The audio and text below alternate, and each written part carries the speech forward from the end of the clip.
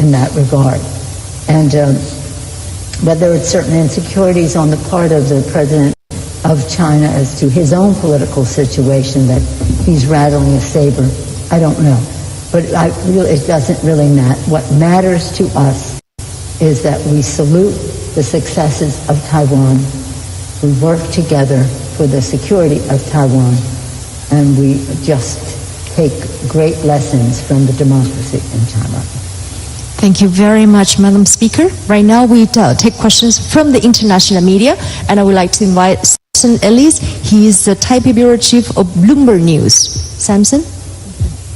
Oh, thank you. Madam President, Madam Speaker, we have seen the Chinese authorities take multiple economic actions against individual Taiwanese companies and entire sectors of the economy here.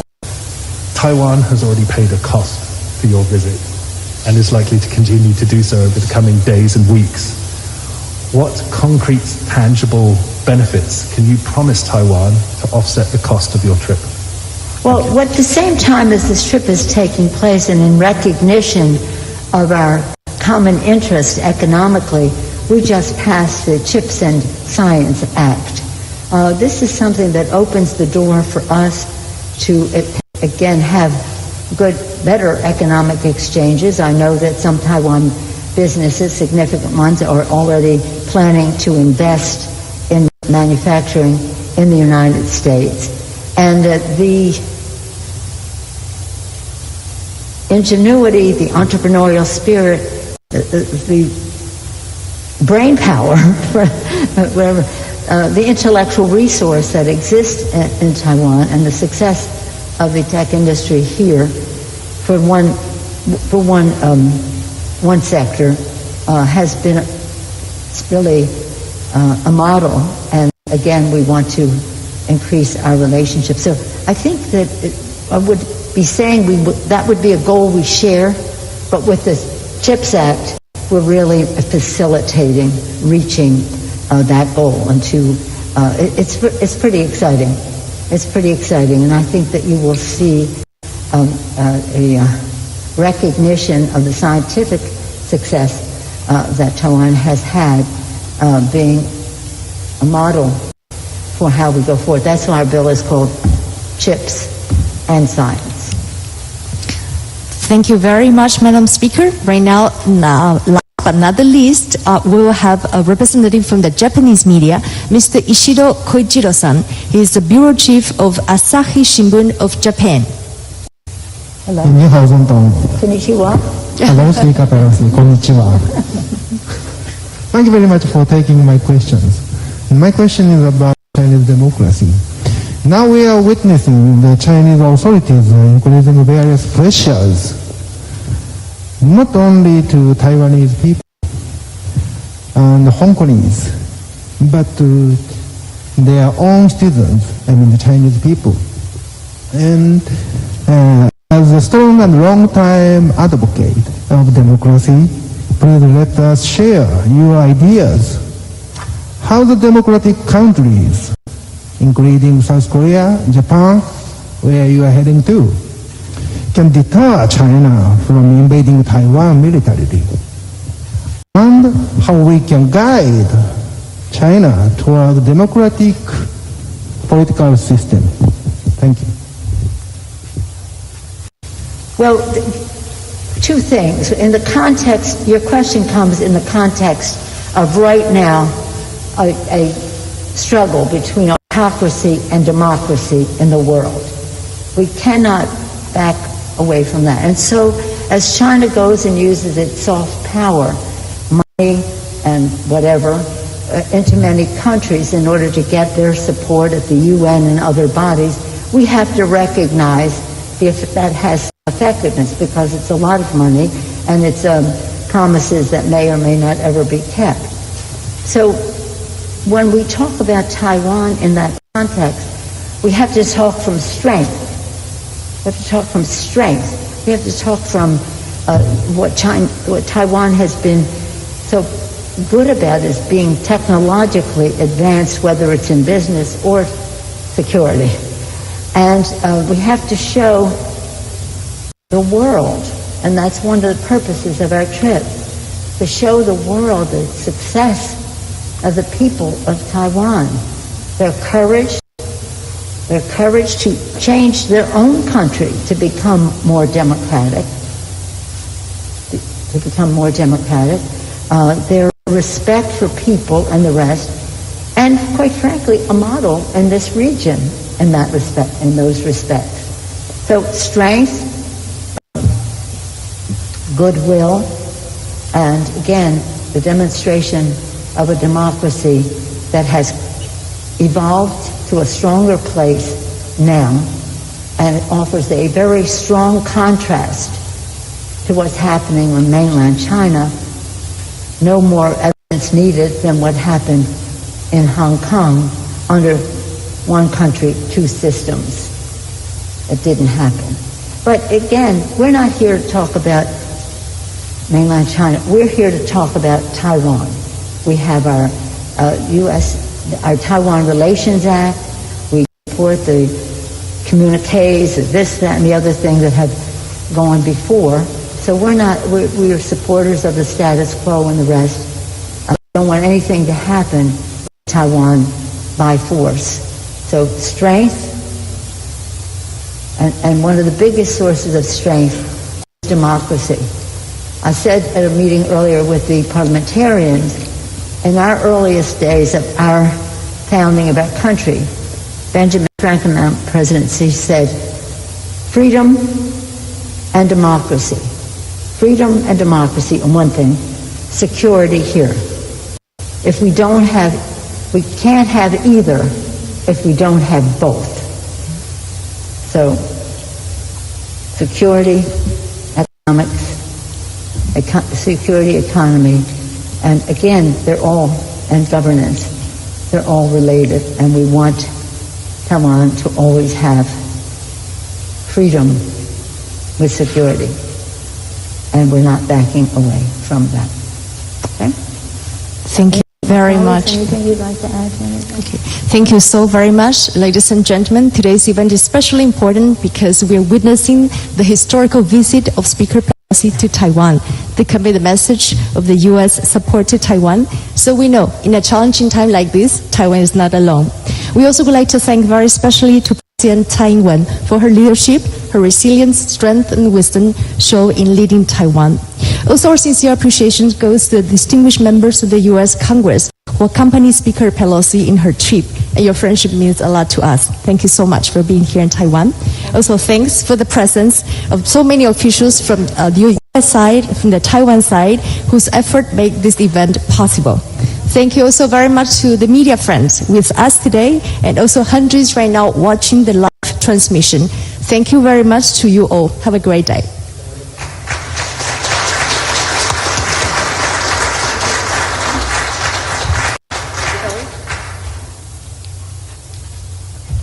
All right, continuously getting you updates with expert point of view on the Taiwan visit of the U.S. House Speaker. We head into a short break. Back with the top headlines. Stay tuned.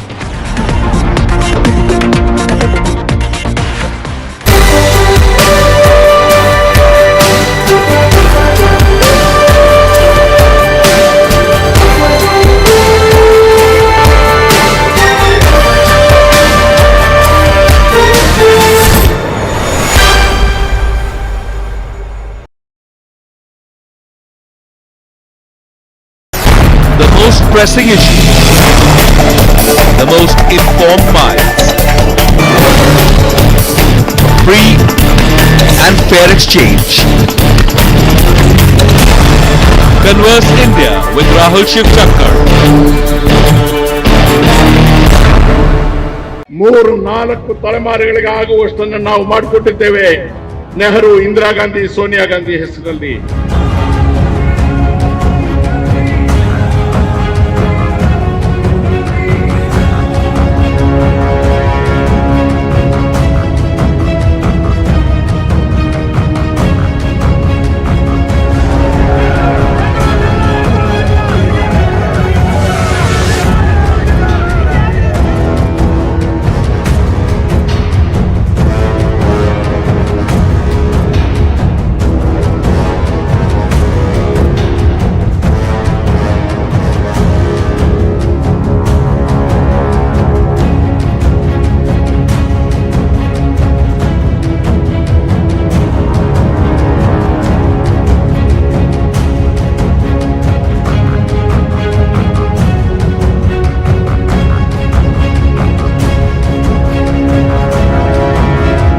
Congress ಅನ್ನು ಬಲಗೊಳಿಸಬೇಕು, ಸೋನಿಯಾ ಗಾಂಧಿ ಅವರಿಗೆ ಶಕ್ತಿ ತುಂಬಬೇಕು, ನೈತಿಕವಾಗಿ ಅವರಿಗೆ ಒಂದು ಸಮಾಧಾನ ಇವತ್ತು ಆಗಬೇಕು. ನನಗೆ ಒಂದು ಸಮನ್ಸ್ ಕೊಟ್ಟಿದ್ದಕ್ಕೆ ಕಾಂಗ್ರೆಸ್ನ ಕಾರ್ಯಕರ್ತರು ದೇಶಾದ್ಯಂತ ನನ್ನ ಜೊತೆಗೆ ನಿಂತಿದ್ದಾರೆ. ನನ್ನ ಗಂಡನ ಪ್ರಾಣ ಕಳ್ಕೊಂಡಿದ್ದಕ್ಕೆ, ನನ್ನ ಮಗನ ಕಷ್ಟಕ್ಕೆ, ನಮ್ಮ ಅತ್ತೆಯ ಕಷ್ಟಕ್ಕೆ, ನೆಹರು ಮಾಡಿದ ಕಷ್ಟಕ್ಕೆ ಈ ದೇಶದ ಜನ ನಮ್ಮ ಋಣ ತೀರಿಸಿಕೊಳ್ತಾ ಇದ್ದಾರೆ ಅಂತಕ್ಕಂಥ ಒಂದು ಸಮಾಧಾನ ಇವತ್ತು ಸೋನಿಯಾ ಗಾಂಧಿ ಅವರಿಗೆ ಆದ್ರೆ ನಾವೆಲ್ಲರೂ ತಿಂತಕ್ಕಂಥ 2 ಹೊತ್ತಿನ ಊಟ ಸಾರ್ಥಕ ಆಗುತ್ತೆ. 3-4 ತಲೆಮಾರುಗಳಿಗೆ ಆಗುವಷ್ಟನ್ನು ನಾವು ಮಾಡಿಕೊಂಡಿದ್ದೇವೆ. ನೆಹರು, ಇಂದಿರಾ ಗಾಂಧಿ, ಸೋನಿಯಾ ಗಾಂಧಿ ಹೆಸರಲ್ಲಿ ಈ ಕಿಂಚತ್ತು ತ್ಯಾಗಕ್ಕೆ ನಾವು ತಯಾರಾಗದೆ ಹೋದ್ರೆ ನಾವು ಇನ್ನು ಮುಂದಕ್ಕೆ ತಿಂತಕ್ಕಂಥ ಅನ್ನದಲ್ಲಿ ಹುಳು ಬೀಳುತ್ತೆ.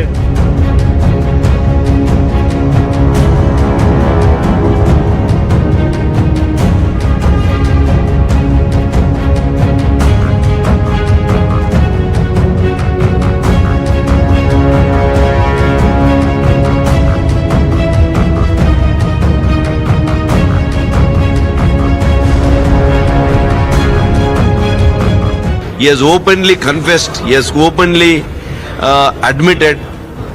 In fact, taking this cognizance, I think our agencies should book a case, should really book a case against him and also make an enquiry, because he would be knowing who are all the beneficiaries.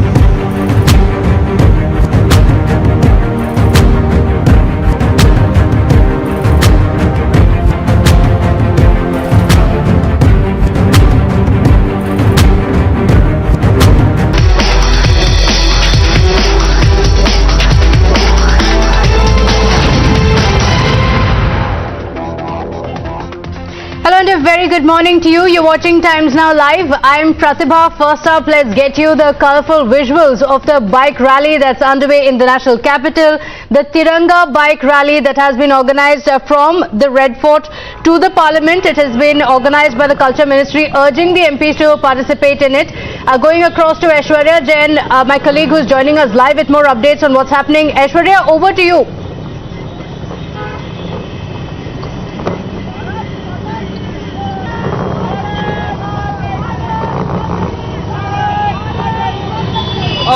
The bike rally which started from the Red Fort has now reached at the India Gate Circle, and here you can still see there are a lot of Member of Parliament who have come, and just a few moments ago we spoke to Anurag Thakur, G. Kishan Reddy and other union ministers who participated, and they clearly said that it is something which is a new low as far as the opposition parties are concerned, because they have not joined this particular meeting. Ma'am, किसी भी रूप में बनाइए, जो भी है हम लोगों के लिए देश। Well, ma'am, आज बाइक रैली ऑर्गेनाइज की गई है, आज़ादी का अमृत महोत्सव है, क्या संदेश देना चाहेंगे आज आप, क्योंकि तमाम भारतीय जनता पार्टी के सांसद तो नजर आए लेकिन विपक्षी दलों का कोई सांसद नजर नहीं। नहीं, विपक्ष हमेशा राजनीति करता है और हम देशभक्ति करते हैं, हम राष्ट्रनीति की ओर चलते हैं और प्रधानमंत्री जी के आह्वान पे खास करके नई जनरेशन जो 75 साल के अमृत साल में प्रवेश हुई है, वो 100 साल बाद वाला भारत कैसा होगा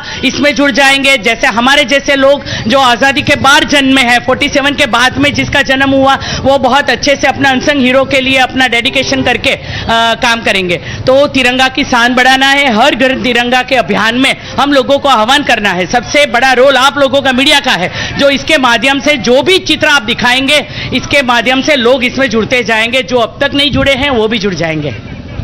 You heard from the Union Minister Kalpana clearly saying that this campaign will reach to the masses of the country, and therefore different state ministries have been involved, state minister, and there have been different programs that has been organized. But such a colourful morning today here at India Gate and Red Fort, where we can see that how different member of parliaments have gathered, and there you can see Anurag Thakur now taking his bike and going through this India Gate circle. Along with him G. Kishan Reddy, who is the Minister of Culture as well, who has organized this whole event. But something which we witnessed today during this bike rally is that no opposition party leaders, including the Samajwadi Party, Aam Aadmi Party, TMC, was missing, and this was the invitation which was given by the Ministry of Culture to all the member of parliament, but still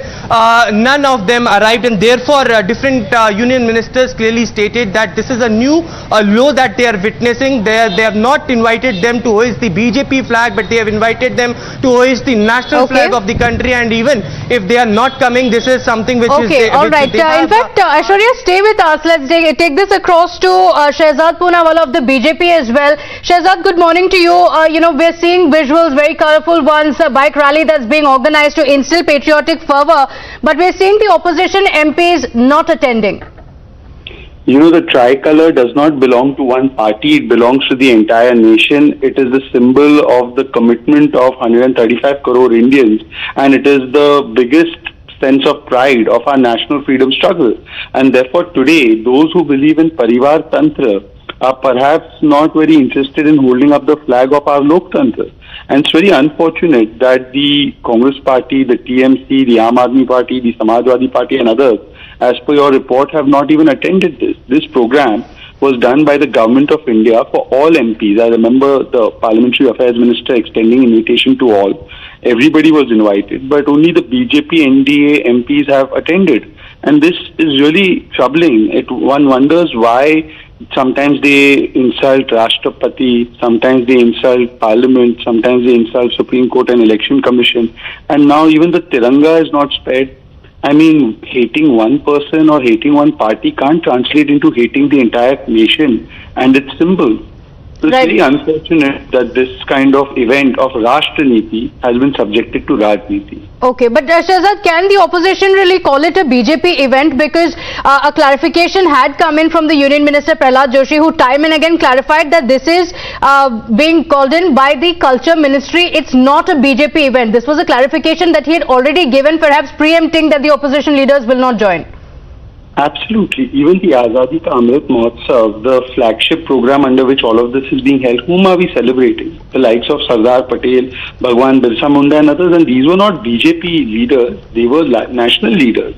So, it is very unfortunate that just because a program is being done by the Government of India, some people in the opposition who hate one party are now going to start boycotting even the Tiranga. It was not expected of them. One is very disappointed. One is very hurt that the Tiranga has been made a part of politics by the opposition parties like the Samajwadi, Congress, NCP and TMC. Okay, lastly, I want to ask you, this is not the only program that the government has organized. There are several other programs, including Prime Minister Modi asking everyone to keep the tricolour at their residence for the Independence Day. But that has also been criticized by the opposition, saying we don't need your certificate on who's patriotic and who's not. So it's not just today. We're going to see this continue even on Independence Day.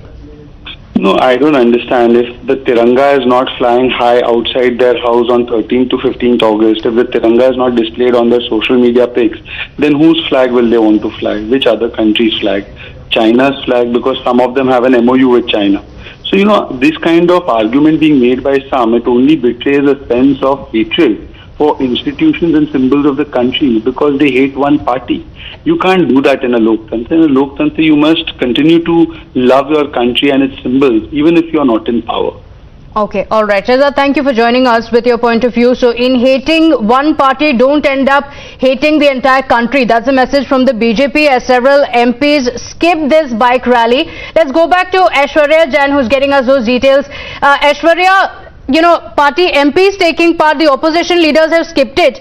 But time and again, a clarification had come in from the Parliamentary Affairs Minister that this is not a BJP event. This is an event where all the opposition MPs must participate to celebrate Azadi Ka Amrit Mahotsav.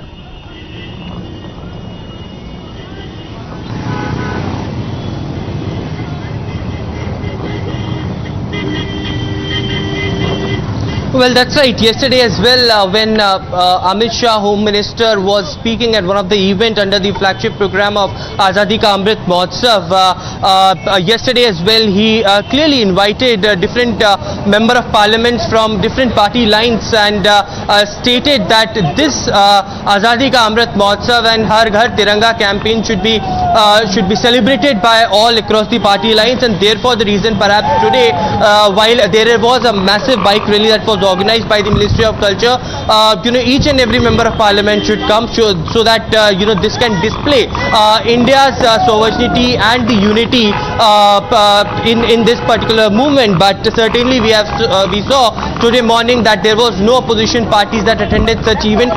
In fact, different member of Bharatiya Janata Party workers who are here, in fact, to join this rally, we will go and across and ask to them, sir, किस तरीके से देखते हैं केवल BJP और NDA के जो नेता थे वो लोग यहाँ पर आए, बल्कि इनवाइट सभी लोगों को किया गया था इस पूरी रैली में भाग लेने के लिए? कोई भी विपक्षी दल का नेता तिरंगा उठाते हुए नहीं दिखा? देखिए, वो तो पहले भी इस चीज़ के खिलाफ थे। कांग्रेस पार्टी 70 साल हो गए, उन्होंने हमेशा ऐसा ही किया है। हमें आम नागरिक को कभी आज़ादी नहीं मिली। अभी तक हम गुलाम रहा करते थे और अभी भी तक गुलाम थे। आज हमें बड़ा सौभाग्य हुआ है कि हमारे डीपी में वो भी तिरंगा लगा सकते हैं हम, और तिरंगे के नीचे हम हर घर के आगे, हर एक गरीब हो या अमीर हो, वो हमारा तिरंगा बड़े शान से अपने घर पर लगा सकता है। हम आज़ादी का एक जश्न मना सकते हैं। People who have attended over here are clearly happy of what the initiatives the government is taking, but certainly it is the opposition party leaders also who should come out and hoist the national flag of the country and should attend. Okay. That's what the BJP member of parliaments have clearly stated today. That's right. In fact, Aishwarya, stay with us. Let's also play out that reaction. You spoke to the Union Minister Anurag Thakur, who also spoke about not just the event but the fact that the opposition MPs decided to skip it. Listen in. एक महत्वपूर्ण कार्यक्रम आज हुआ, ऐतिहासिक स्थान जहाँ एक और हम लोग लाल किले से शुरू हुए, बहुत सारे केंद्रीय मंत्री, सांसद, युवा नेता सब एकजुट हुए और ये संदेश दिया कि देश के स्वतंत्रता सेनानियों को याद भी करते हैं, श्रद्धांजलि भी देते हैं और ये विश्वास दिलाते हैं कि आज़ादी के अमृत महोत्सव में देश की एकता अखंडता को बनाए रखेंगे और आगे बढ़ाने के लिए, शान को बढ़ाने के लिए पूरी तरह से। Okay, all right. So, Aishwarya, back to you. The reactions coming in, of course, the union ministers. If you can take us through the details of the union ministers who were part of this bike rally of the BJP, those who were part of the rally, and any word that has come in from the opposition on why they decided to skip it?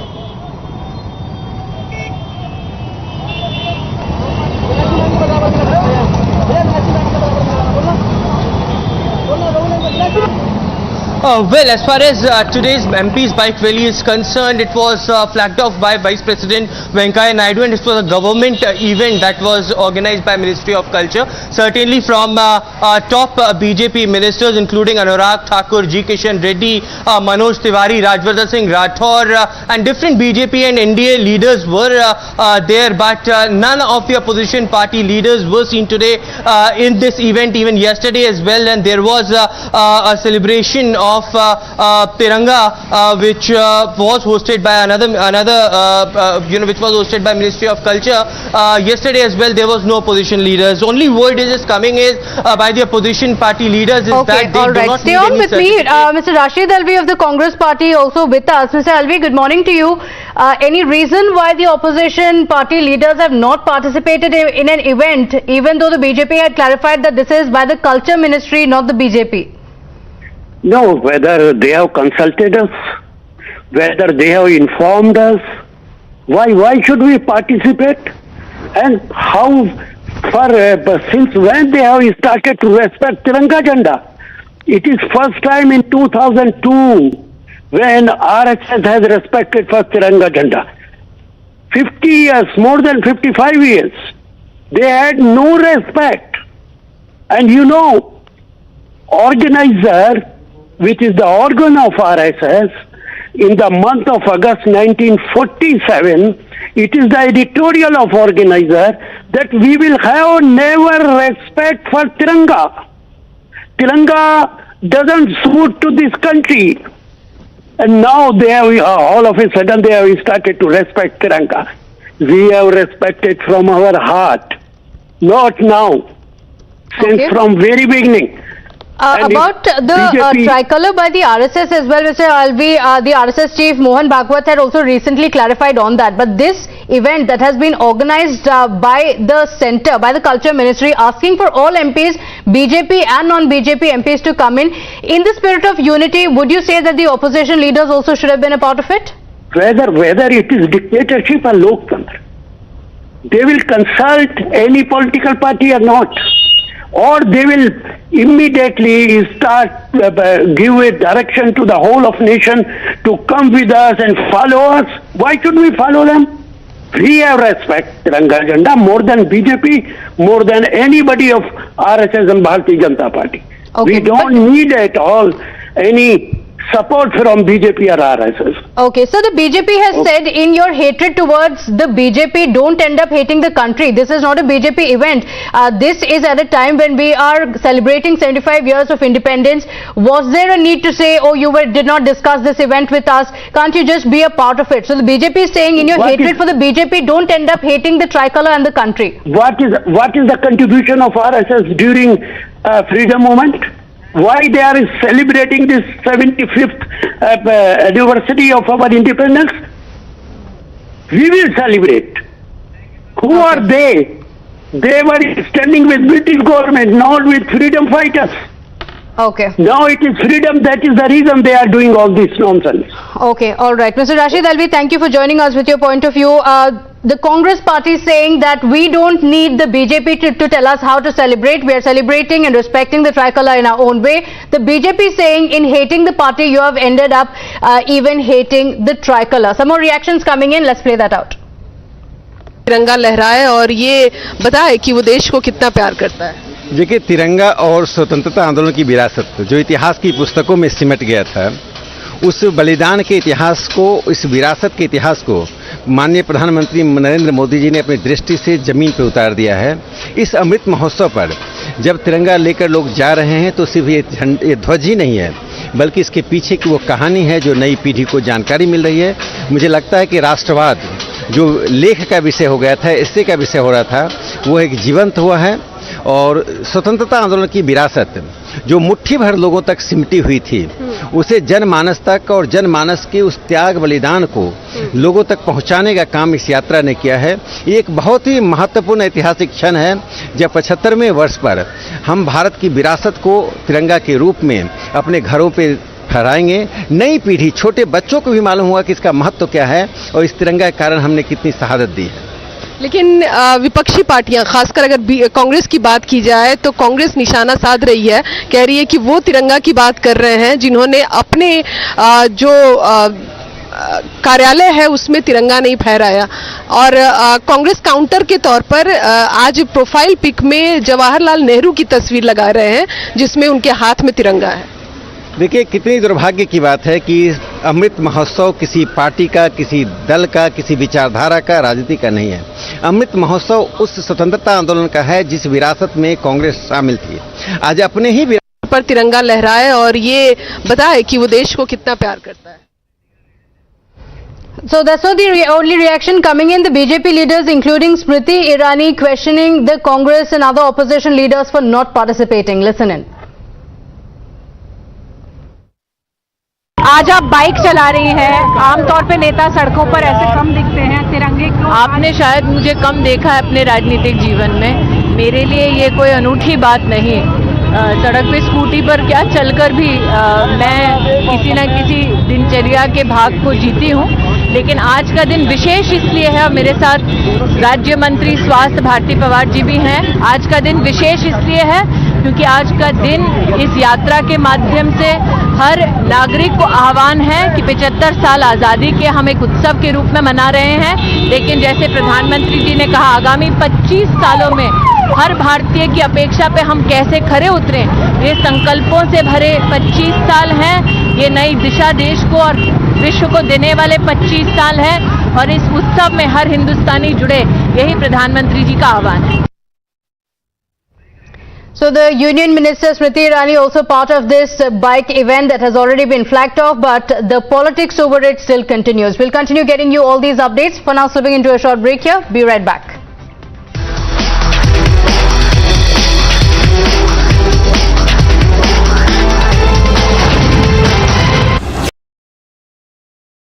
The fact of the matter is, whether it is imported inflation, whether it is tinkering of GST for a longer period, the fact is that the burden is on the common man.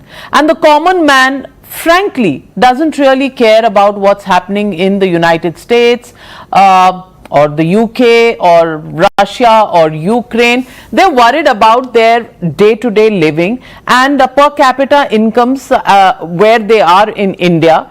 The pressure is as much, magnified on common people in this country than they are abroad. And of course, you have social security systems which exist abroad, which don't exist in India. So I come back to asking you the same question.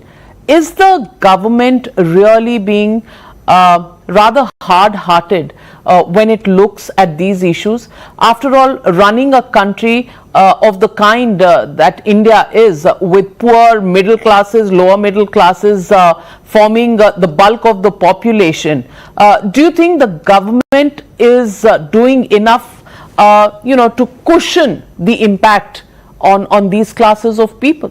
So let me say that as a policy maker, one has to make various trade-offs. So first of all, let me be clear that the government is fully cognizant of the spike in inflation. Otherwise, you wouldn't have seen the measures we have taken, including the Reserve Bank tightening monetary policy. So clearly, the tightening of monetary policy is one response to bringing down inflation. But do remember that this is a trade-off, because if you do tighten monetary policy too fast, too quickly, yes, it will bring down inflation, but then it will slow down growth, it will slow down incomes and so on and so forth. So there is a balancing act that has to be done. Ultimately, what do we want to do? We want to increase as far as possible the trajectory of welfare and real incomes. And in that context, we have to trade off between growth and inflation. So the trade-off that we are making right now is, rather than tighten so harsh that growth slows down, we are tightening somewhat, but not so much that growth slows down too much. So keeping GDP growth going, create jobs, which is an important question, which I hope we will come to later on. These are issues that are also foremost in our mind. So given this balance we have done, I think the Reserve Bank's response is the correct one for this point in time. Well, Sanjeev Sanyal, governments are not necessarily only policy makers. They are also political entities, and you understand politics as much as anybody else. I want to ask you a simple, straightforward question that is... No. I cannot answer any questions on politics. I am a policy maker. So if there are political questions, I'm afraid I will simply not be in a position to answer them. Well, that disclaimer taken on board, but I'm still asking you the question that when policy makers within the government do not do not have enough measures that solve problems of the common people of India, they end up being called insensitive and arrogant because they're winning.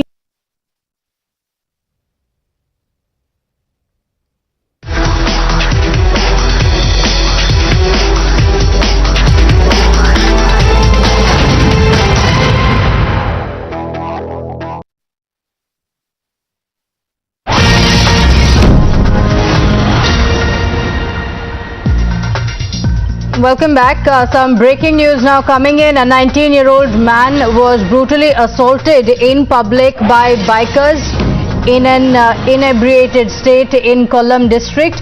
As per the police, the boy refused to lend a packet of lace. So it was over a very trivial issue that a fight broke out. And it was the attackers who had stopped him, asking him for it. He refused, and that's when the fight broke out. He was initially pushed to the ground and was then kicked by the two people, even as onlookers were trying to stop them. Vivek Karandalam, my colleague from Kerala, joins us live with more details on this. A very, very brutal assault that has been caught on camera. Vivek, what happened? What are the details available at this point? See, this, unfortunate incident, brutal incident took place yesterday in a place called Iravipuram in Kollam, where two bikers who were traveling, who was in an inebriated state, stopped the bike and asked this young boy, who was 19 years, asked him to give some eatables. Basically, he was having a packet of lace with him. When they asked him to share the packet of lace, he said he cannot do that because he wanted to have it by his own. And after that, the two people were provoked. They pushed him down, kicked him, and what we saw in the visual, he was, beaten up by these two people. What we understand is that there were three more other people who were there at the scene. Some people tried to, catch hold of them and try to, persuade them, but the two people were seen beating him, black and blue on the ground. And, he was tired and, no one was there to take him to the hospital at that point of time. The two people have left the spot in the bike. Both of them were in an inebriated state. Today morning I called up the Iravipuram police station and tried to ask, was there an arrest that's been made? They said that there is no arrest that's been made, but they have identified the two people.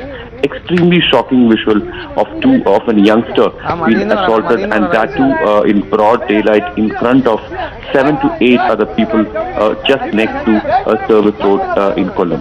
Okay, and clearly, Vivek, in the visuals you can also hear a lot of people around as well as the incident is playing out. Any word on what the condition of the victim is? The two you said are absconding.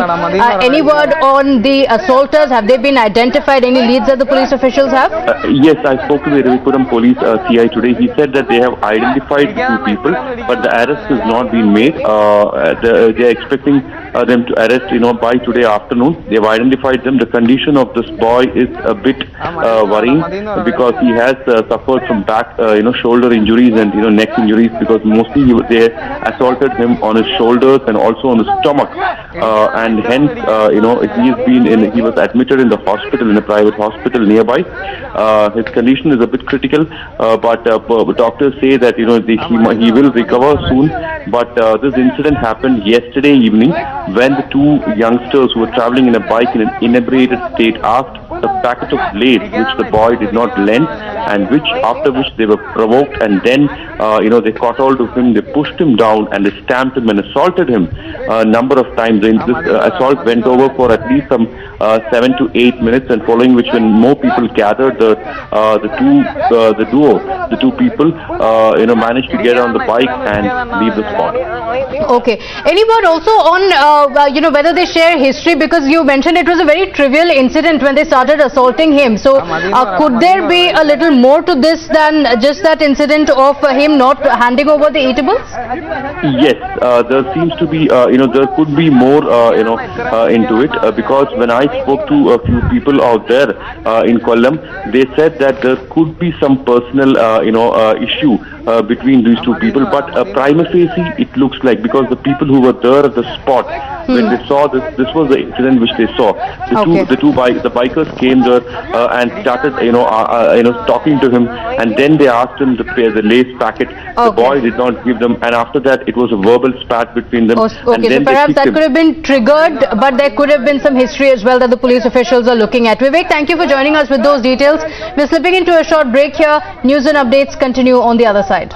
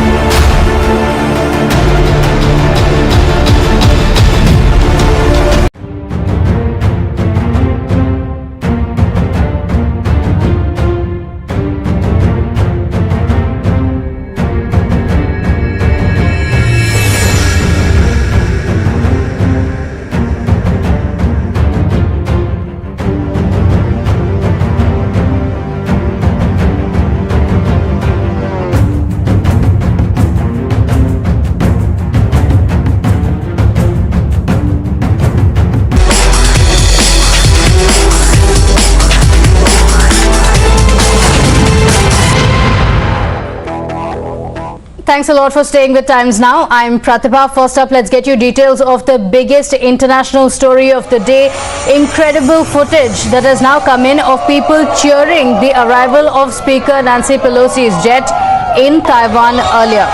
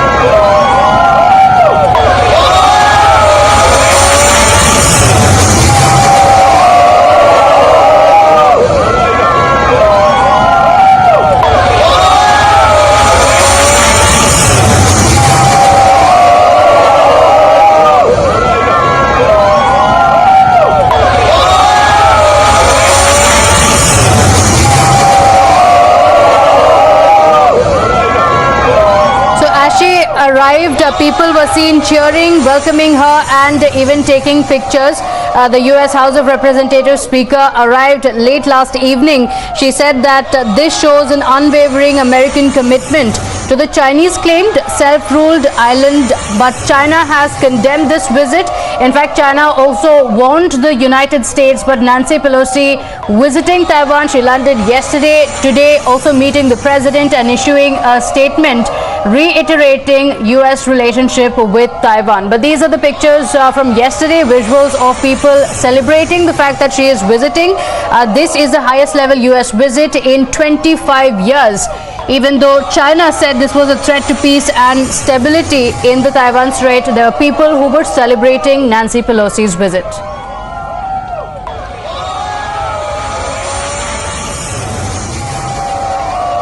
The visit is also likely to strain the relations between US and China further, but amid that incredible footage showing people cheering.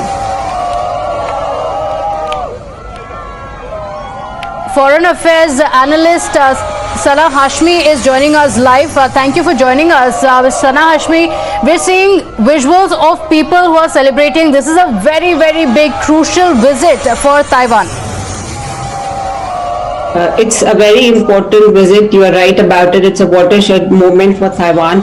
And in fact, yesterday I felt there was a lot of excitement. A lot of news channels, a lot of people were talking about panic in Taiwan and what is going to happen next. But in Taiwan, there was hardly any panic. In fact, there were supporters who were really welcoming Pelosi. And in fact, you know, that's the beauty of democracy. And on the other side, there were some people who were actually protesting the visit of Pelosi, and that too outside the hotel where she's staying right now. So I think there's a lot of interest and there's a lot of excitement in Taiwan, and we've already seen how she was received at the airport and how she's being treated in Taiwan. So I think this is a very important and landmark visit, and it's really going to change the Taiwan-US relationship as well as US-China relationship. Okay, you know, this is a very, very important visit like you mentioned, but do you think that, like you mentioned, it's a landmark event? Yes, but is that going to change the US-Taiwan relations, because US has kept it very ambiguous? The White House as well saying that we are not going to bow down to the threats coming in from China, but also not saying that we are completely in support of Nancy Pelosi's visit. No, I don't think there's going to be any major change in US policy. And even if you look at the statement by Nancy Pelosi in the morning, what she said was that we are here, the purpose of our visit is to just to remind some and to inform others that we are not going to abandon Taiwan. And we have a commitment towards Taiwan. Of course, she didn't mention about what kind of commitment the US has, but she mentioned about Taiwan's Relations Act. So if you look at it, there's nothing new. There's nothing new that she has said about US policy to Taiwan. But I think the visit is important to showcase that US really supports Taiwan. So I think from Taiwan's perspective also, this is a very important visit. There is reassurance within the Taiwanese government and the people of Taiwan that the US is going to be there for Taiwan. Of course, the strategic ambiguity is going to be there. There's no indication that it's going to change. Okay, but there's been a very furious response from China from the time there were speculations that she might visit. They said that they would be responding militarily, saying that they will have to pay the price. These were the kind of strong terms that were used by China. So is there any action that's expected, or do you think it will be taken up only diplomatically as of now?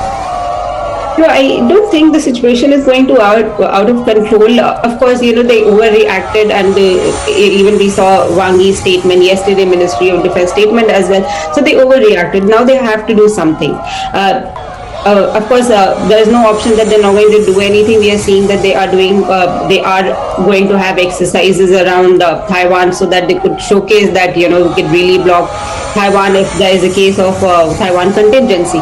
So, it's not that they're not going to do anything, but we have to see the extent of the response. So what are they going to do? I think, and it has already started, they are weaponizing the trade. They have been weaponizing the trade against Taiwan, and yesterday and even today we are seeing that how they are banning Taiwan's food manufacturers. So they're actually hitting where it hurts the most. But I feel that it's a wake-up call for a lot of Taiwanese investors who are in China, that they have to really pull out of China now, because now China is punishing local people. They're punishing Taiwanese businesses. Okay, all right. So, I also want to talk about the timing a bit, because this comes at a very sensitive time, and these are two of the biggest economies we're talking about, China and the United States. So there is a reason why the entire world has also been watching the visit. Let's take a look at the statement that Nancy Pelosi made after meeting the president. This is what she said. Today, our delegation, which I'm very proud, came to Taiwan to make unequivocally clear we will not abandon our commitment to Taiwan, and we are proud of our enduring friendship.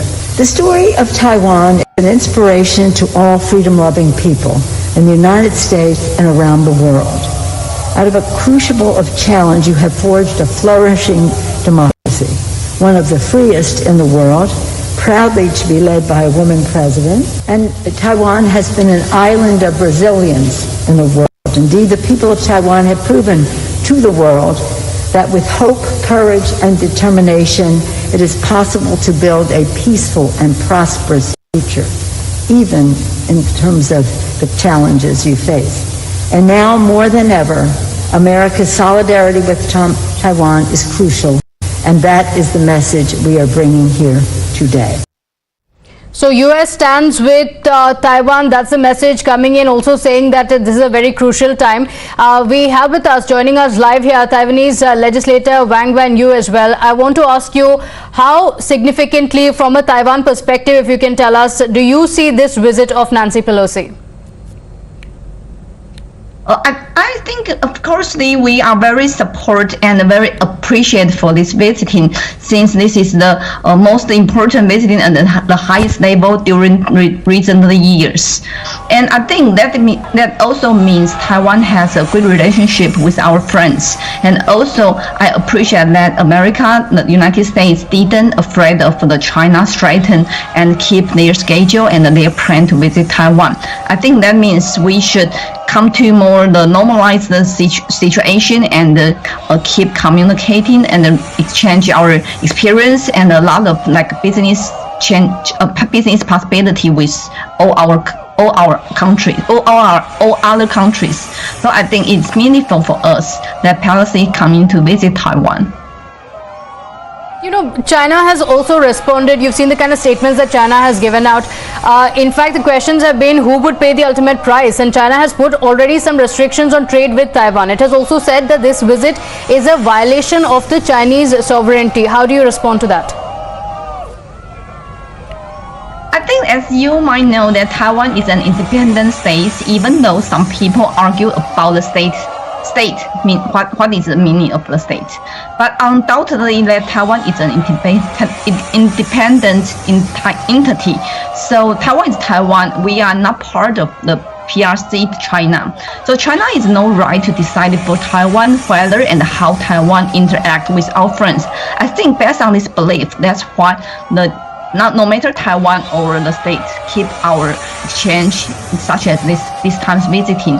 So I think even now we're still facing the threats from China, but we try to get used to it. But we need to be prepared for even the fighting is coming out or what is more strength or more higher strengthens from China. So I think Taiwan is still pay attention to this kind of threat, but we need to be prepared. But we will not doing any change or any difference based on this kind of threat, because what we need to do is still fight for our freedom and democracy, and also keep the same situation of Taiwan's situation, and we need to be more cooperated with the alliance of democracy and freedom. No, that's right, and that's one of the reasons why the entire world has been watching, because like I was discussing with Sana Hashmi as well, the fact that this comes at such a time, the world is still bouncing back from COVID, the challenges of COVID. Apart from that, Russia's invasion of Ukraine, these are two of the biggest economies we're talking about, which is why if tensions were to rise, it's not just these two countries who will be affected, but countries around the world that are going to be affected, isn't it, Sana? No, I think it's a very crucial time, and specifically you talked about COVID, but also from China's domestic perspective as well. August 1st was the 95th anniversary of the PLA, so they had to show the might of the PLA, and now we are waiting for the 20th Party Congress later this year, where she might, I'm pretty sure that he will secure the third term as well. So domestically, he has to prove that China is not weak, and Taiwan is a very, very sensitive issue for China. So I think in that context, China is overreacting right now. But I think Taiwan already knew the risk of it. But Taiwan can't just ignore the fact that China has been bullying Taiwan. So they have to react. So I think Taiwan is also very, very prepared for the response, and we have to wait and watch how China is going to react once Pelosi leaves. But I think Taiwan already knew about that, and Taiwan is prepared and ready to and willing to react and willing to safeguard its sovereignty. Okay, but talking about how the response would be, the dust around this visit has not settled yet. Even now discussions are going on around it. The question being, who do you think will end up paying the bigger price? Because China will not be able to directly take on the United States. Yes, China will not be able to take on the United States. For Taiwan as well, there is a big challenge there. So is that, for the kind of trade that has been put in place right now, would Taiwan end up paying the bigger price of this visit? No, I think there's a blessing in disguise, because Tsai Ing-wen administration has been trying to tell the Taiwanese businesses to pull out of China, because now what we are seeing is they are actually punishing the local people. So I feel that it's a wake-up call for a lot of Taiwanese businesses who were unwilling to pull out of China, that it's time to go and diversify their investment as well. And Southeast Asian countries and India are good alternatives for them. So I see it as a blessing in disguise, and it's a wake-up call to them. And in fact, Tsai Ing-wen government has been incentivizing Taiwanese businesses who are operating in China to go and invest in other countries. Okay, all right. These are some of the concerns that have been raised already on what would happen next. And as we discuss it, I also want to ask Ms. Wang Wan on the situation there and the fact that from now, as you mentioned, this is a big event, a landmark moment. So how do you see the US-Taiwan relations from here on? Is there going to be a massive change, or it's just going to be strengthened in an organic way as it has been all these years? Yes, I think this historical visit with the normalized future communication between U.S. government officials and the Taiwan officials, that is, we break some unwritten rules of the communication. So we also hope that other countries that believe in democracy, freedom, and human rights will also normalize their visit to Taiwan. I think in recent years, no matter because of the pandemic or due to the China threats, we really minimize the visiting or the normalization of our exchange from Taiwan to other countries. But from this time, I think most of us and most of countries believe we should be more clear and stand together. So I think it will be encouraged to other countries that also can start their visiting and exchange with Taiwan. Okay, all right. Thank you so much for joining us, Ms. Mangwan, you as well as Sana Hashmi with your expertise on the subject. A lot expected. We're also keeping a close eye on what's going to happen next. For now, we're slipping into a short break here. We'll be right back.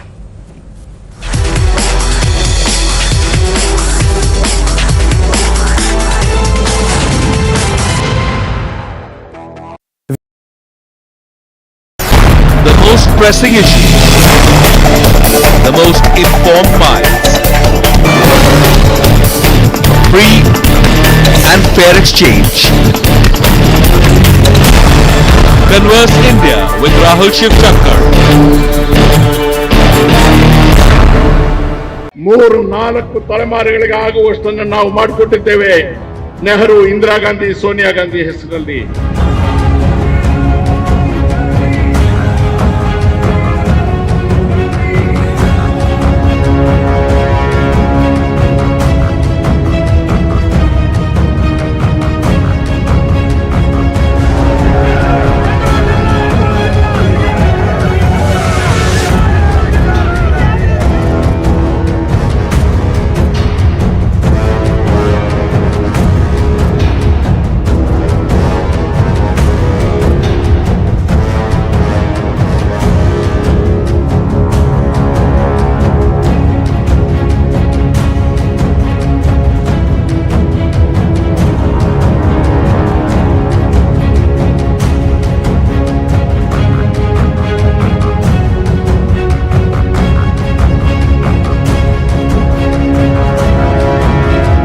Congress ಅನ್ನು ಬಲಗೊಳಿಸಬೇಕು, ಸೋನಿಯಾ ಗಾಂಧಿ ಅವರಿಗೆ ಶಕ್ತಿ ತುಂಬಬೇಕು, ನೈತಿಕವಾಗಿ ಅವರಿಗೆ ಒಂದು ಸಮಾಧಾನ ಇವತ್ತು ಆಗಬೇಕು. ನನಗೆ ಒಂದು ಸಮನ್ಸ್ ಕೊಟ್ಟಿದ್ದಕ್ಕೆ ಕಾಂಗ್ರೆಸ್ನ ಕಾರ್ಯಕರ್ತರು ದೇಶಾದ್ಯಂತ ನನ್ನ ಜೊತೆಗೆ ನಿಂತಿದ್ದಾರೆ. ನನ್ನ ಗಂಡನ ಪ್ರಾಣ ಕಳ್ಕೊಂಡಿದ್ದಕ್ಕೆ, ನನ್ನ ಮಗನ ಕಷ್ಟಕ್ಕೆ, ನಮ್ಮ ಅತ್ತೆಯ ಕಷ್ಟಕ್ಕೆ, ನೆಹರು ಮಾಡಿದ ಕಷ್ಟಕ್ಕೆ ಈ ದೇಶದ ಜನ ನಮ್ಮ ಋಣ ತೀರಿಸಿಕೊಳ್ತಾ ಇದ್ದಾರೆ ಅಂತಕ್ಕಂಥ ಒಂದು ಸಮಾಧಾನ ಇವತ್ತು ಸೋನಿಯಾ ಗಾಂಧಿ ಅವರಿಗೆ ಆದ್ರೆ ನಾವೆಲ್ಲರೂ ತಿಂತಕ್ಕಂಥ 2 ಹೊತ್ತಿನ ಊಟ ಸಾರ್ಥಕ ಆಗುತ್ತೆ. 3-4 ತಲೆಮಾರುಗಳಿಗೆ ಆಗುವಷ್ಟನ್ನು ನಾವು ಮಾಡಿಕೊಟ್ಟಿದ್ದೇವೆ ನೆಹರು, ಇಂದಿರಾ ಗಾಂಧಿ, ಸೋನಿಯಾ ಗಾಂಧಿ ಹೆಸರಲ್ಲಿ. ಈ ಕಿಂಚತ್ತು ತ್ಯಾಗಕ್ಕೆ ನಾವು ತಯಾರಾಗದೆ ಹೋದ್ರೆ ನಾವು ಇನ್ನು ಮುಂದಕ್ಕೆ ತಿಂತಕ್ಕಂಥ ಅನ್ನದಲ್ಲಿ ಹುಳು ಬೀಳುತ್ತೆ.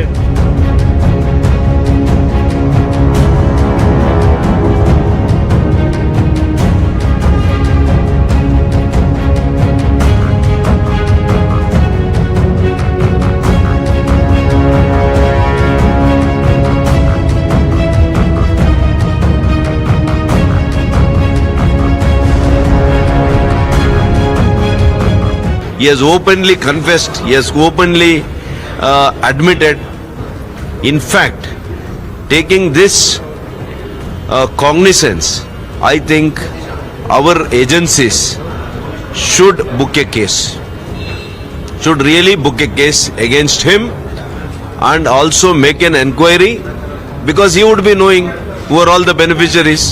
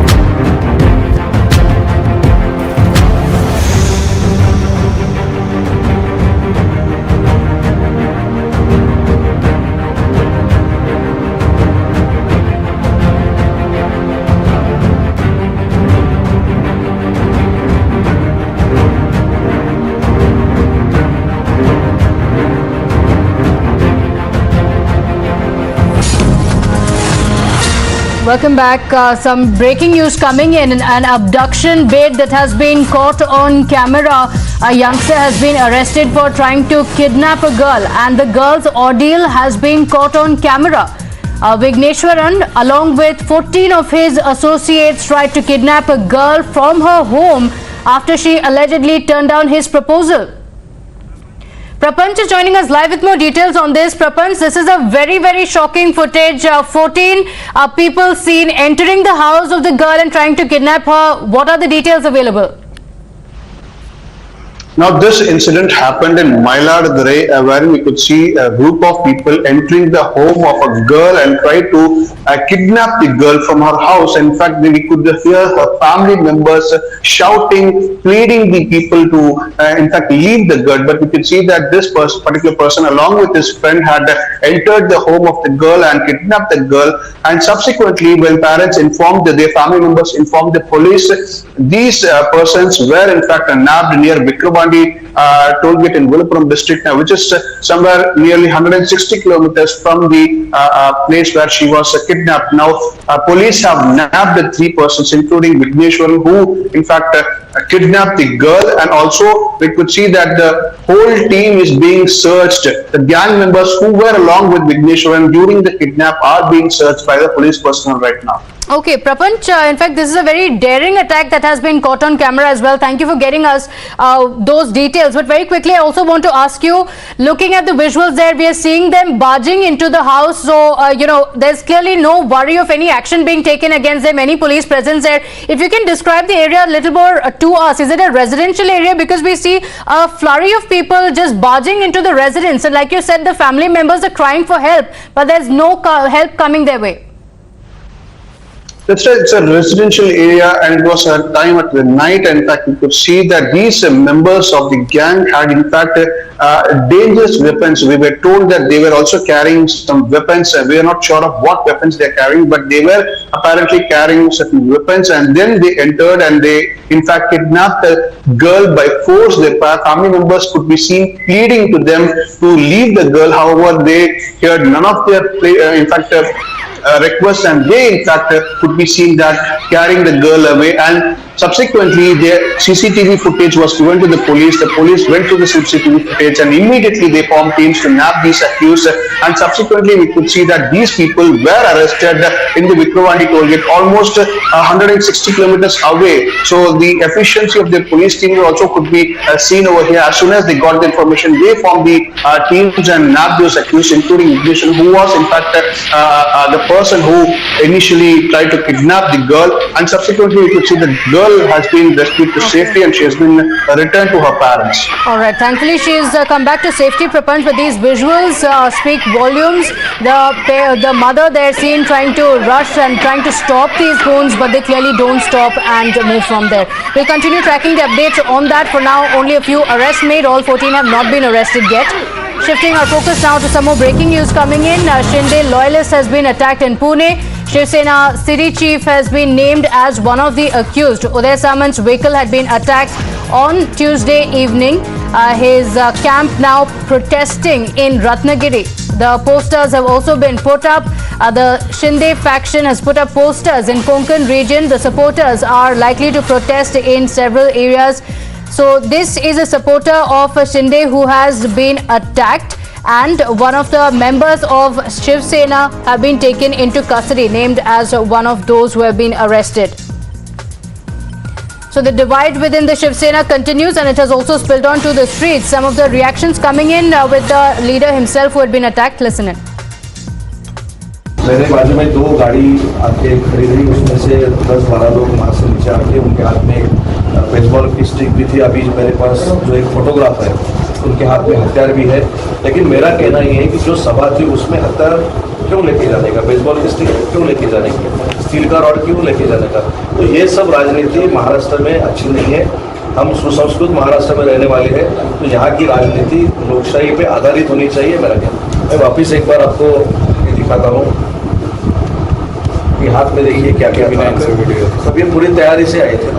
नहीं, ये 2-3 गाड़ियाँ, 2 गाड़ियाँ थी मेरे ख्याल से। ये गाड़ियाँ हमको फॉलो क्यों कर रही थी? इसको तो पता चलना, इसका तो पता चलना चाहिए ना, वो पुलिस जांच करेगी और महाराष्ट्र पुलिस पे हमारा पूरा भरोसा है।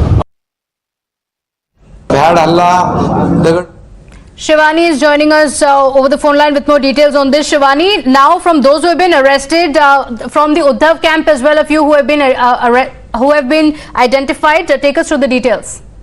Well, here as of now, the incident happened in Pune, where Uday Samant was already following up Mr. Eknath Shinde for his Pune route. But also that particular time, there were two vehicles. Those attacked. There were more than 10 to 12 men with hockey sticks and other rods in their hands. That is what Uday Samant is also claiming in, and that's why the FIR has been registered against 5 people, including Kedar Dige, who is a part of newly formed Shiv Sena from Thane district, who is also happened to be the direct relative of late Anand Dige. The FIR has been registered against the IPC sections of 376, 506, and also which specify that there was a role of the same person is also under the radar of threatening a rape victim. Clearly, we are also given to understand that police investigation has been set up. A team of the police will be investigating the entire probe of those vehicles and those people. Those are involved in that particular mob of attacking Mr. Uday Samant. And simultaneously, 5 people are arrested. More are also likely to get arrested. Uday Samant himself has said that. Okay, all right. So these arrests are likely to throw light on what exactly happened. Shivani, thank you for joining us with those details. In fact, that's all we have time for in this edition of the Bulletin. Don't go anywhere. News and updates continue on the other side.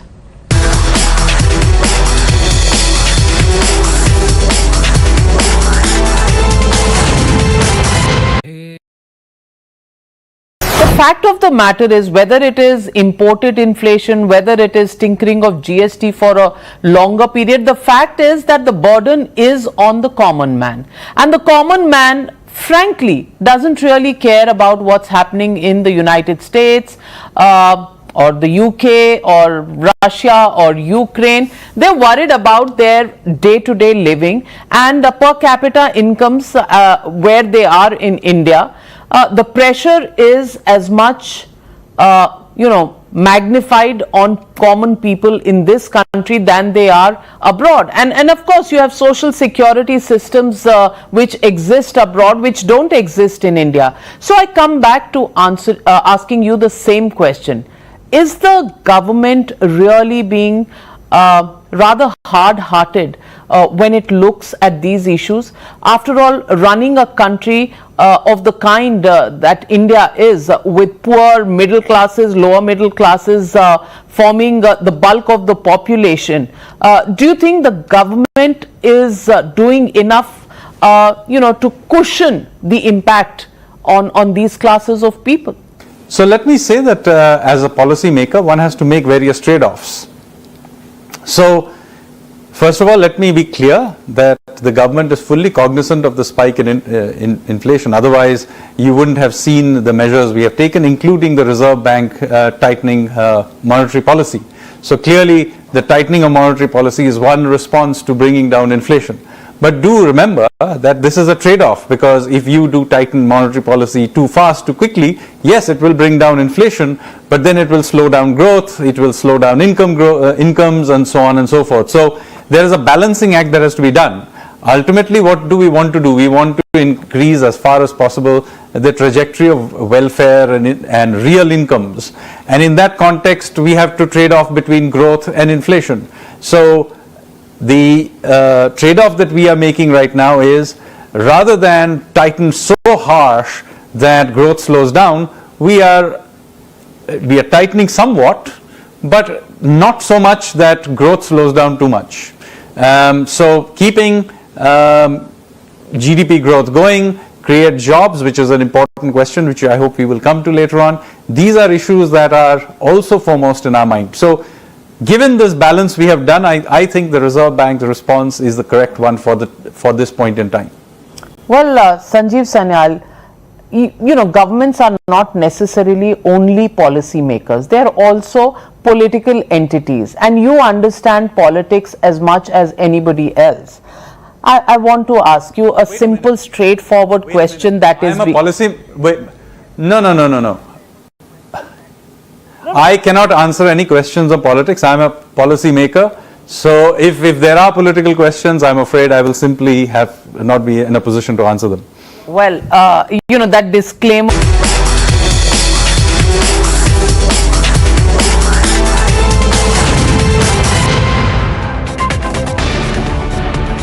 Welcome back to Times Now Live. I'm Siddharth Talia.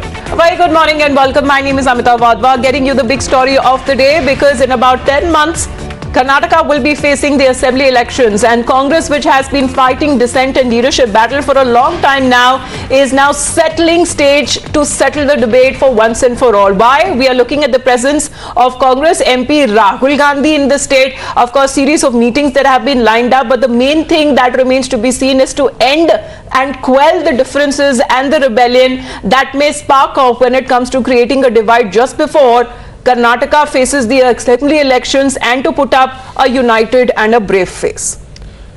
And there's speculation that Rahul Gandhi might have in fact tried to broker peace between the two different factions within the Karnataka Congress, led by DK Shivkumar and Siddaramaiah, whose birthday celebrations will be underway in a very short while from now in Davangere. Let's listen into some of these reactions that have come in the build-up to that event.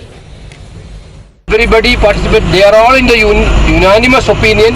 Congress should fight unitedly with one voice against this BJP government. That has been decided today. Therefore, I think the entire leadership of Karnataka will join hands together, and we will fight out this corrupt government from Karnataka, and we will win Karnataka in 2023. This is what we have decided today. Message of unity. All the leaders should work unitedly, and elections are near. So a good message should go amongst the people of Karnataka. Already the people are fed up with the corruption, the misrule of BJP government. Party leaders should give statements wherein the people of the state should not feel that it gives a wrong impression, or it gives it throws light that there is no unity in the party.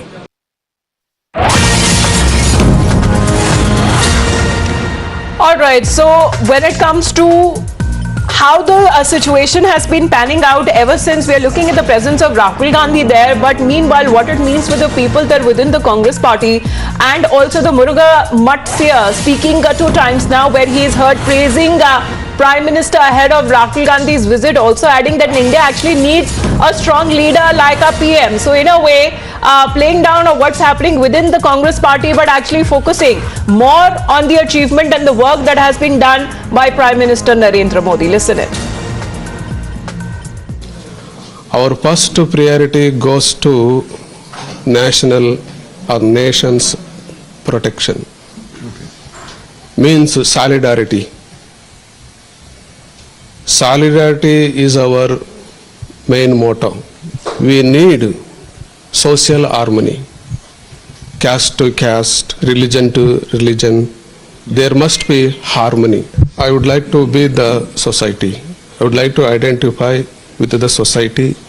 I have to understand their feelings, demands, wants, but they have to sit in a side, and you can have a deep discussion. Okay. You make this mention to Mr. Rahul Gandhi today, considering he's here. Mr. Amit Shah has also visited you in the past. The BJP in the state has said we've already recommended it to the centre to have Veerashaiva Lingayats as a part of the to give them the 2A status as a reservation. But today, will you make this point? I would like to share with him. Okay, you will. Yeah. Let me go across to Deepak. Deepak, you're in Davangere for the celebrations of the 75th birth anniversary of Siddaramaiah. Of course, a lot of arrangements being made. Almost 6 lakh people expected to attend the event. And just a short while ago, we also heard the Lingayat Seer that Rahul Gandhi visited, praising the Prime Minister. This is an overreach on the part of the, or rather an overture on the part of the Congress party towards the Lingayat community, seeking to mend fences after having been accused in the 2018 assembly elections of trying to divide people along the lines of caste within the Hindu religion. Tell us about what's actually happening right now on the ground in Davangere in the build-up to those celebrations.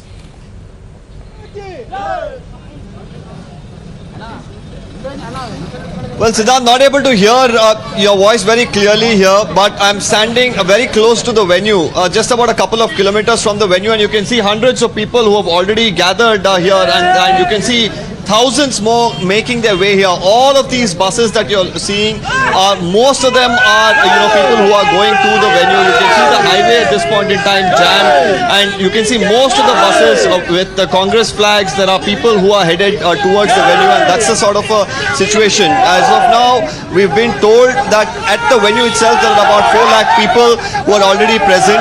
Now, apart from that, people who are making their way here, there are about 2 to 3 lakh people who are on their way. The expected crowd is about 10 lakh is what we've been told. Definitely a massive show of strength. Whether it's going to be for the Congress party or is it going to be for the former chief minister is the question. ನೀವೆಲ್ಲ ಹೇಳ್ಬೋದಾ ಇವಾಗ ನೀವು ಯಾವ ಕಾರಣಕ್ಕಾಗಿ ಇಷ್ಟೊಂದು ಜನ ಸೇರ್ತಿರೋದು? ಇವತ್ತು Siddaramaiah birthday ಇದೆ, ಇವತ್ತು ಸಿದ್ದರಾಮಯ್ಯಗೋಸ್ಕರನ ಅಥವಾ ಕಾಂಗ್ರೆಸ್ ಪಾರ್ಟಿಗೋಸ್ಕರ? ಸಿದ್ದರಾಮಯ್ಯಗೋಸ್ಕರ ಮಾಡ್ಬೇಕಂತ ಕೆಲಸಗಳನ್ನ ಅದಕ್ಕೆ ಒಪ್ಕೊಂಡು ನಾವೆಲ್ಲ ಒಗ್ಗಟ್ಟಾಗಿ ಬಂದಿದ್ದೀವಿ ಅವ್ರದ್ದು. ಯಾಕೆಂದ್ರೆ ದೇಶದಲ್ಲಿ ನಮ್ಮ ಕರ್ನಾಟಕ ರಾಜ್ಯದಲ್ಲಿ ಒಂದು ಅನ್ನಭಾಗ್ಯ ಅಂತ ಒಂದು ಅತ್ಯುತ್ತಮವಾದ ಕೊಡುಗೆನ ಕೊಟ್ಟವ್ರೆ. ಈ ಕೊರೋನಾ ಟೈಮಲ್ಲಿ ಯಾಕಂದ್ರೆ ಯಾರಿಗೆ ಆಗ್ಲಿ ಒಬ್ರು ಹೊಸಕಾಯಿ ಮನಿಕೊಂಡಿಲ್ಲ. ಇದಕ್ಕೆ ಯಾಕಂದ್ರೆ ಸಿದ್ದರಾಮಯ್ಯ ಬಗ್ಗೆ ನಮ್ಗೆ ಅಭಿಮಾನ ಐತೆ, ಅವ್ರಿಗೋಸ್ಕರ ನಾವು ಸಿದ್ದರಾಮಯ್ಯನವರು ಒಂದ್ ಜಾತಿ ಸೀಮಿತವಾದರಲ್ಲ, ಈ ದೇಶದ ಬಡವರು, ದಲಿತರು, ಹಿಂದುಳಿದರು ಎಲ್ಲಾ ನಾಯಕರು, ಎಲ್ಲರೂ ಇಷ್ಟಪಡೋ ನಾಯಕರು. ಹಾಗಾಗಿ ಸ್ವತಂತ್ರ ಬಂದು 75 ವರ್ಷ ಹೆಂಗಾಗಿದೆಯೋ ಹಂಗೆ Siddaramaiah specifically asked some of the Siddaramaiya supporters there a question about whether or not this is a celebration for the Congress party or specifically for Mr. Siddaramaiya. They were categorical in their claim that this is a celebration to pay tribute to Mr. Siddaramaiya, who they see as their leader. Well, Siddharth, I'm hardly able to hear you, but I will ask them that question. ನೀವು ಹೇಳ್ಬೋದಾ, ಇವತ್ತು ನೀವು ಹೇಳಿದ್ರಿ ಸಿದ್ದರಾಮಯ್ಯಗೋಸ್ಕರ ಬಂದಿದ್ದೀರಾ, ಕಾಂಗ್ರೆಸ್ಗೋಸ್ಕರಕ್ಕಿಂತ ಜಾಸ್ತಿ ಸಿದ್ದರಾಮಯ್ಯಗೋಸ್ಕರ ಅಂತ ಸುಮಾರು ಮಾತುಕತೆ ನಡೀತಿದೆ. ಚೀಫ್ ಮಿನಿಸ್ಟರ್ ಯಾರಿರ್ಬೇಕು ಅಂತ, ಇದ್ರ ಬಗ್ಗೆ ನಿಮ್ಮ ಏನು ಅಭಿಪ್ರಾಯ? ಚೀಫ್ ಮಿನಿಸ್ಟರ್ ಸರ್ ನಿರ್ಧಾರ ಮಾಡಿದ್ದಾರೆ ಎಲ್ಲ ಜನ. ಸಿದ್ದರಾಮಯ್ಯ ಮತ್ತೊಮ್ಮೆ ಮುಖ್ಯಮಂತ್ರಿ ಆಗಬೇಕು. ಈ ಏನ್ ಬಿಜೆಪಿ ಸರ್ಕಾರ ಇದೆ, ಈ ಬಿಜೆಪಿ ಸರ್ಕಾರನ ಕರ್ನಾಟಕ ಮತ್ತು ಭಾರತದಿಂದ ತೊಲಗಿಸಬೇಕು ಅಂತ ತೀರ್ಮಾನ ಮಾಡಿದ್ದಾರೆ. ಭ್ರಷ್ಟಾಚಾರ ಸಿದ್ದರಾಮಯ್ಯನವರು ಇದೇ ಪಕ್ಕದ ಜಿಲ್ಲೆ ಹುಬ್ಳಿಲಿ ಒಂದು ಸಮಾವೇಶ ಮಾಡಿದ್ರು, ತುಮಕೂರಲ್ಲಿ ಮಾಡಿದ್ರು, ಮತ್ತೆ ಹಾಸನದಲ್ಲೂ ಮಾಡಿದ್ರು, ಅಲ್ಲಿಗೂ ನಾವು ಭಾಗವಹಿಸಿದ್ದು. Right, when specifically asked a question about whether or not Mr. Siddaramaiya is the chief ministerial candidate for the next year's elections, they said yes, he's our leader and that he's the undisputed face for the chief ministerial position on the part of the Congress party. Well, Siddharth, if you heard them, they are clearly saying that there is no doubt that they want, the former chief minister to be the next chief minister of Karnataka. ಇನ್ನೊಂದ್ಸಲಿ ನಾನು ಕೇಳೋಣ ಅಂತ ಇಷ್ಟಪಡ್ತೀನಿ. ಕಾಂಗ್ರೆಸ್ ಅಲ್ಲಿ ಸುಮಾರು senior leaders ಹೇಳಿದ್ದಾರೆ ಒಬ್ಬರು ಮುಖ್ಯಮಂತ್ರಿ ಇನ್ನೊಬ್ರು ಮುಖ್ಯಮಂತ್ರಿ ಅಂತ ಹೇಳ್ಬೋದು. ಆದ್ರೆ ನಿಮ್ಮ ಪ್ರೀತಿಯಿಂದ ಸಿದ್ದರಾಮಯ್ಯಗೋಸ್ಕರ ಇರೋ ಪ್ರೀತಿ ಮೇಲೆ ಇರೋ ಪ್ರೀತಿಯಿಂದ ನೀವು ಪುನಃ ಹೇಳ್ತಿದ್ದೀರಾ ಅವರೇ ಚೀಫ್ ಮಿನಿಸ್ಟರ್ ಆಗ್ಬೇಕಂದ್ರೆ ಇದು ನಿಮ್ಗೆ ಸರಿ ಅನ್ಸುತ್ತಾ? ಸರಿ ಸರ್, ಒಳ್ಳೆ ನಿರ್ಧಾರ ತಗೊಂಡಿದ್ದೀರಿ. ಎಲ್ಲಾ ಜನತೆ ಒಳ್ಳೆ ನಿರ್ಧಾರ ತಗೊಂಡಿದ್ರೆ ಸಿಎಂ ಸಿದ್ದರಾಮಯ್ಯ ಅವರು ಆಗ್ಬೇಕು ಅಂತ ನಮ್ಮೆಲ್ಲರೂ ಅಭಿಪ್ರಾಯಗಳು. It is our aspiration and wish that Mr. Siddaramaiya should become the chief minister of Karnataka. That's what his supporters who gathered there for his birthday celebrations are saying. ಕರ್ನಾಟಕದಲ್ಲಿ ಮಾಡಿರೋದಂತ ಸಿದ್ದರಾಮಯ್ಯಗಳನ್ನ ಹಲವಾರು ಭಾಗ್ಯಗಳನ್ನ ಕೊಟ್ಟಿದ್ದಾರೆ. ಹಲವಾರು ಭಾಗ್ಯಗಳಲ್ಲಿ ಯಾಕೆಂದ್ರೆ ಉತ್ತಮವಾದ ಭಾಗ್ಯಗಳನ್ನ ಹೊಲಿತಕ್ಕಂತ ವಜ್ರ ಸಿದ್ದರಾಮಯ್ಯನವರು ಆ ವಜ್ರಕ್ಕೆ ಎಲ್ಲರೂ ಒಳಪಡತಕ್ಕಂತ ಕೆಲಸವನ್ನ ಕಾಂಗ್ರೆಸ್ ನಾಯಕರು ಬೆಂಬಲ ಕೊಟ್ರೆ 100ಕ್ಕೆ 100ರಷ್ಟು ಈ ಭಾರತದಲ್ಲಿ ಕರ್ನಾಟಕದಿಂದಲೇ ಕಾಂಗ್ರೆಸ್ ಪರ್ವ ಆರಂಭವಾಗುತ್ತೆ.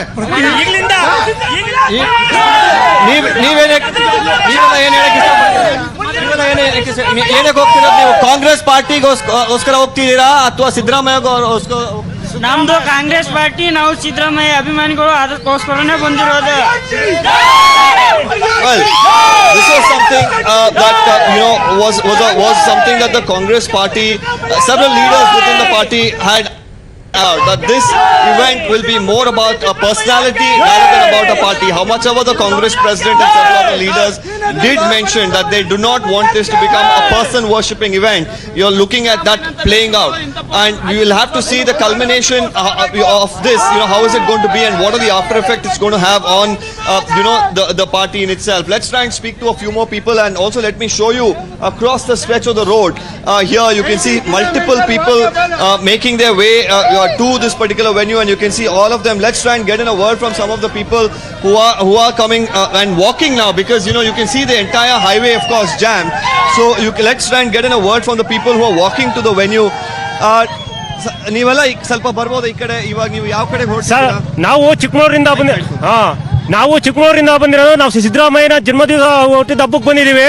ಸೂಪರ್ ಫ್ಯಾನು, ಸೂಪರ್ ಆಗಿ ಇದಾಗಿ ಬಂದಿದ್ದಾರೆ ಜನಗಳು. Sidramaya says one of the supporters, we've come here all the way from Chikmagalur and we've seen him in fact build his political career since we were kids. ಮಾಡಿರ್ತಕ್ಕಂಥ ಕೊಡುಗೆಗಳು ನಮ್ಮ ಕರ್ನಾಟಕಕ್ಕೆ ಆಗಲಿ ನಮ್ಮ ದೇಶಕ್ಕೆ ಆಗಲಿ ಸೀಮಿತವಾದಂತು. ಬಡವರನ್ನ ಹಸಿವನ್ನು ನೀಗಿಸಿದ್ದಾರೆ ಅವರು. Mr. Sidramaya has been very fair at the time that he was chief minister. He treated all communities equally, particularly the poor, and his welfare schemes are something that we've benefited a lot from. ಈ ದೇಶದಲ್ಲಿ ಕಂಡಂತ ಅತ್ಯಂತ ಉತ್ತಮ ನಾಯಕ ಸಿದ್ದರಾಮಯ್ಯ. ಯಾವುದೇ ಜಾತಿ ಇರಬಹುದು, ಆದ್ರೆ ಇವತ್ತು ಈ ರಾಜ್ಯದ ಮುಂದಿನ ಮುಖ್ಯಮಂತ್ರಿ ಸಿದ್ದರಾಮಯ್ಯನಾಗಬೇಕು. ಇದು ಕಂಠಘೋಷ. ಮುಖ್ಯಮಂತ್ರಿಗಿಂತ ಹೆಚ್ಚಾಗಿ ಸಿದ್ದರಾಮಯ್ಯ ಪ್ರಧಾನಿ ಆಗಬೇಕು. ಇಡೀ ಭಾರತದಲ್ಲಿ ನಮ್ಮ ಸಿದ್ದರಾಮಯ್ಯ ಪ್ರಧಾನಿ ಆಗಬೇಕು. ಸೊ ಮುಖ್ಯಮಂತ್ರಿ ಮಾತ್ರ ಅಲ್ಲ, ಪ್ರಧಾನಿ Siddaramaiah should not just be the chief minister but probably even the prime minister. ಮುಖ್ಯಮಂತ್ರಿ ಆಗಿದ್ದಾರೆ, ಒಂದ್ ಬಾರಿ ಆಗಿದ್ದಾರೆ, ಇನ್ನೊಂದ್ ಬಾರಿ ಅವಕಾಶಕ್ಕೆ ಆಗ್ಲಿ ಅವರು. ಅದಲ್ಲದೆ ಮುಂದಿನ ಆದ್ರೆ ಕಾಂಗ್ರೆಸ್ ಪಾರ್ಟಿ ಪುನಃ ಹೇಳ್ತಾ ಇದೆ, ಡಿ ಕೆ ಶಿವಕುಮಾರ್ ಇರ್ಬೋದು, ಬೇರೆಯವ್ರು ಇರ್ಬೋದು, ಯಾರನ್ನ ಒಬ್ಬರನ್ನ ಸಿಎಂ ಅಂತ ಹೇಳ್ಬಾರ್ದು, ಪಾರ್ಟಿ ಜೊತೆಗೆ ಫೈಟ್ ಮಾಡ್ಬೇಕು ಅಂತ. ಅಂತೂ ನೀವೆಲ್ಲ ನೀವು ಸಿದ್ದರಾಮಯ್ಯ ಅವ್ರ ಮೇಲೆ ಇಟ್ಟಿರೋ ಅಭಿಮಾನ ನೀವು ಹೇಳ್ತಿದ್ರೆ ಅವರೇ ಮುಖ್ಯಮಂತ್ರಿ ಆಗ್ಬೇಕು ಅಂತ. ಮುಂದಿನ ಪ್ರಧಾನಿ ಸಿದ್ದರಾಮಯ್ಯ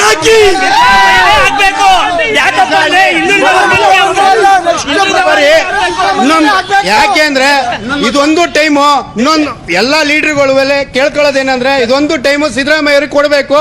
ಸಿದ್ದರಾಮಯ್ಯ ಅವರಿಂದ ಬಡವರು ಬದುಕಿದ್ದಾರೆ, ಅದಕ್ಕೋಸ್ಕರ ಸಿದ್ದರಾಮಯ್ಯ ಅವ್ರಿಗೆ ಕೊಡಬೇಕು. ಆ ವಿಚಾರಕ್ಕೋಸ್ಕರ ಪ್ರತಿ ಒಬ್ಬ ಬಡವ ಏನಿದೆ ಗುಡಿಸ್ಲಾಕೊಂಡಿದ್ದನು ಇವತ್ತು ಅನ್ನ ತಿಂತವ್ರೇನ್ರೆ ಸಿದ್ದರಾಮಯ್ಯ ಅವ್ರ ಕಡೆಯಿಂದ. Sidramaya should be given this one opportunity in 2023 to be the chief ministerial candidate for the Congress party for everything that he's done for the poor of Karnataka. ಇವತ್ತು ಡಿ ಕೆ ಶಿವಕುಮಾರ್ ಅವರು ಸಿದ್ದರಾಮಯ್ಯ ಸಂಘಟಕರೇ, ಅವ್ರ ಬಗ್ಗೆ ಮಾತಾಡಲ್ಲ, ಅವರು ಸಂಘಟಕರೇ, ಎಲ್ಲ ಒಗ್ಗಟ್ಟಾಗಿ ನಡೆಯುತ್ತೆ ಸರ್. ಈ ಸತಿ ಕಾಂಗ್ರೆಸ್ ಅಲ್ಲಿ The Congress party should stay united, says one of the supporters. Specifically mentioned Mr. D.K. Shivkumar says that we admire him too, but of course we support Mr. Sidramaya and that he should be our chief ministerial candidate. Siddharth, I'm just going to cross the barricade. I'm just going to try and cross the barricade here to try and speak to a few more people. But clearly the people at this point in time are saying that the Congress should come to power, but it should be Sidramaya who should be made the chief minister. The Congress leaders should make that possible, and they should understand that he is the person who has of course helped a lot of poor in the state, and they should let him be the chief minister. And you can see the kind of frenzy there is. Let me in fact show you right now the scenes being witnessed at the highway and all across. The number of people who are turning up here is quite massive, but each and every one here just echoing one name. It's not a Congress party event. More importantly, it is becoming a Sidramaya event, which is the apprehension that precisely several leaders within the Congress had. And this is something that Rahul Gandhi tried to address yesterday, tried to say that there should be a united front from the Congress party for their prospects, for their good prospects in the upcoming election. But with this sort of personality worshipping that's going on, is it good considering the fact that there are two faces, especially D.K. Shivkumar as well, who is eyeing for the chief minister's position? So this sort of a personality worship would have been good for the Congress party, but with the current scenario in the party, is this a good sign? Is the question that comes up, even as hundreds of people continue to make their way here. I am now going to try and walk and speak to a fresh batch of people to try and get in a word from them about what they feel as they make their way to the venue here. To be a part of the Sidramaya 75th Amrit Mahotsav. Let's try and get in a word from some of them.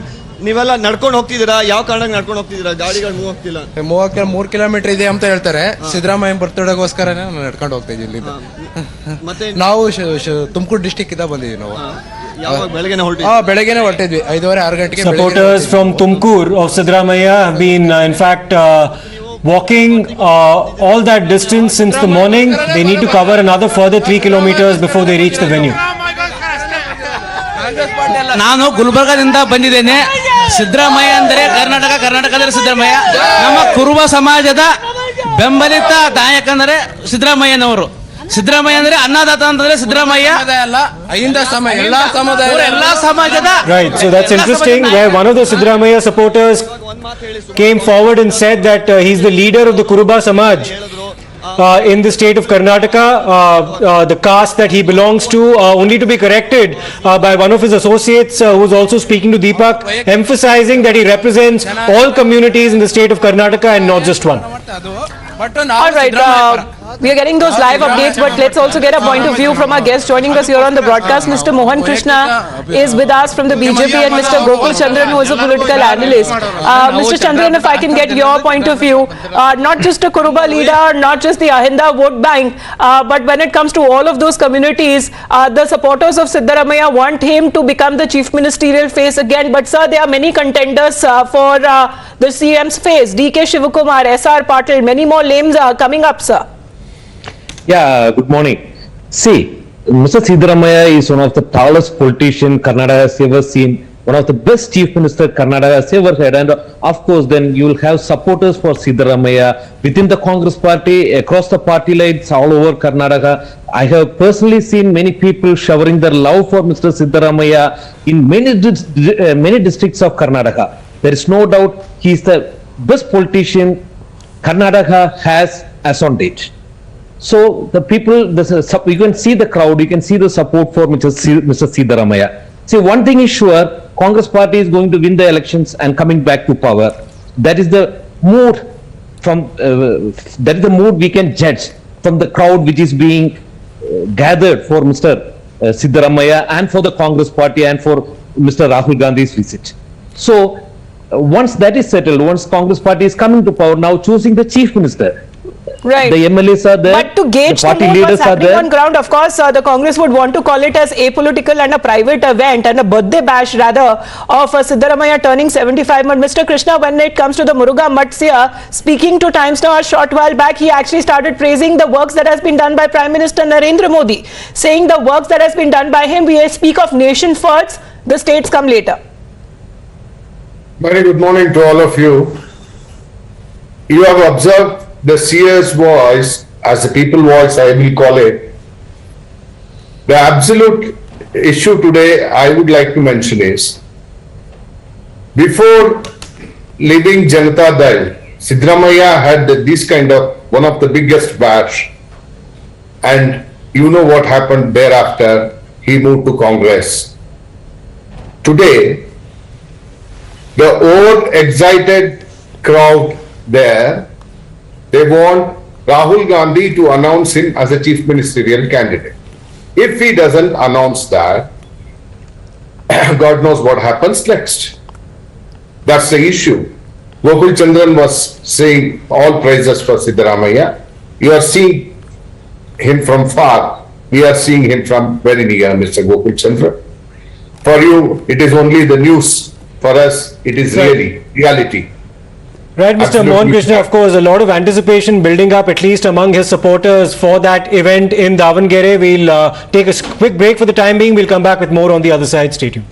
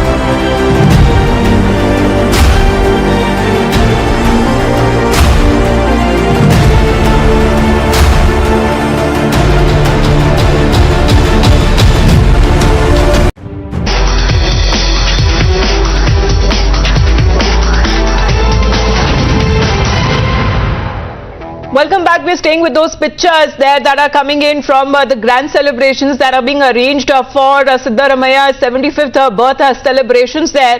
Deepak is tracking all of those live updates. So Deepak, just keep us showing around the arrangements that has been made. People coming in from far of those states, from the other corners, to be a part of this celebration today, and of course the multiple voices in support of Siddaramaya as CM.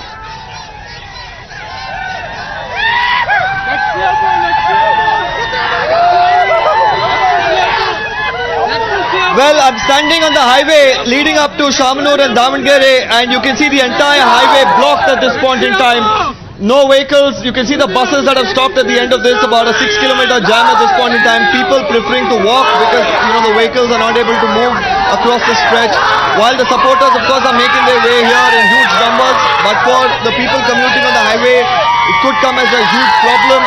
Meanwhile, the chorus here for Siddaramaya to become the next Chief Minister continues. Exactly what the Congress party didn't want, exactly what several Congress leaders said that they don't really, want to see happening. That is personality worship.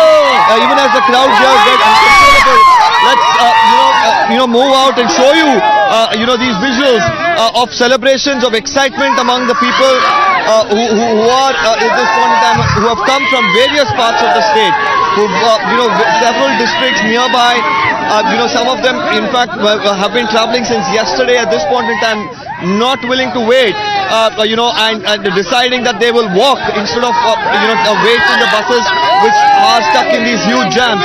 As they try to clear some of the people here, you can see more and more coming in. Let's try and get in a word from a more ruly crowd as we try to get, some perspectives about how this event is going to pan out.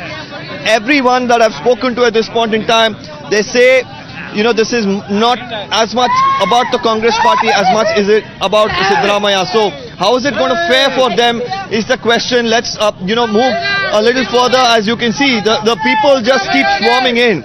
We've been told at the venue, like I said earlier, over 4 lakh people have, come in.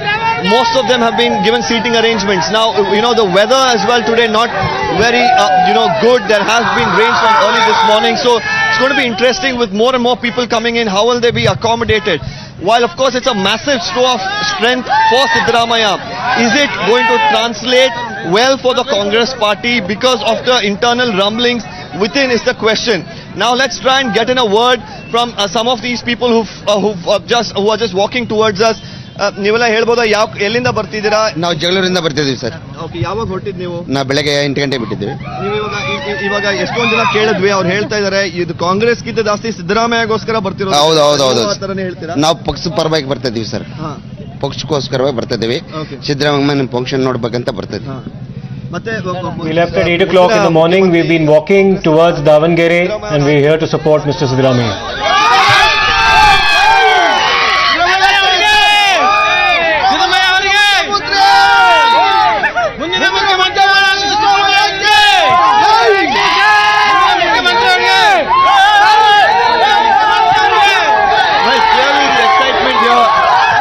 Is quite high among the people, and trying to get an opinion from them, and they did mention once again that they want the next chief minister, if from the Congress, to be Siddaramaya, and this is not one or two people, it's almost every person here echoing this voice,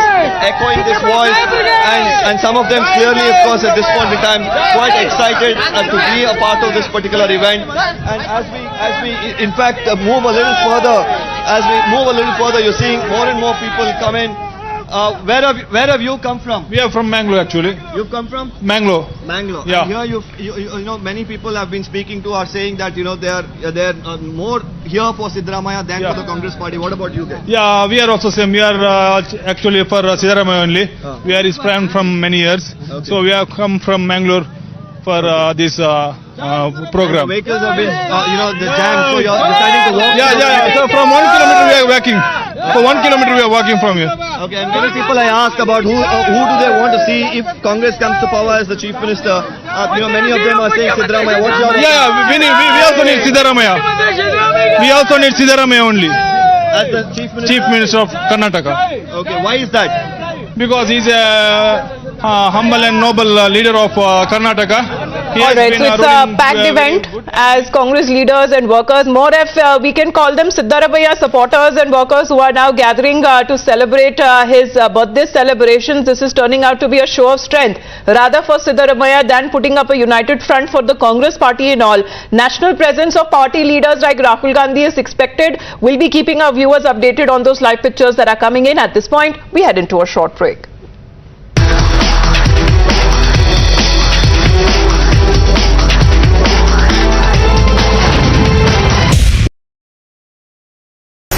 The most pressing issues, the most informed minds,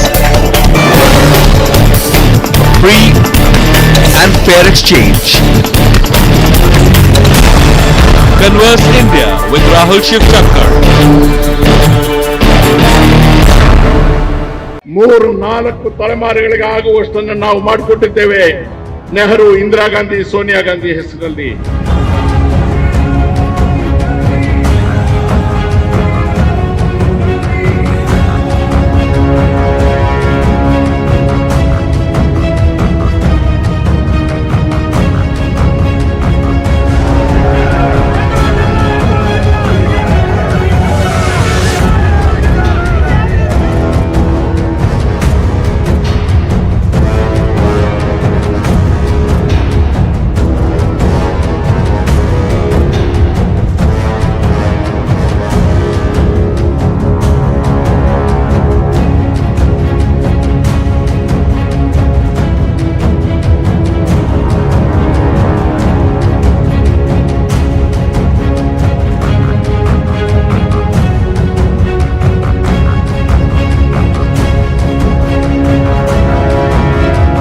Congress ಅನ್ನು ಬಲಗೊಳಿಸಬೇಕು, ಸೋನಿಯಾ ಗಾಂಧಿ ಅವರಿಗೆ ಶಕ್ತಿ ತುಂಬಬೇಕು, ನೈತಿಕವಾಗಿ ಅವರಿಗೆ ಒಂದು ಸಮಾಧಾನ ಇವತ್ತು ಆಗಬೇಕು. ನನಗೆ ಒಂದು ಸಮನ್ಸ್ ಕೊಟ್ಟಿದ್ದಕ್ಕೆ ಕಾಂಗ್ರೆಸ್ನ ಕಾರ್ಯಕರ್ತರು ದೇಶಾದ್ಯಂತ ನನ್ನ ಜೊತೆಗೆ ನಿಂತಿದ್ದಾರೆ. ನನ್ನ ಗಂಡನ ಪ್ರಾಣ ಕಳ್ಕೊಂಡಿದ್ದಕ್ಕೆ, ನನ್ನ ಮಗನ ಕಷ್ಟಕ್ಕೆ, ನಮ್ಮ ಅತ್ತೆಯ ಕಷ್ಟಕ್ಕೆ, ನೆಹರು ಮಾಡಿದ ಕಷ್ಟಕ್ಕೆ ಈ ದೇಶದ ಜನ ನಮ್ಮ ಋಣ ತೀರಿಸಿಕೊಳ್ತಾ ಇದ್ದಾರೆ ಅಂತಕ್ಕಂಥ ಒಂದು ಸಮಾಧಾನ ಇವತ್ತು ಸೋನಿಯಾ ಗಾಂಧಿ ಅವರಿಗೆ ಆದ್ರೆ ನಾವೆಲ್ಲರೂ ತಿಂತಕ್ಕಂಥ 2 ಹೊತ್ತಿನ ಊಟ ಸಾರ್ಥಕ ಆಗುತ್ತೆ. 3-4 ತಲೆಮಾರುಗಳಿಗೆ ಆಗುವಷ್ಟನ್ನು ನಾವು ಮಾಡಿಕೊಟ್ಟಿದ್ದೇವೆ ನೆಹರು, ಇಂದಿರಾ ಗಾಂಧಿ, ಸೋನಿಯಾ ಗಾಂಧಿ ಹೆಸರಲ್ಲಿ. ಈ ಕಿಂಚತ್ತು ತ್ಯಾಗಕ್ಕೆ ನಾವು ತಯಾರಾಗದೆ ಹೋದ್ರೆ ನಾವು ಇನ್ನು ಮುಂದಕ್ಕೆ ತಿಂತಕ್ಕಂಥ ಅನ್ನದಲ್ಲಿ ಹುಳು ಬೀಳುತ್ತೆ.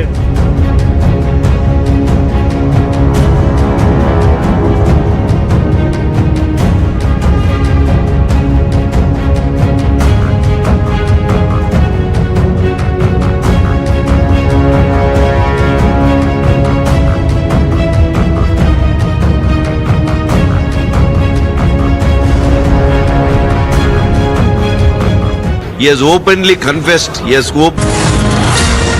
Let's begin with the Times Now mega exclusive on the Bengal teachers recruitment scam that has cast a long shadow on Mamata Banerjee government following the arrest of a close aide and former minister Partha Chatterjee. Now let's break down the details, but Times Now is bringing you conclusive proof of Partha's land ownership. There is documental proof of Partha Chatterjee and his trusted aide and actor Arpita Mukherjee's deep ties that goes back to several years, where sometimes Partha Chatterjee has even denied. But after this Times Now breaking update, there will be no doubt about the deepening ties between the two individuals, where Times Now has accessed revealing sale deeds, proof of Arpita's and Partha's joint ownership of land and details of joint property Partha Chatterjee may have hidden from the public eye. Details coming up as we have been giving you the details of the arrest ever since the mega cash haul, the gold recovery that has happened, diaries that have been recovered, coded words that have been recovered. When it comes to Partha Chatterjee, he says he doesn't own the money that has been seized from the associate Arpita Mukherjee's residence. He's also suggested that he shares a casual relationship with Arpita Mukherjee. However, when it comes to the Enforcement Directorate, sources claiming to have unearthed several Benami properties directly or indirectly owned and linked to Partha Chatterjee and Arpita Mukherjee. Now, while Partha maintains that he is being framed, Times Now has now exclusively accessed papers that suggest Partha Chatterjee has been more than economical with the truth. Now, there are new and fresh evidences that are cropping up that are bolstering the ED's case against the former minister. The Times now has accessed the sale deed of a property in Bengal's Bolpur, which was jointly purchased by Partha Chatterjee and Arpita Mukherjee. Now, this is the sale deed that goes back to 2012, 10 years before that we are talking about. A sum of 20 lakhs that was paid for this land deed that was spanning over 7,000 square feet. Now, the sale document carries the signatures of both Partha and Arpita, and now here's why the land deed is very crucial when it comes to the ED investigation. Now, this is a finding that contradicts Partha Chatterjee's claim of owning no land and knowing Arpita Mukherjee that closely or having any relationship with her. Now that Partha Chatterjee also has a lot to hide becomes very clear from the election affidavit that has also been accessed, that was filed just last year, stating he had no immovable assets including land. So either that means agricultural or non-agricultural. So this clearly suggests that Partha Chatterjee may have also tried to hide at least this particular property that he apparently purchased way back in 2012. We are talking about Partha Chatterjee's EC affidavit that was filed in 2021, just before the Bengal Assembly elections. However, he says he doesn't own any land whatsoever. So both against the agricultural and non-agricultural land, Partha Chatterjee, where it is mentioned in the form, he is written as NILL, which is nil. So that's just one property, viewers, we are talking about.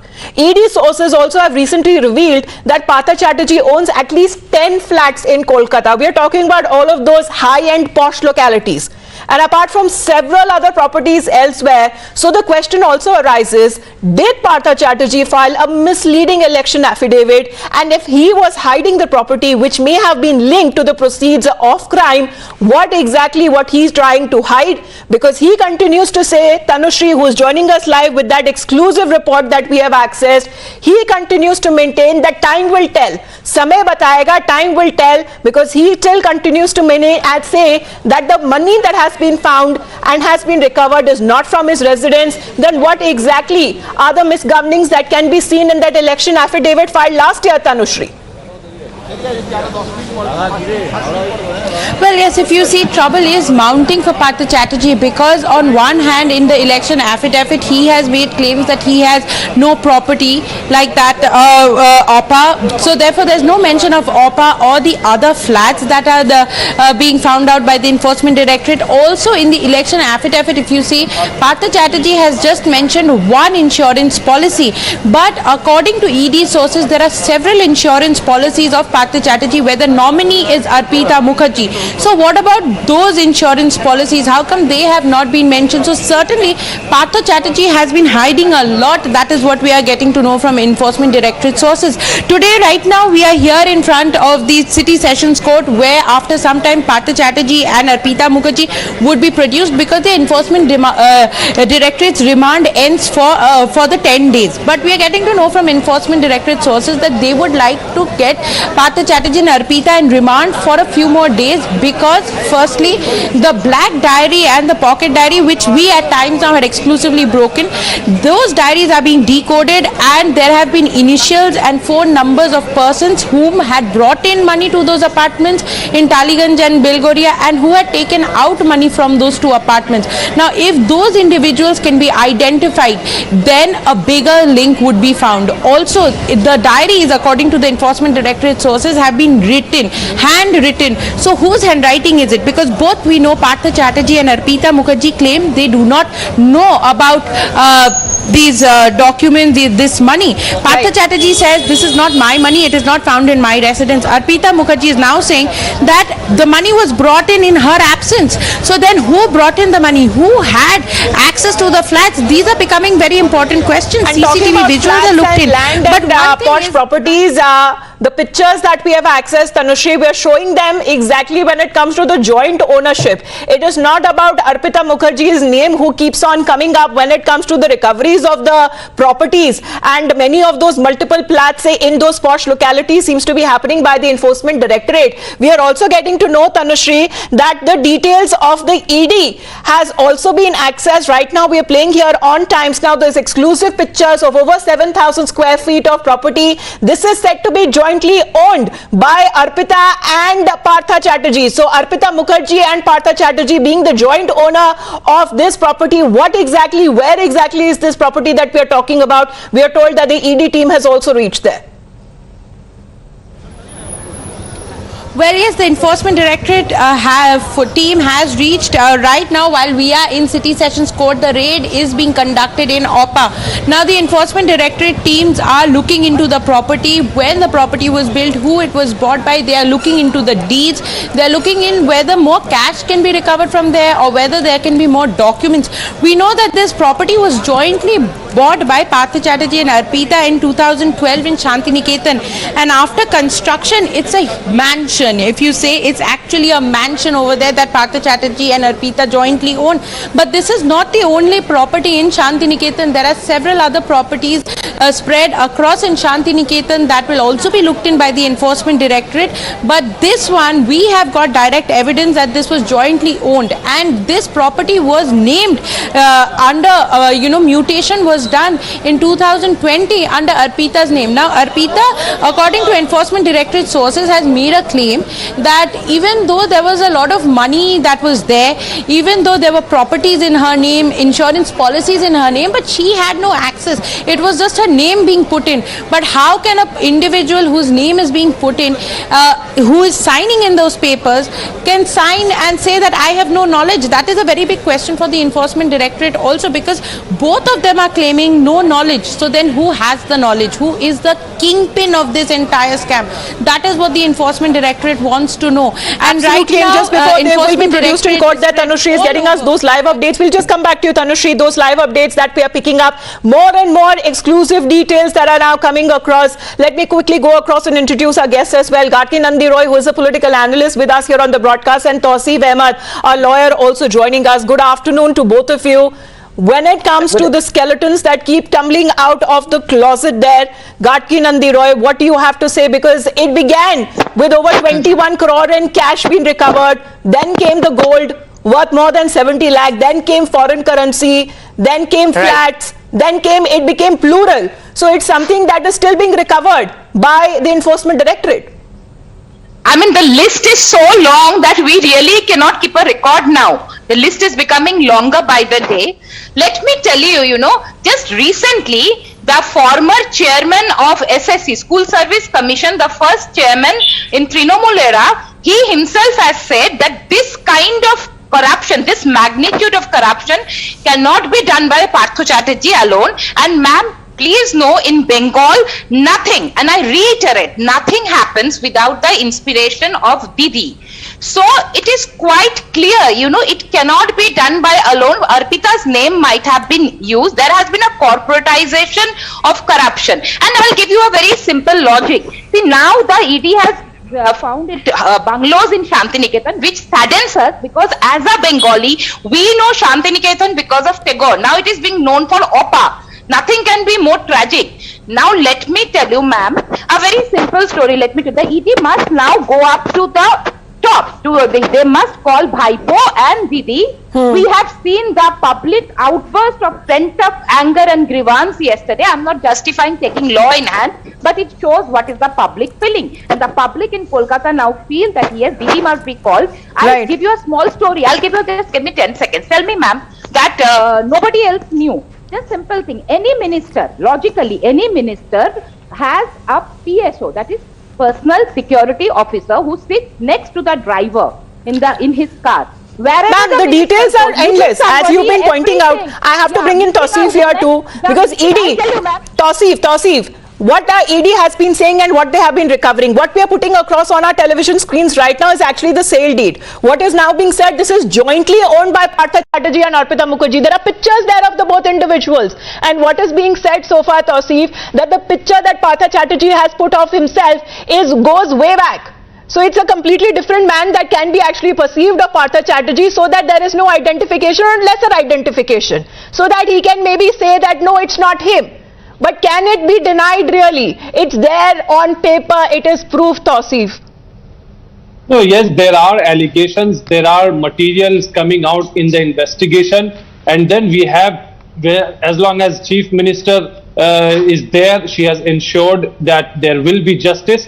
People of Bengal has trust on Mamata Banerjee that there will be justice, there is no hindrance to ED. ED is going on with the investigation, nobody is stopping it. But contrast it with the other case where Jharkhand MLAs were caught with money. When no, but why are you evading from this case? And this is not a recent scam that we are talking about, Tausif. ED has said huge amount of money were allegedly collected from those job aspirants. Didn't you see the anger? Didn't you see the anger? Of course, the way it was projected cannot be said right. But didn't you see the anger amongst the people? Where did that money go? When it comes to the teachers and the non-teaching staff in the government, their rightful places, it was taken away fraudulently.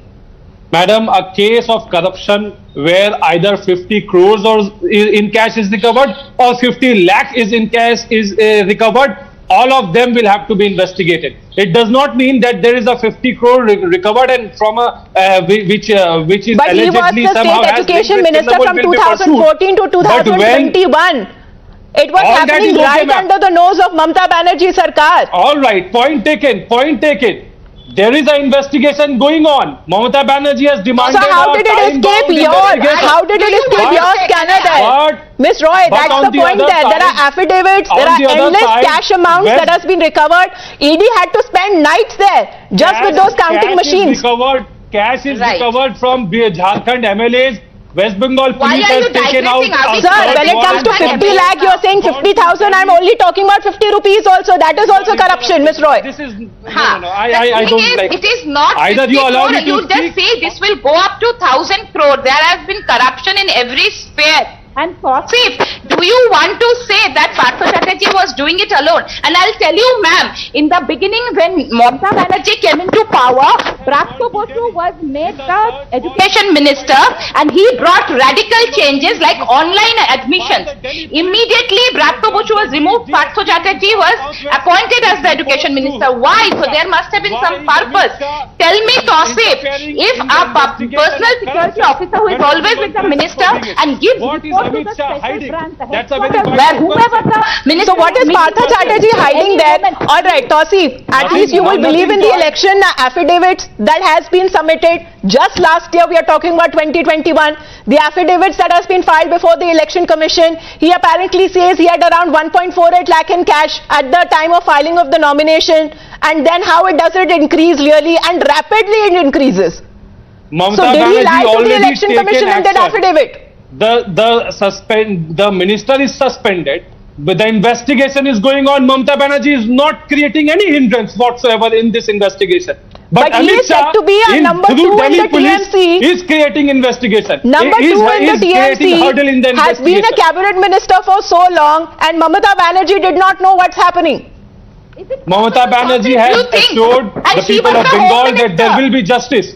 Anyone who is found guilty will face the music, will go to jail. Mamata Banerjee has already assured that. Prime Minister has already been asked to resign. The point here is that when the investigation can proceed in West Bengal, because Mamata Banerjee is allowing that. But investigation cannot proceed in Delhi because Amit Shah is not allowing that. And as a media person, I expect you to raise this issue as well, please. Sir, all of those issues will be raised time when it comes, because we are talking right now about West Bengal and it has stunned the nation.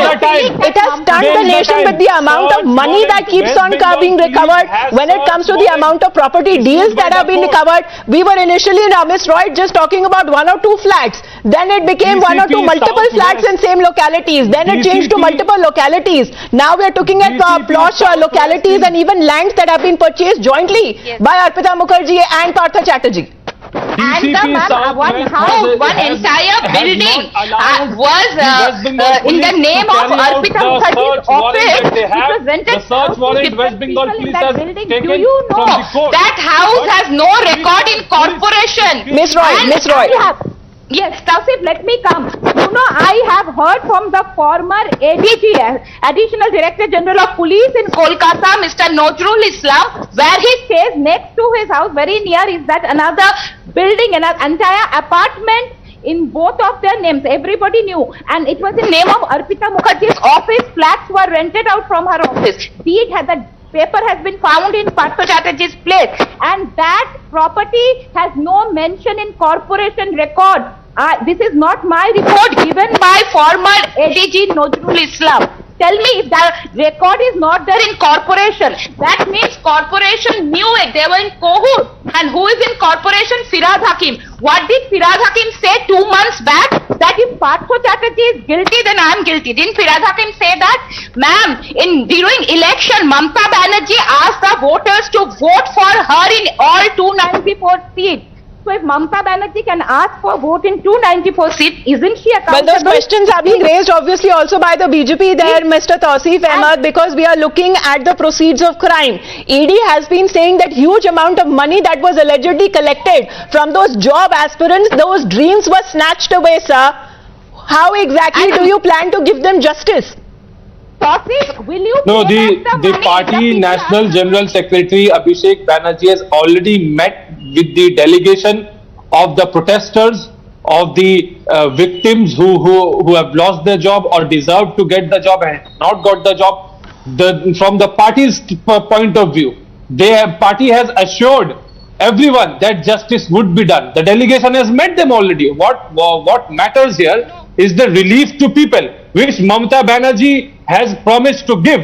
And as an action, the minister has already been sacked. The point here is that the wheels of justice runs questions in were West also Bengal, being raised by but the wheels BJP of on the justice late does not action run against in the Delhi. minister, Tausif, because what the ED has been telling in court that they have found the money that is involved, that is being called as criminal conspiracy, money laundering. And the cash that has been similarly- seized from the flat was nothing but proceeds of crime, which is a scam. Let me go across to another breaking update. Tausif, just stay on with us, because as we speak, the PIL that has been mentioned in a Calcutta High Court regarding the removal of the State Education Minister Paresh Adhikari as well. The court has now directed the matter to be filed. So Tausif, it is a build-up that we are looking at. Paresh Adhikari is also someone who's being questioned. We are looking at other MLAs of the TMC who are in the dock. They too are being summoned and are said to be linked to Partha Chatterjee. So it's just not one minister or a former minister now, Tausif. There are more to it. Yes, and the demand is raised by the Chief Minister herself. Very categorically she said that the ED must probe this. Trinamool as a party and Mamta Banerjee as Chief Minister has zero tolerance towards corruption. Mamta Banerjee will not allow anyone to use the party name to hide their own corrupt or misdoings. But when we contrast it with the other case of corruption, where cash was seized by West Bengal police, where the accusation is against BJP, why is BJP's Delhi police not allowing the West Bengal police to execute the search warrant? Deputy now next, Miss Roy. Warrant issued by the court. Tausif is raising questions on the cash recovery elsewhere, but when it comes to the Mantri is gone, would his deputy now be next, Miss Roy? Yeah, because you know that Paresh Adhikari's daughter has already lost the job, right? Because there was a case filed by an ordinary woman, Bobita Sharkar. So Ankita Adhikari has already lost jobs. Many, 269 people have lost jobs who had got the jobs in improper manner. Now many more, thousands of people will lose jobs who paid to get the jobs. Tausif, what will TMC do? They will pay back the money. And one more thing, ma'am, he said that Abhishek Banerjee met people, he met very few people. On 30th of July, a deputation of people who were protesting went to meet Abhishek Banerjee, and they were dragged by police into the van. Tausif, what are you telling? 30th July, I am saying this up to 3 days back, when people went to meet Abhishek Banerjee. They wanted to submit something to him and they were dragged by police. They are not. More than 500 days they are protesting and they have been tortured by TMC and Mamta Banerjee's police. And Tosif, do you not remember what Dola Shenyo MP had said? That 75% will go higher up and 25% will remain with the person collecting the money? Did not Didi say, Didi was heard in open meeting saying, bhag kore khabar cheshta karo, eka sob khawa hoy na. Means, mil baat ke khao, distribute the booty among yourself, don't take it alone. So these are very open. Problem is, Tosif, that Didi's dream of becoming a prime minister is getting shattered now. The dream which has been No, but let's talk about the current cabinet as well, because now what is being said that heads will roll, because Mamata Banerjee plans to hold a reshuffle in the cabinet. Now with the Mantri Khan, the deputy would be next. What exactly and who will be holding that post? Because there would be a lot of scrutiny on and also a lot of eyes on Mamata Banerjee. Heads will start rolling already. That is a face saver. Even if Tosif, last comment to you, Tosif.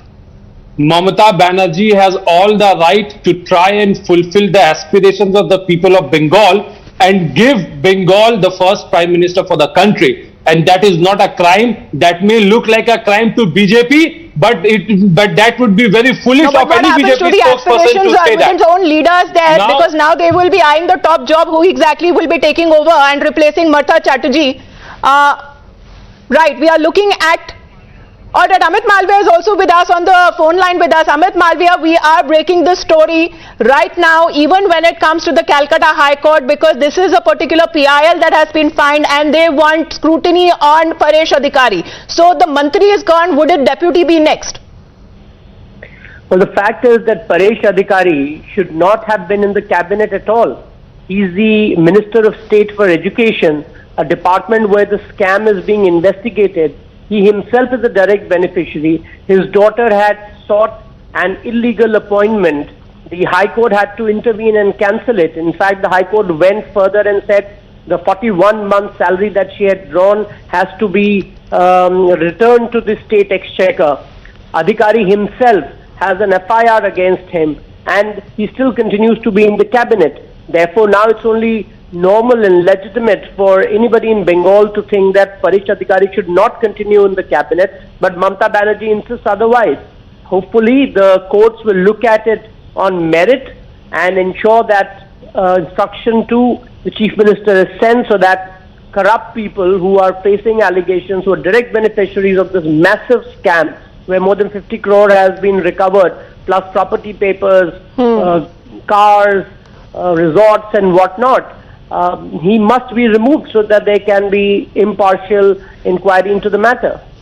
All right, Mr. Malviya, thanks very much for your point of view. So that is what the BJP has been raising questions, with a lot of pressure now mounting on Mamata Banerjee being on the defensive. Exactly, Partha Chatterjee gone. Will it now be the next deputy, the MOS Education of the state of West Bengal? We'll continue tracking that story in a big way after a short break. Stay tuned.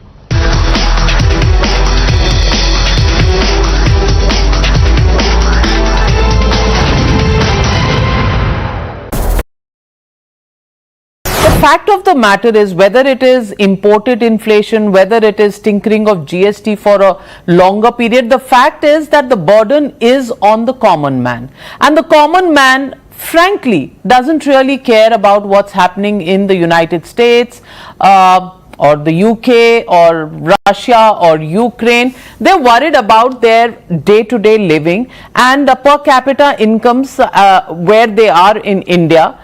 The pressure is as much, magnified on common people in this country than they are abroad. And of course, you have social security systems which exist abroad, which don't exist in India. So I come back to asking you the same question. Is the government really being rather hard-hearted when it looks at these issues? After all, running a country of the kind that India is, with poor middle classes, lower middle classes forming the bulk of the population, do you think the government is doing enough, to cushion the impact on these classes of people? So let me say that as a policy maker, one has to make various trade-offs. So, first of all, let me be clear that the government is fully cognizant of the spike in inflation. Otherwise, you wouldn't have seen the measures we have taken, including the Reserve Bank tightening monetary policy. So clearly, the tightening of monetary policy is one response to bringing down inflation. But do remember that this is a trade-off, because if you do tighten monetary policy too fast, too quickly, yes, it will bring down inflation, but then it will slow down growth, it will slow down incomes and so on and so forth. So there is a balancing act that has to be done.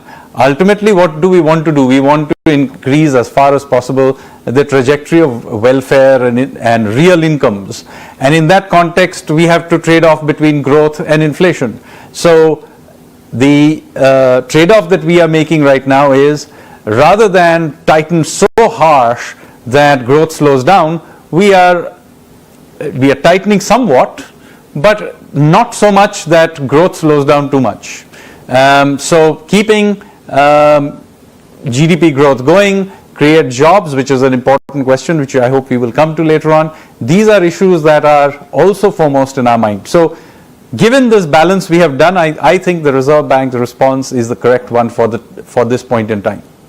Well, Sanjeev Sanyal, you know, governments are not necessarily only policy makers. They are also political entities, and you understand politics as much as anybody else.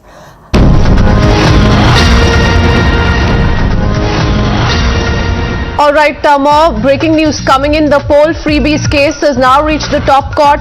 And today, once the court took up the matter, we're picking up more news coming in that the Supreme Court is all set to hear the plea on the 11th of August. So the hearing will take place on the 11th of August. The Supreme Court for the moment is opined that an expert body comprising representatives of Niti Aayog, Finance Commission, RBI, opposition political parties and stakeholders would be required to go into the pros and cons of freebies, as it has had a significant impact on the economy. Next up, the top court will take up this case on the 11th of August.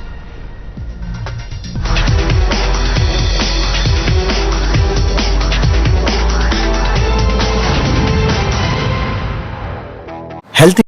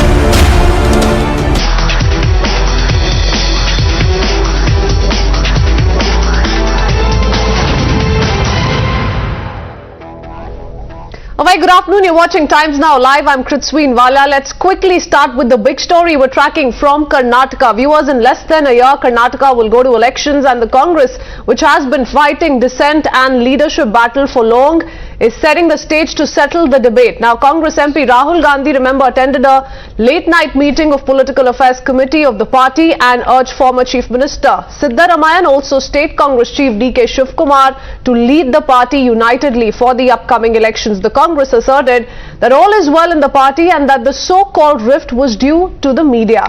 Now, this meeting came just a day ahead of this gala event that has been planned all through today to celebrate Siddaramaya's 75th birthday. In Devanagari, in fact, we have been seeing how arrangements have been put up to host the lavish birthday bash for the veteran leader, with 10 lakh people expected to be attending it. So we are already seeing people hit the streets to celebrate Siddaramaya's 75th birthday. Rahul Gandhi will also be present. Well, this event may be apolitical as claimed by the Siddaramaya camp, but the optics of it are there for all to see. In fact, a video was also released by loyalists of the former Chief Minister highlighting his achievements and his influence as a mass leader. It also projected him as the next Chief Minister of the state. Now, that's where trouble starts coming in, especially for those supporting DK Shiv Kumar. This Congress, at a time when even the state party chief are harboring ambitions for the top job. So yes, you have the sentiments of the two supporters, the two leaders, their supporters putting it out time and again,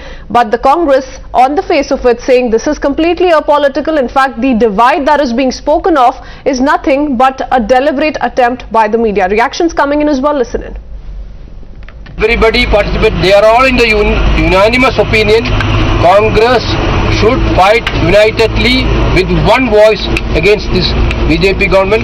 That has been decided today. I think the entire leadership of Karnataka will join hands together, and we will fight out this corrupt government from Karnataka, and we will win Karnataka in 2023. This is what we have decided today. Message of unity. All the leaders should work unitedly, and elections are near. So a good message should go amongst the people of Karnataka. Already the people are fed up with the corruption, the misrule of BJP government. Party leaders should give statements wherein the people of the state should not feel that it gives a wrong impression, or it gives it throws light that there is no unity in the party. So yes, optics at play, and we're likely to witness extremely dramatic visuals of the Congress taking to streets to celebrate Siddaramaya's birthday. But Muruga Mutsiyar also spoke 2 times now. That's another reaction we're picking up. He was heard praising the Prime Minister ahead of Rahul Gandhi's visit. Also added that India needs a strong leader like our Prime Minister. Listen in. Our first priority goes to nation's protection. Means solidarity. Solidarity is our main motto.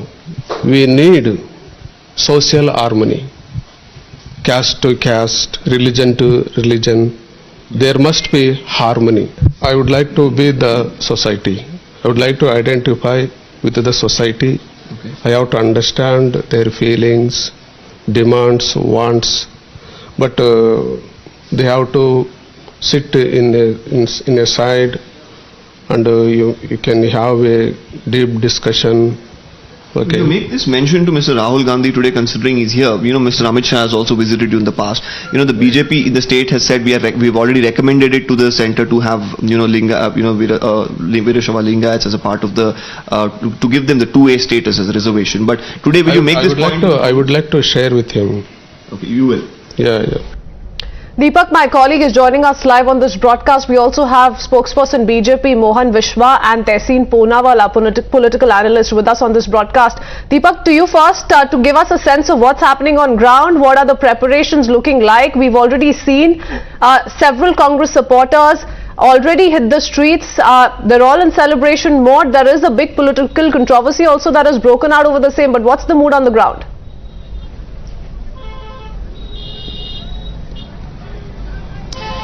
Well, the mood is definitely of excitement, but when you say Congress supporters, the question mark will definitely be raised, because multiple people I asked whether you're here for the Congress or for Mr. Siddaramaya. They say for Mr. Siddaramaya. Whether the Congress party is going to be happy about this?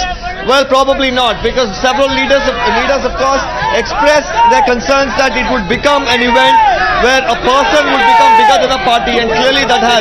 One thing it has established that Mr. Siddaramaya is able to muster the masses, bring together the masses in huge numbers. But how is it going to be good for the party is the question that really comes up. up. Let's try and have a word with some of all of them. Well, ನೀವು ಹೇಳ್ಬೋದಾ ನೀವೆಲ್ಲ ಇಲ್ಲಿ ಬಂದಿರೋದು ಕಾಂಗ್ರೆಸ್ ಪಾರ್ಟಿಗೋಸ್ಕರನ ಸಿದ್ದರಾಮಯ್ಯ ಅವ್ರಿಗೋಸ್ಕರ? ಇದು Congress party ಮತ್ತು ಸಿದ್ದರಾಮಯ್ಯ ಪ್ರಧಾನಮಂತ್ರಿ ಆಗ್ತದ್ದು ಈ ರಾಜ್ಯದಲ್ಲಿ ಈ ದೇಶದಲ್ಲಿ. ಮೈಕ್ ಇಟ್ಕೊಂಡು ಸೈಡ್ ಬನ್ನಿ ಹೇಳಿ.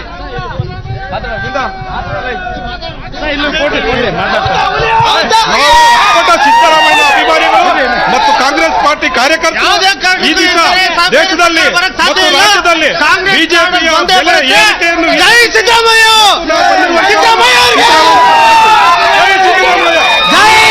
Well, let's try and get in a word from another bunch of crowd. Every time we turn on our cameras, of course, the frenzy continues. But at least what was good for the Congress party here is that some of them called themselves Congress Karyakartas, which I didn't see in many of the people who we spoke to a little while earlier, who say that they're here specifically for just Mr. Siddaramaiah. Now, more importantly, we've had the likes of DK Shivkumar, DK Suresh, Priyank Kharge, several of them saying that the Congress should fight this election unitedly. There should not be any personality worship. But while this event, of course, is quite massive, to be honest, it's one of the biggest turnouts I've seen for an event, a political event. But when you look at the kind of turnout and what they're saying, is it going to be good for the Congress party? Is the question that comes up. ನೀವು ಎಲ್ಲಿಂದ ಬಂದಿದ್ದೀರಾ sir? ನಾವು ಇಟ್ಕೊಂತೀನಿ, ಮಾತಾಡಿ sir. Sir, ನಾವು Channagiri taluk youth Congress ಉಪಾಧ್ಯಕ್ಷ. ನಾನು ನಮ್ಮ Siddaramaiah G ಅಂತ ಹೇಳಿದ್ರೆ ನಮ್ಮ ಇಡೀ ರಾಜ್ಯ ಅಲ್ಲ, ಇಡೀ ದೇಶದಾದ್ಯಂತ ಅವ್ರಿಗೆ ಬಹಳ ಪ್ರೀತಿಯಿಂದ ಕಾಣ್ತಾರೆ. ಮುಂದಿನ ಮುಖ್ಯಮಂತ್ರಿ ಅವರೇ ಆಗ್ಬೇಕು. ನಾವು ಗೆಲ್ಲಿಸ್ತೀವಿ ನಮ್ಮ ಸಿದ್ದರಾಮಯ್ಯನವರಿಗೆ. ಅವರು ನಮ್ಮ ಧೀಮಂತ ನಾಯಕ. ಯೂತ್ ಕಾಂಗ್ರೆಸ್ ಜಿಲ್ಲಾ ಅಧ್ಯಕ್ಷರು? ಇಲ್ಲ, ತಾಲೂಕು ಅಧ್ಯಕ್ಷರು. ಯೂತ್ ಕಾಂಗ್ರೆಸ್ ತಾಲೂಕು ಅಧ್ಯಕ್ಷ ನಾನು. ಓಕೆ. ಮತ್ತೆ ಕಾಂಗ್ರೆಸ್ ಪಾರ್ಟಿಯವರು ಸುಮಾರು ಸಲ ಹೇಳಿದ್ದಾರೆ, ಅಧ್ಯಕ್ಷರು ಪ್ರೆಸಿಡೆಂಟ್ ಅವರು ಹೇಳಿದ್ದಾರೆ, ಬೇರೆ ಲೀಡರ್ಸ್ ಹೇಳಿದ್ದಾರೆ, ಸಿದ್ದರಾಮಯ್ಯ ಅವರು ಮುಖ್ಯಮಂತ್ರಿ ಅಂತ ಈ ವಿಷಯ ಮಾತಾಡಬಾರ್ದು, ಯಾಕಂದ್ರೆ ಬೇರೆ ಇದು ಕಾಂಗ್ರೆಸ್ ಹೈಕಮಾಂಡ್ ಡಿಸೈಡ್ ಮಾಡುತ್ತೆ ಅಂತ ಅಂತೂ ನೀವು ಹೇಳ್ತಿದ್ದೀರಾ. ಸಿದ್ದರಾಮಯ್ಯ ಹೌದು ಅವರು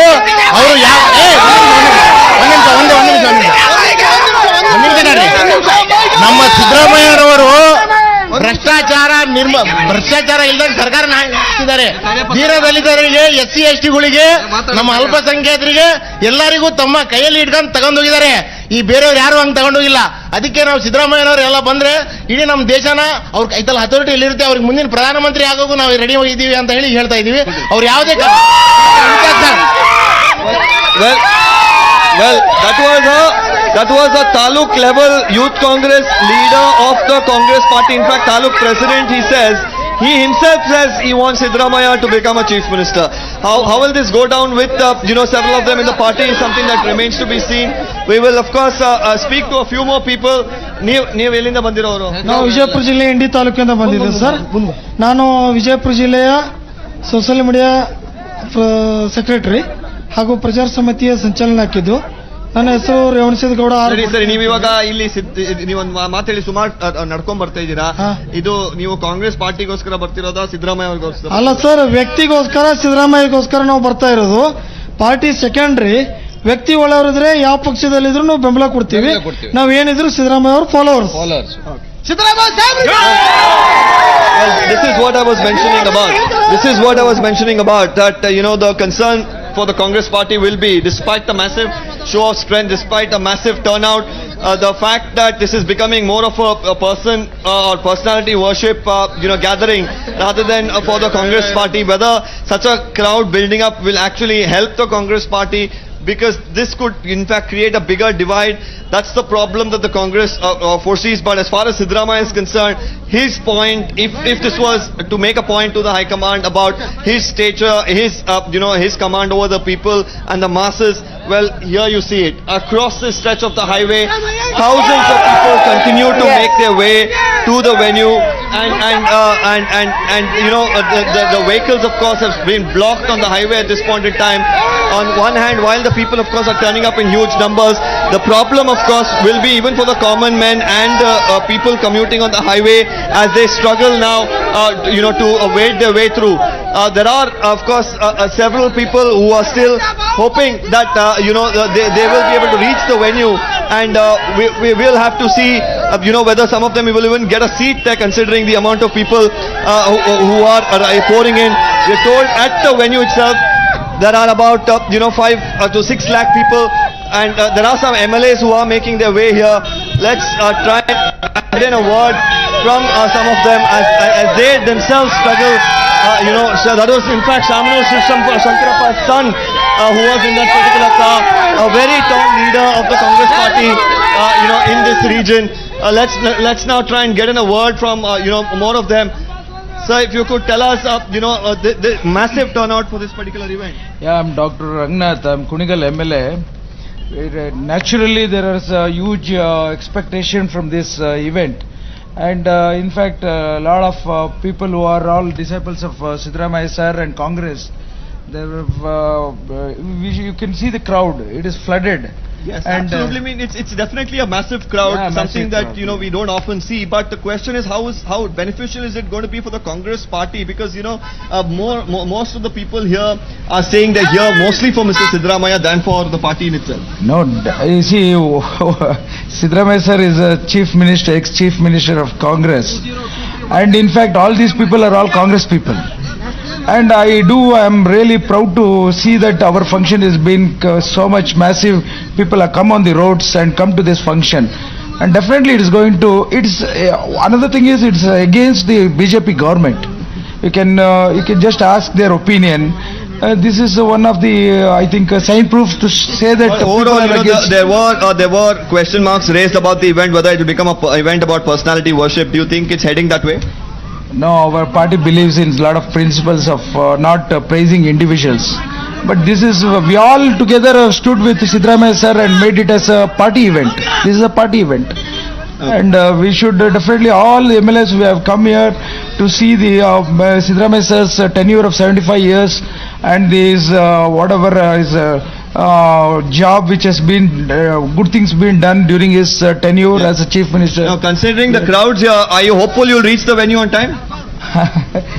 Yeah, I'll be more happy to reach the venue, but again I'm more happy to see that the crowd is so much that we are also been blocked. Right. Thank you for speaking to us. Well, that was the Kunigal MLA speaking to us and telling us that, this is, the party cadres that are coming together, and he feels happy to see this massive turnout, even as, you can imagine the MLAs are finding it difficult now to make their way to the venue. And you can see this is the highway. This is the national highway, and you would see vehicles zapping through this particular stretch, but you can see the people haven't stopped in the last 3 hours, and they're walking now despite the rain. They're all walking. So this is definitely a big kickstart to the election campaign for the Congress party. But is it going to benefit them? Well, that's the question mark that still remains. Back to you in the studios. Oh yes, absolutely. So we do see how so many people are making their way to the venue where that grand event is planned for the day. And before I take this up with our guests, yes, there's a video also that has been compiled, and that video also suggests that Siddaramaiah is the supreme leader of Karnataka Congress at the moment. But quickly playing out that video once again before we take this up with our guests. ಮುಂದಿನ ಮುಖ್ಯಮಂತ್ರಿ ಸಿದ್ದರಾಮಯ್ಯ ಸಾಹೇಬರಿಗೆ ಮುಂದಿನ ಮುಖ್ಯಮಂತ್ರಿ ಸಿದ್ದರಾಮಯ್ಯ ಸಾಹೇಬರಿಗೆ ಮುಂದಿನ ಮುಖ್ಯಮಂತ್ರಿ ಸಿದ್ದರಾಮಯ್ಯ ಸಾಹೇಬರಿಗೆ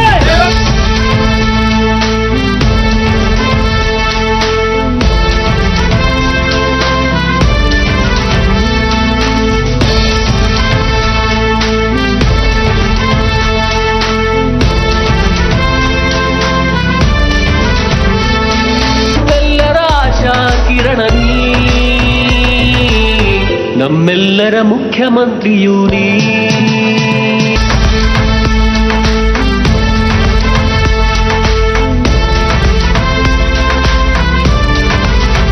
ಕರುನಾಡಿನ ಜನತೆಯಿಂದ ಇದು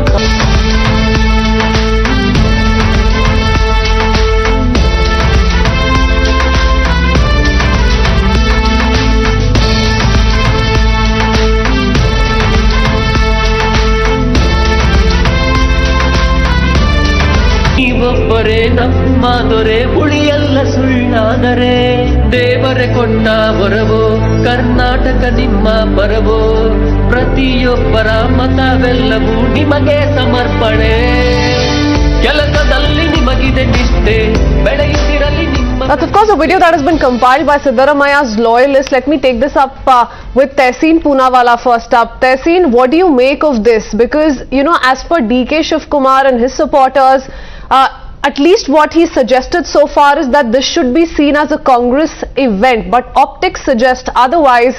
Look at the video that has been compiled by Siddaramaya's followers. We spoke to some of the people there on ground. Everybody is seeing this as celebration of Siddaramaya, not something that the Congress party must see as a gala event of the Congress party as such. So what's going on? Namaskar, thank you so much for having me on your show. Namaskar through you to all my fellow panelists and to your viewers. In the words of the great Narendra Modi ji, our honorable Prime Minister, हम करे तो करे क्या, बोले तो बोले क्या, hypocrisy भी कोई सीमा होती है. If Congress gets 1 million people, oh my God, Congress is in trouble. If no people come, oh my God, Congress is in trouble.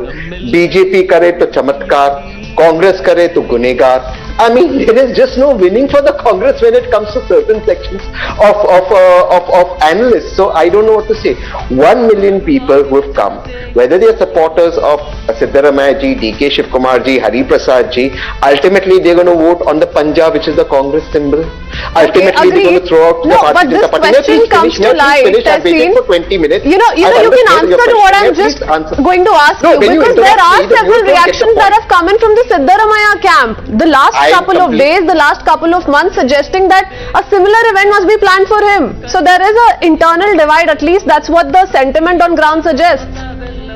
I don't know where measurements or sentiments on ground comes from. Okay. I have never heard of a physical thing of it. It's an abstract term, I agree with that. However, let me just tell one thing. I completely concede to your point. Because the Congress has not one, it has many chief ministerial candidates. Because the Congress is the Ganga of talent. You have so much talent in the Congress. So not one. Every single MLA is talented enough to become the chief minister. Unlike the Bharatiya Janata Party, where the man watching porn in the assembly, I don't say this, Times of India says this, fact check me, is made deputy chief minister. Unlike the Bharatiya Janata Party, I don't say this. But then one has to be compelled to agree to the fact that the Congress is standing united ahead of elections. Is just less than a year to go. That's where this question comes in. I want a BJP response. I'm not finished. I'll come back to you, Tehseen. Let's go point by point. Let's go point by point. No, what happens is when you interrupt me, my viewers don't get the point because it doesn't come on. No, so then let's not digress. Make your point. I'm making a point. You interrupted me 2 times. Please allow me to finish. Let's quickly listen to you. I want a BJP reaction as well. Yeah. And I'm quoting Times of India, did two Swamis, Mrityunjaya Swami, not ask for 2A, who you just interviewed just now, which the BJP is refusing to give, and didn't the CS, the Lingayat CS, say that there's 30% commission on the grants given to CS? Look, today every single caste, every single religion, whether it's the Lingayats, the Vokalingas, the OBCs, the SCs, the STs, the Muslims, the Christians, the Sikhs, the atheists, the men, the women, the third genders, everyone is behind the Congress. In this crowd of 1 million, are people divided by caste or religion? No, they are united by the fact that you have to throw out the BJP. The BJP that made a man who's watching porn in the assembly the deputy chief minister and takes 30% from CS. That is what is uniting the Congress. Okay, but we just played out a couple of minutes ago the reaction of the Muruga Mutt seer, who by the way DK Shivkumar also met on Sunday, lauding the Prime Minister. So I don't know where you're getting those statistics from. Of course, it's Prime Minister, Chief Minister of Karnataka. Okay, point taken. Let me go across to Mohan Vishwa. I'm lauding the Prime Minister. Mr. Vishwa, what do you make of this? Do you see this as an internal divide that is only escalating or widening, the gap widening between the two camps? Interestingly, Virappa Moily has also suggested a third name, SR Patil, so that's another interesting development we're picking up parallelly, but what do you make of this? See, madam, first let me begin with wishing Mr. Siddaramaya on his 73rd birthday. Okay, let me remind you, the 73rd birthday. I never knew that Congress will do scam even in birthdays also. Okay, he was born in 1948, August 3rd, so I don't know why he is making his birthday as 75th birthday. So let me wish, and it's also another scam by Congress. So, coming back to your point, see the problem with the current situation of Congress in Karnataka is Ghar Ek Darwaza Anek. I'm telling you, Ghar Ek Darwaza Anek. Okay, So now Mr. D.K. Shivakumar comes out openly and he says there should not be any personality worship in the party. But if you see Congress, it is almost 7.5 decades since independence, except for worshipping personality, what they have done till now. It can be from Nehru age to Sonia Gandhi till now. They have done only person worshipping. The same thing is continuing even in Karnataka also. So D.K. Shivakumar camp says, no, they should not be worshipped. And Siddaramaiah camp says, they are here for only Siddaramaiah. Just now I saw the interview done by your own reporter. The supporters who came there was openly, and Taluk Youth Congress president or vice president, somebody, he openly says he wants only Siddaramaiah. For him, the party is secondary. So come on. So this is how the Congress is divided. Now I will tell you, now it is Siddaramotsav. Let me tell you, and openly I can tell you, okay, in few months you will be having D.K. Shivakumar Otsava. After that you will be having M.B. Patil Otsava. After that you will be having Parameshwar Otsava. Then after that you will be having Zamir Khan Otsava, Zamir Ahmad Khan Otsava also. Then recently our Veerappa MLA suggested S.R. Patil. You will be having his Utsava also. To take it from me, this is going to happen in next 4 to 5 months. The Congress, as I said earlier, is Gar Ek, Darwaza Anek. They have divided into different parts altogether. No, it's fine if there are multiple contenders for the CM's post, but the fact remains that we do see a divide in terms of the Congress ground workers. You have several come out and say that, no, we should have an equally grand event planned for D.K. Shivakumar. That's where the problem comes to light. So I'm going to have to leave it at that. But yes, the big question is, as per optics, as per what we've picked up so far and the kind of reactions that have been coming in, is this the clearest indication so far that the party's CM face for the upcoming elections is Siddaramaiah? And if yes, how is that going to go down well with the Congress across? I'm going to have to leave it at that. Both Mohan Viswa and Tehseen Poonawalla, thank you for speaking to us and sharing your individual perspectives. It's time for us to quickly shift our focus and talk about more that's happening in the national capital with regards to the Tiranga bike rally. But before that, a short break.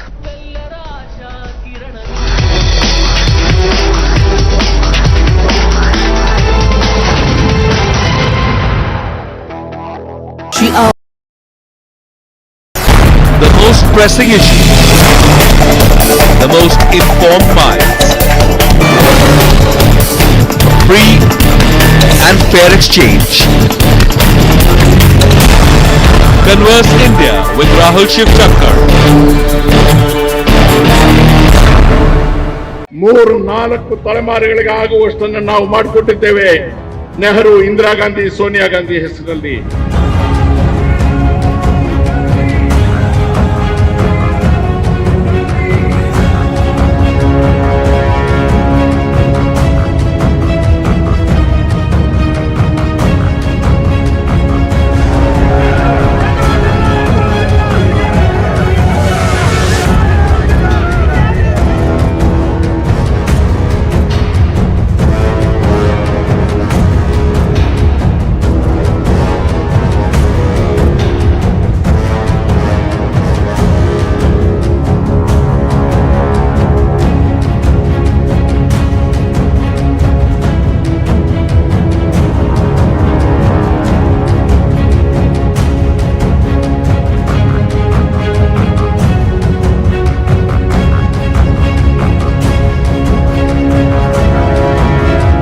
Congress ಅನ್ನು ಬಲಗೊಳಿಸಬೇಕು, ಸೋನಿಯಾ ಗಾಂಧಿ ಅವರಿಗೆ ಶಕ್ತಿ ತುಂಬಬೇಕು, ನೈತಿಕವಾಗಿ ಅವರಿಗೆ ಒಂದು ಸಮಾಧಾನ ಇವತ್ತು ಆಗಬೇಕು.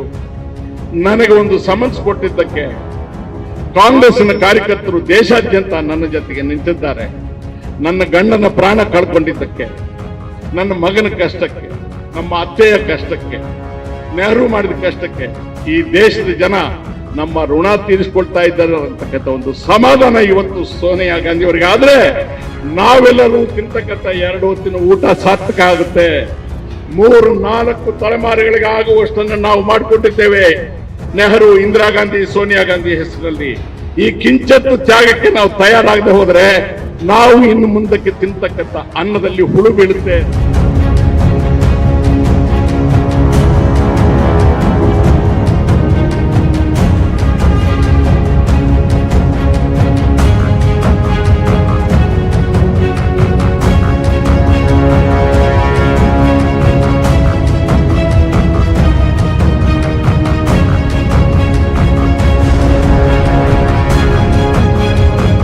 He has openly confessed, he has openly admitted In fact, taking this cognizance, I think our agencies should book a case, should really book a case against him and also make an enquiry, because he would be knowing who are all the beneficiaries.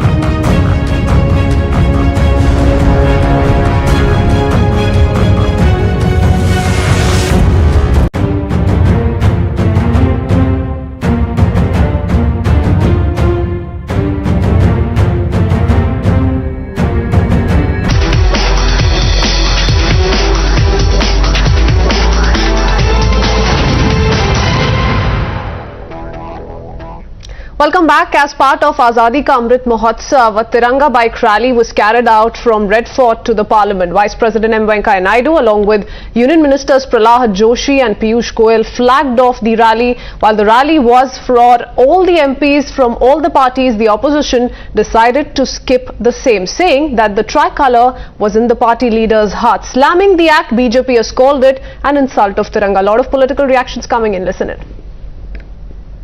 देश कौन देशभक्त है सब जानते हैं, कितना देशभक्ति है कि हमारे देश को आजाद करने के लिए जो अखबार निकाला गया था आजादी की वो जंग के समय, उनके खिलाफ आज जिस घिनौने साजिश हो रहे हैं उसको भी थोड़ा याद करो और उसको भी देखा करो।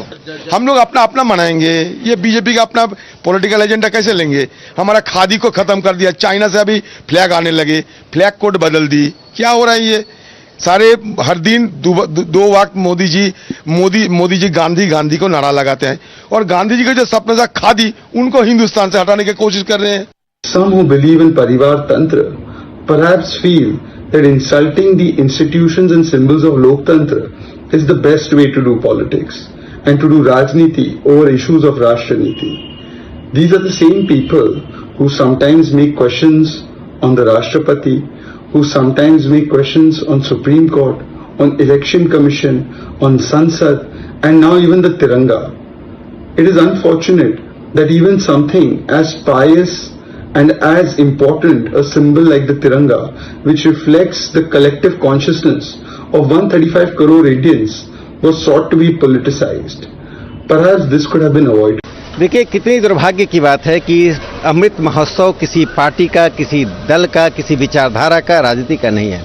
अमृत महोत्सव उस स्वतंत्रता आंदोलन का है जिस विरासत में कांग्रेस शामिल थी, आज अपने ही विरासत से भाग रही है।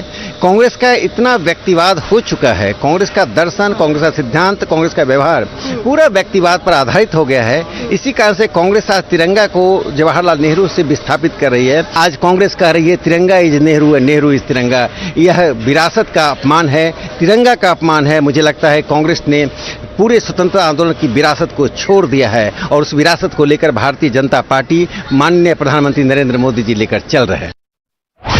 The politics that seems to be happening over Har Ghar Tiranga campaign, now even with the Tiranga Yatra and the rally that was taken out by the BJP, calling it that it was a nationwide initiative, the Congress party and the opposition skipped it. In fact, Aditya Ranjan Chaudhary has now been saying that this is an agenda of the BJP to carry out these Tiranga rallies and initiatives. Listen in. देश कौन देशभक्त है सब जानते हैं, कितना देशभक्ति है कि हमारे देश को आजाद करने के लिए जो अखबार निकाला गया था आजादी की वो जंग के समय, उनके खिलाफ आज जिस घिनौने साजिश हो रहे हैं उसको भी थोड़ा याद करो और उसको भी देखा करो। हम लोग अपना अपना मनाएंगे, ये बीजेपी का अपना पॉलिटिकल एजेंडा कैसे लेंगे? हमारा खादी को खत्म कर दिया, चाइना से अभी फ्लैग आने लगे, फ्लैग कोड बदल दी, क्या हो रहा है ये? सारे हर दिन दो वक्त मोदी जी गांधी को नारा लगाते हैं और गांधी जी का जो सपना था खादी, उनको हिंदुस्तान से हटाने की कोशिश कर रहे हैं। So strong reaction there coming from the leader of the opposition in the Lok Sabha, Mr. Adhir Ranjan Chaudhary, hitting out at the BJP's Tiranga Yatra, saying that we as part of the Congress party will celebrate our Independence Day in our own way. We do not require a certificate of patriotism from the BJP. Also, in fact, criticizing the amendments that were recently made to India's flag code, which allowed the Indian flag to be manufactured through the use of polyester and plastic as well.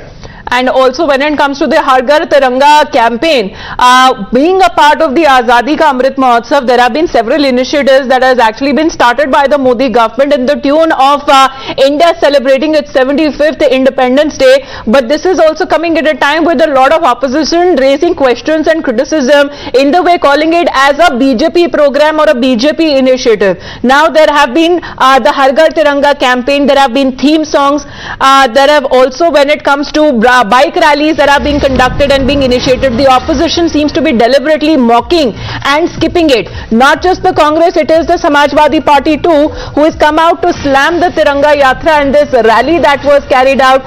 We are getting you back-to-back news breaks because the boycott call that has been made since morning, we are looking at the bike rally that was started from the Red Fort, and multiple opposition leaders who were invited skipped this event. In fact, there's a नहीं करते, पर हम देश को अपना देश मानते हैं और देश की इज्जत करते हैं, देश का भला चाहते हैं, देश की तरक्की चाहते हैं। वो बोल रहे हैं वो सिर्फ झंडे से ही देश की तरक्की का नहीं होगा, देश के अंदर जो काम होने चाहिए उससे मुल्क तरक्की करेगा। देशभक्ति पर सवाल हो रहा है कि जो देशभक्ति तिरंगे पर नहीं है, देशभक्ति आदमी के कामों पर है, आदमी की पॉलिसी पर है। तो आजादी के 75 साल बना रहे हैं, सबके घर पे तिरंगा लगाने की बात हो रही है, आप भी 75 साल हम भी मनाएंगे, हम कब मना कर रहे हैं। आजादी के 75 साल हमने भी कुर्बानियां दी है, मुसलमानों ने अपनी फांसी के तख्तों पर झूले हैं और सीने पर गोलियां खाई हैं और सारे मुसीबतें झेली हैं, जेलों में भी रहे हैं। मुल्क की आजादी। तिरंगा आप भी घर पे लगाओगे? आप भी तिरंगा लगाओगे? कहा जा रहा है प्रधानमंत्री ने आह्वान किया सबको तिरंगा लगाने के लिए, तो आह्वान किया है, फिर गौर करूंगा। तो आपको लगता है बीजेपी के लिए लगाना चाहिए सबको? तो ये बीजेपी की पॉलिसी है। तो सांसद है, आप भी सांसद, देश के नागरिक हैं, आपको लगाना चाहिए। ठीक है, मुझे जरूरत होगी मैं भी लगा लूंगा। जरूरत होगी तो लगाऊंगा, और इस पर गौर नहीं किया। लेकिन हाँ, एक बात सभी को रहमान बर्क का कहना है कि तिरंगा। Right, let's go across to Aishwarya, who's bringing us all the updates. Aishwarya, strong political reactions coming in to the bike rally that's been undertaken by the BJP as a celebration of the tricolour.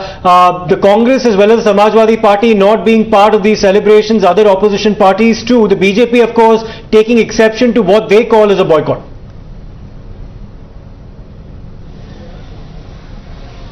Well, that's right, and to mark the 75th Independence Day, the Government of India has initiated several programs under the flagship program of Azadi Ka Amrit Mahotsav, and today's bike rally was organized by Ministry of Culture. And the fact is that yesterday BJP President JP Nadda, Home Minister Amit Shah have urged different political parties and their Member of Parliaments to join this rally, but what we witnessed today morning is that no opposition party leader was there in this particular event, and that's what the BJP has been saying, that they have invited each and every member of parliament and they have not asked them to hoist the BJP flag. Rather than it was the national flag of the country that they wanted to hoist, and this would show the unity of the country on this particular occasion. But certainly when the opposition parties and go on. And the opposition, and certainly the opposition parties was not there. It was certainly the BJP who had slammed them, saying that they have insulted just not the national flag of the country, but also the unity and this entire campaign that has been launched. On the other side, the Congress and the opposition parties have been clearly stating that they do not need any certification from the BJP. They had not asked them, they had not invited them while doing such programs. Remember, there is Har Ghar Pravas campaign also, which has been launched by the Ministry of culture, where different member of parliaments will go to the residence of citizens to hoist the national flag on this occasion. But clearly there have been a war of words between the BJP and the Congress on this issue which today took place, and no opposition party leader was there at this event. Absolutely, that's the point there, because it's not just the Congress, even when it comes to the Samajwadi Party raising doubts over when it comes to hoisting the tricolor, saying that the flag code that has been changed in a way, saying that it has been snatched from them, and this is a counter protest that we are looking at from the Congress's side there, Aishwarya, because in an initiative, in a move that has been called by the centre, that to replace your pictures or your DPs or display pictures with that of the Tiranga, the Congress party is using the first Prime Minister and the Tiranga pictures, displaying what they call patriotism on their part.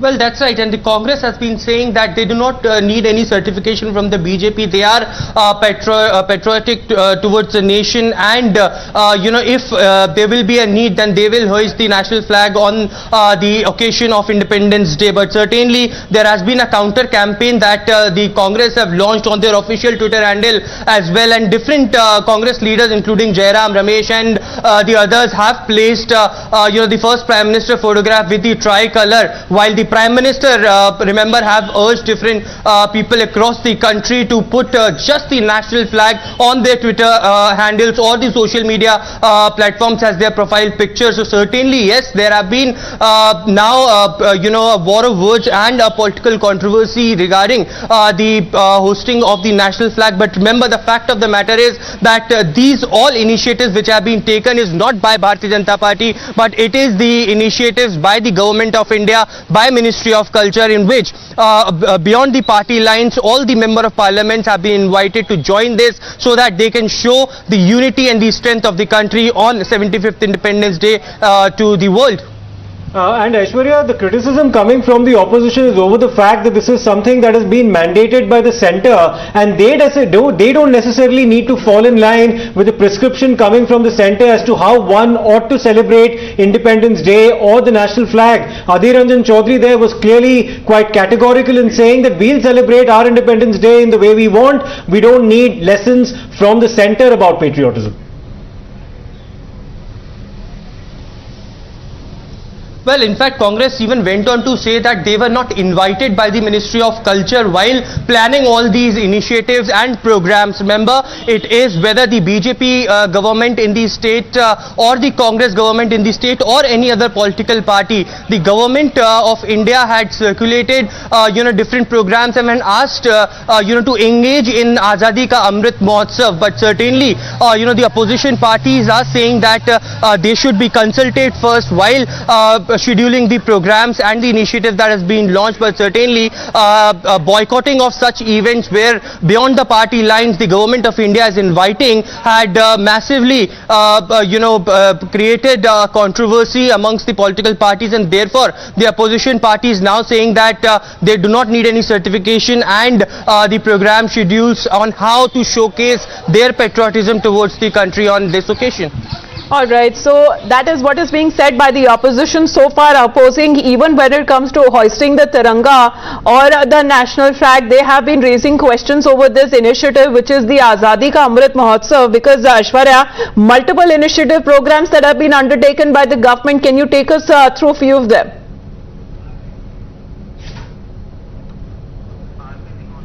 All right, just stay on with us, Aishwarya. Mr. RP Singh is with us on the phone line. RP Singh जी, आज bike rally निकाली गई, आजादी का अमृत महोत्सव है, प्रधानमंत्री जी ने कहा कि अपनी डिस्प्ले पिक्चर भी चेंज करिए, लेकिन कांग्रेस पार्टी मानती है कि ये पेट्रियोटिज्म इम्पोज करने का तरीका है, बीजेपी का इनिशिएटिव है, सरकार का नहीं। सरकार के हर काम में कुछ न कुछ मीन मेख निकालना है। वो इस बात को बोल रहे हैं कि ये आजादी का अमृत महोत्सव है, 75 साल हो गए, देश के हर जन में एक उत्साह है इस उत्सव को मनाने के लिए, और जब हम कोई उत्सव मनाते हैं तो उससे देशभक्ति की भावना भी पैदा होती है। तो उनको तो सबसे लेना देना नहीं, अधीर रंजन चौधरी को अब क्या लेना, उनको तो परिवार भक्ति करनी है, उनको तो अपनी महारानी की, अपने युवराज की भक्ति करनी है, उसी से उनका कल्याण होगा। उनको तिरंगे को नमस्कार कर कर, तिरंगे को सैल्यूट कर कर उनका कुछ कल्याण होने वाला नहीं है। और वो कौन सी पार्टी बात करी जो अपनी छाती ठोक ठोक कर कहती कि हमने देश की आजादी में बड़ा काम किया, देश की आजादी के लिए बड़ा काम किया, और हमने तिरंगे के लिए बड़ा काम किया। आज वो तिरंगे के मान सम्मान में किस प्रकार की भाषा उपयोग करी दिख रहा है, और ये अपेक्षित है उनसे, क्योंकि उनको आज राजनीति सिर्फ इस बात से है कि मोदी जी कुछ भी करेंगे उस पर उनको अपनी टीका टिप्पणी करनी है। वो कभी शेर का दांत बड़ा दिखेगा उनको, कभी वो जो हर बार जो शब्दावली निकलती है पार्लियामेंट की ओर से उसके ऊपर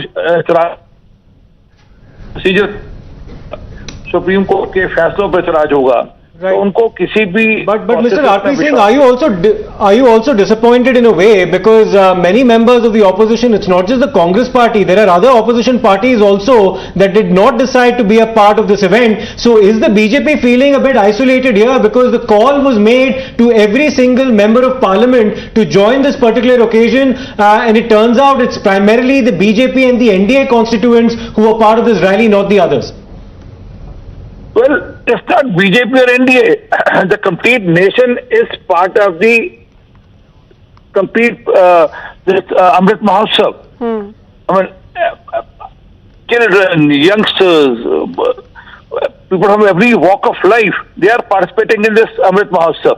But yes, as Congress is, they have to oppose for opposing, and they have to oppose anything which is being promoted or pushed by the government. They are in a way saying that they do not need a certificate from the government or from the BJP when it comes to showcasing of their patriotism. Mr. RP Singh, thank you very much for joining in. So the BJP has been calling the act as an insult of the Tiranga. When the bike rally today was taken out, not a single member of the opposition participated. Listen in.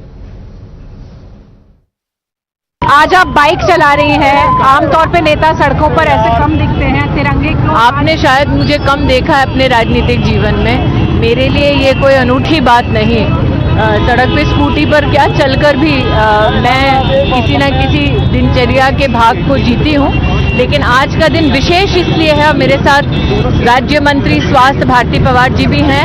आज का दिन विशेष इसलिए है क्योंकि आज का दिन इस यात्रा के माध्यम से हर नागरिक को आह्वान है कि 75 साल आज़ादी के हम एक उत्सव के रूप में मना रहे हैं, लेकिन जैसे प्रधानमंत्री जी ने कहा, आगामी 25 सालों में हर भारतीय की अपेक्षा पे हम कैसे खरे उतरें, ये संकल्पों से भरे 25 साल हैं।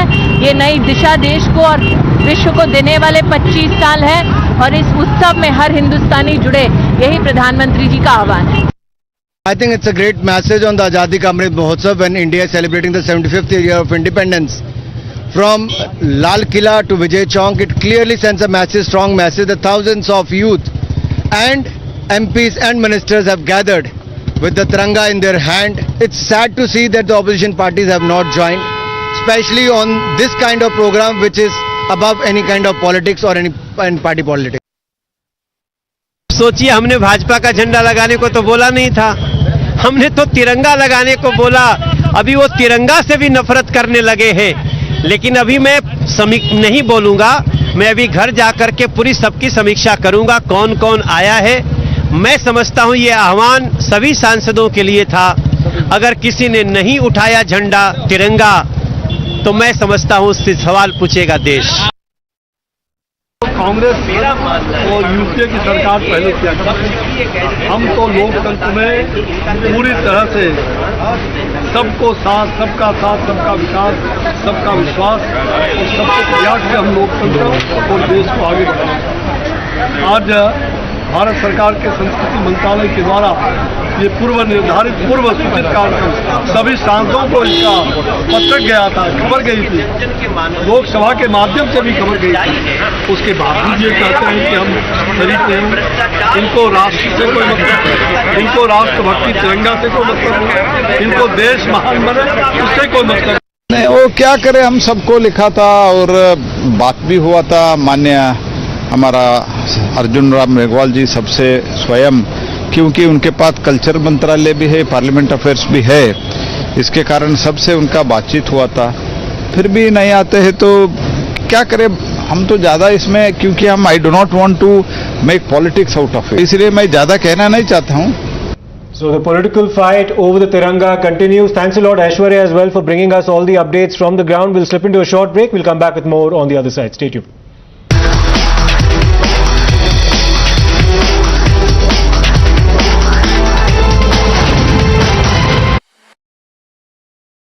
The fact of the matter is, whether it is imported inflation, whether it is tinkering of GST for a longer period, the fact is that the burden is on the common man. And the common man, frankly, doesn't really care about what's happening in the United States or the UK or Russia or Ukraine. They're worried about their day-to-day living and per capita incomes where they are in India. The pressure is as much, magnified on common people in this country than they are abroad. And of course, you have social security systems which exist abroad, which don't exist in India. So I come back to asking you the same question. Is the government really being rather hard-hearted when it looks at these issues? After all, running a country of the kind that India is, with poor middle classes, lower middle classes forming the bulk of the population, do you think the government is doing enough to cushion the impact on these classes of people? So let me say that as a policy maker, one has to make various trade-offs. So first of all, let me be clear that the government is fully cognizant of the spike in inflation. Otherwise, you wouldn't have seen the measures we have taken, including the Reserve Bank tightening monetary policy. So clearly, the tightening of monetary policy is one response to bringing down inflation. But do remember that this is a trade-off, because if you do tighten monetary policy too fast, too quickly, yes, it will bring down inflation, but then it will slow down growth, it will slow down incomes, and so on and so forth. So there is a balancing act that has to be done. Ultimately, what do we want to do? We want to increase as far as possible the trajectory of welfare and real incomes. And in that context, we have to trade off between growth and inflation. So the trade-off that we are making right now is, rather than tighten so harsh that growth slows down, we are tightening somewhat, but not so much that growth slows down too much. So keeping GDP growth going, create jobs, which is an important question, which I hope we will come to later on. These are issues that are also foremost in our mind. So given this balance we have done, I think the Reserve Bank's response is the correct one for this point in time. Well, Sanjeev Sanyal, governments are not necessarily only policy makers. They are also political entities, and you understand politics as much as anybody else. I want to ask you a simple, straightforward question that is... No. I cannot answer any questions on politics. I'm a policy maker. So if there are political questions, I'm afraid I will simply not be in a position to answer them. Well, that disclaimer taken on board, but I'm still asking you the question that when policy makers within the government do not have enough measures that solve problems of the common people of India, they end up being called insensitive and arrogant because they're winning.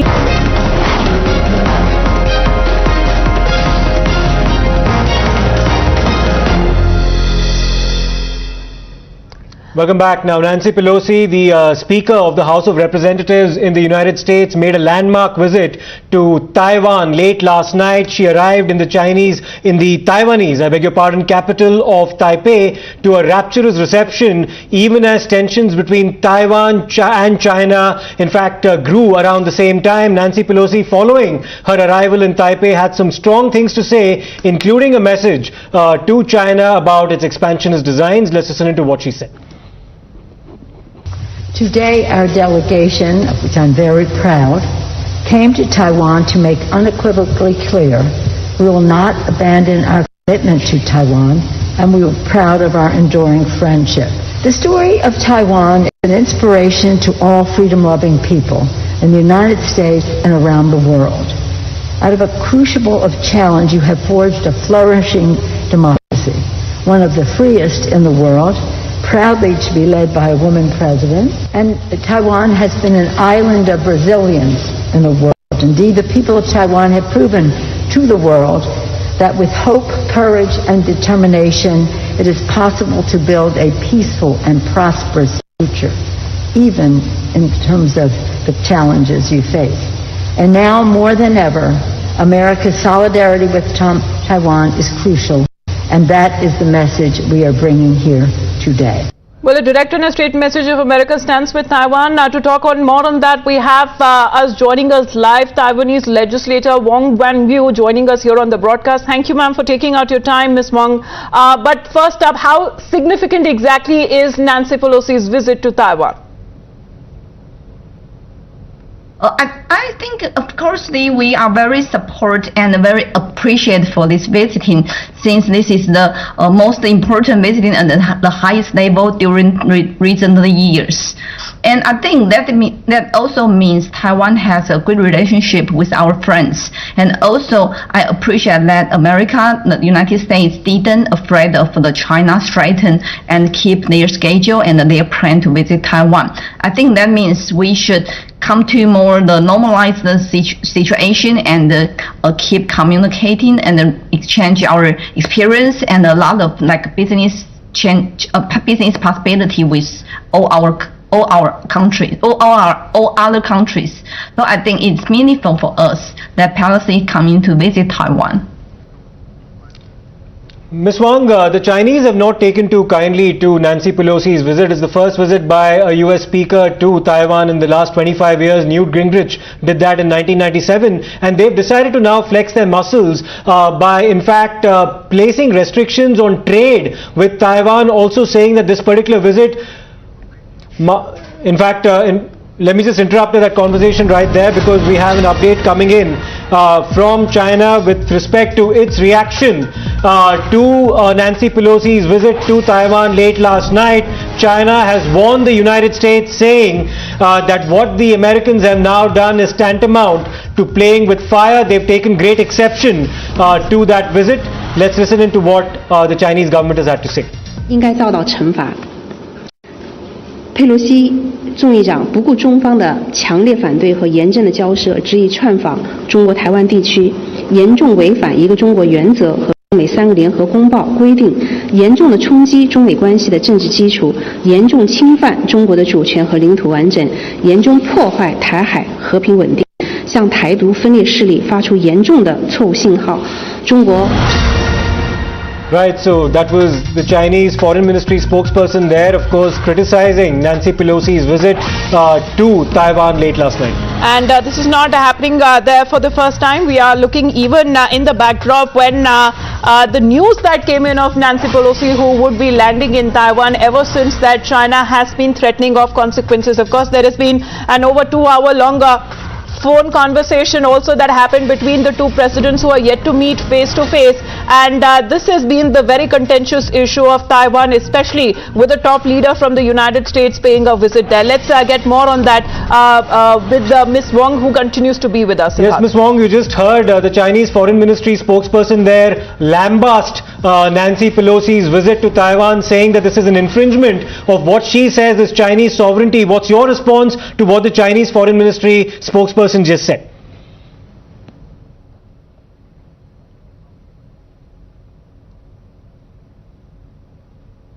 I think, as you might know, that Taiwan is an independent state, even though some people argue about the state what is the meaning of the state. But undoubtedly that Taiwan is an independent entity. So Taiwan is Taiwan. We are not part of the PRC China. So China has no right to decide for Taiwan whether and how Taiwan interact with our friends. I think based on this belief, that's why no matter Taiwan or the states keep our exchange, such as this time's visiting.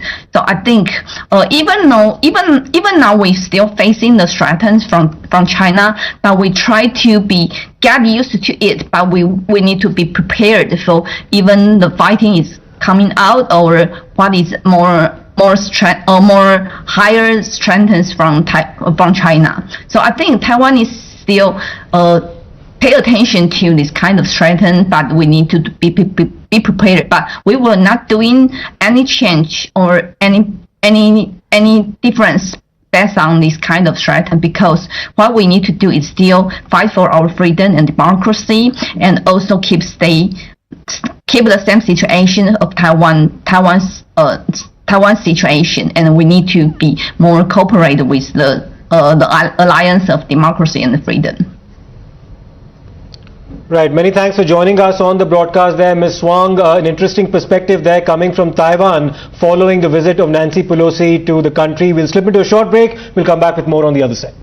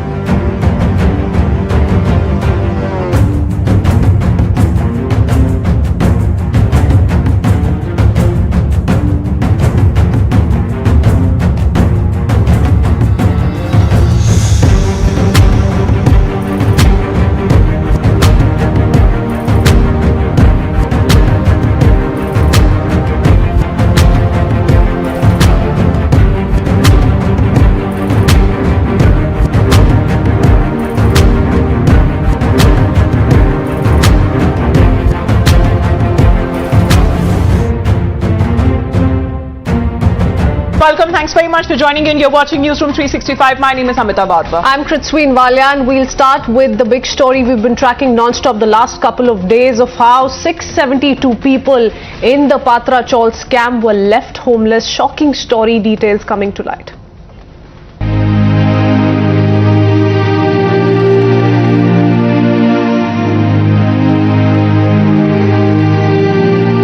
जिसने हमारा घर लिया है उसको बोलो हम लोग को जेल रख दो, हम खत्म करेंगे क्या। भाड़ा भरने के लिए पैसे नहीं थे, बैंक से लोन उठा के अभी खाली 3000 रुपया बैलेंस बाकी है बस।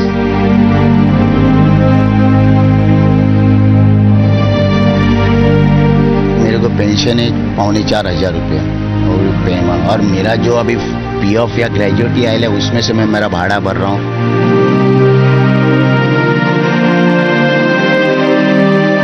उनके खुद के एंजॉयमेंट के लिए, उनके खुद के लाइफ सेटलमेंट के लिए वगैरह ये सब दूसरों के घर हड़प करते, वो बहुत गलत बात है।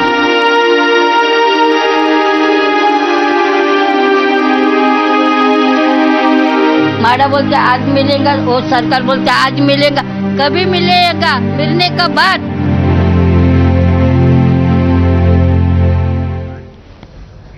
Well, it's been 14 long years and it has been a very long time. Even longer if you are living in a situation which is filled with hopelessness, with the pain of a lifelong dream that is being shattered, a pain with over 600 families of Patra Chaul that were rendered homeless. Well, it's extremely unfortunate. These 672 families have almost accepted their fate, forcing them to wish for death. Take a look at the special report on how this extremely unfortunate series of incidents has scarred the lives of at least 672 families across Maharashtra. Take a look.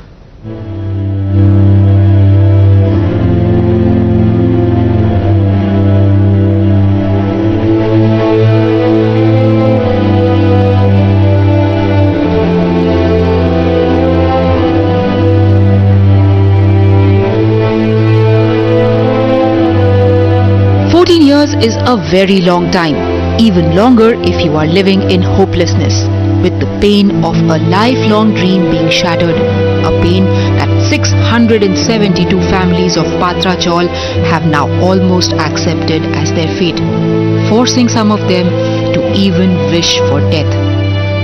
हम लोग कैसे रहते, कैसे खाते, हमको आज खाया कल का इतना ये होता है कि कल कैसा पकाएंगे, क्या पकाएंगे, कौन देंगे, और किधर से भी पैसा उठाओ तो वो मांगने तो आएंगे घर के सामने। अभी मेरा जिंदगी में मैंने किसी से पैसा नहीं लिया था, अभी मेरे ऊपर 2 लाख रुपए का ऊपर कर्जा हुआ है, मैं किधर से दूँ, कमाई तो कुछ भी नहीं है, वो चलो गवर्नमेंट में नहीं है, इधर ही उधर कुछ ऐसा इधर उधर का काम करते अपना घर चलाते, बाकी इतना ही है, क्या करें। तो वो उसको बोलो जिसने हमारा घर लिया है उसको बोलो हम लोग को जेल ला के दो, हम खत्म करेंगे खेल।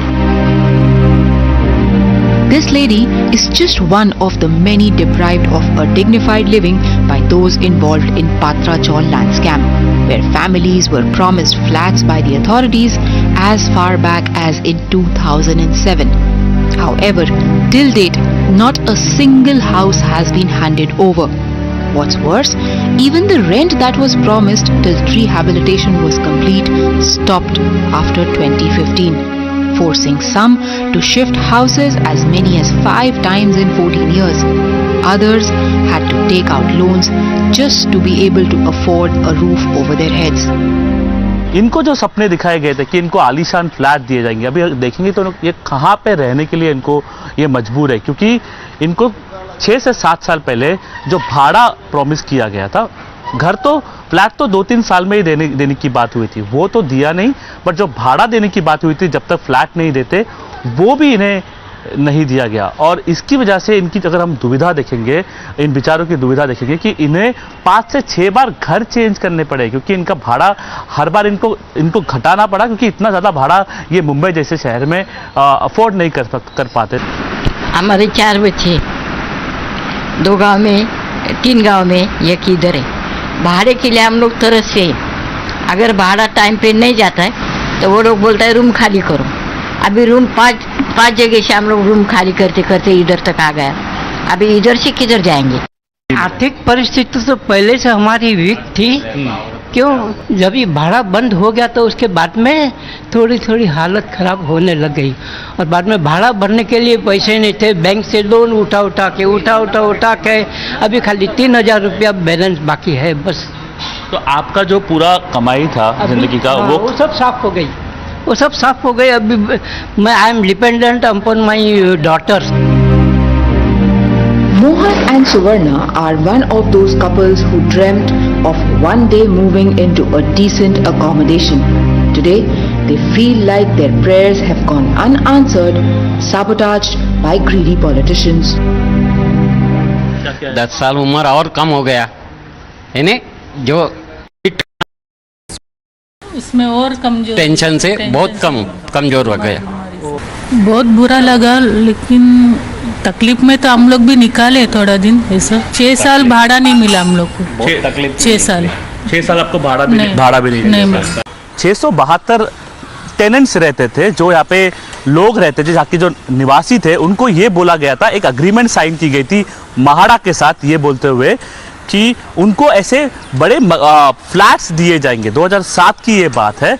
अभी 14 से 15 साल हो गए। 14 साल का वनवास इन लोगों को भुगतना पड़ रहा है, क्योंकि इनको फ्लैट्स का पोजीशन तो नहीं मिला। अभी हम बहुत लोगों से बात की है जो यहाँ के निवासी है, उनको यहाँ से कुछ दूरी पर झोपड़पट्टियों में रहना पड़ रहा है। कुछ लोगों ने मुंबई भी छोड़ दी, क्योंकि मुंबई का जो भारी रेंट आता है, भारी जो भाड़ा आता है घर का, वो उन्हें भरने के लिए नहीं जम रहा था।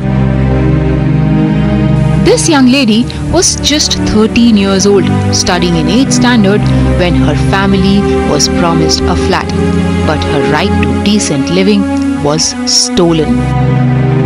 संजय राउत जैसे लोग हैं जो उनके खुद के एंजॉयमेंट के लिए, उनके खुद के लाइफ सेटलमेंट के लिए वगैरह ये सब दूसरों के घर हड़प करते, वो बहुत गलत बात है।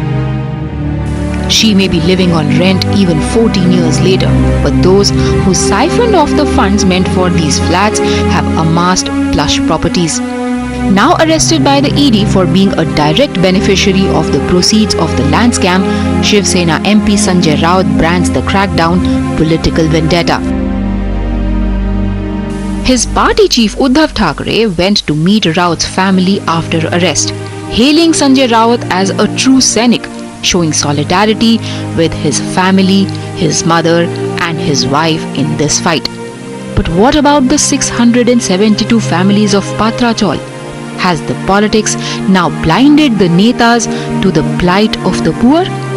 Who will stand with them? हमारा एक लड़का गुजर गया है ये लफड़े में। मेरा एक लड़का गुजर गया है, 3 बाकी है। वो तीनों को बोलता है हम लोग को जेल ला के दो और हमको खत्म करो। क्या करेंगे बोलो? आज देंगे, कल देंगे, कभी मरने के बाद हमारा रूम देंगे हमको? कितना लोग तो मेरा बाजू वाला मर गया। रूम मिलेगा करके सब मर गया। All right, you saw what's been happening with the families there. Let's get you another point of view. What is happening in Maharashtra when it comes to Shinde's loyalists attacked in Pune? This is now coming across as the Shiv Sena city chief who has been named as the accused Uday Samant car that has been attacked on Tuesday evening. And this is coming across when the Shinde camp has been protesting in Ratnagiri, where protest posters have also been put up in the Konkan region.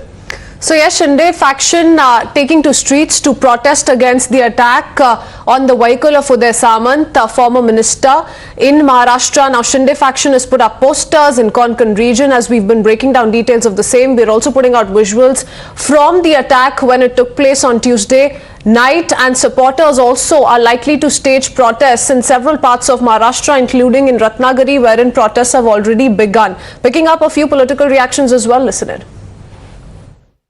मेरे बाजू में 2 गाड़ी आके खड़ी रही, उसमें से 10-12 लोग वहाँ से नीचे आके उनके हाथ में बेसबॉल की स्टिक भी थी। अभी मेरे पास जो एक फोटोग्राफ है, उनके हाथ में हथियार भी है।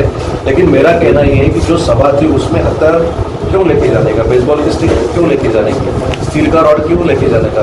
तो ये सब राजनीति महाराष्ट्र में अच्छी नहीं है। हम सुसंस्कृत महाराष्ट्र में रहने वाले हैं, तो यहाँ की राजनीति लोकशाही पे आधारित होनी चाहिए। मेरा कहना, मैं वापिस एक बार आपको दिखाता हूँ कि हाथ में देखिए क्या क्या सब ये पूरी तैयारी से आए थे ना। नहीं, ये दो गाड़ियाँ थी मेरे ख्याल से।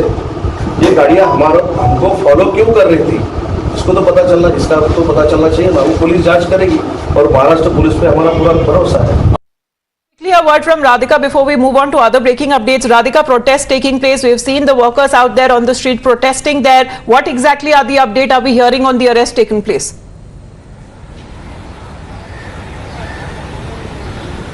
You know, 6 people have been arrested in connection with the violence that took place yesterday in Pune, in which Uday Samant's car was damaged. Several Shiv Sainiks allegedly get out his car and tried to damage his vehicle and tried to hurt him as well. So soon after that, of course, a case has been registered and 6 people, we believe, have been arrested at the moment. We are yet to know the identities. We are yet to ascertain the identities of these people, but it has been done allegedly by Shiv Sainiks in Pune.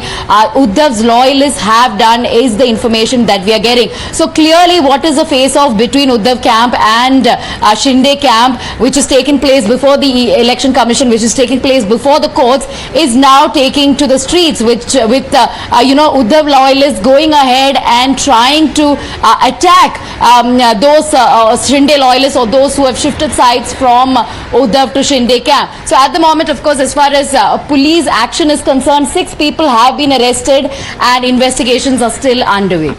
All right, so that's the latest breaking news update coming in with regards to the alleged attack that took place on the vehicle of Uday Samant, who's also a Shinde loyalist, and 6 people in total have been arrested so far, as Radhika is also pointing out. In fact, an FIR has been registered against 10 people under relevant sections of the IPC. All right, let's further probe is underway. on. Shifting our focus to more breaking news coming in. This is with regards to the Supreme Court hearing the Shinde camp's counter affidavit. So this is coming across as Shinde camp that had filed a counter affidavit, and the Uddhav camp has also filed a rejoinder.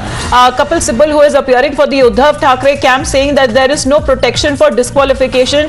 This is coming at a time when in June many of those leaders from the Uddhav camp had defected and had moved to the Shinde camp. Harish Salve is appearing for the Shinde camp. Now, anti-defection law is not a weapon for the leaders who have lost numbers to lock their members. This is what is now being claimed by Harish Salve, who is representing the Shinde camp. They are saying that when it comes to the majority of the numbers, that is under the leadership of Eknath Shinde and Uddhav Thackeray, losing majority of those members who used to be supporting him cannot now be vouching on the anti-defection law to take place, or disqualification he cannot seek of those MLAs who sided with Eknath Shinde. Now, the top court is of course hearing a bunch of petitions related to the formation of the Eknath Shinde BJP government, also with regards to the disqualification of rebel MLAs, and lastly the right over the bow and arrow symbol.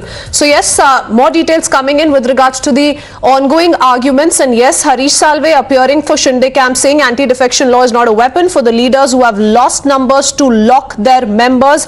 The basic premise of anti-defection law is when you leave your political party, nobody has found any disqualification. Radhika continues to stay on with us. Radhika, arguments and counter arguments being presented before the court as we speak. But yes, as far as the Uddhav camp is concerned, once again they're raising questions on the very premises on how, despite the 2/3 majority, if there was no merger with the BJP, how does disqualification stand invalid?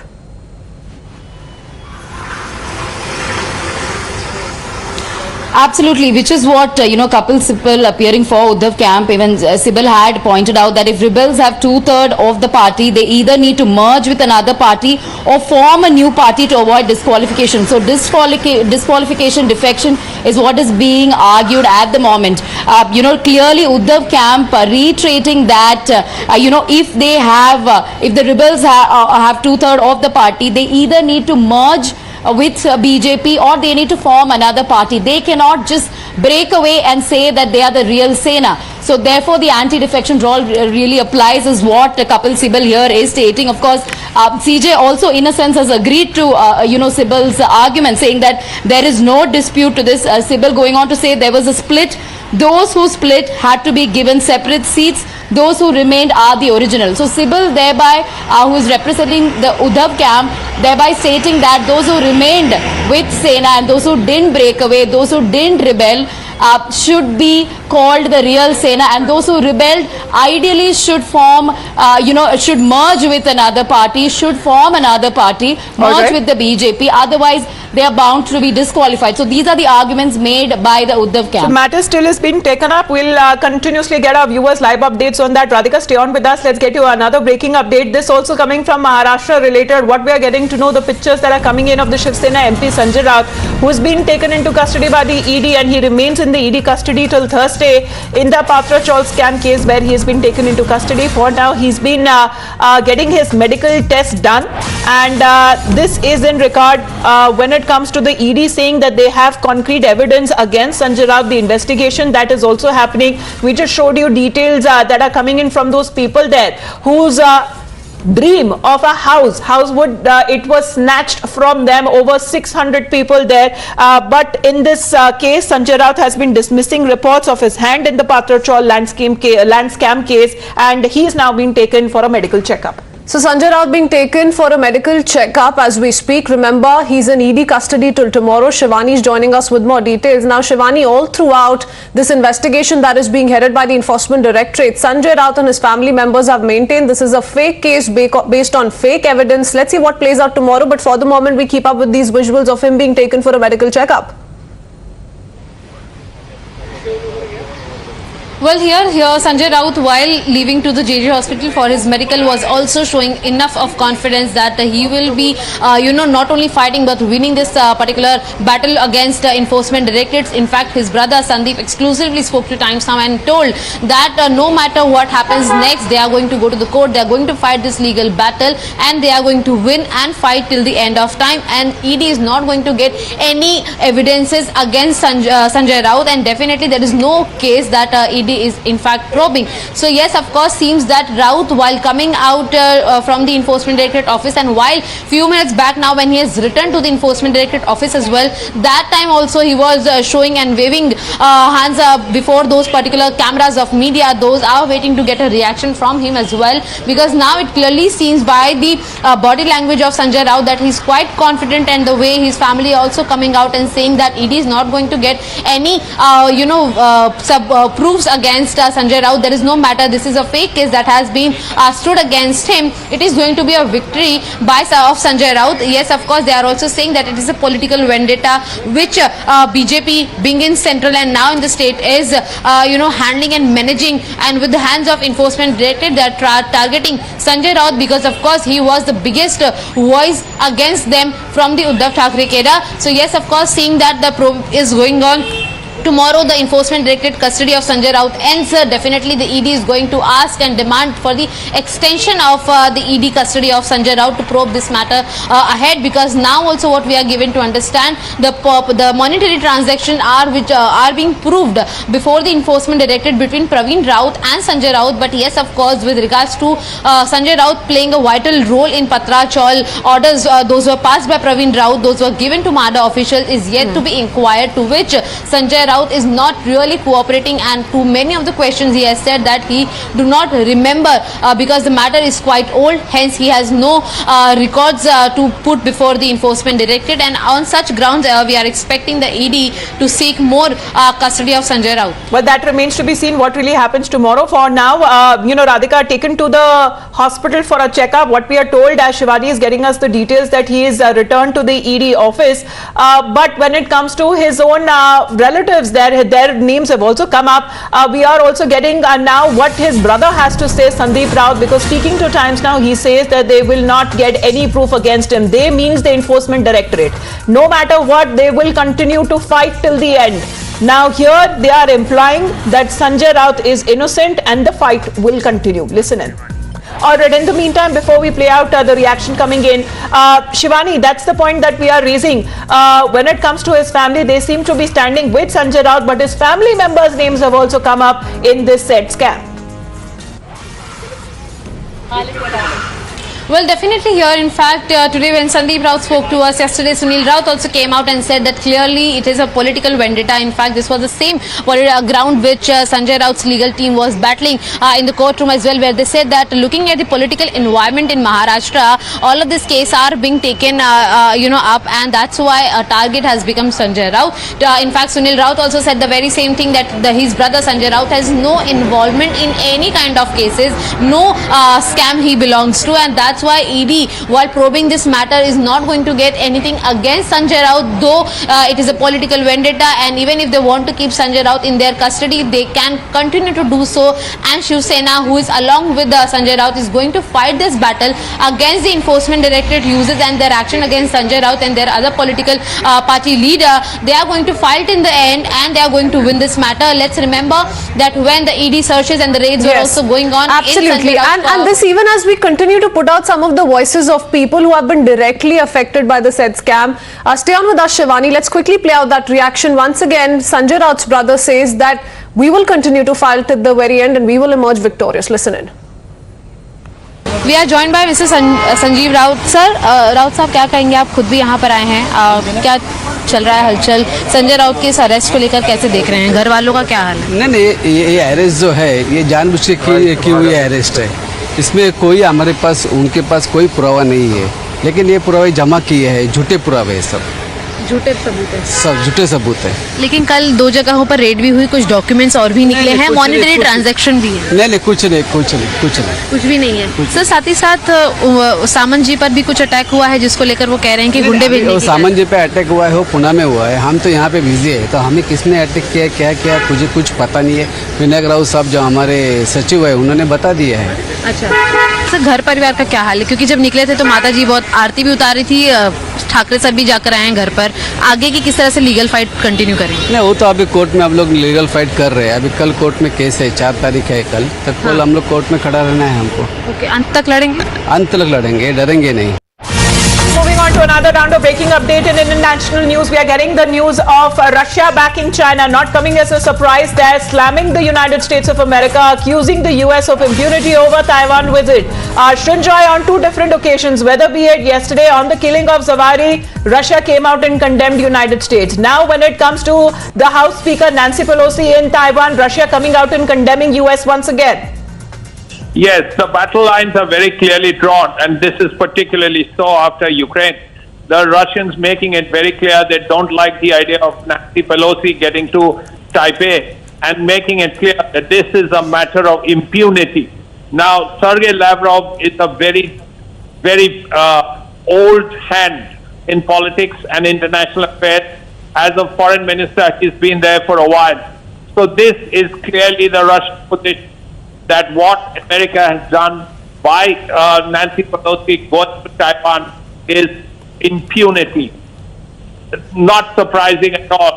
But the point is, Russia is again reinforcing its support for China and America.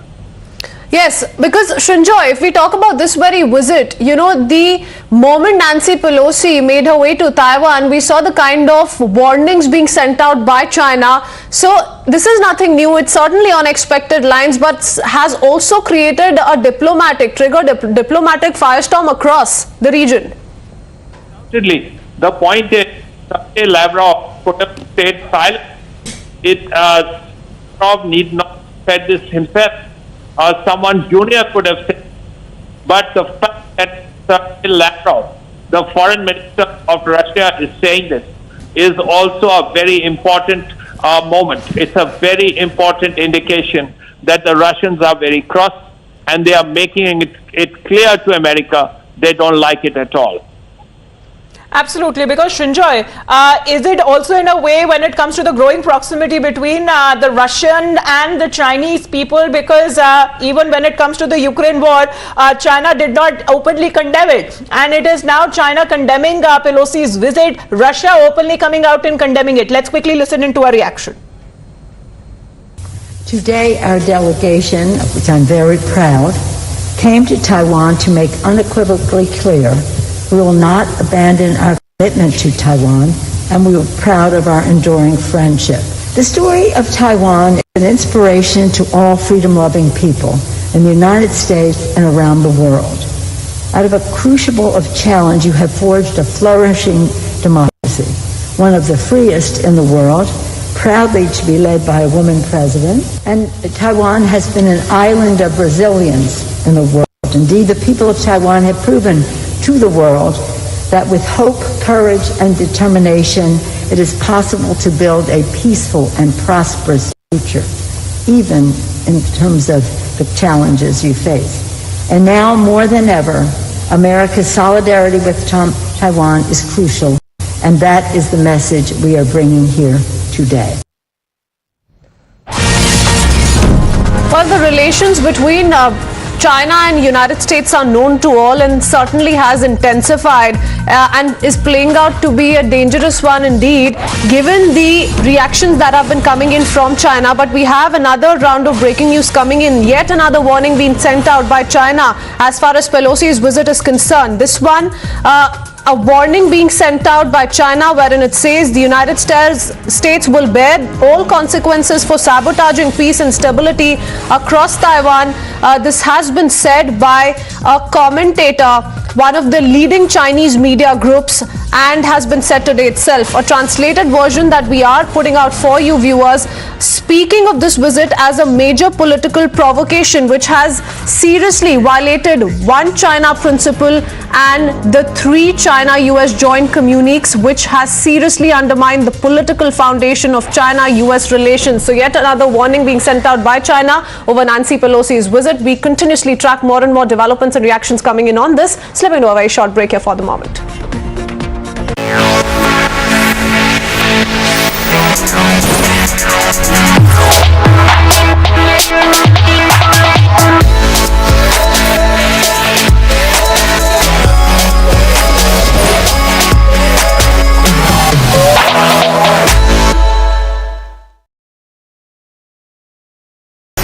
The most pressing issues, the most informed minds,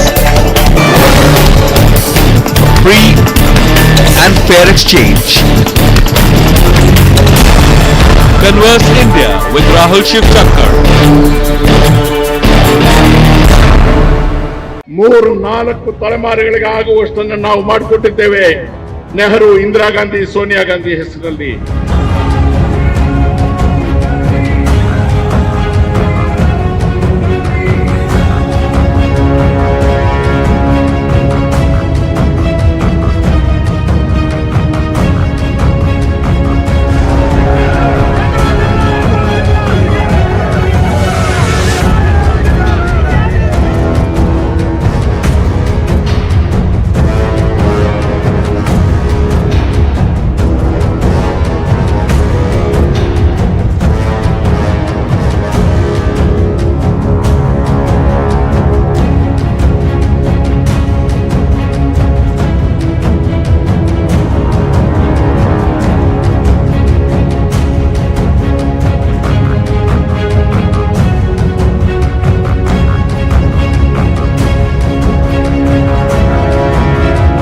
Congress ಅನ್ನು ಬಲಗೊಳಿಸಬೇಕು, ಸೋನಿಯಾ ಗಾಂಧಿ ಅವರಿಗೆ ಶಕ್ತಿ ತುಂಬಬೇಕು, ನೈತಿಕವಾಗಿ ಅವರಿಗೆ ಒಂದು ಸಮಾಧಾನ ಇವತ್ತು ಆಗಬೇಕು. ನನಗೆ ಒಂದು ಸಮನ್ಸ್ ಕೊಟ್ಟಿದ್ದಕ್ಕೆ ಕಾಂಗ್ರೆಸ್ನ ಕಾರ್ಯಕರ್ತರು ದೇಶಾದ್ಯಂತ ನನ್ನ ಜೊತೆಗೆ ನಿಂತಿದ್ದಾರೆ. ನನ್ನ ಗಂಡನ ಪ್ರಾಣ ಕಳ್ಕೊಂಡಿದ್ದಕ್ಕೆ, ನನ್ನ ಮಗನ ಕಷ್ಟಕ್ಕೆ, ನಮ್ಮ ಅತ್ತೆಯ ಕಷ್ಟಕ್ಕೆ, ನೆಹರು ಮಾಡಿದ ಕಷ್ಟಕ್ಕೆ ಈ ದೇಶದ ಜನ ನಮ್ಮ ಋಣ ತೀರಿಸಿಕೊಳ್ತಾ ಇದ್ದಾರೆ ಅಂತಕ್ಕಂಥ ಒಂದು ಸಮಾಧಾನ ಇವತ್ತು ಸೋನಿಯಾ ಗಾಂಧಿ ಅವರಿಗೆ ಆದ್ರೆ ನಾವೆಲ್ಲರೂ ತಿಂತಕ್ಕಂಥ 2 ಹೊತ್ತಿನ ಊಟ ಸಾರ್ಥಕ ಆಗುತ್ತೆ. 3-4 ತಲೆಮಾರುಗಳಿಗೆ ಆಗುವಷ್ಟನ್ನು ನಾವು ಮಾಡಿಕೊಟ್ಟಿದ್ದೇವೆ ನೆಹರು, ಇಂದಿರಾ ಗಾಂಧಿ, ಸೋನಿಯಾ ಗಾಂಧಿ ಹೆಸರಲ್ಲಿ. ಈ ಕಿಂಚತ್ತು ತ್ಯಾಗಕ್ಕೆ ನಾವು ತಯಾರಾಗದೆ ಹೋದ್ರೆ ನಾವು ಇನ್ನು ಮುಂದಕ್ಕೆ ತಿಂತಕ್ಕಂಥ ಅನ್ನದಲ್ಲಿ ಹುಳು ಬೀಳುತ್ತೆ.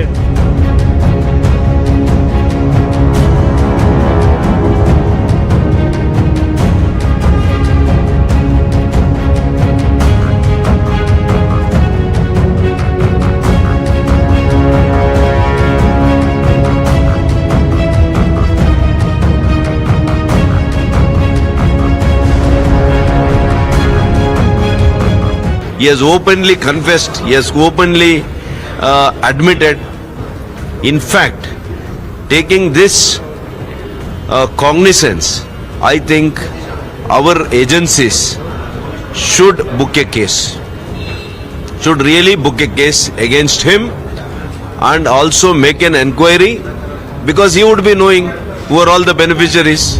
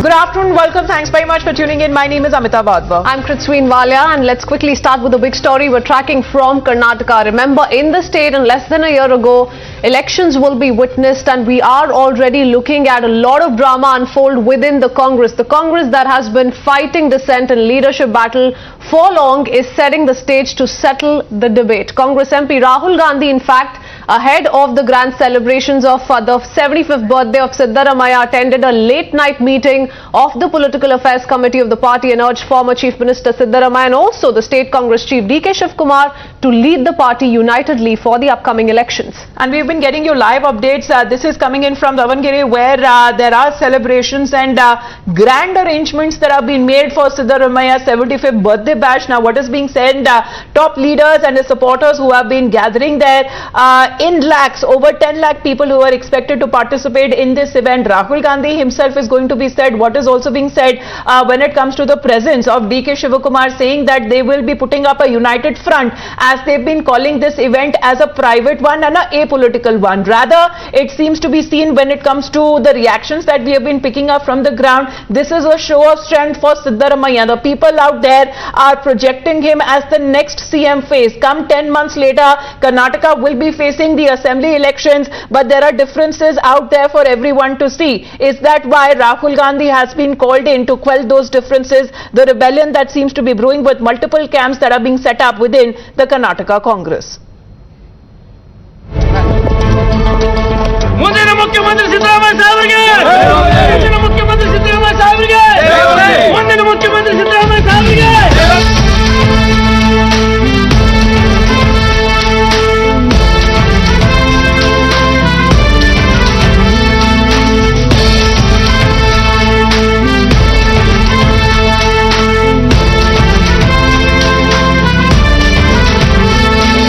ಸಿದ್ದರಾಮಯ್ಯ ಅವರೇ ಮುಂದಿನ ಸಿಎಂ, ಕರುನಾಡಿನ ಜನತೆಯಿಂದ ಇದು ಕಾಯಂ. ಸಿದ್ದರಾಮಯ್ಯ ಅವರೇ ಮುಂದಿನ ಸಿಎಂ, ಕರುನಾಡಿನ ಜನತೆಯಿಂದ ಇದು ಕಾಯಂ. ನಮ್ಮೆಲ್ಲರ ರಾಜ ನೀನು, ಕಾಪಾಡೋ ಕಾಮಧೇನು, ಬಡವರ ಮನೆ ನಂದಾದೀಪನೀ. ಒಳ್ಳೆತನದ ಹರಿಕಾರ ನಿಮಗೆ ನಮ್ಮ ನಮಸ್ಕಾರ, ನಮ್ಮೆಲ್ಲರ ಆಶಾ ಕಿರಣ ನೀ, ನಮ್ಮೆಲ್ಲರ ಮುಖ್ಯಮಂತ್ರಿಯೂ ನೀ. ಸಿದ್ದರಾಮಯ್ಯ ಅವರೇ ಮುಂದಿನ ಸಿಎಂ, ಕರುನಾಡಿನ ಜನತೆಯಿಂದ ಇದು ಕಾಯಂ.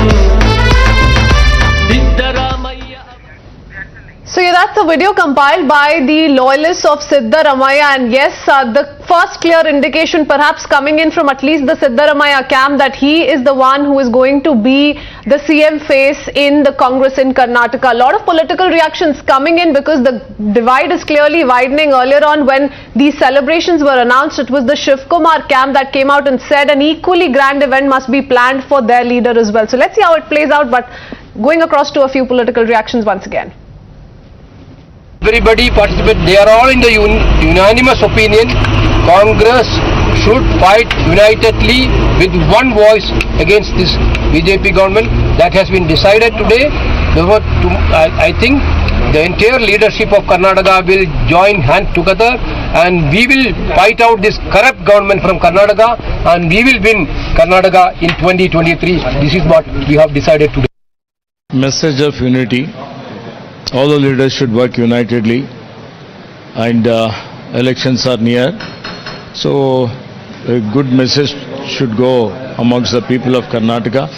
Already the people are fed up with the corruption, the misrule of BJP government. Party leaders should give statements wherein the people of the state should not feel that it gives a wrong impression or it gives it throws light that there is no unity in the party. Well, the Congress may try to downplay what's been happening within the party centers and ranks, but if we talk about the Muruga Matsya, speaking to Times Now, he has been exuding confidence, saying that he praises the Prime Minister for his work, saying the nation comes first, but what's been happening within the state can be tackled with the people later on. Listen in. Our first priority goes to nation's protection. Means solidarity. Solidarity is our main motto. We need social harmony. Caste to caste, religion to religion. There must be harmony. I would like to be the society. I would like to identify with the society. Okay. I have to understand their feelings, demands, wants, but they have to sit in a side and you can have a deep discussion. Okay. You make this mention to Mr. Rahul Gandhi today, considering he's here. Mr. Amit Shah has also visited you in the past. The BJP in the state has said we've already recommended it to the centre to have Linga, Veerashaiva Lingayats as a part of the to give them the 2A status as a reservation. But today, will you make this point? I would like to share with him.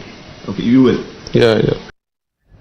Let me go across to Imran, my colleague, joining us live with more details. Imran, of the various political reactions we've picked up of what we've heard from the people who are now making their way for the grand event, everyone is being heard lauding Siddaramaiah, a clear indication that, he enjoys a lot of popularity within Congress in Karnataka, but that it goes beyond that as well. Several residents in the nearby area have also been showing support for Siddaramaiah. So this is being seen as more of a Siddaramaiah event than a Congress event, as was said by DK Shivkumar earlier.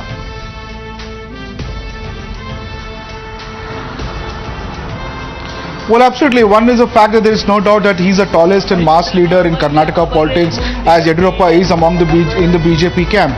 And there is no doubt that his fan following is cutting across political and the communities. He enjoys a lot of support on the ground, and many of the secular and the intellectual class in Karnataka looks up to Siddaramaiah as kind of a leader and someone who has a moderate voice. Now, beyond that, this birthday bash also has got criticism. One, because of his socialist image. What is this amount spent by Siddaramaiah was necessary. It's from the same support group intellectuals who was questioning him. Second is, within the party there is a lot of heartburn over this event, as the party president DK Shivkumar, who also projects himself as a CM candidate, wasn't happy that it turned out to be entirely about Siddaramaiah. Third is that the loyalists within the old guard of the Congress feel that Siddaramaiah, by doing this event, is already staking claim for the chief ministership and overshadowing the party itself, which they didn't want. They said that the party should go for united front. And then you saw yesterday with K.C. Venugopal and stressing the fact that unitedly they're going to fight the elections together. The words stressing about unitedly. So looking like a Siddaramaiah show of strength, as multiple of the supporters they're coming out and projecting not just Siddaramaiah as the next CM, but possible as the next Prime Minister as well. Listen into multiple reactions coming in. Many people I ask about who do they want to see if Congress comes to power as the chief minister. Many of them are saying Siddaramaiah. What's your we also need Siddaramaiah. We also need Siddaramaiah only. as the Chief Minister of Karnataka. Okay, why is that? Because he's a humble and noble leader of Karnataka. He has been ruling very good, and he's the only. What about the likes of Mr. D.K. Shivkumar and the others? Because the Congress has been saying it has to be, a united front of the Congress fighting these elections. So we think Siddaramaiah will be the best in that thing. Imran continues to stay on with us. Imran, if we talk about the politics around this very event, the divide within the Congress clearly widening, though attempts are being made by the party high command, including Rahul Gandhi, who's saying that this is a united event and must be seen that way. The BJP sees this as an opportunity to make sure that they do gain something politically out of it, because we're just 10 months odd away from the elections in Karnataka.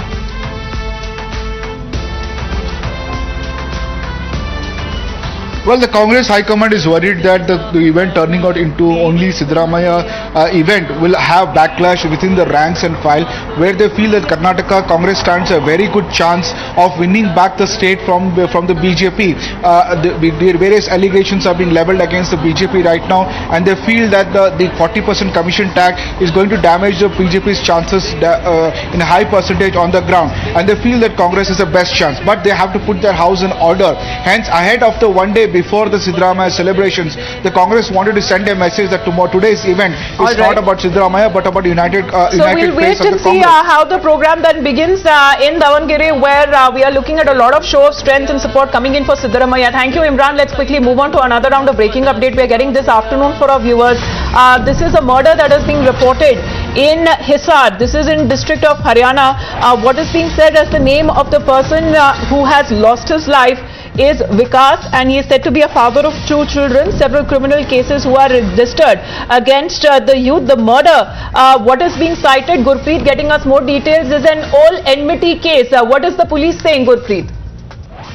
Well, yes, of course, during the preliminary investigation, it seems that it's a old murder case, and the person who had been killed in this whole incident, he has also come on the parole, and this CCTV camera footage shows that 8 to 10 people, they attacked him, they started hitting him with the lathis and as well as sticks, and during that, now the police say the way this whole incident had taken place, they are trying to find out all the detail, all the antecedents of the people who had been seen in the CCTV camera footage, so that more detail will be clear that what was their motive to kill him and what was the reason behind this whole incident. But as of now, what we have learned from the police officials, they had already made it very clear that it is clear-cut case of old enmity, as that the person who had been killed, he was also involved in various criminal cases. So that was the main prominent angle which is being probed by the police as of now.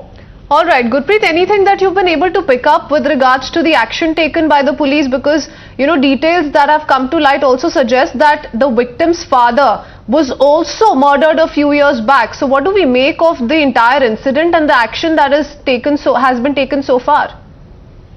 Well, that when we talk to the police officer, they say all the people have been identified through the CCTV camera footage. They are conducting multiple raids, but as of now, they don't want to reveal much information about the investigation line because it will hamper their investigation. But one thing is very clear, because we can see that there is a video evidence which the police have already been recovered. So after that, they are trying to find out all the details.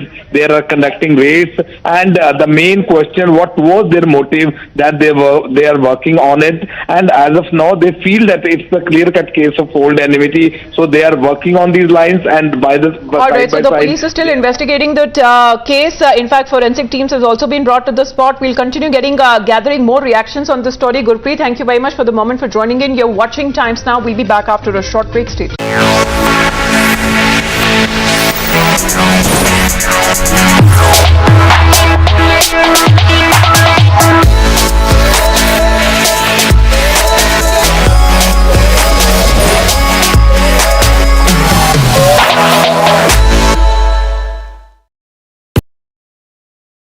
The fact of the matter is, whether it is imported inflation, whether it is tinkering of GST for a longer period, the fact is that the burden is on the common man.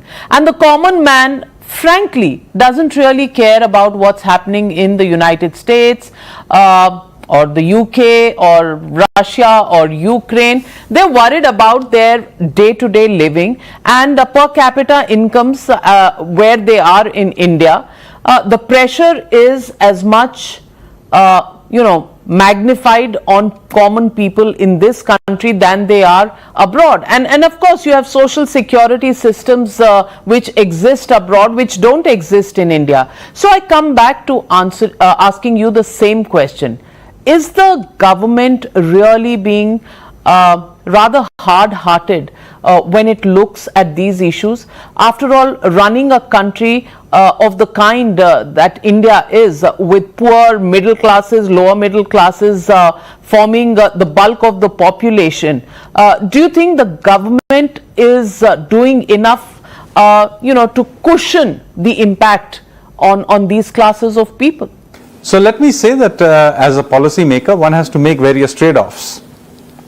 So first of all, let me be clear that the government is fully cognizant of the spike in inflation. Otherwise, you wouldn't have seen the measures we have taken, including the Reserve Bank tightening monetary policy.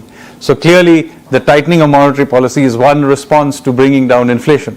But do remember that this is a trade-off, because if you do tighten monetary policy too fast, too quickly, yes, it will bring down inflation, but then it will slow down growth, it will slow down incomes and so on and so forth. So there is a balancing act that has to be done. Ultimately, what do we want to do? We want to increase as far as possible the trajectory of welfare and real incomes. And in that context, we have to trade off between growth and inflation. So the trade-off that we are making right now is, rather than tighten so harsh that growth slows down, we are tightening somewhat, but not so much that growth slows down too much. So keeping GDP growth going, create jobs, which is an important question, which I hope we will come to later on. These are issues that are also foremost in our mind. So given this balance we have done, I think the Reserve Bank's response is the correct one for this point in time. Well, Sanjeev Sanyal, governments are not necessarily only policy makers. They are also political entities, and you understand politics as much as anybody else. I want to ask you a simple, straightforward question that is... No. I cannot answer any questions on politics. I'm a policy maker. So if there are political questions, I'm afraid I will simply not be in a position to answer them. Well, that disclaimer taken on board, but I'm still asking you the question that when policy makers within the government do not have enough measures that solve problems of the common people of India, they end up being called insensitive and arrogant because they're winning elections anyway. They don't really need to bother about the common man. That is the question that often comes up. How do you think the government can respond to that? As I said right in the beginning, I'm not a politician, and winning or not winning elections is a concern of the political leadership. I can tell you the key here is that as a policymaker, I need to maintain... Times Now exclusive. Now, for a long time, we have been breaking down details of what Partha Chatterjee has been maintaining in the teachers' recruitment scam. That has cast a long shadow on the Mamata Banerjee government following arrest of her close aide and former minister Partha Chatterjee.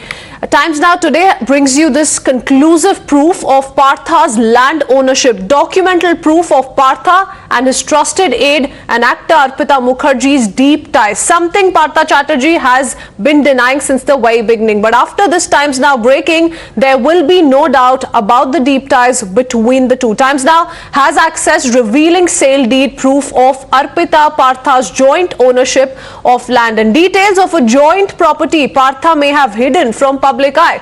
Details coming in just a bit, viewers.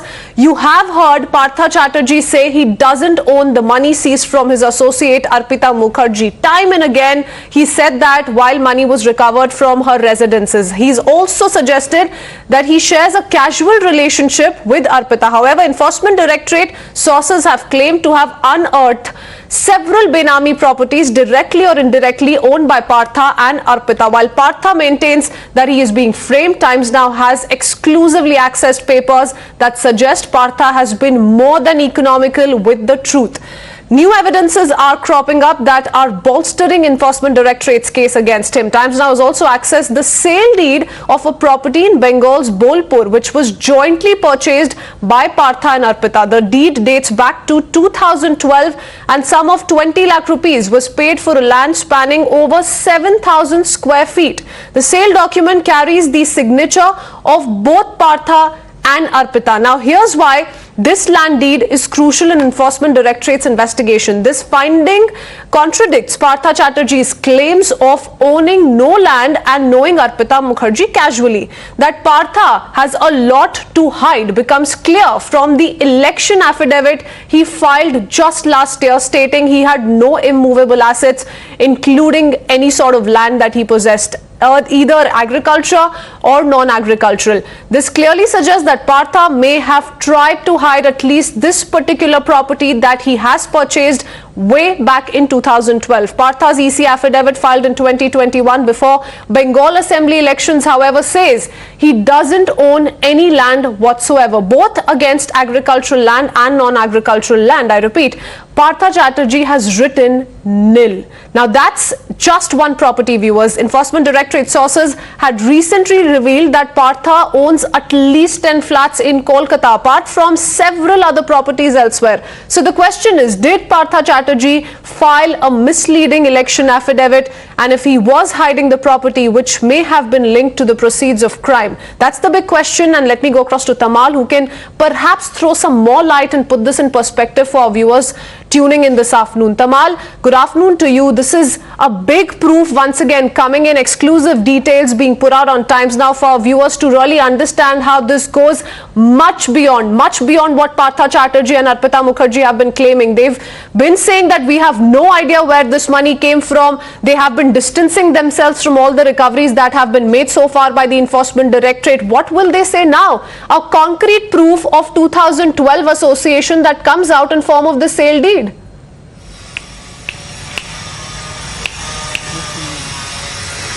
Well, that's right. There are several contradictions. Partha Chatterjee will have a lot to answer, and mind you, all these things would now be put before the court. Because on day one, when Enforcement Directorate had sought custody of Partha Chatterjee, they had suggested that there could be many more people involved. Number one. Number two, they had also suggested that the recovery of 20 crores or 21 crores from one particular flat of Arpita Mukherjee cannot be that's it. There could be more. And so true. They found out roughly about 28 crores in 2 days span after they got Partha Chatterjee and Arpita Mukherjee's custody. Now come to the point, the disclosure Partha Chatterjee had made as a MLA. He has been an MLA in 2006 as well. Thereafter in 2011, when Trinamool Congress came to power, he became a minister. But in 2011 affidavit, he clearly suggests that he owns no property. The same statement had been followed even in 2016 and later. Beg your pardon. But then it is now coming to light that he owns land in Birbhum. That's one. Second of all, he says that he knows Arpita Mukherjee, calls it a casual relationship. Can a casual relationship be of this depth that both would agree to have a joint property? Mind you, there are multiple properties bought on the name of Arpita Mukherjee that ED suspects has been done at the behest of Partha Chatterjee with the money which has come as proceeds of crime. Third point, very, very important. This is part of the same registry document. This is the same document which clearly shows Partha Chatterjee. This is Partha Chatterjee. And this is Arpita Mukherjee. He had given his picture, he has given his signature. This is Arpita Mukherjee, this is Arpita Mukherjee's signature. Where was it used? For acquiring of a property in Shantiniketan back in 2012. So the fact it was not a casual relationship also gets proven here that they have gone for joint properties. Now there are a couple of them, not one but couple of them. Joint properties owned by Partha Chatterjee and Arpita Mukherjee. Another very important observation. The fourth point, look at this picture of Partha Chatterjee. Look at this picture of Partha Chatterjee. Can you recognize him? This picture was used in the year 2012. In the year 2012, when Partha Chatterjee was roughly about 60 years old or shying away from 60, he never looked like this. This wasn't the picture, this cannot be the picture taken in 2012. Now what ED officials are saying that Partha Chatterjee, in order to deflect attention or in order to avoid attention, had deliberately used a black and white picture from his college days. Imagine, from college days, when in his early 20s or could be at the max early 30s, an old picture used for a joint property which has been bought along with Arpita Mukherjee, and this picture in black and white given in 2012 for registry, on which he has signed Partha Chatterjee, he has used his name. But at a glance, when you look at this picture, it's going to be very difficult for anyone to recognize Partha Chatterjee if that person really doesn't know Partha Chatterjee before 2011, because the last or the memory of Partha Chatterjee from 2011 onwards had been that of an elderly person who is shying away from 60, who is now 70 plus after 10 years of being part of the government. But today it is now coming to light that he possibly had deliberately used old picture of his on the sale agreement and registry to avoid attention. So did he file a misleading election affidavit? That's the big question, because the signature of both Partha Chatterjee and Arpita Mukherjee can be seen on this very paper. Let me go across to more breaking news coming in. Stay on with us, Tamal. Currently, Enforcement Directorate is also conducting more searches that are ongoing with regards to a property jointly owned by Partha Chatterjee and Arpita Mukherjee. This is happening at the Shanti Niketan area in Kolkata. Tamal continues to stay on with us. Tamal, several raids that were conducted yesterday. ED searches are still on. Now remember, as per sources, we're also picking up details of how the Enforcement Directorate is likely to seek an extension of custody of Partha Chatterjee for 4 days, of Arpita Mukherjee for the next 3 days. What more can you tell us though about the ongoing searches? So imagine, it's a very casual relationship, Christine. That's what Partha Chatterjee says. The name of the property that Enforcement Directorate have raided now, the name of the property is OPA. A, the initial of Arpita, and PA, the initial of Partha Chatterjee. So name of the property is OPA. It's a very sweet Bengali name. We have also have been used in Satyajit Ray movies. But again, you cannot just see this as a mere coincidence. The name of the property is OPA. What Enforcement Directorate officials believe could have been derived from the initials of both the names. So once again, something that gives you a sense or gives you a reason to believe that it can't be a mere casual relationship. A casual relationship. All right. Now remember, trouble is also mounting for the Mamata Sarkar with regards to MOS Education Paresh Adhikari's link to the job scam case, and we're picking up more details with regards to the same. Tamal, stay on with us. As far as the court updates go, we have accessed the order copy as well. So we'll show the details of the same in just a bit. But this is what the court said while speaking on Adhikari's daughter and, asking him, in fact, to step down. Now, the heat is clearly mounting on MOS Education as well. Siddharth, my colleague, is joining us with more details that we've accessed from the order copy. Siddharth. Absolutely. This development that took place on the 20th of May this year came as a huge embarrassment for Mr. Paresh Chandra Adhikari, the State Minister for Education, and also his daughter, who had to, on the orders of the court, relinquish her post as a teacher because she was one of the recruits in this recruitment scam. And I'm just reading out the operative portion here, which was delivered on the 20th of May, where the court clearly said Miss Ankita Adhikari, who's the daughter of Mr. Paresh Chandra Adhikari, shall not be treated as a teacher recommended by the School Service Commission and appointed by the West Bengal Board of Secondary Education until further order passed by this court. It goes on to say Miss Ankita Adhikari or any other person on her behalf shall not be allowed to enter into the school premises until further order. She is also restrained from introducing herself as a teacher of the school recommended by the Commission until further orders, and if any such report comes to the court's notice that she's introduced herself in that capacity, the court will take appropriate steps against her. So an extremely harsh order there. And let me just continue. It also said that she was in fact working in this concerned school for more than 41 months after having been recruited, and it's directing Ms. Adhikari to deposit the entire money that she earned as part of her salary since her recruitment to the board for the simple reason that she was recruited allegedly fraudulently as part of the scam, and that entire money has to now be compensated by her back to the board. And it also says that the post in which Ms. Adhikari was recommended shall now in fact be treated vacant by the School Service Commission and be earmarked for the petitioner in this particular case, Ms. Babita Sarkar, who had brought it to the notice of the court that Ms. Adhikari had been recruited fraudulently. A scathing observation there by the Kolkata High Court that was delivered on the 20th of May, something taking place parallelly to the ED's investigations into this particular scam. In fact, let me go across to Tamal as well. Thank you so much, Siddharth, for that. Tamal, it seems that there is trouble mounting for the TMC. But before I come to you, there is more breaking news which is coming in. As we were discussing, the trouble seems to be clearly mounting on Mamata Banerjee. And in the midst of it all, Mamata Banerjee is going in for a reshuffle of her cabinet. Now, the possible names which are coming out, interestingly, Babul Supriyo, Snehashish Chakrabarti, Partha Bhaumik, Udayan Guha, Pradeep Majumdar, Biplab Chaudhary, Tajmul Hussain, as well as Satyajit Burman. So 9 MICs are likely to be now sworn in today. Let me go across to Tamal. Tamal, what decided the pick for Mamata Banerjee? Is it the reputation? Is it the cleanliness?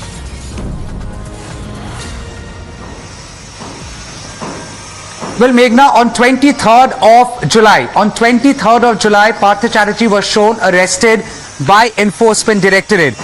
That arrest was a follow-up to 27 hours of raids at Partha Chatterjee's residence. Parallel to that, recovery of 21 crores on 22nd of July from the house of Arpita Mukherjee.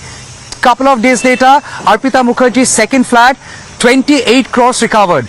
Gold, jewelry, properties. Why am I referring to all of this? Because all of this, the investigation and the evidences which have come to light had in a way also put a pressure on Trinamool Congress. What did Trinamool Congress do? Trinamool Congress suspended or rather expelled Partha Chatterjee, impending inquiry from the court, and said he has been expelled from all positions within the party.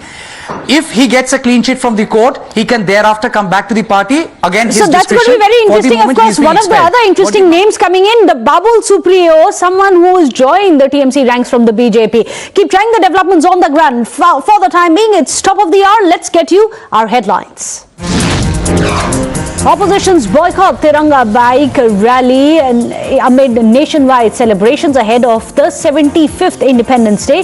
Leaders say that there is no patriotism in promoting tricolors made in China. BJP calls it the insult of Tiranga.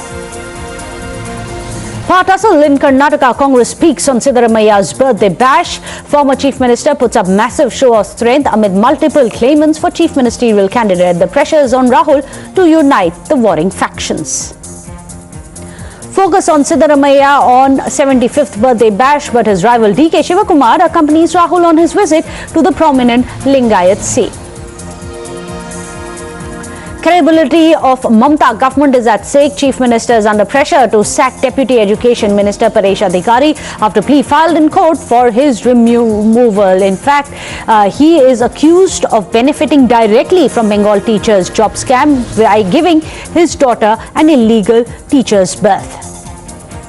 Times Now exclusively has managed to access details of severe dents which are there on Partha Chatterjee's pleas of innocence. The sale deed of jointly purchased Bolpur property reveals close ties between Partha and Arpita. Partha's attempt to hide the property from election commission's glare is also now revealed.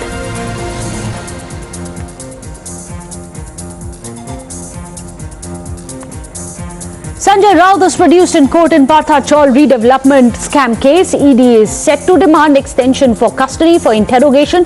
Family calls it a witch hunt, vows to fight on. Sanjay Raut denies a link to Patra housing scam, but its real victims are still awaiting justice. 672 are looted of their root and respect. Now, fingers are being pointed at Sanjay Raut and Shiv Sena for swindling their life savings. China-United States ties hit a new low after Pelosi rubs China's nose to the ground, says US stands with democratic Taiwan against autocracies. China scrambles its jets in a military drill, accuses US of provocation and sabotaging peace. Maulana of Namona Masjid and the driver of the key accused Irfan has been arrested in Umesh Kulhe beheading case. Now, the driver had been given shelter to Irfan after he had beheaded. Well, ahead of the 75th Independence Day, Tiranga fever has gripped one and all. Well, today the Culture Ministry has organized a massive bike rally from the Red Fort to the Parliament in the national capital. This event was for all the members of Parliament, as you can see on your screens. While BJP MPs, of course, took part in the rally with much fervor, the opposition lawmakers boycotted it. They called it BJP's agenda. Well, the opposition says that it will celebrate Tiranga in its own way and not in the way the BJP wants it to. In fact, SP MP Shafiqur Rahman has taken the fight a step further by saying that the Tiranga rally doesn't define Desh Bhakti. Listen in to the war of words. देश कौन देशभक्त है सब जानते हैं, कितना देशभक्ति है कि हमारे देश को आज़ाद करने के लिए जो अखबार निकाला गया था आज़ादी की वो जंग के समय, उनके खिलाफ आज जिस घिनौने साजिश हो रहे हैं उसको भी थोड़ा याद करो और उसको भी देखा करो। हम लोग अपना अपना मनाएंगे, ये बीजेपी का अपना पॉलिटिकल एजेंडा कैसे लेंगे? हमारा खादी को खत्म कर दिया, चाइना से अभी फ्लैग आने लगे, फ्लैग कोड बदल दी, क्या हो रहा है ये? सारे हर दिन दो वक्त मोदी जी गांधी को नारा लगाते हैं और गांधी जी का जो सपना था खादी, उनको हिंदुस्तान से हटाने की कोशिश कर रहे हैं। हम बीजेपी की पॉलिसी पर नहीं चलते। लेकिन आप क्या मानते हैं कि तिरंगा से आपकी राष्ट्रभक्ति की बात हो रही है कि आप देश को कितना प्यार करते हैं तिरंगा को लेकर? आपका क्या बैठ के कर लेंगे? हम देश को अपना देश मानते हैं और देश की इज्जत करते हैं, देश का भला चाहते हैं, देश की तरक्की चाहते हैं। वो बोल रहे हैं वो सिर्फ झंडे से देश की तरक्की का नहीं होगा, देश के अंदर जो काम होने चाहिए उससे मुल्क तरक्की करेगा। 75 साल हम भी मनाएंगे, हम कब मना कर रहे हैं? आज़ादी के 75 साल हमने भी कुर्बानियाँ दी हैं, मुसलमानों ने अपनी फांसी के तख्तों पर झूले हैं और सीने पर गोलियाँ खाई हैं और सारे मुसीबतें झेली हैं। Well, the BJP has lashed out at those who are opposing the Tiranga, saying that the opposition could have kept the political differences aside to celebrate the national flag. The BJP has reminded the opposition that it was not a BJP rally, but the Culture Minister's program. Listen in. नहीं, वो क्या करे, हम सबको लिखा था और बात भी हुआ था। माननीय हमारा अर्जुन राम मेघवाल जी सबसे स्वयं, क्योंकि उनके पास कल्चर मंत्रालय भी है, पार्लियामेंट अफेयर्स भी है, इसके कारण सबसे उनका बातचीत हुआ था। फिर भी नहीं आते हैं तो क्या करें, हम तो ज़्यादा इसमें, क्योंकि हम I do not want to make politics out of it, इसलिए मैं ज़्यादा कहना नहीं चाहता हूँ। I think it's a great message on the Azadi Ka Amrit Mahotsav when India is celebrating the 75th year of independence. From Lal Killa to Vijay Chowk, it clearly sends a message, strong message that thousands of youth and MPs and ministers have gathered with the Tiranga in their hand. It's sad to see that the opposition parties have not joined, especially on this kind of program which is above any kind of politics or any party politics. सोचिए, हमने भाजपा का झंडा लगाने को तो बोला नहीं था, हमने तो तिरंगा लगाने को बोला। अभी वो तिरंगा से भी नफरत करने लगे हैं। लेकिन अभी मैं नहीं बोलूँगा, मैं अभी घर जाकर के पूरी सबकी समीक्षा करूँगा, कौन कौन आया है। मैं समझता हूँ ये आह्वान सभी सांसदों के लिए था। अगर किसी ने नहीं उठाया झंडा तिरंगा तो मैं समझता हूँ उससे सवाल पूछेगा देश। देखिए, कितनी दुर्भाग्य की बात है कि अमृत महोत्सव किसी पार्टी का, किसी दल का, किसी विचारधारा का, राजनीति का नहीं है। अमृत महोत्सव उस स्वतंत्रता आंदोलन का है जिस विरासत में कांग्रेस शामिल थी। आज अपने ही विरासत से भाग रही है। कांग्रेस का इतना व्यक्तिवाद हो चुका है, कांग्रेस का दर्शन, कांग्रेस का सिद्धांत, कांग्रेस का व्यवहार पूरा व्यक्तिवाद पर आधारित हो गया है। इसी कारण से कांग्रेस आज तिरंगा को जवाहरलाल नेहरू से विस्थापित कर रही है। आज कांग्रेस कह रही है तिरंगा इज नेहरू है, नेहरू इज तिरंगा। यह विरासत का अपमान है, तिरंगा का अपमान है। मुझे लगता है कांग्रेस ने पूरे स्वतंत्रता आंदोलन की विरासत को छोड़ दिया है और उस विरासत को लेकर भारतीय जनता पार्टी, माननीय प्रधानमंत्री नरेंद्र मोदी जी लेकर चल रहे हैं। Meanwhile, Prime Minister Modi has changed his display picture on social media accounts to a Tiranga to begin a collective movement to celebrate the Indian flag. Now, after his appeal, majority of the BJP MPs too have changed their display pictures to the national flag.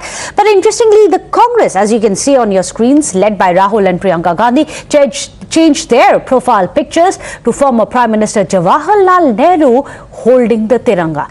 The Congress, led of course by the Gandhis, have changed it to this picture of Jawaharlal Nehru holding a Tiranga, which is now facing a lot of opposition from the BJP. Let me go across to Mohit Bhatt, who's joining us. Mohit, you've seen the mega Tiranga rally, which is of course a government initiative, not a BJP initiative. But is the BJP right in saying that for the Congress, even the Tiranga is a Gandhi-Nehru legacy with Jawaharlal Nehru's picture on it rather than just the Tiranga? What's the priority? Well, you see what the BJP and the government says is it was not a BJP as a party's program. It was a government's program. It was there to celebrate our tricolour and Azadi Ka Amrit Mahotsav. And the opposition parties not coming to that particular Tiranga Yatra is something which was not expected from them. They have stooped down to a new level of politics. While the opposition parties, specifically the Congress, they have come out and they have said what the BJP is doing is a drama and they do not need to be part of it. But yes, this issue will be escalated by the BJP. Right now, Meghna, I'll just show you the scenes over here. We are standing over here at the BJP headquarters. In some time from now, BJP's national spokesperson Sambit Patra will address a press conference, and we can expect that the BJP will be mounting the attack on the opposition parties, because you see, Tiranga belongs to the country. It doesn't belong to any particular party, and hence we see that the BJP is trying to escalate the attack on the opposition parties, while the opposition have clearly said that BJP is doing drama. But it was not the BJP's program. It was the government's program to celebrate 75 years of independence. And in some time from now, we'll hear from the BJP official spokesperson that what exactly they have to say on this particular issue, and also on the Congress leader changing their pictures with Jawaharlal Nehru holding Tiranga. So there we have, we'll just cut to the press conference live, because we have Sambit Patra over here, and in some time from now he'll speak on this particular issue. So we can cut to the press conference live. Yes, we are seeing the visuals. Sambit Patra is expected to address the press conference. This is, of course, the big story, and we are going to put out the two pictures there on your screen so that you can see BJP's Tiranga rally on one hand, and on the other hand, Congress's Nehru Tiranga. The BJP says that it is Nehru Tiranga, the Parivar, which is still the priority for the Congress party. However, there are others like Shafiqur Rahman Bark who've come out and said, we also have taken bullets for the nation and for the Tiranga. Don't teach us our patriotism. Sambit Patra there, he is about to begin the press conference. This is again over the massive face-off that we have seen. India first, not politics, is the call which is going out even on the occasion of 75th Independence Day. Can politics not be set aside and everyone unite for the Tiranga, for India? That's the question. मित्रों को बहुत बहुत नमस्कार। एक कम समय के अंदर message प्राप्त करने के बाद भी आप लोग आए और एक महत्वपूर्ण विषय में इस प्रेस कॉन्फ्रेंस में भाग ले रहे हैं, उसके लिए बहुत धन्यवाद। और ये विषय बहुत महत्वपूर्ण है। यह विषय कॉन्फ्रंटेशन का नहीं है। यह विषय भारतीय जनता पार्टी, कांग्रेस, टीएमसी, समाजवादी पार्टी, बसपा, इनके बीच के भेदभाव का विषय नहीं है। यह विषय एक ऐसा तार है जो सभी पॉलिटिकल पार्टीज को, इस देश के सभी नागरिकों को, इस देश के सभी भावनाओं को एक तार में पिरोने का काम करती है। यह विषय तिरंगे का है। इसलिए आज किसी पे आक्षेप नहीं, आज किसी पे आरोप नहीं, आज कोई लड़ाई नहीं। आज प्यार के साथ इस विषय को मैं रखना चाहूंगा, क्योंकि तिरंगे पे अधिकार सभी का एक बराबर है। आप सभी जानते हैं कि अब हम 15 अगस्त की तरफ बढ़ रहे हैं, और यह जो 15 अगस्त इस बार का है, एक उत्सव के माहौल के साथ हर साल तो आता है, मगर कहीं ना कहीं एक दुगुने उत्सव के साथ आ रहा है, क्योंकि देश अपनी आजादी, अपने स्वतंत्रता, अपने स्वाधीनता के 75 वर्ष पूर्ण कर रहा है। और जैसे माननीय प्रधानमंत्री नरेंद्र मोदी जी ने कहा, यह आजादी के अमृत महोत्सव का समय है। 1 वर्ष का कालखंड जो आने वाला है वो आजादी का अमृत महोत्सव, और 25 वर्ष का कालखंड आजादी के अमृत बेला का है। ऐसे में कभी कभी मन में पीड़ा होती है, मन में दुख होता है यदि किसी प्रकार की राजनीति को इस Well, with that, let's quickly move on in the bulletin. Focus shifts across to Taiwan, which has become the hotbed of a massive face-off between the United States and China. We are going to get you the first visuals which are coming in, live updates which have been coming in. Now Pelosi, we'll get you the visuals which are coming in of Pelosi departing from China. Now this is very significant because amid her visit to Taiwan, China had even summoned the US envoy, warned that America shall pay a price as Pelosi visits Taipei. We'll get you the shots. There you have it, shots of a plane. Pelosi is all set to fly out of Taipei. What's very interesting in the midst of it all, remember when Pelosi landed in Taiwan, the applause that we saw on the streets of Taiwan, because that was a ray of hope which US has given to Taipei in the midst of China's bullying in the area.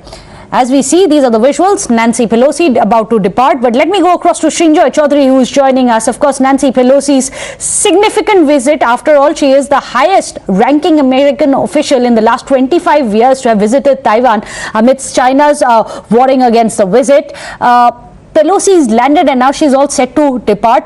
Optically speaking, why was this significant? Well, it's very significant, and as you rightly said, there is no one senior to Nancy Pelosi in the US apart from the president himself and the vice president. So she is number 3 after the two executives, top executives, the president and the vice president. When Nancy Pelosi arrives in Taipei, it is a significant moment.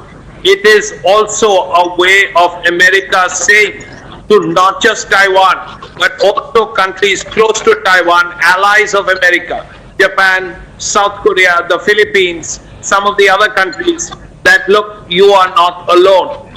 We are aware of Chinese bullying. We know that Chinese display strong arm tactics, but at this point, we are with you. That is, of course, the message going out most to Taiwan. And also there is a message to China that look here, you can be a boss here, but we are also here. That is basically the message of Nancy Pelosi.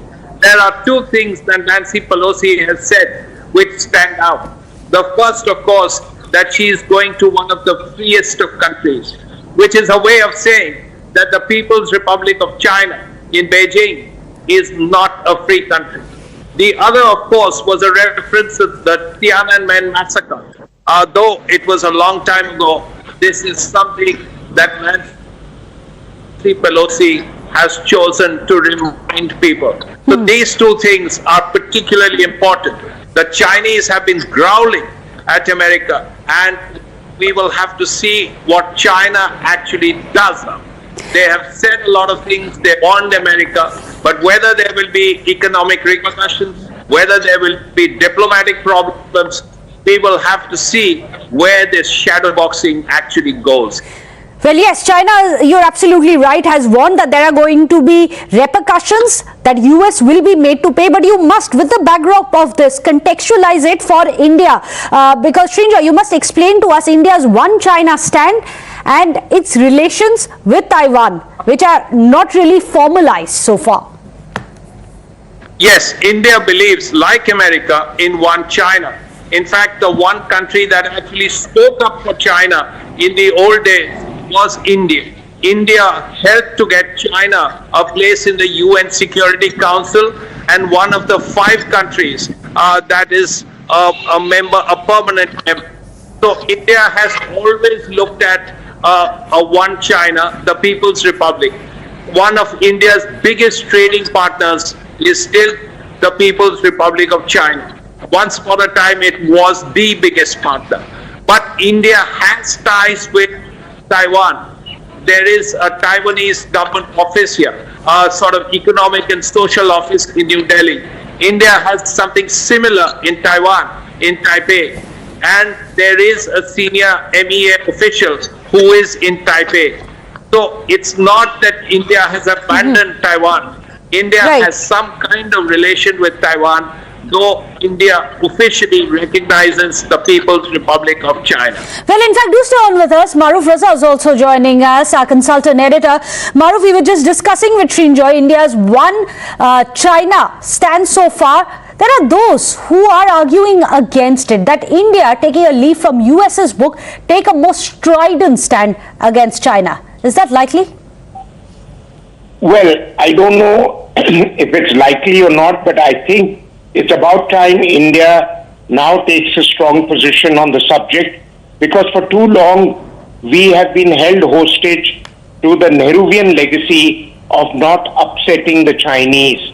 That did not stop the Chinese from attacking us in 1962. That has not stopped the Chinese from having an aggressive approach both towards Arunachal Pradesh and to Jammu and Kashmir. You might know that they do not give visas to people from Arunachal Pradesh who may be even going somewhere where China is involved with sporting arrangements.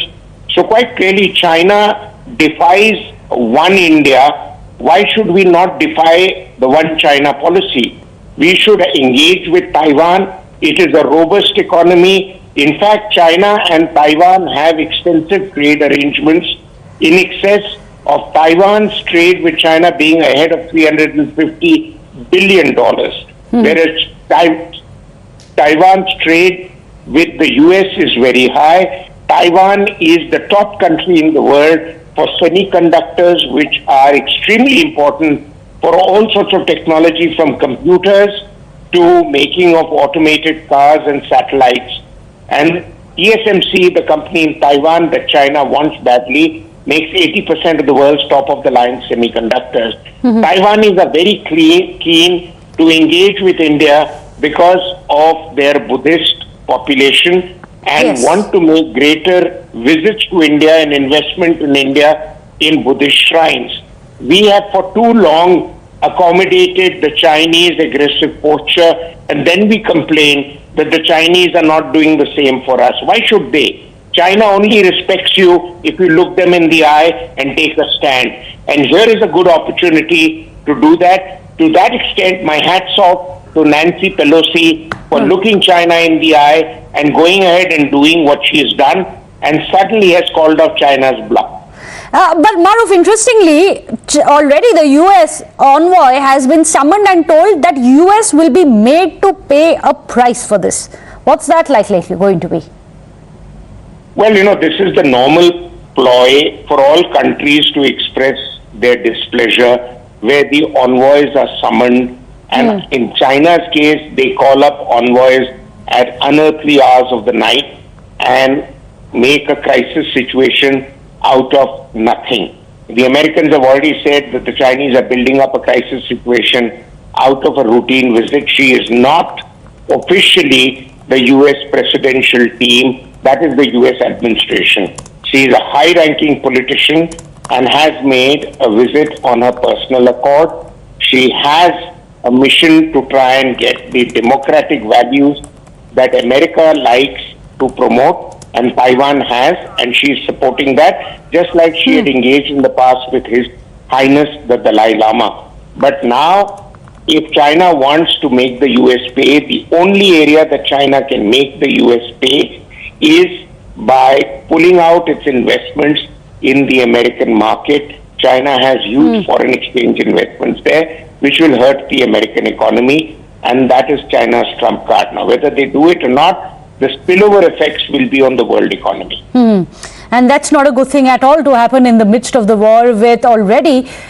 words of depression perhaps settling in. We'll have to wait and see how the world economy has to suffer due to this. But do stay on with us, Maruf. Colonel Arjun Singh is also joining us, an author.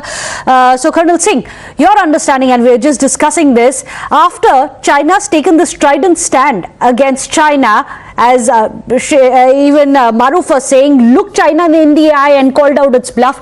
Do you think India needs to also strengthen its policies towards China, take a strident step against it when it comes to Arunachal, when it comes to Jammu and Kashmir, when it comes to several such issues which have been long-standing problem, despite India backing China with its one China stand?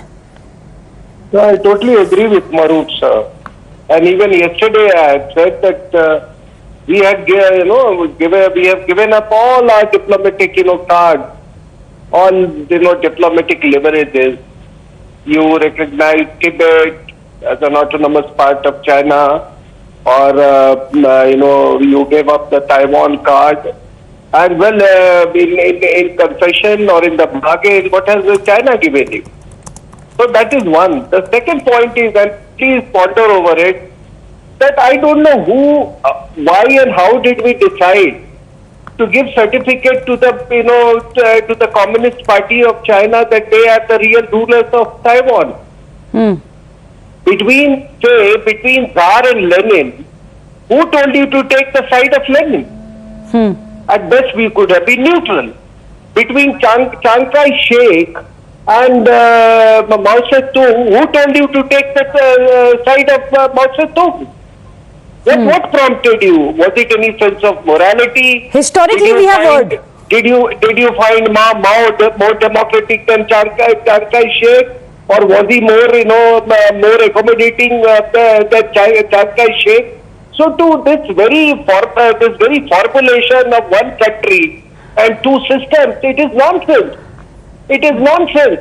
It is just a temporary ruse. Everybody knows that. Sooner or later, once it cobbles Taiwan will meet the same fate. I'll give you one simple example. Lot of people talk about human rights and all. Hey, you must be reading, in your own publication, sister publication. So and so going to Singapore for treatment. So and so leader going for Singapore. What are they going for? They are going for kidney transplant. Where are the kidneys coming from? They are coming from China. Who are these Chinese? These Chinese are the ones who are executed almost on a daily basis in China. So I don't know how we took this position where if you see from diplomatic point of view, geostrategic point of view, with the contemporary geopolitics, every way we have gone wrong as far as China is concerned. And look at that. Look at that. I mean, you don't have even the courtesy to call it India-Tibet border. As a result, what has happened, the general perception in India is that, across Ladakh and Arunachal, it is all Chinese villages and Chinese. This is the general perception. This is what you have done with yourself. So it's high time, if you are a competitor, and what should I say? So that's very interesting. So we'll have to wait and see if India is actually going to call out China's bluff. That's something that Nancy Pelosi has done during her Taiwan visit. Listen into what she has to say. Thank you so much, Maruf, as well as Colonel Arsan Singh, for joining us with your inputs. Listen into Nancy Pelosi. Today, our delegation, which I'm very proud, came to Taiwan to make unequivocally clear we will not abandon our commitment to Taiwan, and we are proud of our enduring friendship. The story of Taiwan is an inspiration to all freedom-loving people in the United States and around the world. Out of a crucible of challenge, you have forged a flourishing democracy, one of the freest in the world, proudly to be led by a woman president. And Taiwan has been an island of resilience in the world. Indeed, the people of Taiwan have proven to the world that with hope, courage, and determination, it is possible to build a peaceful and prosperous future, even in terms of the challenges you face. And now, more than ever, America's solidarity with Taiwan is crucial, and that is the message we are bringing here today. Well, of course, the visit of Nancy Pelosi in the last 25 years, she has been the highest US official to have visited Taiwan. This is very, very significant because US has sent out a very clear message that it will not abandon Taiwan. Nancy Pelosi has said that in not so many words. So what really are the indications of that, and what does it really mean? Let me go across. Joining us live here on Times Now, Mr. Yasude Nakayama. Thank you so much, sir, for joining us. You are the former Defense Minister of Japan, and the strategic questions for you are going to be very direct. First of all, your response on the significance of Nancy Pelosi's visit to Taiwan, and most significantly, what she had said, that US will never abandon Taiwan. What's the message to China? Yes, this time the United States, Nancy Pelosi, Her Excellency visits Taiwan. It's very good because we as a Japan wants to make strong strengthening between Taiwan as a democratic nation. I believe that the United States has a superpower, and the superpower country have to be in response to protect and to prove what is a democracy, what is the ties of the democratic country is. So Nancy Pelosi has to be expressed more strongly that they are the United States of America, is responsible for the democratic nations team, and also show the strong strengthening, and also how to use and control and manage the superpower is a very important thing in 21st century. And also there is one thing that we have to think about. What is that? This is ambiguity strategy towards Taiwan Strait, and also Communist China, and also free country Taiwan. So, is there any one China policy still exist, or the US is going to change the policy of one China? So that is a big question after her visit to Taiwan. Absolutely. In fact, Mr. Nakayama, China has said this, that it amounts to the United States violating Chinese sovereignty, as you are talking about the one China stand. Well, China has also placed restrictions on trade with Taiwan. How do you respond to these Chinese actions in addition to the military maneuvers that they are carrying out? Yes, I think that China is going to plan after Nancy Pelosi's visit. They are going to start exercise of the weapons and their military capabilities. So Chinese PLA active and action is actually in fact to Japanese soil also. We have claimed to Chinese government that they are doing their exercise. Actually, they cross over our EEZ on the ocean, and especially our territory, Okinawa Prefecture government. There is Yonaguni Island. This is only 110 kilometers away from Taiwan. So we have to defend our nation and soil also. So their activity and exercise related regarding to their military action and also exercise is, I think it's very dangerous and also illegally active and exercise prospective from the United Nations rules. So I hope China will behave their attitude towards this Nancy Pelosi's visit. And also, since yesterday, Taiwan had lots of cyber attack from somebody, from we don't know such figure where they are activate and also attacking Taiwan. So stop those cyber attack towards Taiwan immediately. Well, since we are specifically discussing Japan as well, the Japanese government, of course, sir, has already expressed concern over the Chinese military maneuvers following the visit. In fact, during one of the earlier visits to Washington, the Japanese foreign minister had said that logic of brute force is rising in the Indo-Pacific. So what implications does this visit of Nancy Pelosi to Taiwan have for your nation, Japan? Yes, free, open Indo-Pacific concept is a very important concept which Abe administration showed to the world. And this geopolitically importance is very needed and crucial. So I hope that this time Nancy Pelosi's visit is not just showing. It's not I hope that it's not the performance of the United States one political movement. I want United States have to commit more, lean forward towards this free, open Indo-Pacific concept. Of course, the armed forces of the United States are really cooperating to Japanese self-defense forces, and we are only one strong security allies of the world. So I hope the Absolutely. US more go forward to protect Taiwan and also all the nations around ASEAN, and also free open Indo-Pacific region, freedom nations. So the Nancy Pelosi's visit is very good for the democratic nations, but on the other hand, the really important agenda is what is the next move toward communist China, and what is the United States government is going to show us a more clear cut for how do they manage the one China policy. That is the question for all the allies and the friends country of freedom, to love freedom.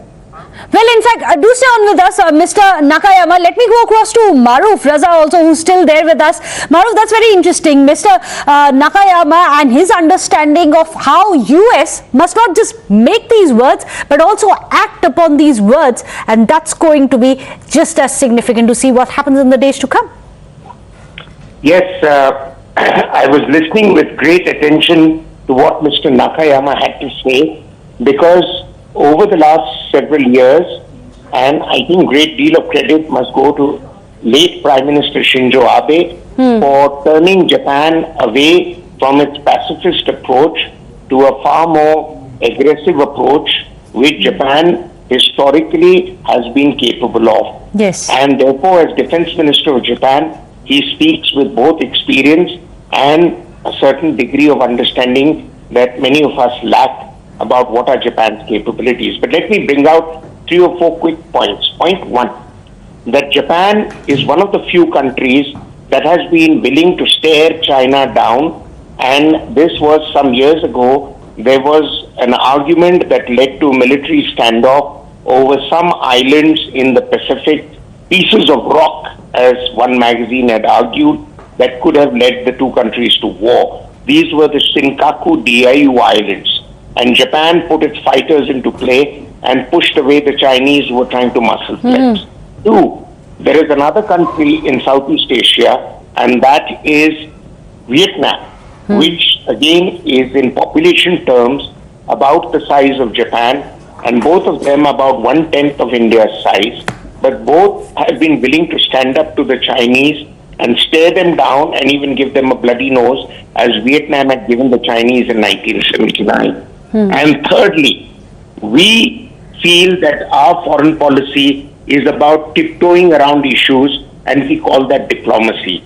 I have absolute abhorrence for that. Diplomacy or no diplomacy, you have to stand up and lay out your red lines and say, you cross this and we will not take it lightly. To some extent, the Modi government did it after the Galwan standoff, but the Galwan standoff in itself led to measured diplomatic responses, notwithstanding our military standing up to the Chinese. So we need to have a far more stronger approach to the Chinese. Please remember, historically, our approach to China has been colored by Nehru's vision. Yes. One was to have an agreement with the Chinese like the Panjshir Agreement, which in its title in itself calls Tibet a region of China. The whole fighting with China about the Himalayan frontier is about the frontier with Tibet. And if you recognize Tibet as a region of China, then what are we fighting about? What are we challenging and contesting? The second thing is that the whole approach to Taiwan has been to humor the Chinese. We don't even have a consulate there which can issue visas to the Taiwanese who want to visit India and invest in India. And we are talking about taking a stand. Do you know, you look up the internet and you will find not more than a dozen countries in the world recognize Taiwan, though all of them seem to be doing trade with Taiwan, especially for semiconductors and other technology. Why is India shying away from recognizing Taiwan? Because China is going to contest Jammu and Kashmir. They're already sitting on 1/3 of Jammu and Kashmir. How much more do you want to see that China's intentions are not favorable towards India? You still want to have an ostrich-like approach, then this is what the world will treat you as a power in waiting, but a power in denial. But that's very important. Maruf, do stay on with us. That's very important. In fact, let me raise some of these issues with Mr. Nakayama as well. What you have mentioned as we were discussing, Mr. Nakayama. Now, Japan has been part of the Quad along with India, United States and Australia. So how would you like to see India responding to the current situation vis-a-vis Taiwan? As we are just discussing with Maruf, India still follows the Nehruvian ideals, which are that of one China stand. That continues to be the stand of India. And I ask you this question because India follows this policy and we still don't recognize China as an independent country. Mr. Nakayama.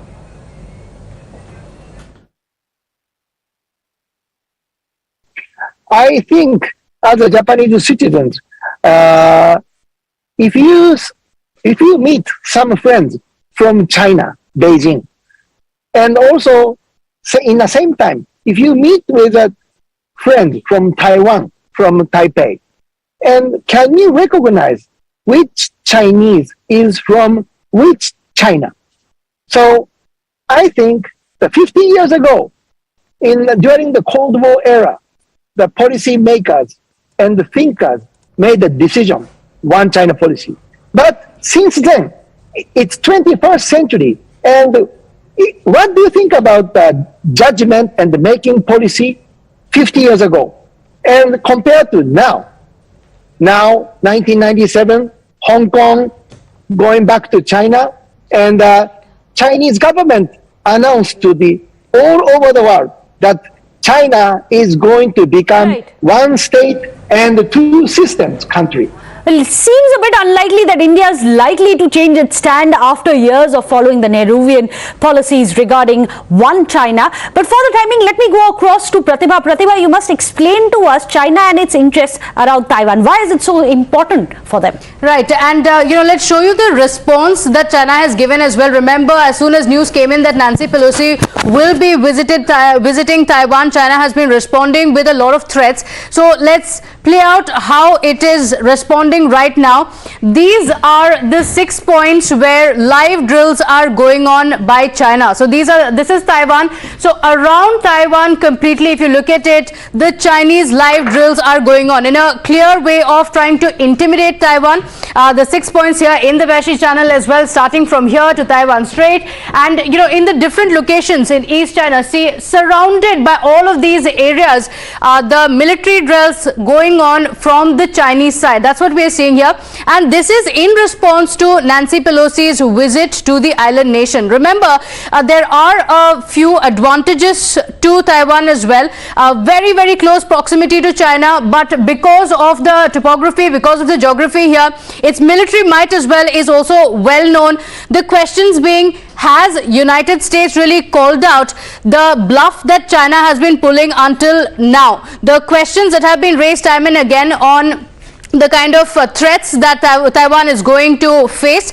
Remember, China has also said that it is going to impose several sanctions on Taiwan. This is the kind of response that has come in. No response yet to the visit of the United States House Speaker, while saying time and again that this is going to be dangerous for the peace of the nation. So this is a clear indication. This is how China has responded as of now. 6 different points, if you look at it, completely surrounding Taiwan, the live military drills that are still taking place around Taiwan. So in a clear message that has come in from China, in a way to intimidate Taiwan as well in the military drills that are going on here. This is what we are seeing on the map here. It shows very clearly the kind of intimidation that China has tried to put, the pressure that is there on Taiwan. But remember, from the statements that have been coming in, Taiwan has continued to say that our cooperation, our relationship continues with the United States. Remember, just a few hours earlier, the Speaker, Nancy Pelosi, had made a statement herself. While speaking there, she spoke about the kind of relationship that we share, that the two countries share. This is what has been going on. To take you through a few of the statements as well that had been made.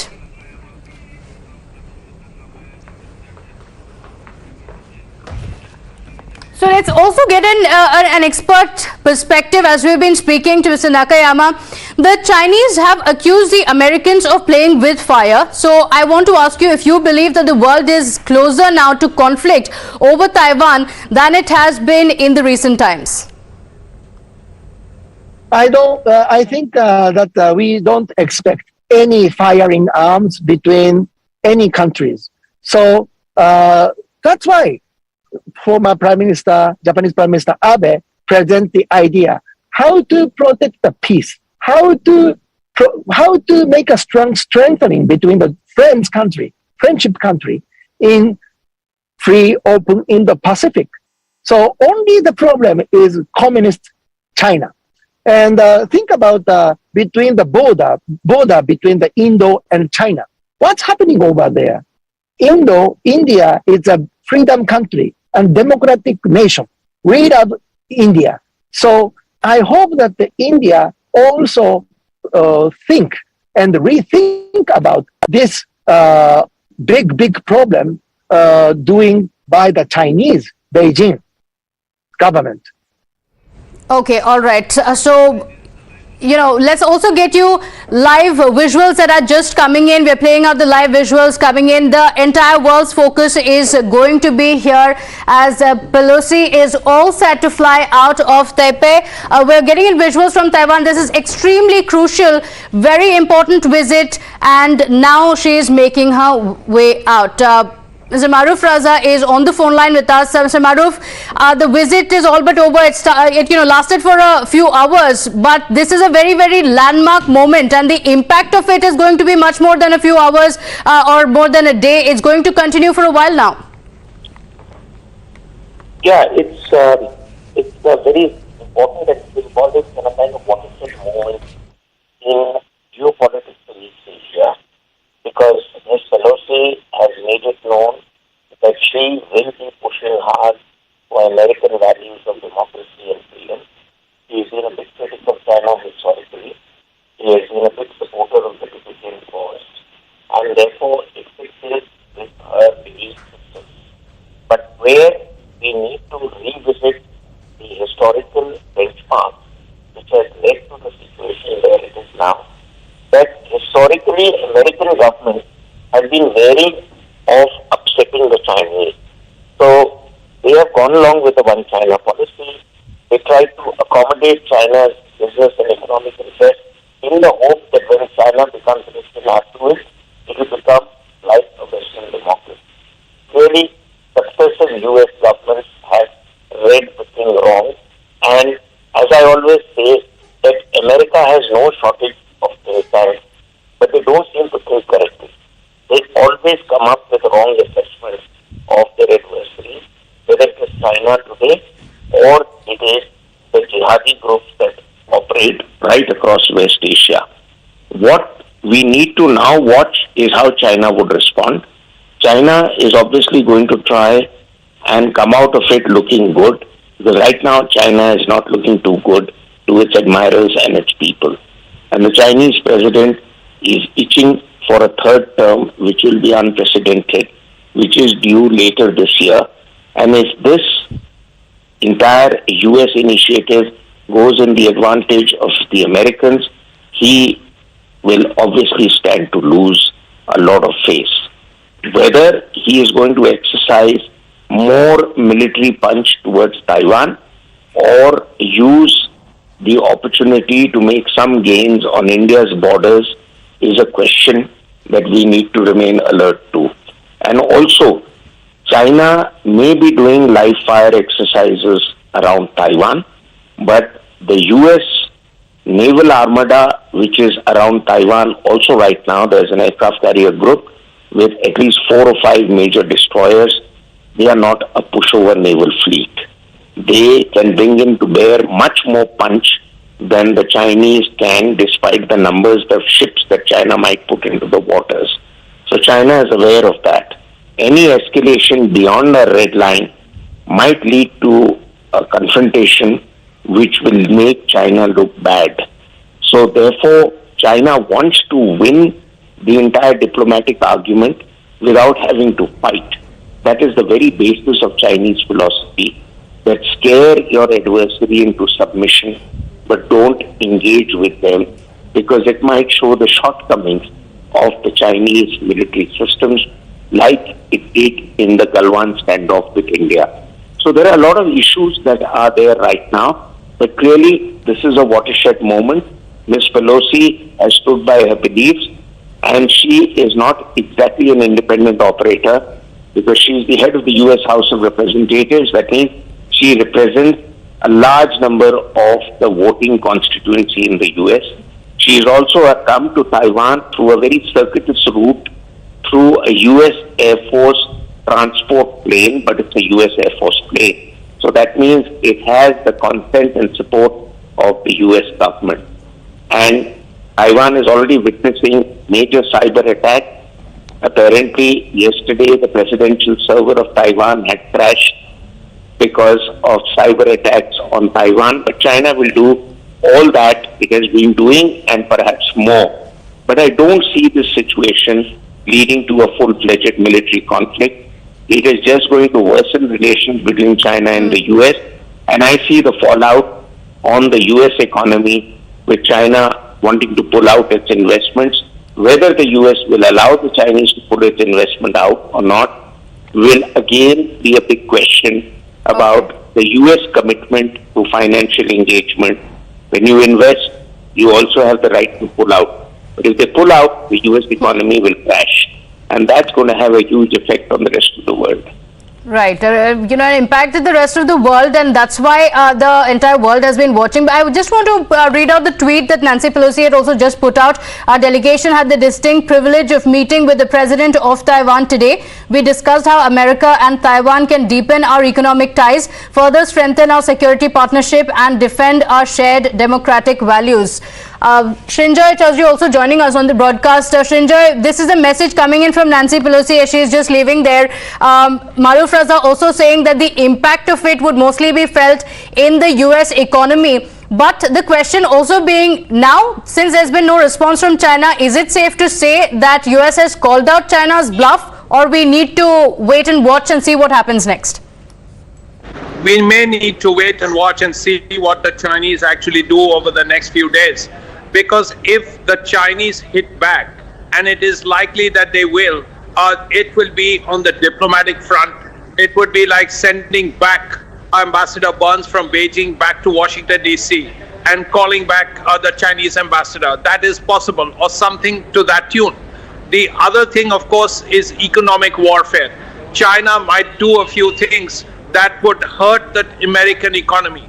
For instance, because there is a trade imbalance between China and America, and positively towards China. China has bought billions of American dollars.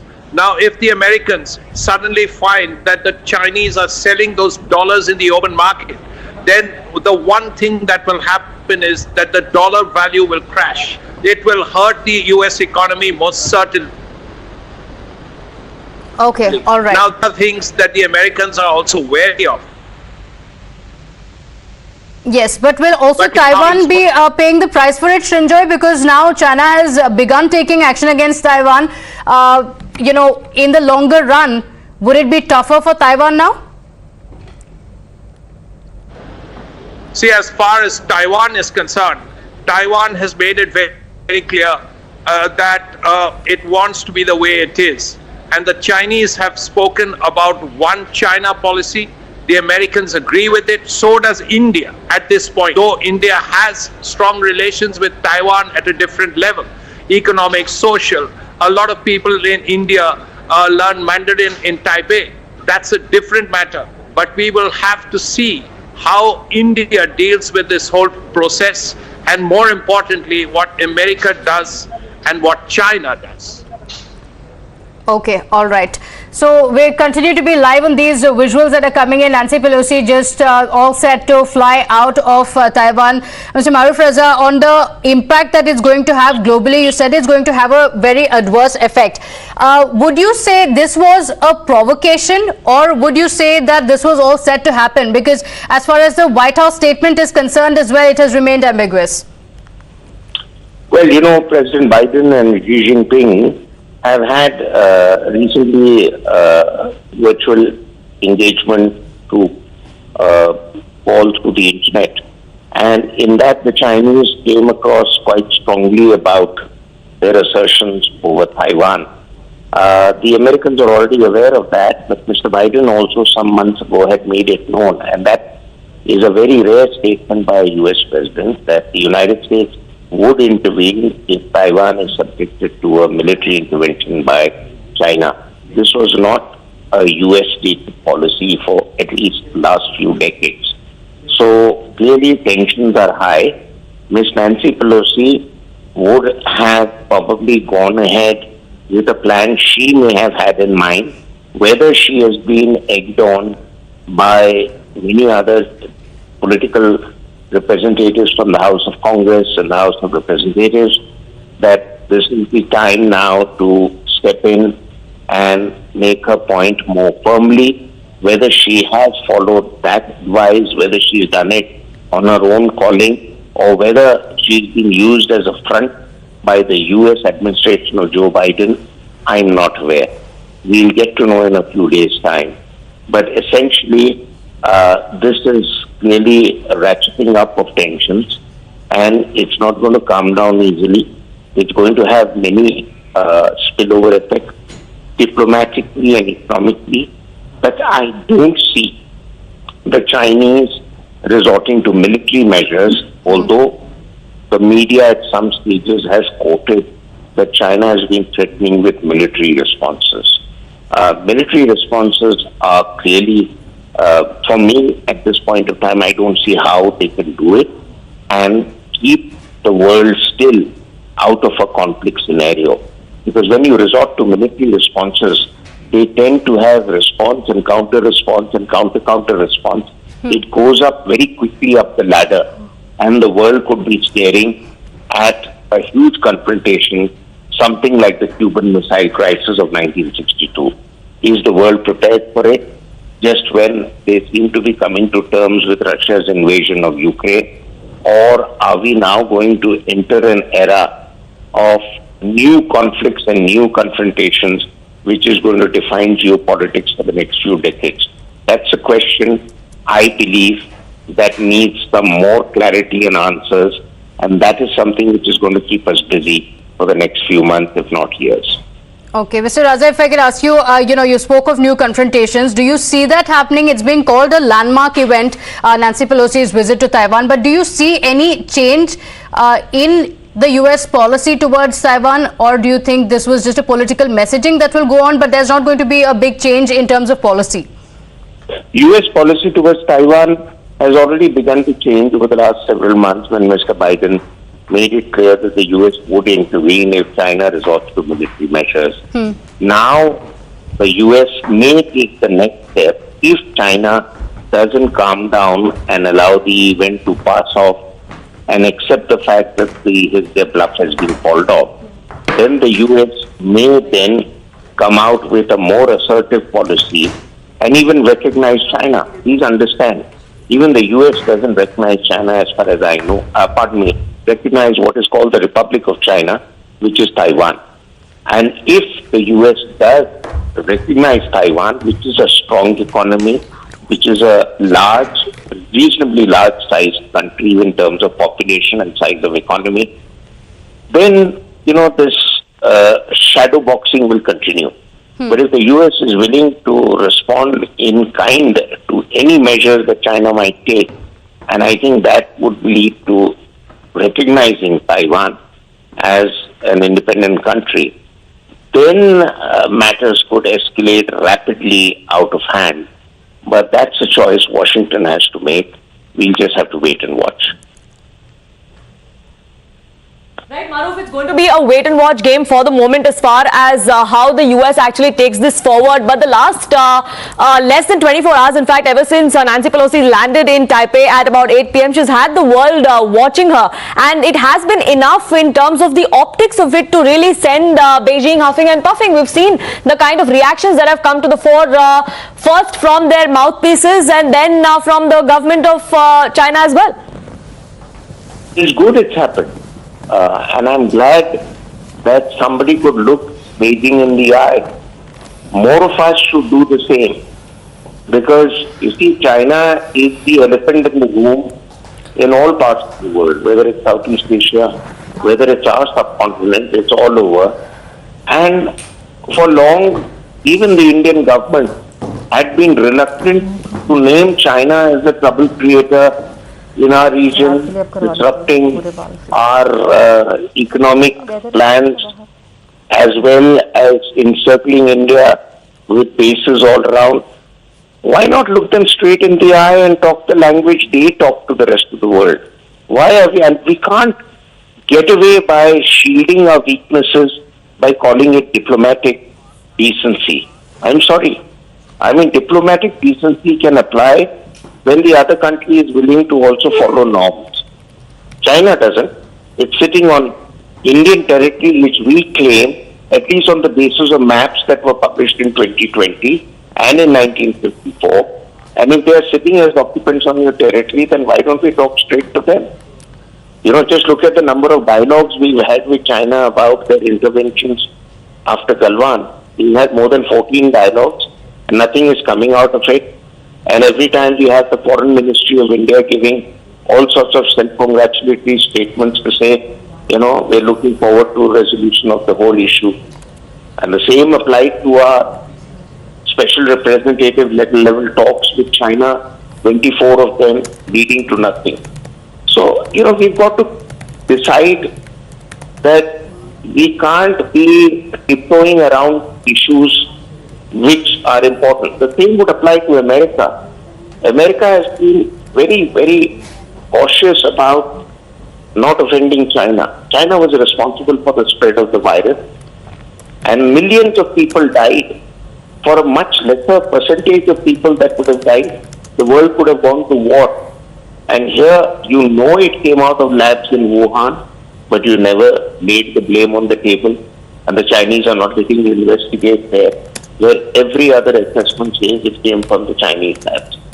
China has been threatening a lot of countries and buying them out and making their economies collapse. Sri Lanka is the latest case in point. Again, nobody wants to name China. So if you want to take that approach, then be prepared for China walking all over you. And if you want to take a more aggressive approach, then China will think twice before messing around with you.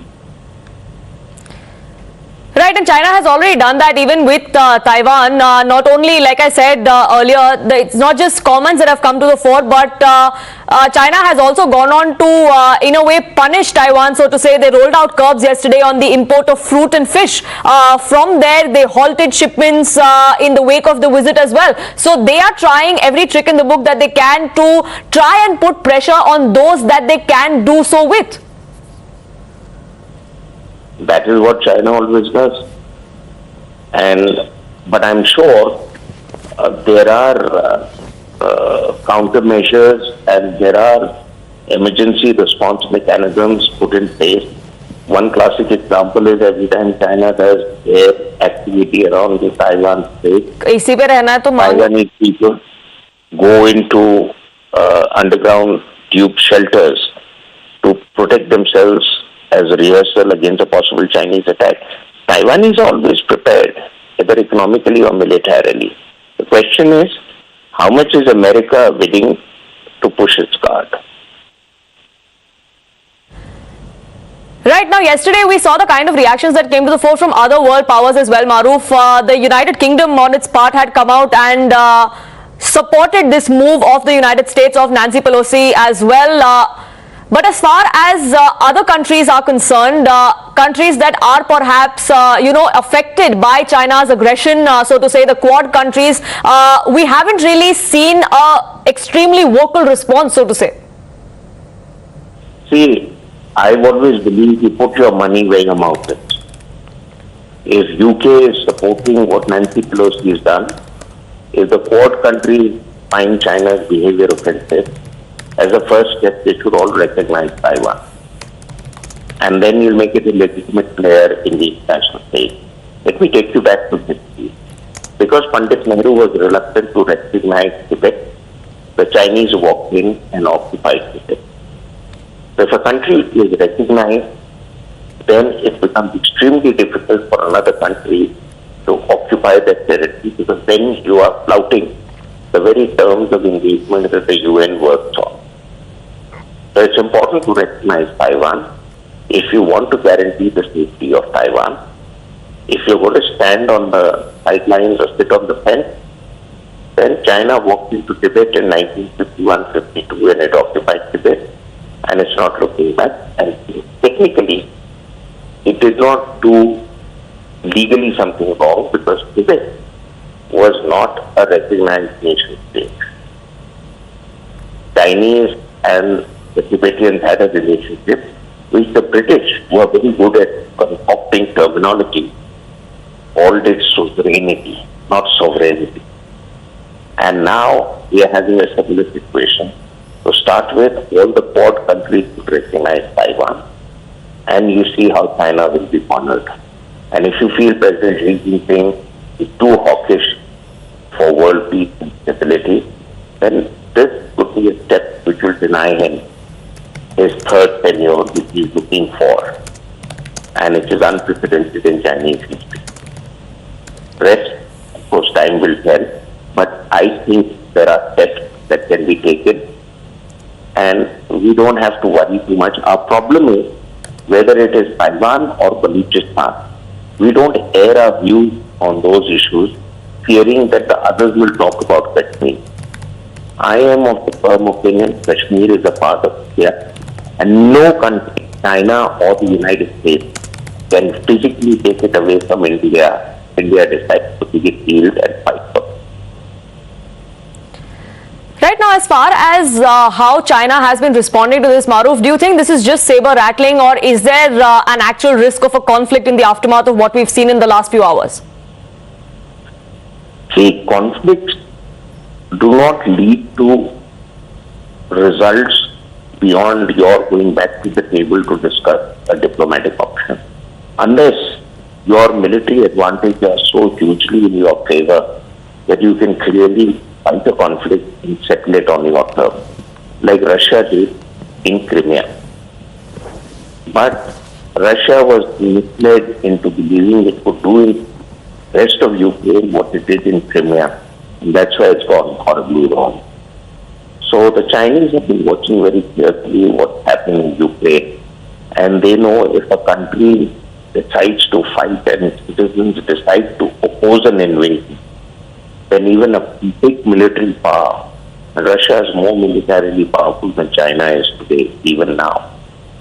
Even a big military power cannot occupy a land which the people decide to stand by and fight for it, and is assured the support from the US and its other friends and allies. So China knows that it can't walk over Taiwan. And I therefore think that China is not going to attempt to occupy Taiwan. Right, stay on with me. Lieutenant General Raj Kadyan is also with us on this broadcast. Thank you so much, Lieutenant General, for speaking with us here on Times Now. We are, of course, awaiting Nancy Pelosi to fly out of Taipei any minute now. But ever since she's landed yesterday, the world has been watching her, China especially. They have come out with what they call as punishment for Taiwan. They've put certain curbs as far as import-export is concerned. They've halted certain vessels. They've declared certain zones as dangerous zones as well. But do you think this is just saber rattling by China, or will China actually take this one step forward, and will the repercussions be felt by other neighboring countries as well? No, China has already been troubling the neighboring countries of the South China Sea, the ASEAN nations, and that is why America wants to come into this area. The whole episode proves that America is still #1 power and remains unchallenged. Whatever China does, they have already put some trade sanctions against Taiwan, like not exporting the natural sand and stopping import of certain foodstuffs. They come to challenge America militarily in a direct confrontation. So they will keep making noise. They will do some exercise from 4th to 7th August, they have said, with live ammunition closer to about 80 miles away from Taiwan. But more than that, I think they will not be able to do anything. They overplayed their card. Xi Jinping, he cannot challenge America to the extent that anybody playing with fire gets burnt, and our military is ready and will not sit idle. These are not words to be used by the leader of a country. So I think ultimately he had to blink first, and America has proved its supremacy in the world. Two events, of course, killing of Al Jawahari, and these came incidentally together. So America, Biden will be stronger internally. Xi Jinping standing within China is seeking the third term as president. Perhaps would take a beating. Of course, these are losers. They're saying that Nancy Pelosi went everywhere with great pomp and show, but when she came to Taiwan, she came quietly unannounced. These are not issues that were at stake.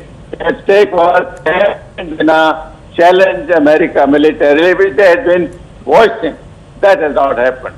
So China, I think Xi Jinping perhaps overplayed his card, and he should have realized that the kind of language that he used cannot be used by a responsible country's head. Right, Lieutenant General Kadyan, now we've seen the kind of tensions that have been brewing between United States and China over the years, especially as far as the trade war is concerned. The tariffs that the US had placed on them continue even now, though there is uncertainty over whether or not they will be reversed under Biden now. But these kind of tensions between those two countries have had a spiraling effect on other countries as well, including India. One of the reasons why we did see the rupee fall as low as it did against the dollar, and one of the reasons that was cited by the government also, was the kind of trade war that we were seeing between US and China. Will this particular visit of Nancy Pelosi further freeze the relations between those two countries, and that would perhaps have a domino effect on the other countries in the world? First is American policy on Taiwan. They have deliberately been vague. They don't have a kind of a contract with Taiwan that they will come and defend Taiwan. But recently, Biden, either slip of tongue, it should not happen at that level. When somebody asked him a question, will you defend Taiwan? He said yes. So I think they're deliberately vague. They keep announcing one China policy, but their actions don't really convey that meaning. They're saying we are against forcible occupation of any democratic country. As far as China is concerned, American action is good for India. You ask about India. But China will be checkmated in expanding itself unilaterally, which includes India. They have done so in East Ladakh, and with other ASEAN countries that they've been threatening all along. So I think to that extent, those countries, their morale will be bolstered up, and China will be checkmated. The tensions have continued on the trade issue. China is planning to overtake American economy, although this year with the strict implementation of the COVID protocols and other, the economy has gone down, and so has the popularity of Xi Jinping to an extent. So he was looking for an opportunity to prove his machoism, but I think he's misfired. Right now, yesterday, the kind of reactions that we saw from China, Lieutenant General Raj Kadyan, they said that we would, look at targeted military actions. What do you think they were actually talking about, and how should the world be wary of such comments coming in from there? I think they cannot do anything more than maybe intrude into the Taiwan airspace, which they've done in the past also, and doing military exercises in a group of areas together. 6 areas they've already announced surrounding Taiwan. Beyond that, they don't have the capacity or the gumption to use any force to capture Taiwan. So the show of force will continue. This is more of a face saver, as per my reading, than any concrete action. Right, Lieutenant General Raj Kadyan, thank you so much for speaking with us here on Times Now. These visuals on your screens, viewers, are of when Nancy Pelosi landed in Taipei yesterday evening. It was about 8 p.m. when her flight landed. And on the other side, you see visuals of her plane there standing by to take off from Taipei any minute now. The signaling that this visit has made has completely rattled China. We saw the kind of comments that came to the fore from Chinese mouthpiece yesterday. We also had the Chinese ministers then line up, spokespersons of the Xi Jinping government line up to call this an unnecessary provocation. As far as the United States is concerned, China even going on to then retaliate with military drills after US made it very clear that they do not support China's claim on Taiwan. Taiwan is a sovereign independent country. KP Fabian is with me on this broadcast. So thank you so much for speaking with us. Nancy Pelosi is all set to take off now from Taipei, but the last few hours have been extremely crucial, not just as far as US-China relations are concerned, but the repercussions this would have on the entire world as well.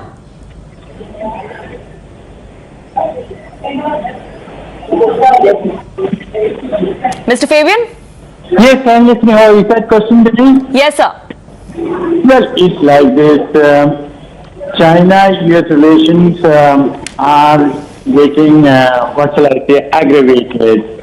But because of the sanctions which China has already applied on Taiwan and might apply more, we would run into problems with world trade, supply chains and all that. Also, we have to recognize that even after she leaves, China will continue to intimidate Taiwan. Not that they will go and attack, but they will continue to intimidate by sending, fighter planes to their defense exclusion zones and all that. So how that is going to be played, we have to watch. So all told, we are entering a new stage in turbulence. Right, Mr. Fabian, now several countries, world powers have come out and supported the United States as far as their position on Taiwan is concerned and Nancy Pelosi's visit, including Canada, France, Germany. But India so far, of course, hasn't said anything. Neither has Australia. The two countries that are part of Quad with the United States, also extremely affected by Chinese aggression. Yes, but I don't think it will be good for us to come out with any statement at all. We don't have to come out with a statement. This is something which is happening between China and the United States. Let it be that way. Right. Do you feel, Mr. Fabian, that this would have a domino effect as far as world economy is concerned? Because the trade war between US and China has been going on for far too long. There was, there were reports, in fact, coming in the last couple of weeks that perhaps there would be a rethink by the Biden administration as far as tariffs against China is concerned. But now, after Nancy Pelosi's visit, do you think that is going to further go into a freeze and perhaps that could have a spiraling effect on the global economy? Well, the rift or between the United States and China, that is bound to continue and get even worse. I don't think President Biden is serious about mending that. So that will continue.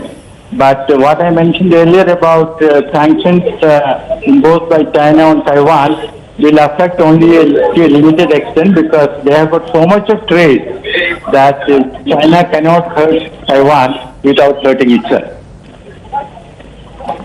Right, KP Fabian, thank you so much for speaking with us here on Times Now.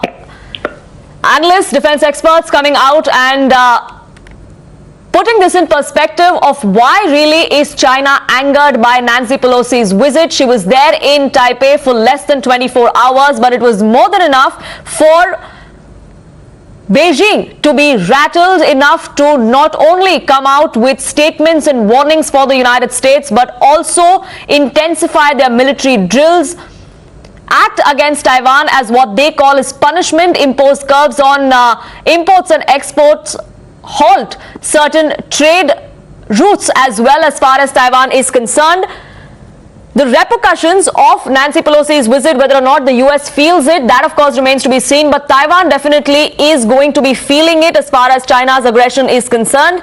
Many countries have come out to back the United States, including Canada, Denmark, France, Germany, United Kingdom as well, and not surprisingly, North Korea, Pakistan and Russia are the ones that are backing China in its claim of one China, where they insist that Taiwan is Chinese territory, a notion that the United States tried to dispel with Nancy Pelosi's this visit to Taipei.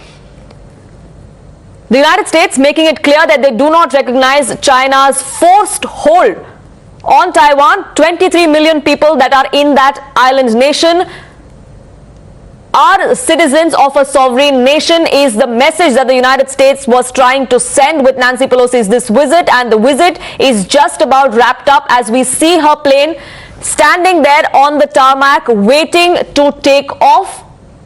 Let's listen in though to what Nancy Pelosi said while she was in Taiwan, while she was in Taipei. Today, our delegation, which I'm very proud, came to Taiwan to make unequivocally clear we will not abandon our commitment to Taiwan, and we are proud of our enduring friendship. The story of Taiwan is an inspiration to all freedom-loving people in the United States and around the world. Out of a crucible of challenge, you have forged a flourishing democracy, one of the freest in the world, proudly to be led by a woman president. And Taiwan has been an island of resilience in the world. Indeed, the people of Taiwan have proven to the world that with hope, courage, and determination, it is possible to build a peaceful and prosperous future, even in terms of the challenges you face. And now, more than ever, America's solidarity with Taiwan is crucial, and that is the message we are bringing here today. Former diplomat Suresh Kumar Goyal is now with us on this broadcast. Thank you so much for speaking with us. How do you view this? What do you think is going to be the repercussion of this very short but very significant visit of Nancy Pelosi to Taiwan? Clearly, the visit has already raised the temperatures between USA and China to the extent that I believe, according to the latest news, that China has even cancelled the meeting between State Secretary Blinken and Wang Yi in Cambodia on the margins of the ASEAN meeting. So obviously China is very upset. It's going to raise the temperature. It's going to cause what I believe temporary disruptions and problems in the relationship. But eventually both China and the USA are big countries. China aspiring to displace USA, disrupt USA. I think the relationship should get back again on at least a functional level, if not sooner, later. Therefore, it will be a temporary blip in the relationship, but nonetheless very, very serious disruptions between the two. Yes. The relations between the two, of course, would perhaps sour even further because we are looking at, the trade war, the tariffs that the US has imposed on China, and they have been going on for long enough. But as far as the repercussions on other countries is concerned, will the other countries that have been bearing the brunt of Chinese aggression will also now be victims of this?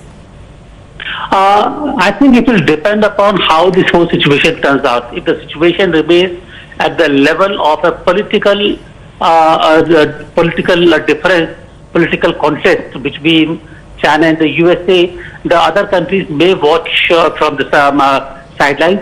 What I do expect is that because that Quad, where a Quad, which is a recent new development, not so new, 2 years old at least, of coalition or the cooperation between four countries.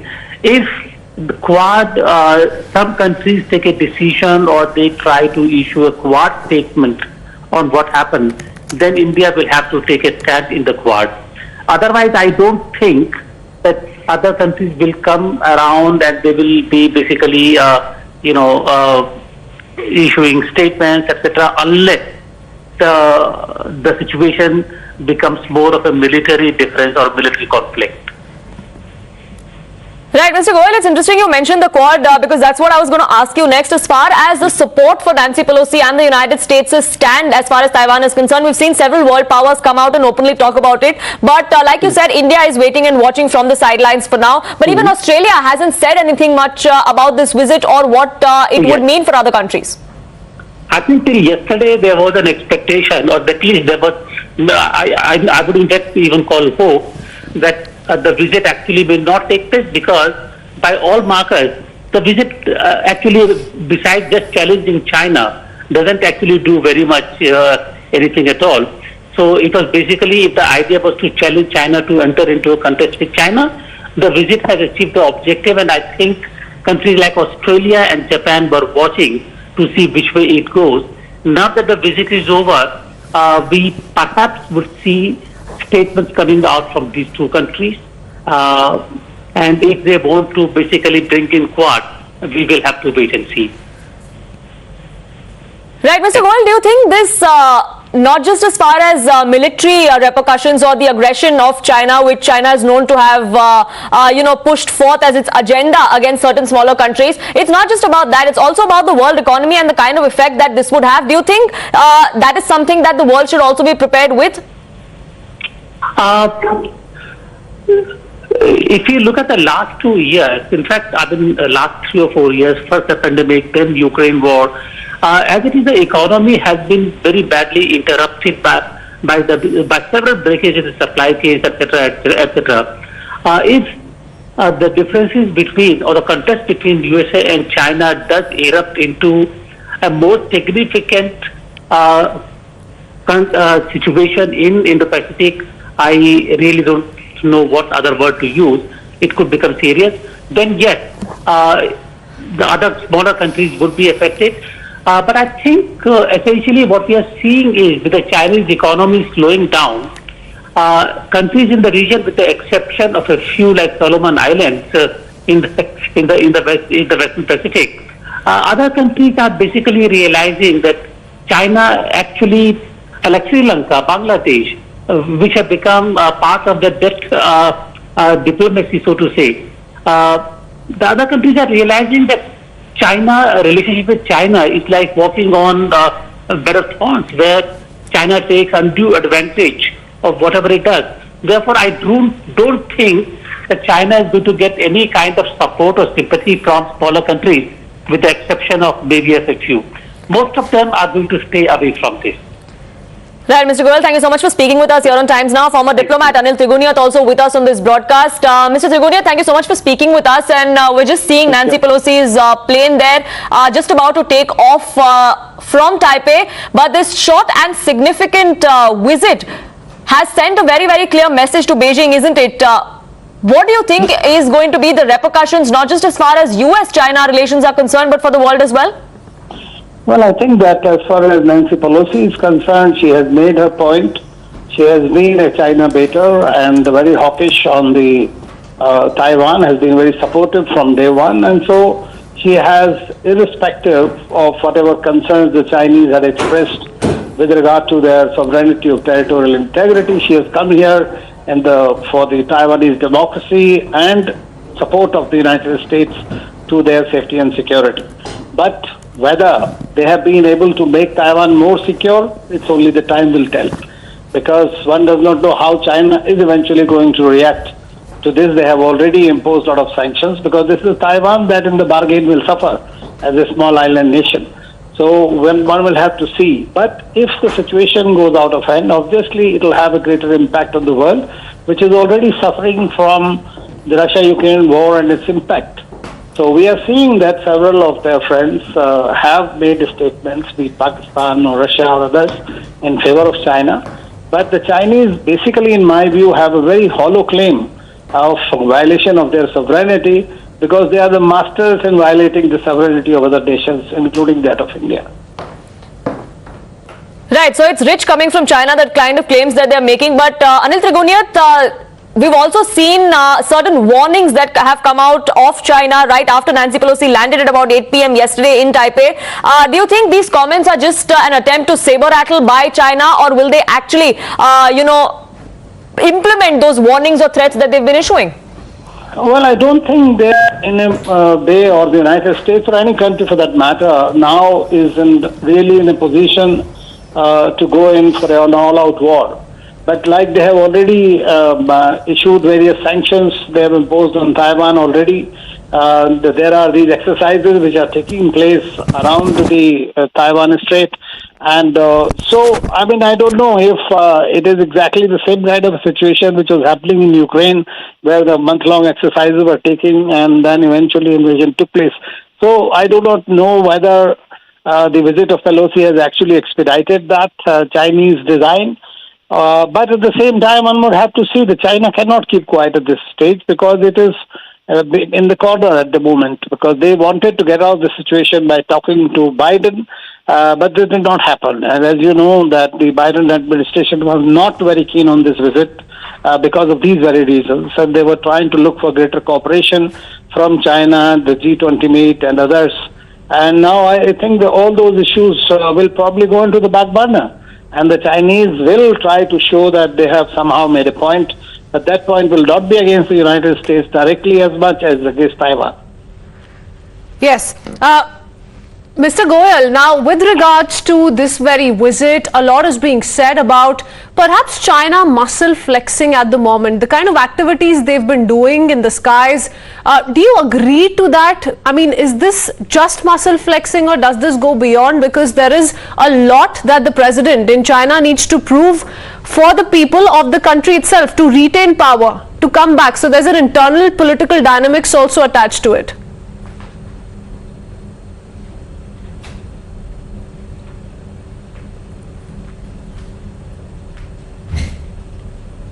Mr. Suresh Goyal, can you hear me?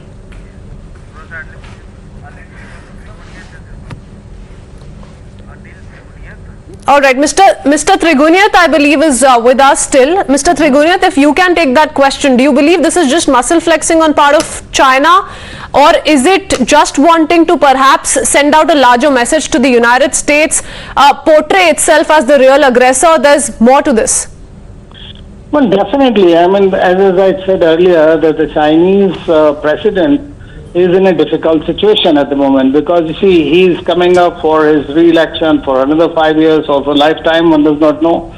But at the same time, the Chinese have not been wanting to be in this kind of a situation. That's why they have been trying to talk to the Americans that this is a red line. If you play with fire, you will perish. And all those kind of things they tried to do. But then the Americans also, being the hyperpower, could not have bowed out at this stage once Pelosi has already announced a visit. And so what I see is definitely that China will continue with some kind of action. I don't know to what level this action will actually grow, because they are not in a position to launch a full-fledged war or fight a war with anybody. Today, neither the United States nor any other country in the world is in a position because of the economic downturn that is taking place and the problems that are there overall. But then the wars happen for a very flimsy reason, and they have happened in the history. So we don't know to what extent the Americans will support Taiwan and to what extent the Chinese will take the bluff. Okay, all right, fair enough. So as far as China is concerned, they've been going ahead with military drills around Taiwan Strait. They've been saying this is necessary and just. America has come out with very, very strong statements as well. If we go by what Nancy Pelosi has said during that very short visit of hers to Taiwan, sir, she's saying that no, United States is not in the near future ever going to abandon Taiwan. So that's the kind of assurance coming in from the United States. But do you see that as a challenge in the near future? Do you think it's going to be a smooth sailing, assurance coming in from the US? Well, it will only depend on what is China's aggressive behavior is. I mean, basically for China, Taiwan is a red line. For the Americans, Taiwan is a red line, and the Indo-Pacific. So in my view, for the Americans, the Taiwan is a very strategic partner. And yes. That's what the Nancy Pelosi has reiterated. But at the end of the day, whether or not this is going to have an economic bearing remains to be seen for the people in Taiwan. But yes, a big, big global talking point and set to have several repercussions across the world as well. Thank you, Mr. Trigunya. Shifting our focus, viewers, to the state of Karnataka. Remember, today is when Siddaramaya's big birthday bash has been planned for. Celebrations for his 75th birthday underway. Rahul Gandhi is currently speaking. Let's cut across live. Gandhi made Karnataka the center of computing in the world. BJP ಅವರು computer ವಿಚಾರ ಬಂದಂತ ಸಂದರ್ಭದಲ್ಲಿ ದಿವಂಗತ ರಾಜೀವ್ ಗಾಂಧಿ ಅವರು ತಂದಂತ ಕಂಪ್ಯೂಟರೀಕರಣದ ಕಾರ್ಯಕ್ರಮವನ್ನ ಲೇವಡಿ ಮಾಡ್ತಾ ಇದ್ರು. ಆದ್ರೆ ಅದೇ ಕಾರ್ಯಕ್ರಮ ಮುಂದೆ ಕರ್ನಾಟಕವನ್ನ ಸಿಲಿಕಾನ್ ವ್ಯಾಲಿ ರೂಪದಲ್ಲಿ ಕರ್ನಾಟಕವನ್ನ ತೆಗೆದುಕೊಂಡು ಹೋಗಲಿಕ್ಕೆ, ತಂತ್ರಜ್ಞಾನದಲ್ಲಿ ಪ್ರಪಂಚದ ಮುಂಚೂಣಿಗೆ ಕರ್ನಾಟಕವನ್ನ ತೆಗೆದುಕೊಂಡು ಹೋಗಲಿಕ್ಕೆ ಸಹಾಯ ಮಾಡಿತು. And if we look and we ask people in the United States, what do they think of Karnataka today?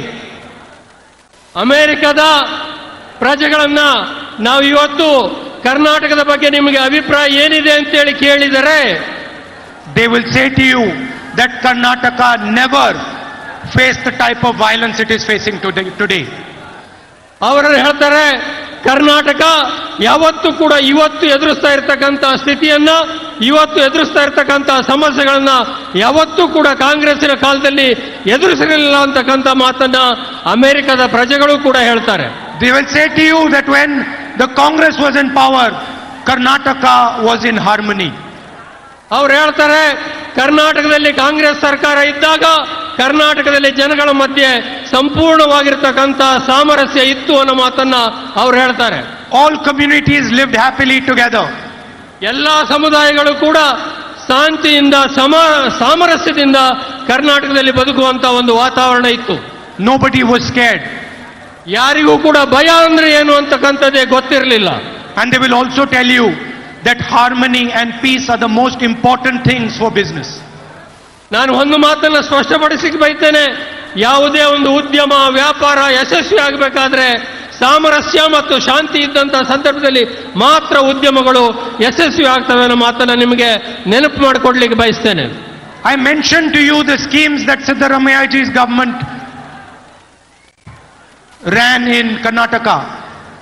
I'll mention to you national level schemes that we ran, like Manrega, like right to food, like farm loan waiver. I want to ask you, what schemes is the BJP government running in Karnataka and in Delhi? ನಾನು ಒಂದು ಮಾತನ್ನು ನಿಮಗೆ ನೆನಪು ಮಾಡಿಕೊಡ್ತೇನೆ. ಭಾರತದಲ್ಲಿ ಕಾಂಗ್ರೆಸ್ಸಿನ ನೇತೃತ್ವದ UPA ಸರ್ಕಾರ ಇದ್ದಂಥ ಸಂದರ್ಭದಲ್ಲಿ ಮಹಾತ್ಮ ಗಾಂಧಿ ಉದ್ಯೋಗ ದೃಢೀಕರಣ ಯೋಜನೆಯನ್ನ ಜಾರಿಗೆ ಮಾಡಿದ್ವಿ. ಕೃಷಿಕರ ಸಾಲವನ್ನ ಮನ್ನಾ ಮಾಡುವಂತ ಕೆಲಸವನ್ನು ಮಾಡಿದ್ವಿ. ಅನೇಕ ರೈಟ್ ಟು ಇನ್ಫಾರ್ಮೇಶನ್, ನಮಗೆ ಮಾಹಿತಿಯ ಹಕ್ಕನ್ನ, ಉದ್ಯೋಗದ ಹಕ್ಕನ್ನ, ಕೆಲಸ ಮಾಡುವಂತ ಹಕ್ಕನ್ನ ಎಲ್ಲವನ್ನೂ ಕೂಡ ಕೊಟ್ಟಿದ್ವಿ. ನಾನೀಗ ನಿಮ್ಮನ್ನು ಕೇಳಲಿಕ್ಕೆ ಬಯಸ್ತೇನೆ, ಈಗ ರಾಷ್ಟ್ರದಲ್ಲಿ ಮತ್ತು ರಾಜ್ಯದಲ್ಲಿ ಇರುವಂತಹ ಬಿಜೆಪಿ ಸರ್ಕಾರ ಇಂಥ ಯಾವ ಕಾರ್ಯಕ್ರಮವನ್ನ ನಿಮಗೆ ಕೊಟ್ಟಿದೆ ಅನ್ನೋದನ್ನ ನಾನು ಈ ಸಂದರ್ಭದಲ್ಲಿ ಪ್ರಶ್ನೆ ಮಾಡಲಿಕ್ಕೆ ಬಯಸ್ತೇನೆ. The flagship scheme of the BJP at the national level was demonetisation. ಬಹಳ ದೊಡ್ಡದಾಗಿರ್ತಕ್ಕಂಥ ಸಾಧನೆ ಕೇಂದ್ರದಲ್ಲಿರುವಂತಹ ಬಿಜೆಪಿಯ ಸರ್ಕಾರದ್ದು ಅಂದ್ರೆ ನೋಟುಗಳನ್ನ ಅಮಾನ್ಯೀಕರಣ ಮಾಡಿರ್ತಕ್ಕಂಥದ್ದೇ ಅದರ ದೊಡ್ಡದಾಗಿರ್ತಕ್ಕಂಥ ಸಾಧನೆ.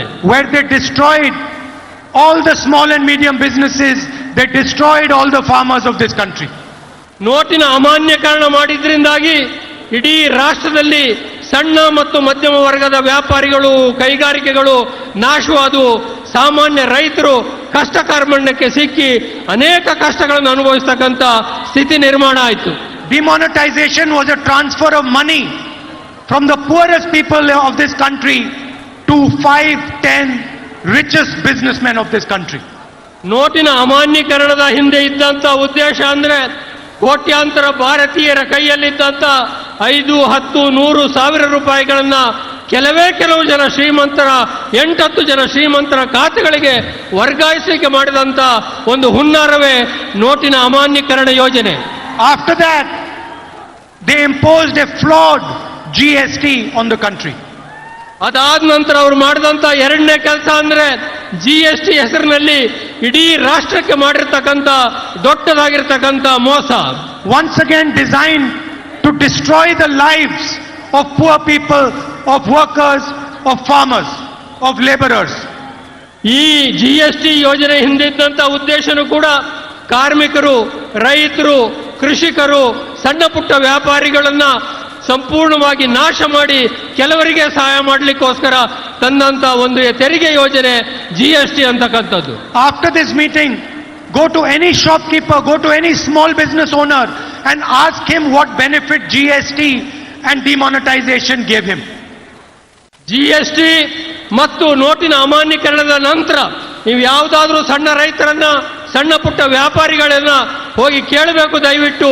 ಈ ಎರಡು ಯೋಜನೆಗಳು GST ಮತ್ತು ನೋಟಿನ ಅಮಾನ್ಯೀಕರಣದಿಂದಾಗಿ ನಿಮಗೆ ಏನು ಲಾಭ ಆಗಿದೆ ಅನ್ನೋದನ್ನ ನೀವು ದಯವಿಟ್ಟು ಕೇಳಬೇಕು ಅಂತೇಳಿ ನಾನು ವಿನಂತಿ ಮಾಡ್ತೇನೆ. And they will tell you both these schemes are national disasters. ಖಂಡಿತವಾಗಿಯೂ ಅವರು ಉತ್ತರ ಕೊಡ್ತಾರೆ, ಇದೊಂದು ರಾಷ್ಟ್ರೀಯ ದುರಂತವಾಗಿ GST ಮತ್ತು ನೋಟಿನ ಅಮಾನ್ಯೀಕರಣ ಪರಿಣಮಿಸಿದೆ ಅಂತಕ್ಕಂಥ ಉತ್ತರವನ್ನ ಅವರು ಕೊಡ್ತಾರೆ ಅಂತಕ್ಕಂಥದ್ದು ಖಂಡಿತವಾಗಿಯೂ ನನಗೆ ಮನವರಿಕೆ ಆಗಿದೆ. They will tell you that they are designed to hand India's wealth to 3 or 4 business people who are close to the Prime Minister. ಖಂಡಿತವಾಗಿ ಅವರು ಕೂಡ ನಿಮಗೆ ಹೇಳ್ತಾರೆ, ಇಡೀ ಭಾರತದಲ್ಲಿರ್ತಕ್ಕಂಥ 136 ಕೋಟಿ ಜನಗಳಿಗೆ ಸೇರಿರ್ತಕ್ಕಂಥ ಸಂಪತ್ತನ್ನ 3 ಅಥವಾ 4 ಜನ ದೊಡ್ಡ ಉದ್ಯಮಪತಿಗಳಿಗೆ ವಹಿಸಿಕೊಡ್ಲಿಕ್ಕೋಸ್ಕರ ಈ GST ಮತ್ತು ಅಮಾನ್ಯೀಕರಣದ ಯೋಜನೆಗಳು ಬಂದಿದ್ದೇವೆ ಅಂತಕ್ಕಂಥದ್ದನ್ನ ಇವರೆಲ್ಲರೂ ಕೂಡ ಖಂಡಿತವಾಗಿ ಕೂಡ ಹೇಳ್ತಾರೆ. After GST, they brought the farm laws. GST ಅನ್ನು ಜಾರಿಗೆ ತಂದ ನಂತರ ರಾಷ್ಟ್ರದಲ್ಲಿ ಕೃಷಿ ಕಾಯ್ದೆಗಳನ್ನು ಅವರು ಜಾರಿಗೆ ತಂದರು. We gave 72,000 crore rupees to India's farmers. Doctor Manmohan Singh ಅವರು ಪ್ರಧಾನಿಯಾಗಿದ್ದಂತಹ ಸಂದರ್ಭದಲ್ಲಿ 70,000 ಕೋಟಿ ರೂಪಾಯಿಗಳನ್ನ ರೈತರಿಗೆ ಕೊಡುವಂತ ಕೆಲಸವನ್ನ ಕೇಂದ್ರದ ಕಾಂಗ್ರೆಸ್ ನೇತೃತ್ವದ UPA ಸರ್ಕಾರ ಮಾಡಿತ್ತು. And the 3 farm laws that the BJP came up with were designed to steal from the farmers. ಕೇಂದ್ರದ ಈಗಿರುವಂತಹ ಬಿಜೆಪಿ 3 ಕೃಷಿ ಕಾಯ್ದೆಗಳನ್ನು ಏನು ತಂತು ಅದು ರೈತರನ್ನ ಕೊಳ್ಳೆ ಹೊಡಿಲಿಕ್ಕೆ ತಂದಂತ ಕಾರ್ಯಕ್ರಮವೇ ಹೊರತು ರೈತರನ್ನ ಉದ್ಧಾರ ಮಾಡಲಿಕ್ಕೆ ತಂದಂತ ಕಾರ್ಯಕ್ರಮಗಳಲ್ಲ, ಕಾಯ್ದೆಗಳು ಕೂಡ ಅಲ್ಲ. And to hand what belongs to the farmers to those same 3 or 4 businessmen. ರಾಷ್ಟ್ರದ ರೈತರಿಗೆ ಸೇರಿರ್ತಕ್ಕಂಥ ಸಂಪತ್ತನ್ನ ಅದೇ 3-4 ಜನ ಶ್ರೀಮಂತರಿಗೆ ವರ್ಗಾಯಿಸಲಿಕ್ಕೋಸ್ಕರ ಈ ಕೃಷಿ ಕಾಯ್ದೆಗಳನ್ನು ಕೂಡ ಜಾರಿಗೆ ತರುವಂತ ಒಂದು ವಿಫಲ ಪ್ರಯತ್ನವನ್ನ ಕೇಂದ್ರದ ಬಿಜೆಪಿ ಸರ್ಕಾರ ಮಾಡಿತು. Look at what the Manrega scheme does. Mahatma Gandhi ಉದ್ಯೋಗ ದೃಢೀಕರಣ ಯೋಜನೆ ಯಾವ ರೀತಿ ಕೆಲಸ ಮಾಡ್ತದೆ ಅಂತ ದಯವಿಟ್ಟು ಸ್ವಲ್ಪ ಯೋಚನೆ ಮಾಡಿ ನೋಡಿ. It distributes India's wealth to its poor. ಅದು ಭಾರತದಲ್ಲಿರ್ತಕ್ಕಂಥ ಸಂಪತ್ತನ್ನ ಜನಸಾಮಾನ್ಯರಿಗೆ ಹಂಚುವಂತ ಕೆಲಸವನ್ನು ಮಾಡ್ತದೆ. Look at what farm loan waiver does. It distributes India's wealth to its farmers. ನಾವು ಮನ್ರೇಗಾದಲ್ಲಿ ಮಾಡಿರ್ತಕ್ಕಂಥ ಕೆಲಸದಲ್ಲಿ ದೇಶದ ಸಂಪತ್ತನ್ನ ರೈತರಿಗೆ, ಕೃಷಿಕರಿಗೆ ಹಂಚುವಂತ ಕೆಲಸವನ್ನು ಮಾಡ್ತದೆ. And look at every single scheme of the Congress party. Look at the Indira Canteen. You will see that it is distributing India's wealth to poor people. ಯಾವುದೇ ಕಾಂಗ್ರೆಸ್ ಪಕ್ಷದ ಕಾರ್ಯಕ್ರಮವನ್ನು ನೀವು ನೋಡಿ, ಇಂದಿರಾ ಕ್ಯಾಂಟೀನ್ ಅಂತ ಯೋಜನೆಯನ್ನು ಕೂಡ ನೋಡಿ, ರಾಜ್ಯದ ಸಂಪತ್ತನ್ನ ಬಡವರಿಗೆ, ಜನಸಾಮಾನ್ಯರಿಗೆ, ರೈತರಿಗೆ ಹಂಚುವಂತ ಕೆಲಸವನ್ನ ಕಾಂಗ್ರೆಸ್ ಪಕ್ಷದ ಕಾರ್ಯಕ್ರಮಗಳು ಮಾಡ್ತಾರೆ. While the Congress party distributes wealth, the BJP RSS takes away your wealth. Congress ಪಕ್ಷ ರಾಷ್ಟ್ರದ ಸಂಪತ್ತನ್ನ ರೈತರಿಗೆ, ಕೃಷಿಕರಿಗೆ, ಬಡವರಿಗೆ ಹಂಚುವಂತ ಕೆಲಸವನ್ನು ಮಾಡಿದರೆ ಬಿಜೆಪಿ ಸರ್ಕಾರಗಳು ಅದನ್ನ ರೈತರಿಂದ, ಕೃಷಿಕರಿಂದ, ಕಾರ್ಮಿಕರಿಂದ ಕೊಳ್ಳೆ ಹೊಡೆಯುವಂತ ಕೆಲಸವನ್ನು ಮಾಡ್ತವೆ. They take your wealth and give it to the richest people of the land. ಜನಸಾಮಾನ್ಯರ ಸಂಪತ್ತನ್ನ ತೆಗೆದುಕೊಂಡು ಕೆಲವು ಉದ್ಯಮಪತಿಗಳಿಗೆ ಕೊಡುವಂತ ಕಾರ್ಯಕ್ರಮ BJP ಸರ್ಕಾರದ್ದು. We take the wealth of the nation and distribute it to the poor people of the land.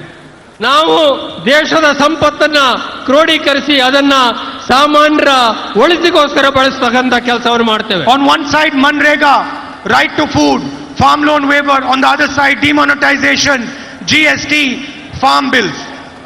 ಒಂದು ಕಡೆ ನಮ್ಮ ಮಹಾತ್ಮ ಗಾಂಧಿ ಉದ್ಯೋಗ ದೃಢೀಕರಣ ಯೋಜನೆ, ರೈತರ ಸಾಲ ಮನ್ನಾ ಮತ್ತು ಇಂಥ ಅನೇಕ ಕಾರ್ಯಕ್ರಮಗಳಾದರೆ, ಇನ್ನೊಂದು ಕಡೆ ಬಿಜೆಪಿ ಸರ್ಕಾರದ್ದು GST, ನೋಟಿನ ಅಮಾನ್ಯೀಕರಣ ಮತ್ತು ಇತರ ಕೃಷಿ ಕಾಯ್ದೆಗಳಂತ ಕಾರ್ಯಕ್ರಮಗಳನ್ನು ನೀವು ನೋಡ್ತಾ ಇದ್ದೀರಿ. Today I was very happy to see Siddaramaiah ji and DK Shivkumar hugging each other on the stage. ಇವತ್ತು ವೇದಿಕೆ ಮೇಲೆ ಸಿದ್ದರಾಮಯ್ಯನವರು ಮತ್ತು DK ಶಿವಕುಮಾರ್ ಇಬ್ಬರು ಪರಸ್ಪರ ಆಲಿಂಗನ ಮಾಡಿಕೊಂಡಿದ್ದನ್ನು ನೋಡಿ ನನಗೆ ತುಂಬಾ ಸಂತೋಷವಾಯಿತು. DK Shivkumar ji has done tremendous work for the Congress organization. ಕರ್ನಾಟಕದಲ್ಲಿ ಕಾಂಗ್ರೆಸ್ಸಿನ ಅಧ್ಯಕ್ಷರಾದ ನಂತರ ಸನ್ಮಾನ್ಯ DK ಶಿವಕುಮಾರ್ ಅವರು ಅದ್ಭುತಪೂರ್ವವಾದಂಥ ರೀತಿಯಲ್ಲಿ ಪಕ್ಷ ಸಂಘಟನೆ ಕೆಲಸವನ್ನು ಮಾಡ್ತಾ ಇದ್ದಾರೆ. And the Congress party is completely united to defeat the RSS BJP in Karnataka. ನಾನು ಅತ್ಯಂತ ಸ್ಪಷ್ಟವಾಗಿ ಹೇಳಲಿಕ್ಕೆ ಬಯಸ್ತೇನೆ, ಕರ್ನಾಟಕದಲ್ಲಿ ಕಾಂಗ್ರೆಸ್ ಪಕ್ಷ ಸಂಪೂರ್ಣವಾಗಿ ಒಗ್ಗಟ್ಟನ್ನು ಪ್ರದರ್ಶನ ಮಾಡ್ತಾ ಇದೆ ಮತ್ತು ಈ ಒಗ್ಗಟ್ಟು ಬಿಜೆಪಿ ಮತ್ತು RSS ಅನ್ನ ಸೋಲಿಸುವಂತ ಶಕ್ತಿಯನ್ನ ಮತ್ತು ಸಾಮರ್ಥ್ಯವನ್ನು ಪಡೆದಿದೆ. And when we come to power in Karnataka, you will get a government that works for the interest of every person in Karnataka. ಕರ್ನಾಟಕದಲ್ಲಿ ಕಾಂಗ್ರೆಸ್ ಪಕ್ಷ ಪ್ರತಿಯೊಬ್ಬ ಪ್ರಜೆಯ ಒಳಿತನ್ನು ಬಯಸ್ತಕ್ಕಂಥ, ಅವರ ಒಳ್ಳೆಯದನ್ನು ಬಯಸ್ತಕ್ಕಂಥ ಕಾರ್ಯಕ್ರಮಗಳನ್ನು ಕೊಡ್ತಕ್ಕಂಥದಕ್ಕೆ ಬದ್ಧವಾಗಿರುವಂಥದ್ದು. A clean and an honest government that is interested in the future of this state. ಕರ್ನಾಟಕದಲ್ಲಿ ಕಾಂಗ್ರೆಸ್ ಪಕ್ಷ ಈ ಕರ್ನಾಟಕಕ್ಕೆ ಉಜ್ವಲ ಭವಿಷ್ಯವನ್ನು ನಿರ್ಮಾಣ ಮಾಡಲಿಕ್ಕೆ ಪ್ರಯತ್ನಶೀಲವಾಗಿ ಯಾವಾಗಲೂ ಕೂಡ ಕೆಲಸ ಮಾಡಿದೆ. A government that will take actions like connecting Karnataka to the United States and transforming Bangalore. Karnataka ಮತ್ತು ಅಮೆರಿಕ, ಅಲ್ಲಿರ್ತಕ್ಕಂಥ ಇಲ್ಲಿರ್ತಕ್ಕಂಥ ಉದ್ಯಮಗಳು, ಇಲ್ಲಿರ್ತಕ್ಕಂಥ ಕೈಗಾರಿಕೆಗಳು ಇವೆಲ್ಲವೂ ಕೂಡ ಭಾರತ ಮತ್ತು ಅಮೆರಿಕವನ್ನ ಬೆಸೆಯುವಂತ ಕೆಲಸವನ್ನು ಮಾಡಿದ್ದಾವೆ. A government that will support the weakest, but a government that will be for everybody. Congress ಸರ್ಕಾರ ಬಡವರ ಪರವಾಗಿ ಕೆಲಸ ಮಾಡ್ತದೆ, ಆದರೆ ಇದು ಪ್ರತಿಯೊಬ್ಬರಿಗೂ ಕೂಡ ಸೇರಿದಂತ ಸರ್ಕಾರ ಅನ್ನೋದನ್ನ ನಾನು ಹೆಮ್ಮೆಯಿಂದ ಹೇಳಲಿಕ್ಕೆ ಬಯಸ್ತೇನೆ. A government that will not spread hatred in this wonderful state. ಯಾವುದೇ ಕಾರಣಕ್ಕೂ ಕೂಡ ಕರ್ನಾಟಕದಲ್ಲಿ ದ್ವೇಷದ ರಾಜಕಾರಣವನ್ನು ಮಾಡಲಿಕ್ಕೆ ಕಾಂಗ್ರೆಸ್ ಸರ್ಕಾರ ಅವಕಾಶ ಮಾಡಿಕೊಡೋದಿಲ್ಲ. A government that will follow the ideas of Basavaji. ಕರ್ನಾಟಕದಲ್ಲಿ ಕಾಂಗ್ರೆಸ್ ಸರ್ಕಾರ ಯಾವುದಾದ್ರು ತತ್ವವನ್ನು ಪಾಲನೆ ಮಾಡಿದರೆ ಅದು ಜಗಜ್ಯೋತಿ ಬಸವೇಶ್ವರರ ತತ್ವವನ್ನು ಪಾಲನೆ ಮಾಡ್ತದೆ ಅಂತಕ್ಕಂಥ ಮಾತನ್ನು ಕೂಡ ಹೇಳಲಿಕ್ಕೆ ಬಯಸ್ತೇನೆ. I'd like to conclude by once again wishing Siddaramaya ji a very, very happy birthday. ನಾನು ಸನ್ಮಾನ್ಯ ಸಿದ್ದರಾಮಯ್ಯನವರಿಗೆ ಅತ್ಯಂತ ಒಳ್ಳೆಯ ಶುಭದಾಯಕವಾದಂಥ 75ನೇ ವರ್ಷದ ಜನ್ಮದಿನದ ಶುಭಾಶಯಗಳನ್ನು ಹೇಳಿ ನನ್ನ ಮಾತುಗಳನ್ನು ಮೊಟಕು ಮಾಡಲಿಕ್ಕೆ ಬಯಸ್ತೇನೆ. He is one person who looks younger as he grows older. ಸಿದ್ದರಾಮಯ್ಯನವರು ವರ್ಷ ಕಳೆದಂತೆ ಯುವಕರಾಗಿ ಕಾಣ್ತಾರೆ ಹೊರತಾಗಿ ವಯಸ್ಸಾದಂಥ ರೀತಿಯಲ್ಲಿ ಕಾಣೋದೇ ಇಲ್ಲ. I'd like to thank the entire Congress party, many of whom are on the stage, for the tremendous work that you do in defending Mahatma Gandhi's ideals. ನಾನು ವೇದಿಕೆ ಮೇಲಿರ್ತಕ್ಕಂಥ ಎಲ್ಲ ಕಾಂಗ್ರೆಸ್ ನಾಯಕರುಗಳನ್ನ ಅಭಿನಂದನೆಗಳನ್ನು ಸಲ್ಲಿಸಲಿಕ್ಕೆ ಬಯಸ್ತೇನೆ. ಕಾರಣ ಅಂತಂದ್ರೆ ಮಹಾತ್ಮ ಗಾಂಧೀಜಿಯವರ ತತ್ವ ಸಿದ್ಧಾಂತದಲ್ಲಿ ನಂಬಿಕೆ ಇಟ್ಟು ಅದನ್ನು ಕರ್ನಾಟಕದಲ್ಲಿ ಜಾರಿಗೆ ತರಲಿಕ್ಕೆ ಪ್ರಾಮಾಣಿಕವಾದಂಥ ಪ್ರಯತ್ನ ಮಾಡ್ತಾ ಇರುವ ಎಲ್ಲ ಕಾಂಗ್ರೆಸ್ ನಾಯಕರುಗಳನ್ನು ಕೂಡ ನಾನು ಅಭಿನಂದಿಸಲಿಕ್ಕೆ ಬಯಸ್ತೇನೆ. And I'd like to thank every single worker of the Congress party who fights for the Congress party every single day in the streets, in the villages, in the towns. Congress ಪಕ್ಷದ ಪ್ರತಿಯೊಬ್ಬ ಸಾಮಾನ್ಯ ಕಾರ್ಯಕರ್ತನನ್ನು ಕೂಡ ನಾನು ಅಭಿನಂದಿಸಲಿಕ್ಕೆ ಬಯಸ್ತೇನೆ. ಪ್ರತಿಯೊಂದು ಗಲ್ಲಿನಲ್ಲಿ, ರಸ್ತೆನಲ್ಲಿ, ಹಳ್ಳಿಗಳಲ್ಲಿ ಕಾಂಗ್ರೆಸ್ ಪಕ್ಷದ ತತ್ವ ಸಿದ್ಧಾಂತಗಳನ್ನ ಉಳಿಸಲಿಕ್ಕೆ ತಾವೆಲ್ಲ ನಿರಂತರವಾದಂತ ಹೋರಾಟ ಮಾಡ್ತಾ ಇದ್ದೀರಿ. ತಮ್ಮೆಲ್ಲರಿಗೂ ಕೂಡ ಅಭಿನಂದನೆಗಳು. You make us very, very proud. ನೀವು ನಮ್ಮನ್ನು ಅತ್ಯಂತ ಹೆಮ್ಮೆಯ ವ್ಯಕ್ತಿಗಳನ್ನಾಗಿ ಮಾಡಿದ್ದೀರಿ ನಿಮ್ಮ ಕಾರ್ಯದಿಂದಾಗಿ. Thank you. ನಿಮ್ಮೆಲ್ಲರಿಗೂ ಧನ್ಯವಾದಗಳು. ಇರಪ್ಪ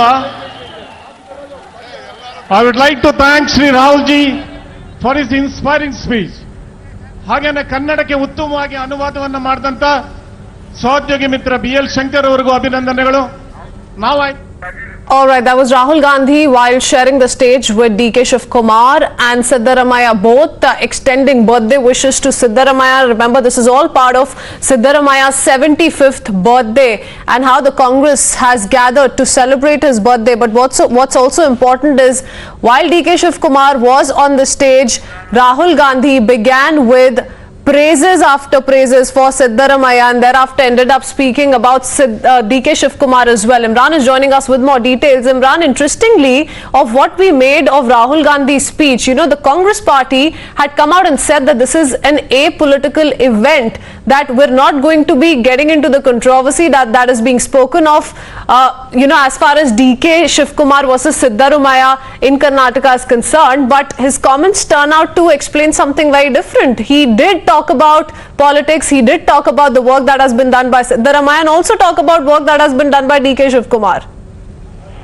Well, absolutely. There is Rahul Gandhi is trying to ensure that no strong leaders, our egos are hurt, and he says for unity. Even in his speech at the birthday bash of Siddaramaiah, he's speaking about both of them combining unity. But he went on to heap praises on Siddaramaiah, and also said that the party has to stand united in order to fight the next elections with BJP. The High Command's concern of Congress High Command is that Congress has a right chances of coming back to power in Karnataka. If this internal fight, however, continues, then it is a plus for the BJP, which sees as an opportunity growing rift within the party leadership of Congress here between DK Shivkumar and Siddaramaiah. As you can see here today, it was supposed to be the birthday event, the Congress event, but it turned out to be an entire event about Siddaramaiah, his birthday, and especially consolidation of his vote bank of Ahinda, which he calls as backward class, OBC and minorities and Dalits,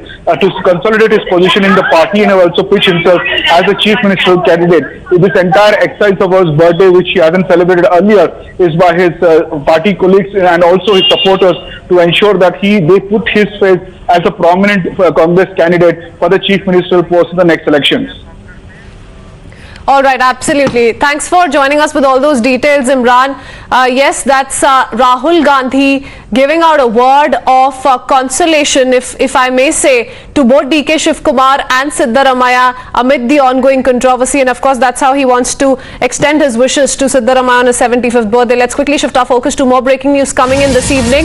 Jammu and Kashmir Reconciliation Front chairman and Kashmiri Pandit activist Sandeep Mawa could be seen affixing the tricolour on the gate of Hurriyat office in Srinagar. Now, this is amid the ongoing controversy. Now, remember, we are seeing several opposition leaders come out and strongly react to the ongoing celebrations of the centre on part of the cultural ministry, wherein they took out a bike rally today, a Tiranga Yatra today, and now a development coming in wherein a Tiranga can be spotted at the gate of the Hurriyat in Srinagar. Let me go across to Ishan joining us with more details. Ishan, we've been breaking down details of what several J&K leaders have to say, also including that of Mehbooba Mufti, wherein she completely denounced the tricolour and spoke of how it is time for the J&K flag to be brought back. But this is yet another development we're picking up parallelly.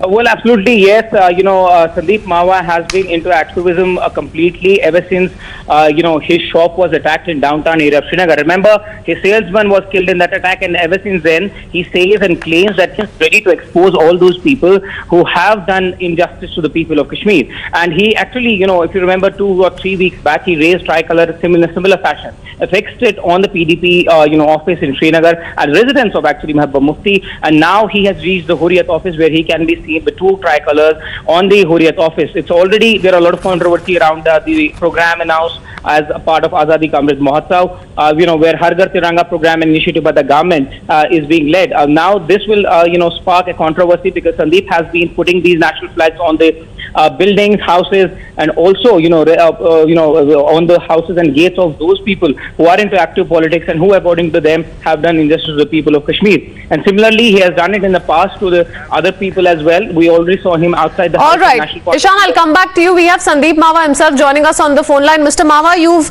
put up a tricolour outside the Hurriyat office. The thought that went behind this very move, because this is an ongoing controversy across the country and several political parties have jumped in, some in view and in favour of the Har Ghar Tiranga Yatra that has been announced by the centre, and some completely opposing it. See, what my idea behind this is that, we are Indians. We Kashmiris are Indians. We have been the people around us have given a wrong perception that we are supporting Pakistan. No, we held with Pakistan. Today we have openly shown that our hearts, mind are with Indians, and we are Indians. And that is the part of that. We have just hosted the tricolor at Hurriyat office because they were the agents of Pakistan. They must be supporters of Pakistan. We are the supporters of our own country, and we are fighting back for it. That is our clear idea. And today we have given them a clear message that only Indians should live in Kashmir. No anti-social elements, separatists should leave this part, or they should run away. So you proudly believe in one nation, one tricolor, and that's what you've portrayed, and that's what you've put up with this strong message that is being sent out via this gesture, Mr. Mawa. But as far as several politicians belonging to J&K mainstream parties go, the likes of Mehbooba Mufti have time and again, every time one talks of the tricolor, one talks of the Har Ghar Tiranga Yatra, or talks about this particular campaign ahead of Independence Day, they go on to talk about the J&K flag. Why is it that we should not hoist and unfurl the J&K flag? Why the tricolor? Those kind of questions and statements have come in repeatedly. See, when they are in power, they have a different policy. When they lose the chair, they have a different policy. We are simple, common people.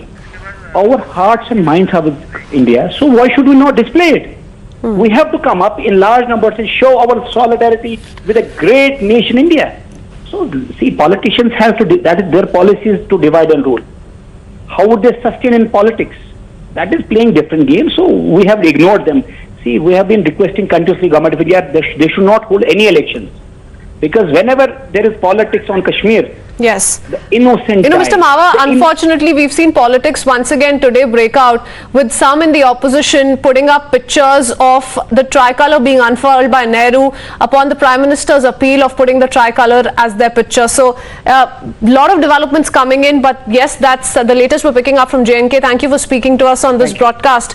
Well, viewers, this is an ongoing controversy, and yes, the latest that we're tracking from Srinagar is how Sandeep Mawa, the JKRF leader, has put up a Tiranga at the Hurriyat office in Srinagar. It's time for us to head into a very short break. Be back with more news and updates on the other side.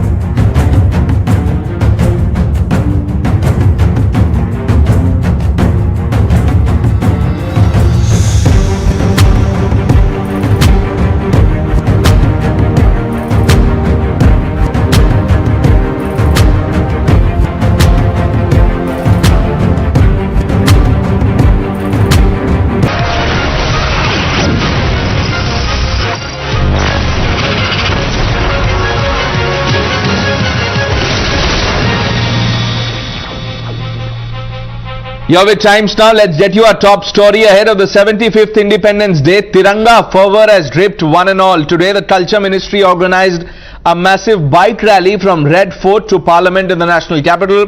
The event was for members of Parliament. While BJP MPs took part in this rally, the opposition lawmakers boycotted the event, terming it BJP's agenda. The opposition says it will celebrate Tiranga in its own way and when it wants, not when the BJP is trying to impose. In fact, Samajwadi Party MP Shafiqur Rahman Wark took the fight a step further by saying that the Tiranga rally does not define Desh Bhakti in any way. Listen to these reactions.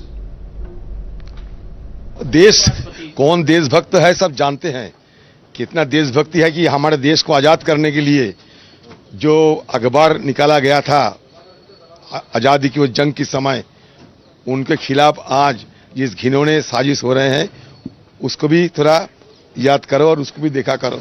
हम लोग अपना अपना मनाएंगे, ये BJP का अपना political agenda कैसे लेंगे? हमारा खादी को खत्म कर दिया, चाइना से अभी फ्लैग आने लगे, फ्लैग कोड बदल दी, क्या हो रहा है ये सारे? हर दिन दो वक्त मोदी जी गांधी को नारा लगाते हैं और गांधी जी का जो सपना था खादी, उनको हिंदुस्तान से हटाने की कोशिश कर रहे हैं।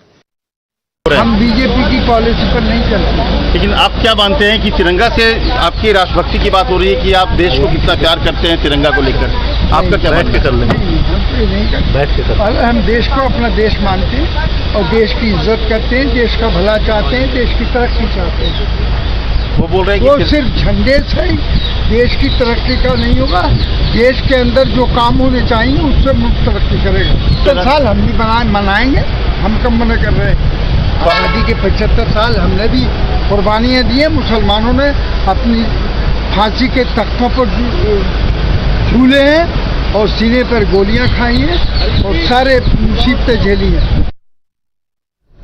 The BJP lashed out at those insulting Tiranga, saying that the opposition could have kept the political differences aside to celebrate the national flag. The BJP reminded the opposition that it was not a BJP rally but the Culture Ministry's program, invites for which was sent to all political parties. I think it's a great message on the Azadi Ka Amrit Mahotsav when India is celebrating the 75th year of independence. From Lal Killa to Vijay Chowk, it clearly sends a message, strong message that thousands of youth and MPs and ministers have gathered with the Tiranga in their hand. It's sad to see that the opposition parties have not joined, especially on this kind of program which is above any kind of politics or any party politics. सोचिए, हमने भाजपा का झंडा लगाने को तो बोला नहीं था, हमने तो तिरंगा लगाने को बोला। अभी वो तिरंगा से भी नफरत करने लगे हैं। लेकिन अभी मैं नहीं बोलूंगा, मैं अभी घर जाकर के पूरी सबकी समीक्षा करूंगा कौन कौन आया है। मैं समझता हूं ये आह्वान सभी सांसदों के लिए था। अगर किसी ने नहीं उठाया झंडा तिरंगा तो मैं समझता हूं उससे सवाल पूछेगा देश। आज आप बाइक चला रही हैं, आमतौर पे नेता सड़कों पर ऐसे कम दिखते हैं, तिरंगे क्यों? आपने शायद मुझे कम देखा है अपने राजनीतिक जीवन में। मेरे लिए ये कोई अनूठी बात नहीं। सड़क पे स्कूटी पर क्या चलकर भी मैं किसी न किसी दिनचर्या के भाग को जीती हूँ। लेकिन आज का दिन विशेष इसलिए है, और मेरे साथ राज्य मंत्री स्वास्थ्य भारती पवार जी भी हैं। आज का दिन विशेष इसलिए है क्योंकि आज का दिन इस यात्रा के माध्यम से हर नागरिक को आह्वान है कि 75 साल आज़ादी के हम एक उत्सव के रूप में मना रहे हैं। लेकिन जैसे प्रधानमंत्री जी ने कहा, आगामी 25 सालों में हर भारतीय की अपेक्षा पे हम कैसे खरे उतरें, ये संकल्पों से भरे 25 साल हैं। ये नई दिशा देश को और विश्व को देने वाले 25 साल हैं और इस उत्सव में हर हिंदुस्तानी जुड़े, यही प्रधानमंत्री जी का आह्वान है। Special media accounts of Tiranga. In fact, what you see on your screen is Prime Minister Modi making an appeal to the people. He changed his display picture on social media and said, let's begin a collective movement to celebrate the flag. After his appeal, majority of BJP MPs put national flag as their display pictures in social media accounts, but the Congress led by Rahul and Priyanka Gandhi changed their profile picture to this. Former Prime Minister Jawaharlal Nehru holding a Tiranga. The Congress changed their profile picture. This is the photo and there is war over that now. More breaking inputs coming in. Harbhajan Singh, Member of Parliament of the Aam Aadmi Party, refuses to toe the opposition line. He says, I have pledged to make Tiranga proud. Great initiative to celebrate the Tiranga. वो उनका हर व्यक्ति का अपना सोच। मैं तो ये मानता हूँ कि मैं भारत देश के लिए बहुत सालों साल क्रिकेट खेला हूँ, 20 साल देश में और अब देखिए मैं तो बड़ा फख्र महसूस करता हूँ जब मैदान में हम झंडा लहराते थे और अब हमें झंडा लहराने की बात हमारे प्रधानमंत्री जी कह रहे हैं किसी को होना चाहिए क्यों झंडा ना हो, क्योंकि हम भारतीय हैं और हमारे घर में झंडा नहीं होगा तो किसके लिए। And look what's happening in Jammu and Kashmir. In fact, in Srinagar, the Kashmir Reconciliation Front chairman and Kashmiri Pandit activist Sandeep Mawa has pasted the tricolour on the gate of the Hurriyat office in Srinagar. That's the first picture. The activist standing in front of the Hurriyat gate, they have put the national flag out in a message that India first, nothing else matters. Ek Desh, Ek Nishan. Joining us live is Sandeep Mawa, the man behind this. Mr. Mawa, thank you for speaking to Times Now. क्या आप हमें बता सकते हैं कि कब आया आपके मन में ख्याल कि मुझे जाना चाहिए और हुर्रियत के गेट पे एक तिरंगा लगा देना चाहिए? देखिए, यू शुड नो, आजकल चल रहा है आजादी का 75वां महोत्सव चल रहा है आजादी का, तो इस कारण मैंने मन में बनाया कि आजादी जो तिरंगा स्टार्ट होना चाहिए हुर्रियत के ऑफिस से, जो एक सेशनिस्ट मूवमेंट चलाता था पाकिस्तान के साथ, तो वन नेशन वन फ्लैग को कॉन्सेप्ट में लेके आई डिड दिस टुडे। और अभी तो शुरुआत है, अभी सारे जितने भी ये सेपरेट एलिमेंट्स हैं, will take them to task and indigenise them, उनको हिंदुस्तानी बना के छोड़ेंगे। संदीप मावा साहब, आपने लगा तो दिया ये तिरंगा, लेकिन क्या आपको ऐसा लगता है कि जो हुर्रियत के लोग हैं वो शायद इसे उतार दें, तिरंगे का अपमान करें? नहीं, ऐसा कुछ नहीं होने वाला है। आज बिल्कुल security ecosystem is perfect, nobody will even think about putting it down. ये हमारी आन शान और बान है कश्मीरियों का हिंदुस्तान का झंडा। So the question doesn't arise, किसी की इतनी हिम्मत नहीं होगी, किसी की हिम्मत नहीं होगी। और हमने और भी हमारे पास जो विजुअल्स हैं उन तस्वीरों में आप साफ देख सकते हैं कि जो एक तरह से सेपरेटिस्ट स्ट्रॉन्ग होल्ड थे वहां पे भी तिरंगा उसकी चांद चल रही है। जी बिल्कुल बिल्कुल बिल्कुल। अभी आप देखेंगे, ये तो शुरुआत है। ये हिंदुस्तान में जो कश्मीरी लोग को जो भटकाया गया था, नई खबर बताई गई थी पाकिस्तान द्वारा, उसका अंत आ चुका और नए भारत का विलय हो चुका है। आज हम कश्मीरी को ये फर्ज आयद है कि we should respect our country, our flag and show it with all solidarity and might. तो इस कारण हमने आज किया। और मैं आपसे यह भी जानना चाहता हूं, आजादी का अमृत महोत्सव, ये जो इनिशिएटिव है, इसके तहत प्राइम मिनिस्टर मोदी ने सबसे अपील की कि देखिए, I am changing my display picture, all of you should also do the same on your social media accounts. Look what Mehbooba Mufti has done. आपने वो तस्वीर देखी होगी। जी बिल्कुल। देखिए, ये जो राजनेता होते हैं, ये पॉलिटिशियंस, जो महबूबा मुफ्ती है, जब वो कुर्सी में होती है भारत के गीत गाती है, कुर्सी छिन जाती है तो सेशनिस्ट और पाकिस्तान के गीत गाती है, कश्मीरियों को बेवकूफ बनाती है। कश्मीरीज हैव रिजेक्टेड हर। सो अब ये उनके ड्रामा चलते हैं, सियासतदान तो है ही है, डिवाइड एंड रूल तो उनकी पॉलिसी है। सो हमने नकार दिया है। हम बिल्कुल देश के साथ शाना बशाना, आन बान और शान के साथ हिंदुस्तान के साथ खड़े हैं। संदीप मावा साहब, वो तस्वीर भी आपको याद होगी जब ऑपोजिशन के जो लोग थे वो एक लाइन में ग्रुप बना के हुर्रियत के ऑफिस जाते थे, वहां लोगों से गले मिलते थे। और आज जब ये आजादी का अमृत महोत्सव में कैंपेन चल रहा है, क्या उन्हें नहीं जाना चाहिए था आपके साथ तिरंगा लेके कि हाँ, यहां भी तिरंगा लगाओ? जी बिल्कुल आना चाहिए था। मैं उनको आपके माध्यम के थ्रू अपील करता हूं, जो आने वाले हमारे प्रोग्राम्स हैं उसमें वो साथ दें और भारतवर्ष को मजबूत करें। कश्मीर को, जो इस वबा से, जो कश्मीर पिछले 32 साल से बर्बादी की राह पे चला, उसको मेन स्ट्रीम में लाके नया भारत, नया कश्मीर बनाएं। तो मैं आपके माध्यम के थ्रू उनको अपील करता हूं कि हमारा समर्थन करें और देश को मजबूत करें। जब देश मजबूत होगा तो उनकी राजनीति भी मजबूत होगी। रही है संदीप मावा साहब कि आपने तिरंगा तो लगा दिया था लेकिन उस तिरंगे को हटा दिया गया है, क्या ज्यादा जानकारी है आपके पास? नहीं, वो पुलिस ने हटाया है उसके बाद, क्योंकि वहां कोई ऐसा देखिए कुछ एलिमेंट्स ऐसे ना हो जो देश के झंडे की शान कम करे, इस कारण पुलिस जो ऐसे जो कंसर्न है उनसे हटाया गया। बिल्कुल मुझे पूरा ज्ञान है। तो क्या फिर से जाएंगे, क्या फिर से एक बार तिरंगे को लेके जाएंगे या अपना एक ग्रुप बना के जाएंगे और वहां पे हर घर तिरंगा का नारा लगाएंगे? जी बिल्कुल, अभी तो शुरुआत है हुर्रियत ऑफिस के साथ। आप देखेंगे आने वाले कुछ समय में 15 अगस्त तक आप बहुत डेवलपमेंट्स देखेंगे, बहुत चीजें देखेंगे। देखो, कश्मीरी को बेचा गया, कश्मीरी को गुमराह किया गया, कश्मीरी समझ चुका है उसका मुस्तकबिल, उसका फ्यूचर हिंदुस्तान के साथ है। हम शाना बशाना हिंदुस्तान के साथ मजबूत करेंगे हिंदुस्तान को और कंट्रीब्यूट करेंगे टुवर्ड्स पीस डेवलपमेंट। क्या आप चाहते हैं कि महबूबा मुफ्ती, ओमर अब्दुल्ला और भी जो सीनियर पॉलिटिशियंस हैं कश्मीर के, फारूक अब्दुल्ला, वो आपके समर्थन में आए, वो भी आपके साथ जाए, हुर्रियत ऑफिस पे तिरंगा लगाएं फिर से?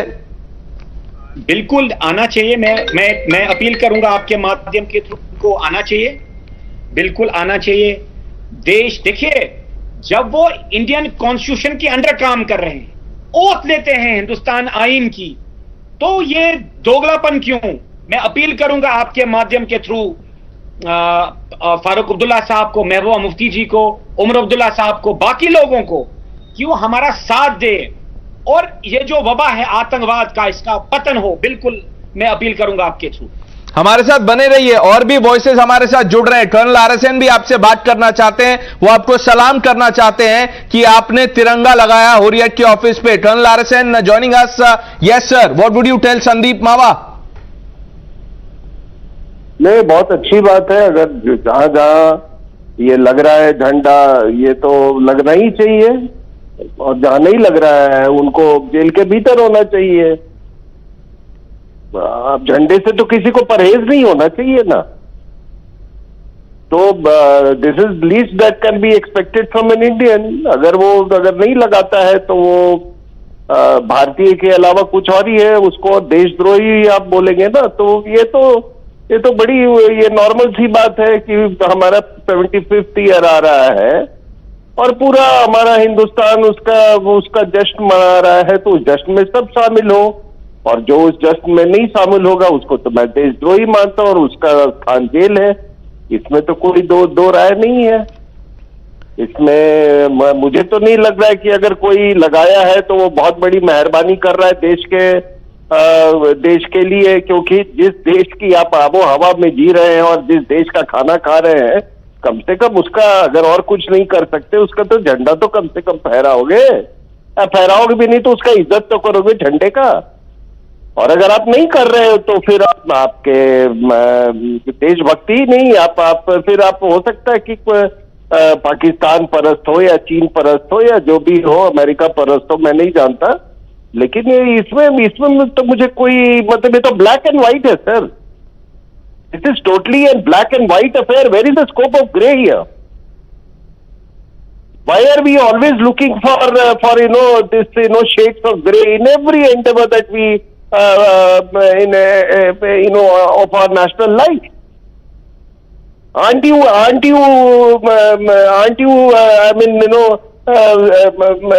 concerned that this country has so many names, India and Bharat? अरे कहीं तो आके एक हो गए यार, कहीं तो आके एक हो गए, तो कम से कम झंडे पे तो एक हो जाओ। RSN Singh, please stay on with us. Sir, just hold your thoughts. Kavinder Gupta, former Deputy Chief Minister of Jammu and Kashmir, now joining us. Gupta Sahab, good afternoon. Thank you for speaking to Times Now. We have Sandeep Mawa sitting live with us. He went to the Huर्रियत headquarters, pasted the tricolor on the main gate there. देखिए, घर घर तिरंगा का जो कार्यक्रम है उसको पूरा देश मना रहा है, और चीन में जो एक झंडे लोगों के घरों में आया, मुझे लगता है कि जिन लोगों ने भी ये लगाया है बारे में जानकारी नहीं है कि वो कौन लोग थे, ये जबरदस्ती लगाया गया या क्या किया। लेकिन इस तिरंगे को उखाड़ कर फेंकना कोई अच्छी बात नहीं है।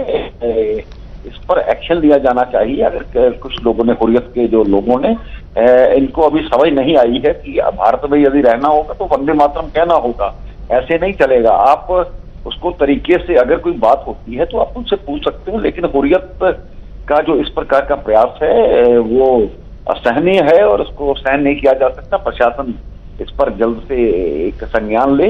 और कौन लोग यहाँ पर आज भी हुर्रियत के ऑफिस में रहते हैं, जबकि इस ऑर्गेनाइजेशन को बिल्कुल लगभग एक्टिविटीज इसकी बंद कर दी है और इस प्रकार की जो किया है वो अच्छी बात नहीं है। मुझे लगता है कि जरूर जब संज्ञान में ये बात आएगी तो नोट की जाएगी और उस पर। Kavinder Gupta, thank you for speaking to Times Now. Sandeep Mahwa, Colonel RSN, thank you for joining us on that big story broken first here on your channel. We move on in related developments because India is celebrating Azadi Ka Amrit Mahotsav. Here is a gift for people. The government has announced free entry for visitors, tourists to all the protected monuments, the national monuments sites across the country. This begins on the 5th of August in 2 days from now and will continue to be free till 15th of August. So a 10-day relief for all the people. It's considered as a gift for all the people. Free entry at all national monuments. The decision has been taken as part of Azadi Ka Amrit Mahotsav and the 75th Independence Day celebrations, and the ASI, the Archaeological Survey of India, has confirmed this. Free entry for everyone across the country at all protected sites, the protected monuments and national monuments, including the Red Fort, the Taj Mahal, Humayun's tomb, what have you. All these monuments will now be free from 5th of August. The entry at these places will be free. Aishwarya now joining us with the details. Yes, Aishwarya. Well, under the flagship program of Azadi Ka Amrit Mahotsav, now the Ministry of Culture has declared that there will be no fee that will be charged on the entry tickets of archaeological sites, centrally protected monuments, and also archaeological museums from 5th of August to 15th of August. Remember, the government of India has taken several initiatives and several programs have been planned as far as the Azadi Ka Amrit Mahotsav is concerned. The event which took place today as far as MP's bike rally is concerned was also the part of this campaign, and now another measure that has been taken by the government of India, that all the monuments will be free across the country, so that people can go and can see these monuments free of cost as far as the entries are concerned. For getting us all the updates, we are taking a short break here on Times Now, but lots more lined up as we go along. Please stay with us.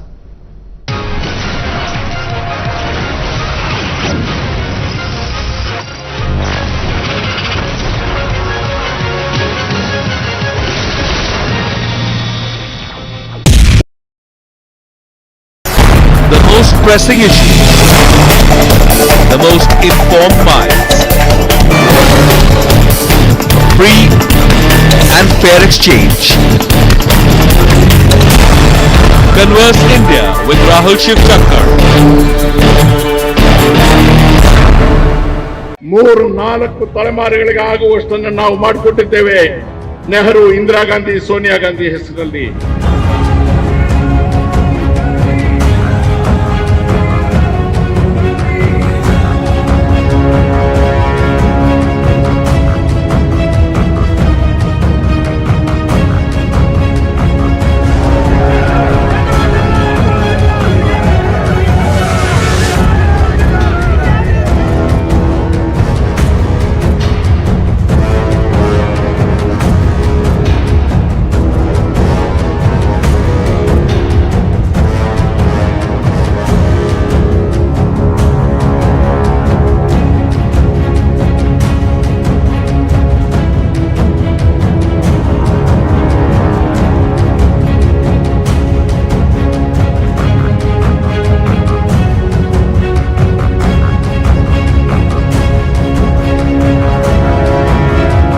Congress ಅನ್ನು ಬಲಗೊಳಿಸಬೇಕು, ಸೋನಿಯಾ ಗಾಂಧಿ ಅವರಿಗೆ ಶಕ್ತಿ ತುಂಬಬೇಕು, ನೈತಿಕವಾಗಿ ಅವರಿಗೆ ಒಂದು ಸಮಾಧಾನ ಇವತ್ತು ಆಗಬೇಕು. ನನಗೆ ಒಂದು ಸಮನ್ಸ್ ಕೊಟ್ಟಿದ್ದಕ್ಕೆ ಕಾಂಗ್ರೆಸ್ನ ಕಾರ್ಯಕರ್ತರು ದೇಶಾದ್ಯಂತ ನನ್ನ ಜೊತೆಗೆ ನಿಂತಿದ್ದಾರೆ. ನನ್ನ ಗಂಡನ ಪ್ರಾಣ ಕಳ್ಕೊಂಡಿದ್ದಕ್ಕೆ, ನನ್ನ ಮಗನ ಕಷ್ಟಕ್ಕೆ, ನಮ್ಮ ಅತ್ತೆಯ ಕಷ್ಟಕ್ಕೆ, ನೆಹರು ಮಾಡಿದ ಕಷ್ಟಕ್ಕೆ ಈ ದೇಶದ ಜನ ನಮ್ಮ ಋಣ ತೀರಿಸಿಕೊಳ್ತಾ ಇದ್ದಾರೆ ಅಂತಕ್ಕಂಥ ಒಂದು ಸಮಾಧಾನ ಇವತ್ತು ಸೋನಿಯಾ ಗಾಂಧಿ ಅವರಿಗೆ ಆದ್ರೆ ನಾವೆಲ್ಲರೂ ತಿಂತಕ್ಕಂಥ 2 ಹೊತ್ತಿನ ಊಟ ಸಾರ್ಥಕ ಆಗುತ್ತೆ. 3-4 ತಲೆಮಾರುಗಳಿಗೆ ಆಗುವಷ್ಟನ್ನು ನಾವು ಮಾಡಿಕೊಟ್ಟಿದ್ದೇವೆ. ನೆಹರು, ಇಂದಿರಾ ಗಾಂಧಿ, ಸೋನಿಯಾ ಗಾಂಧಿ ಹೆಸರಲ್ಲಿ ಈ ಕಿಂಚತ್ತು ತ್ಯಾಗಕ್ಕೆ ನಾವು ತಯಾರಾಗದೆ ಹೋದ್ರೆ ನಾವು ಇನ್ನು ಮುಂದಕ್ಕೆ ತಿಂತಕ್ಕಂಥ ಅನ್ನದಲ್ಲಿ ಹುಳು ಬೀಳುತ್ತೆ.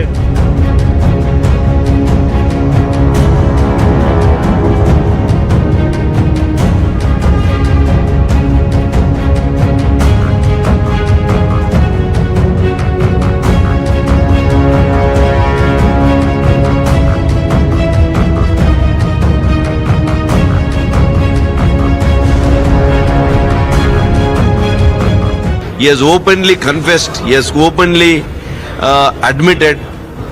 In fact, taking this cognizance, I think our agencies should book a case, should really book a case against him and also make an enquiry, because he would be knowing who are all the beneficiaries.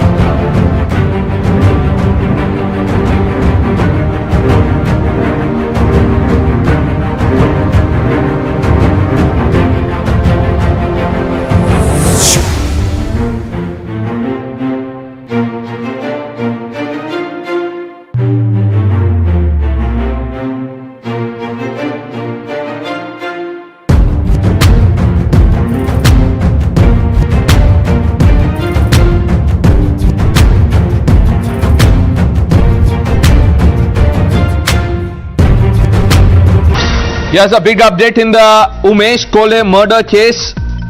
NIA has arrested 2 more accused. This makes it a total of 9 people who've been arrested in this case.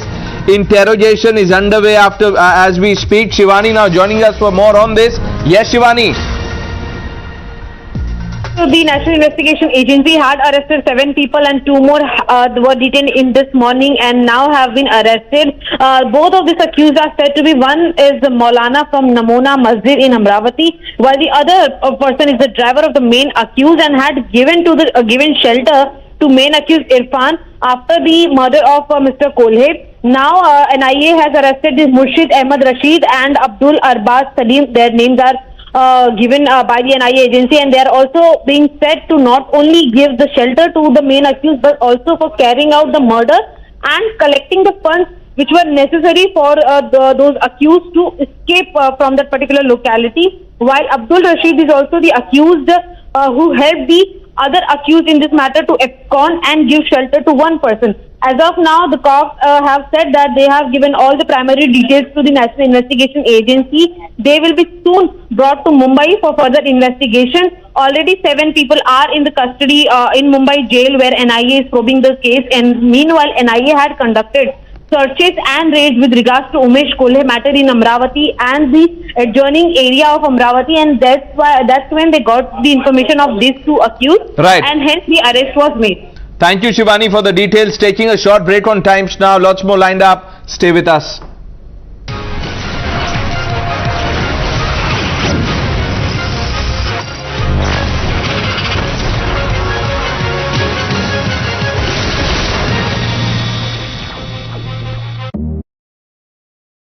The fact of the matter is, whether it is imported inflation, whether it is tinkering of GST for a longer period, the fact is that the burden is on the common man. And the common man, frankly, doesn't really care about what's happening in the United States or the UK or Russia or Ukraine. They're worried about their day-to-day living and per capita incomes where they are in India. The pressure is as much, magnified on common people in this country than they are abroad. And of course, you have social security systems which exist abroad, which don't exist in India. So I come back to asking you the same question. Is the government really being rather hard-hearted when it looks at these issues? After all, running a country of the kind that India is, with poor middle classes, lower middle classes forming the bulk of the population, do you think the government is doing enough to cushion the impact on these classes of people? So let me say that as a policy maker, one has to make various trade-offs. So first of all, let me be clear that the government is fully cognizant of the spike in inflation. Otherwise, you wouldn't have seen the measures we have taken, including the Reserve Bank tightening monetary policy. So clearly, the tightening of monetary policy is one response to bringing down inflation. But do remember that this is a trade-off, because if you do tighten monetary policy too fast, too quickly, yes, it will bring down inflation, but then it will slow down growth, it will slow down incomes, and so on and so forth. So there is a balancing act that has to be done. Ultimately, what do we want to do? We want to increase as far as possible the trajectory of welfare and real incomes. And in that context, we have to trade off between growth and inflation. So the trade-off that we are making right now is, rather than tighten so harsh that growth slows down, we are tightening somewhat, but not so much that growth slows down too much. So keeping GDP growth going, create jobs, which is an important question, which I hope we will come to later on. These are issues that are also foremost in our mind. So given this balance we have done, I think the Reserve Bank's response is the correct one for this point in time. Well, Sanjeev Sanyal, governments are not necessarily only policy makers. They are also political entities, and you understand politics as much as anybody else. I want to ask you a simple, straightforward question that is... I am a policy... No. I cannot answer any questions on politics. I am a policy maker. So if there are political questions, I'm afraid I will simply not be in a position to answer them. Well, that disclaimer taken on board, but I'm still asking you the question that when policy makers within the government do not have enough measures that solve problems of the common people of India, they end up being called insensitive and arrogant, because they're winning elections anyway. They don't really need to bother about the common man. That is the question that often comes up. How do you think the government can respond to that? As I said right in the beginning, I'm not a politician, and winning or not winning elections is a concern of the political leadership. I can tell you the key here is that as a policymaker, I need to maintain macroeconomic stability in an environment where clearly there are serious threats to the rest of the world. You've already seen neighboring countries like Sri Lanka, going into vicious cycles on their macroeconomic management. We are seeing serious issues with inflation in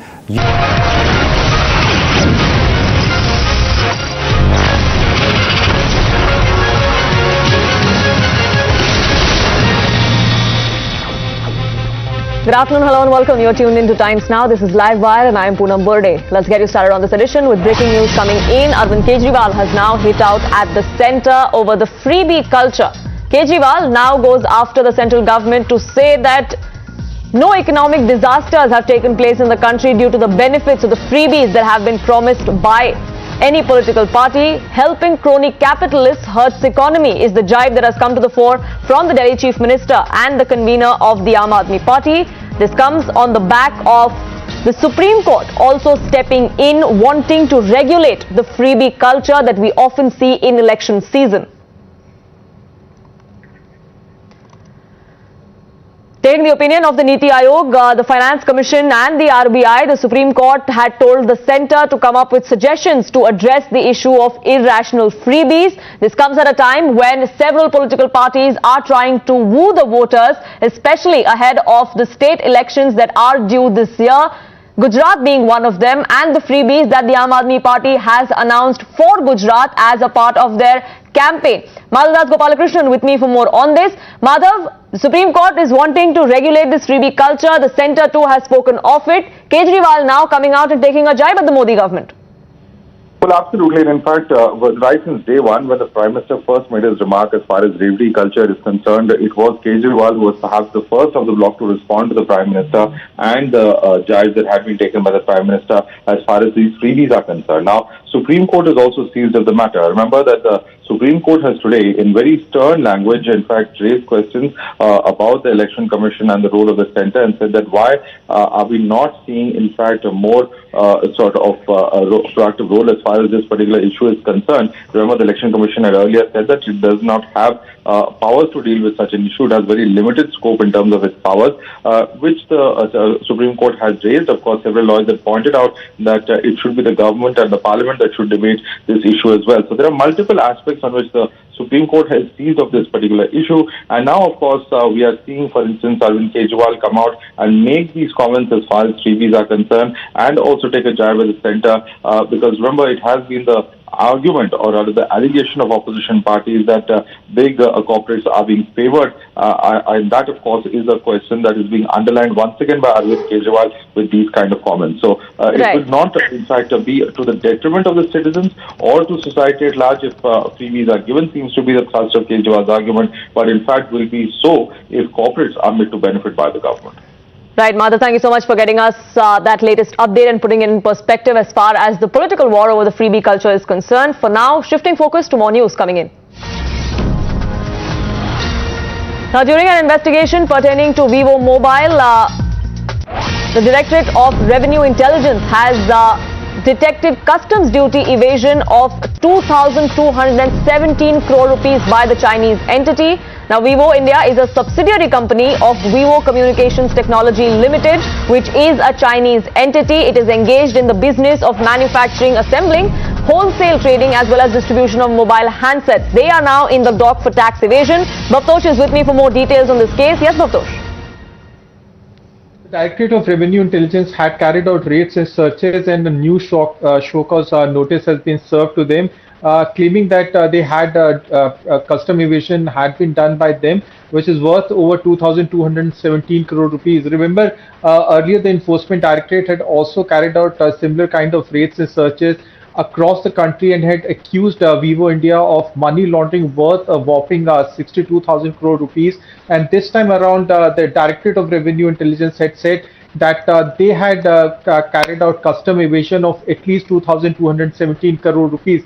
Remember, Poonam, earlier DRI had said that another show cause notice had been served to them, where custom duty evasion of 4,000 crore rupees was in fact detected by the DRI.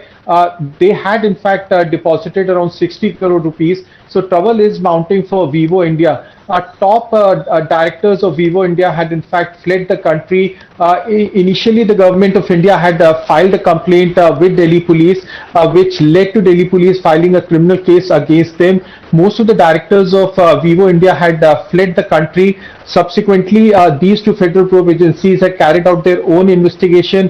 DRI had in fact carried out its own investigation, had found that Vivo India had in fact carried out custom evasion. Now this is a very serious charge that has been leveled by DRI. Initially it was found that 4,000 crore rupees of custom evasion was done. Now this time around it has been found that 2,000 crore rupees of custom evasion has been detected by the DRI. Right, do keep a track of the investigation and the action that is taken against the Indian subsidiary of this Chinese entity. For the moment, Bhavtosh, thank you so much.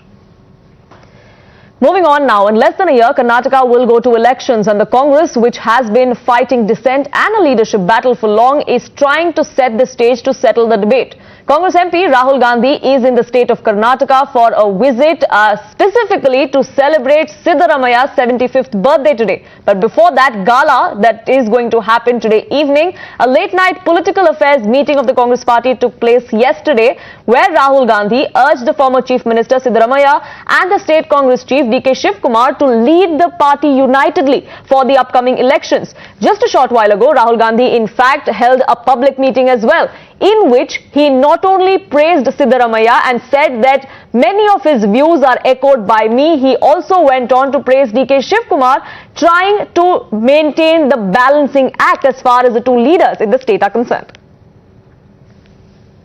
D.K. Shivkumar ji has done tremendous work for the Congress organization, and the Congress party is completely united to defeat the RSS BJP in Karnataka. And when we come to power in Karnataka, you will get a government that works for the interest of every person in Karnataka. Of course, I like the person Siddaramaya ji. ಒಬ್ಬ ವ್ಯಕ್ತಿಯಾಗಿ ನಾನು ಸಿದ್ದರಾಮಯ್ಯನವರನ್ನ ತುಂಬಾ ಇಷ್ಟಪಡ್ತೇನೆ. But I also share his views. I share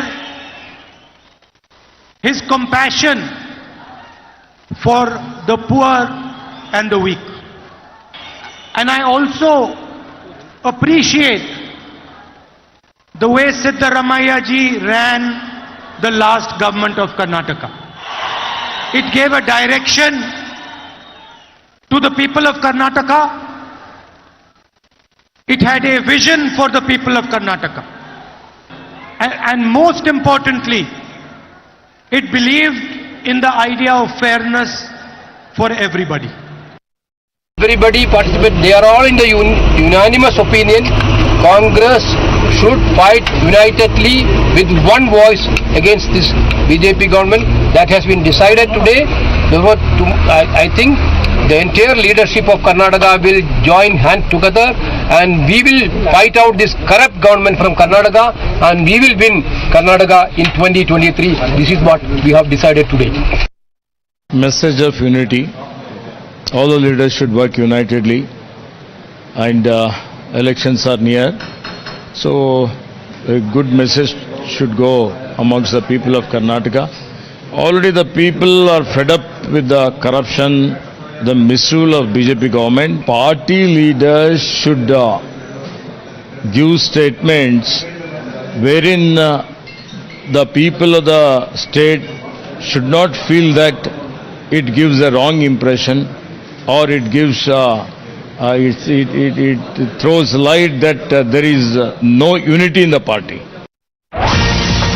The political fight over this is escalating now, with the BJP coming out and criticizing Siddaramaya for conducting such a mega event for his birthday bash, going on to say that there are floods in his state, but this leader wants to celebrate his birthday and send out a message to his detractors.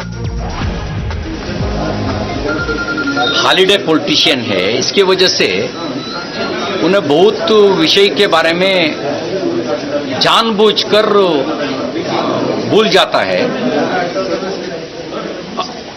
ज्यादा communal violence हुआ तब कांग्रेस सरकार थी देश में, उस समय ज्यादा कम्युनल वायलेंस हुआ. कन्हैयालाल का हत्या हुआ राजस्थान में, जोधपुर में, राजस्थान में कांग्रेस सरकार अभी भी है। अमरावती में हत्या हुआ, अमरावती में कांग्रेस सरकार थी। देश में ज्यादा बम विस्फोट, कम्युनल वायलेंस कब हुआ? कब कांग्रेस सरकार थी उस समय कम्युनल वायलेंस हुआ। आज जो बीजेपी के बारे में गलत आरोप कर रहा है, झूठा आरोप कर रहा है, वास्तविक रूप में कम्युनल पार्टी है, कांग्रेस ही है। कब कांग्रेस सरकार थी कर्नाटक में, उस समय सिद्धरामैया ने 2,500 एसटीपीआई पीएफआई कार्यकर्ता के ऊपर क्रिमिनल पुलिस केस थे, सभी पुलिस केस वापस लिए। किसके लिए लिए? क्या रिश्ता है एसटीपीआई और कांग्रेस के बीच में? क्या रिश्ता क्या है? उस गलती के वजह से 32 हिंदू कार्यकर्ताओं को हत्या हुआ कांग्रेस जमाना में बोलने के। Now, the political fight over that is escalating. Rahul being tagged as a holiday politician by the BJP. But it's not just Siddaramaia's birthday bash that Rahul Gandhi is attending. There is also a political message that this visit is sending, especially to the Lingayat community, a community that holds about 17% of the vote in the state. Rahul Gandhi visited the Muruga Mutt earlier this morning. The seer of that mutt spoke to Times Now. He was heard praising Prime Minister Modi ahead of Rahul's visit.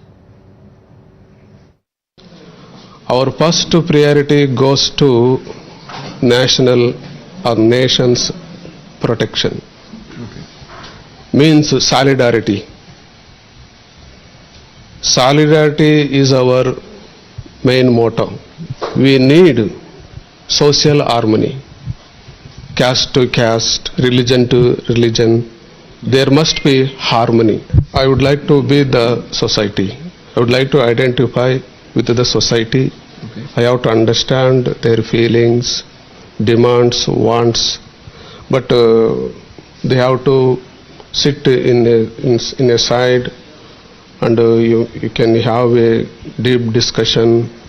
Okay. You make this mention to Mr. Rahul Gandhi today, considering he's here. Mr. Amit Shah has also visited you in the past. The BJP in the state has said we've already recommended it to the centre to have Veerashaiva Lingayats as a part of the to give them the 2A status as a reservation. But today, will you make this point? I would like to share with him. Okay, you will. Yeah. Imran is with me for more on this. Now, Imran, there is a mega gala that is awaiting several lakh supporters of Siddaramaiah and, of course, the party leaders. But the visit of Rahul Gandhi is political in nature. Now, as far as publicly is concerned, everybody seems to say that all is well. DKS and Siddaramaiah have absolutely no issues with each other. They also put up a united front when there was a cake cutting ceremony yesterday at that late night political meeting. But is that going to resolve the issues between the two leaders, given that perhaps today's event is going to set the stage for Siddaramaiah to be named the Congress's chief ministerial candidate?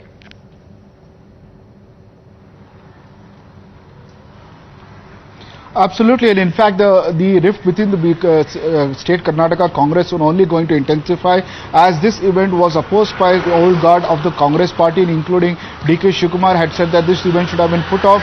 It should have been celebrated as a Congress event but not as Siddaramaiah's event.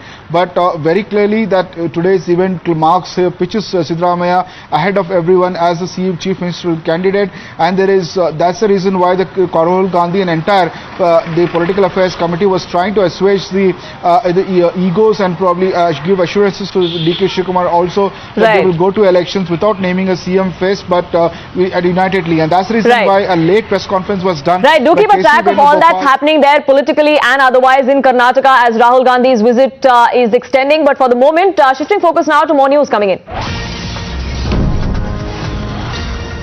Opposition's VP nominee Margaret Alva has now gotten the support of the Aam Aadmi Party as far as the vice presidential elections are concerned. Remember, the TMC had abstained from lending its support to Margaret Alva. Aam Aadmi Party now lending their support to Margaret Alva against Jagdeep Dhankar, who was picked as their VP nominee by the NDA. Niyamika is with me for more on this. Yes, Niyamika. Well, absolutely. Just now, the Aam Aadmi Party's Rajya Sabha MP Sanjay Singh has made it very clear that the Aam Aadmi Party is going to support the opposition candidate for vice presidential elections, that is Margaret Alva, and this decision has been taken during the Aam Aadmi Party's Political Affairs Committee meeting, which is being convened at the residence of Chief Minister Arvind Kejriwal. In this meeting, all the PAC members were being present, and it has been decided by the highest decision-making body of Aam Aadmi Party that they are going to support Margaret Alva in the upcoming vice presidential election. So that is what it has been decided, and this has come after the JMM has also extended its support to Margaret Alva, and this is basically seen as a symbol that the opposition parties are quite united for the upcoming vice presidential election. To show a united front as far as the opposition is concerned. In 3 days from now, on the 6th of August, is when VP elections will be held. For the moment, Niyamika, thank you so much for getting us the very latest. A quick break on this edition. Lots more lined up for you. Don't go anywhere.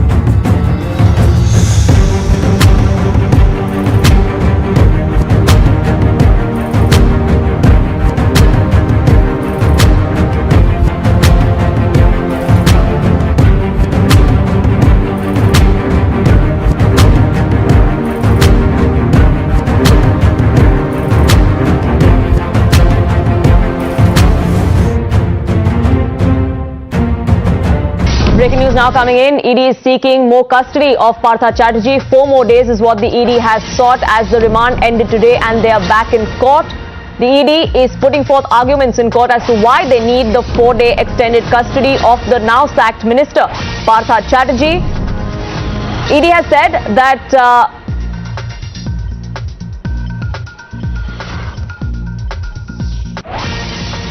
many properties and documents have been recovered in the last few days during the raids. The money or the source of the money has to be accounted for. Whose bank accounts these are and where the money came from and went is what needs to be ascertained, which is why they need custodial interrogation of Partha Chatterjee, is what the ED is telling court.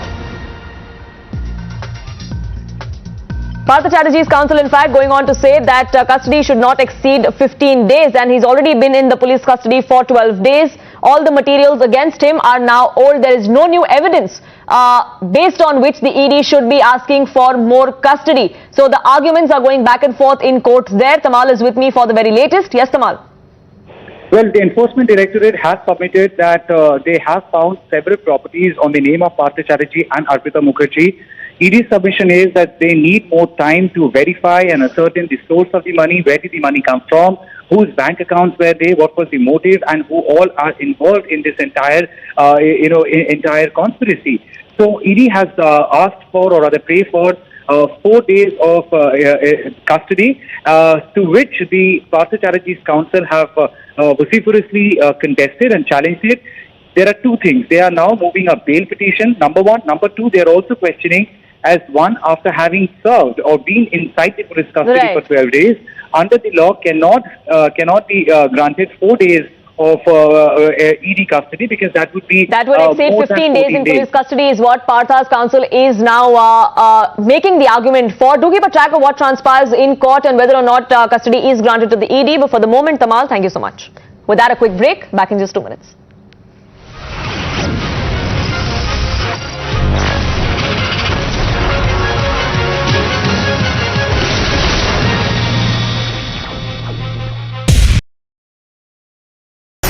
The most pressing issues, the most informed minds,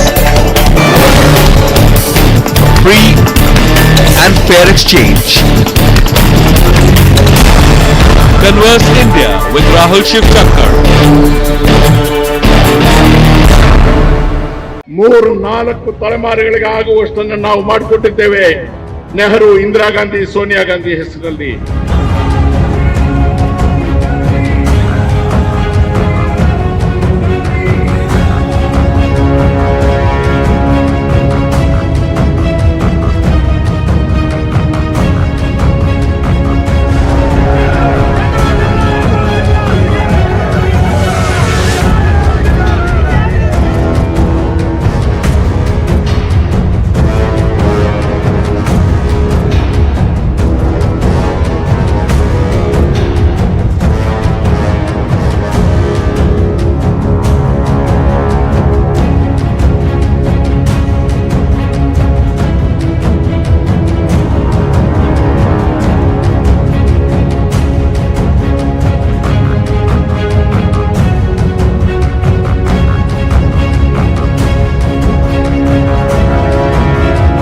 Congress ಅನ್ನು ಬಲಗೊಳಿಸಬೇಕು, ಸೋನಿಯಾ ಗಾಂಧಿ ಅವರಿಗೆ ಶಕ್ತಿ ತುಂಬಬೇಕು, ನೈತಿಕವಾಗಿ ಅವರಿಗೆ ಒಂದು ಸಮಾಧಾನ ಇವತ್ತು ಆಗಬೇಕು.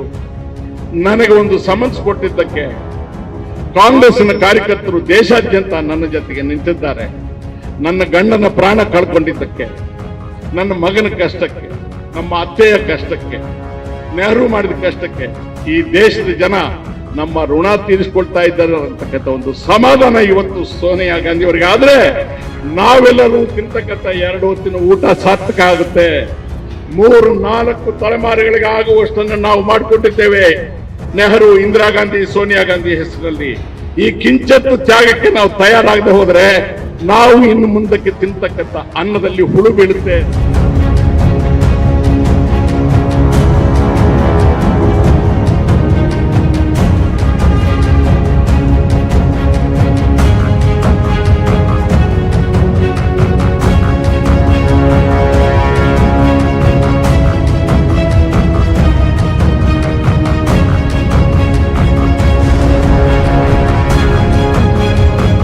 He has openly confessed, he has openly admitted.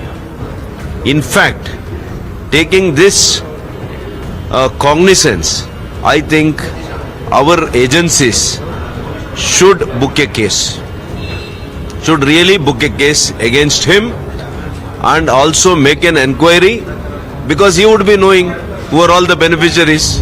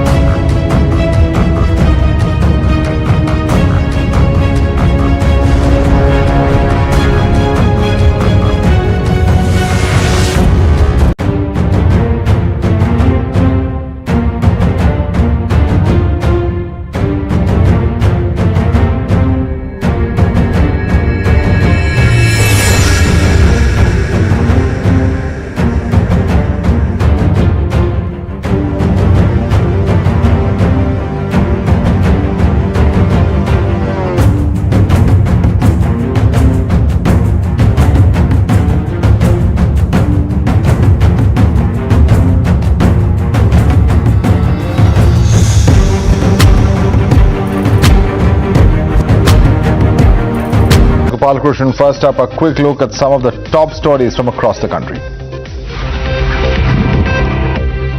Vice President M. Venkaiah Naidu flagged off a Tiranga bike rally for MPs in Delhi to raise awareness about the Har Ghar Tiranga initiative to mark the 75th year of India's independence. Opposition boycotts the Tiranga bike rally amidst nationwide celebrations ahead of 75th year of independence. Anti-BJP bloc says no patriotism in promoting tricolors made in China. BJP calls out opposition's insult to Tiranga, says boycott called by opposition is an insult to the tricolor. Congress responded to BJP's attack and said that the tricolor is in our hearts and it didn't need a certification from the Saffron Party to prove that its love for the nation is very much there.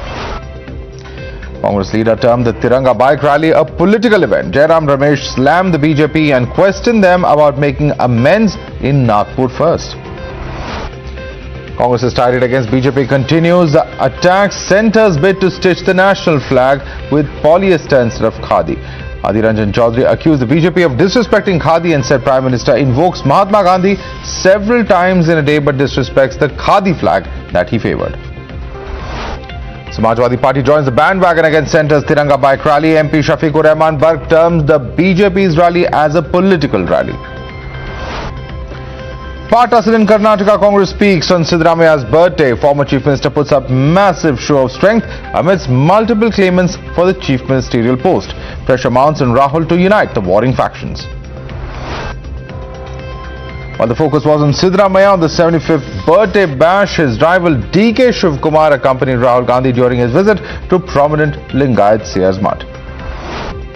As part of Azadi Ka Amrit Mahotsav and 75th Independence Day celebrations, the ASI has made entry free at all monuments from the 5th to the 15th of August across the country. Centre's decision to impose 12% GST on sirais or inns in the vicinity of Amritsar's Golden Temple has triggered a row. Clamour for the rollback of GST grows. Shiromani Gurudwara Prabangana Committee condemns Centre's move, says sirais are not businesses for profit but are meant to serve devotees who come to visit Golden Temple. Punjab's ruling party has weighed into the row. AAP has given a suspension for notice work in Rajya Sabha seeking a discussion on the issue. Chief Minister Bhagwant Mann calls for rollback of GST on sirais near the Golden Temple. Congress MP Amar Singh questioned the Centre's decision to impose GST on sirais, asked why is GST being levied on inns near the Golden Temple when GST is not levied in some other areas near temples. Sanjay Raut produced in court in Patra Chaul redevelopment scam case. The enforcement directorate set to examine extension of custody for interrogation. The family calls it a witch hunt, vows to fight on. Sanjay Raut denies link to Patra housing scam, but its real victims await justice. 672 looted of roof and respect. Point fingers at Raut and Shiv Sena for swindling their savings. A cleric and the driver of a key accused Irfan arrested in the Umesh Kole murder case. The driver had given shelter to Irfan after the beheading. Enforcement Directorate gets 4-day custody of Partha Chatterjee. Times now accesses sale deed of a property in Bengal's Bolpur, which was jointly purchased by Partha Chatterjee and Arpita Mukherjee in 2012. The revelation assumes significance as Partha in his 2021 election affidavit had stated he had no immovable assets in his name. And a war of words erupts between West Bengal CID and the Delhi police. While the CID claims impediment by Delhi police to probe, cops claim violation of rules by West Bengal agency. CID Inspector Arijit Bhattacharya speaks to Times Now. Officer claims that he was blockaded by the Delhi police and this could result in destruction of crucial evidence. At least 121 workers have fallen ill after a gas leak at an apparel manufacturing unit in Andhra Pradesh's Anakapalli district. They are suffering from nausea, dizziness and stomach pain. The victims have been admitted to 4 hospitals in the state. Few are stable now. Andhra Pradesh government has issued orders to hold a high-level inquiry into the gas leak incident and to close down the Seed Apparel company where the incident occurred till the final inquiry report is submitted. In light of the gas leak incident, Andhra Pradesh Chief Minister Y.S. Jagan Mohan Reddy has ordered a safety audit of all industries of the state. A 19-year-old man identified as Neelakantan was brutally assaulted in public by bikers in an inebriated state in Kerala's Kollam district. The accused are absconding following the incident. A man named Vigneshwaran and his 14 associates tried to kidnap a girl from her home in Mailadurai in Tamil Nadu after she allegedly turned down his proposal. Vigneshwaran and 2 others were arrested by the police and the girl was rescued safely. The police is still searching for others involved in the kidnap. The Income Tax Department in Tamil Nadu continued to raid more than 20 places owned by Tamil Nadu film producer Anbu Cherian for the second day. Vigilance Commissioner Suresh Patel was sworn in as the Chief Central Vigilance Commissioner. He in fact made and subscribed the oath of office before President Draupadi Murmu. State Investigation Agency has carried out raids across Jammu and Kashmir in connection with a terror funding case via Bitcoin trade. Some suspicious movement was spotted in Lasana area of Poonch and a search operation has been launched. Islamic Studies Department of Aligarh Muslim University will include a course on Sanatan Dharma. The university says that this is another step towards widening students' perspective. West Bengal BJP Chief Sukanta Majumdar said CAA is a core issue for the Bharatiya Janata Party, just like Ram Mandir was in the past. He asserted that the BJP will implement the CAA eventually and grant citizenship to Bangladeshi Hindu refugees. TMC workers protest in Guwahati against a price hike and GST imposition on several essential food items. Newly elected Sri Lankan President Ranil Wickremesinghe thanked India for support. He said under the leadership of Prime Minister Narendra Modi, India has provided the crisis-hit island nation a breath of life in tough times. Gold in the national capital declined by rupees 208 to rupees 51,974 per 10 grams, whereas silver fell sharply by 1,060 rupees. A woman finds her long-lost mother on social media who went missing 20 years ago. She was traced in Pakistan and now she has urged the government to bring her back from Pakistan. Maldives President Ibrahim Mohammed Solih has visited the Raj Bhavan in Mumbai, where he met Governor Bhagat Singh Koshari and Deputy Chief Minister Devendra Fadnavis. A delegation of Odisha Legislative Assembly led by Speaker Bikram Keshri Arukha met President Draupadi Murmu at Rashtrapati Bhavan in New Delhi today and congratulated her for the highest constitutional post in the country. The Chief of the Army Staff, General Manoj Pandey, called on President Draupadi Murmu at Rashtrapati Bhavan today as well. India's Tulika Aman beats Mauritius' Tracy Durhone in the women's 78+ kilogram quarterfinals of judo and now advances to the semi-final. Another medal for India comes in weightlifting as Lovepreet Singh successfully lifts 192 kilograms in his final attempt to clean and jerk to make it 6 out of 6 and win the bronze. During the highest level US visit to Taiwan in the past 25 years, House of Representatives Speaker Nancy Pelosi said the United States wants Taiwan to always have freedom with security and will not back away from that. China demonstrated its outrage over Nancy Pelosi's visit to Taiwan with a burst of military activity in surrounding waters, summoning the US ambassador in Beijing and halting several agricultural imports from Taiwan. Russian Foreign Minister Lavrov said that Nancy Pelosi's visit to Taiwan was a deliberate attempt by Washington to irritate China. The European Union has called for dialogue over Nancy Pelosi's visit to Taiwan, says tensions to be resolved through dialogue and for communication channels with China to be kept open to avoid miscalculation. Gold prices rose, drawing support from escalating tensions between Beijing and Washington. Former German Chancellor Gerhard Schröder said that the deal between Moscow and Kyiv to unblock Ukrainian grain exports may offer a way forward to a possible ceasefire in the 5-month conflict. The Turkish Energy Ministry said it is seeking to resolve a dispute between the parties involved in the construction of a $20 billion nuclear power plant by Russia's Rosatom in southern Turkey. The conservative US state of Kansas has decided in a referendum to protect abortion rights. This comes as a major victory for the pro-choice groups in the first statewide electoral test since the US Supreme Court overturned Roe vs. Wade. Former British Finance Minister or Chancellor of the Exchequer Rishi Sunak said that it was still early days in the contest to replace Prime Minister Boris Johnson. This a day after an opinion poll showed his rival, Liz Truss, had extended her lead in the race to be Britain's next leader.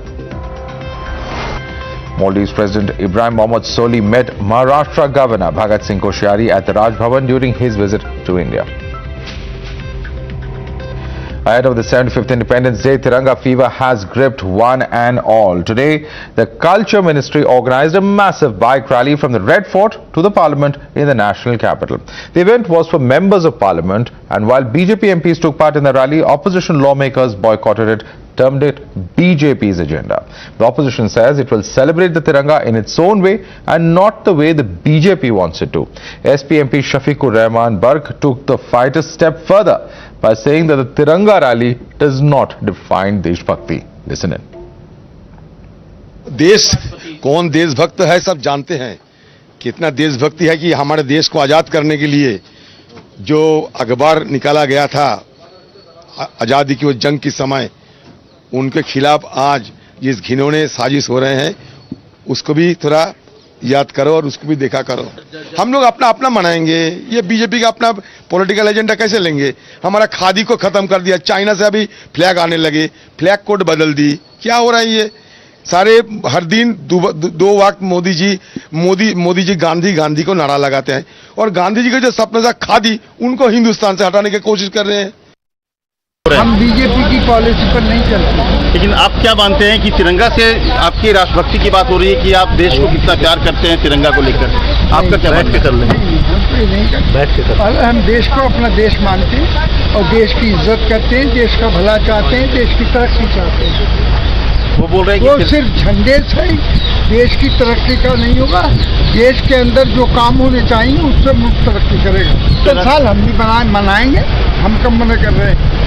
आज़ादी के 75 साल हमने भी कुर्बानियाँ दी हैं. मुसलमानों ने अपनी फांसी के तख्तों पर झूले हैं और सीने पर गोलियां खाई हैं और सारे मुसीबतें झेली हैं. The BJP, however, has hit back at these comments coming in from the opposition. I think it's a great message on the Azadi Ka Amrit Mahotsav when India is celebrating the 75th year of independence.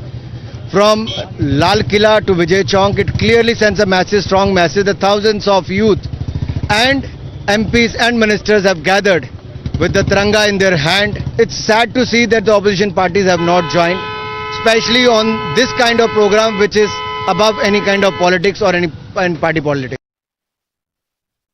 सोचिए, हमने भाजपा का झंडा लगाने को तो बोला नहीं था, हमने तो तिरंगा लगाने को बोला. अभी वो तिरंगा से भी नफरत करने लगे हैं. लेकिन अभी मैं नहीं बोलूंगा. मैं अभी घर जाकर के पूरी सबकी समीक्षा करूंगा, कौन कौन आया है. मैं समझता हूं ये आह्वान सभी सांसदों के लिए था अगर किसी ने नहीं उठाया झंडा तिरंगा तो मैं समझता हूं उससे सवाल पूछेगा देश। देखिए, कितनी दुर्भाग्य की बात है कि अमृत महोत्सव किसी पार्टी का, किसी दल का, किसी विचारधारा का, राजनीति का नहीं है। अमृत महोत्सव उस स्वतंत्रता आंदोलन का है जिस विरासत में कांग्रेस शामिल थी। आज अपने ही विरासत से भाग रही है।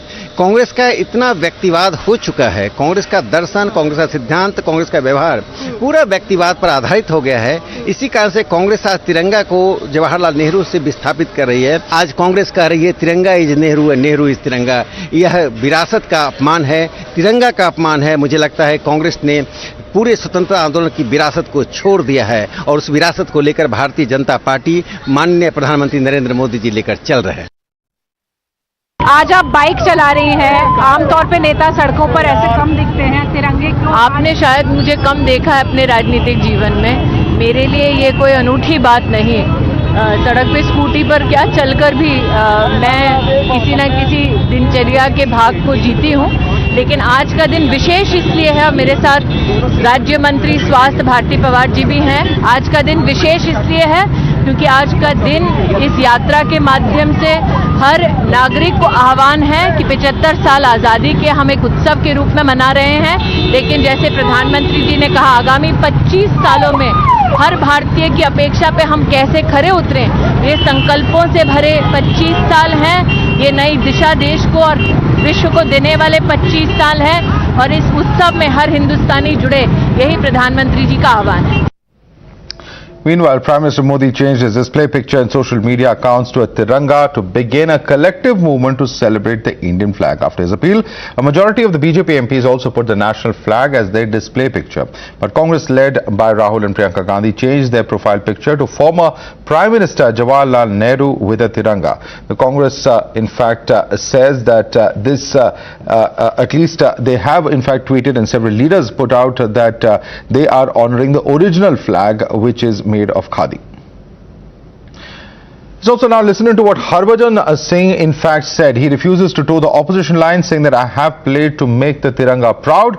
It's a great initiative to celebrate the Tiranga. Only in India can we celebrate the Tiranga. वो उनका हर व्यक्ति का अपना सोच है। मैं तो ये मानता हूँ कि मैं भारत देश के लिए बहुत सालों साल क्रिकेट खेला हूँ, 20 साल देश में। और अब ये देखिए, मैं तो बड़ा फख्र महसूस करता हूँ जब मैदान में हम झंडा लहराते थे। और अब हमें झंडा लहराने की बात हमारे प्रधानमंत्री जी कह रहे हैं, किसी को होना चाहिए क्यों झंडा ना हो, क्योंकि हम भारतीय हैं और हमारे घर में झंडा नहीं होगा तो किसके लिए। Let's take this across to our guest. With us is Gargi Nandi Roy, political analyst, advocate. Ehtisham Hashmi is also political analyst joining us. Let me go across first to Mr. Hashmi. Mr. Hashmi, the government says that this is a day to celebrate the Tiranga. It is the week that leads up to independence, or the fortnight that leads up to independence. And at a time like this, when Azadi Ka Amrit Mahotsav is being observed for the government, it is for all MPs, irrespective of ideology, to come and celebrate the tricolour. But that did not happen. Virtually the entire opposition boycotted this bike rally. What is the reason for doing so? Listen, BJP is trying to have a political mileage out of our national honor and national flag. We must celebrate 15th of August with full confidence and happiness, and we must unfurl national flag. There is no doubt about it. But instead of celebrating our national festival with utmost sincerity and honesty and with full of wisdom, we are indirectly trying to give some undue advantage to Chinese flag.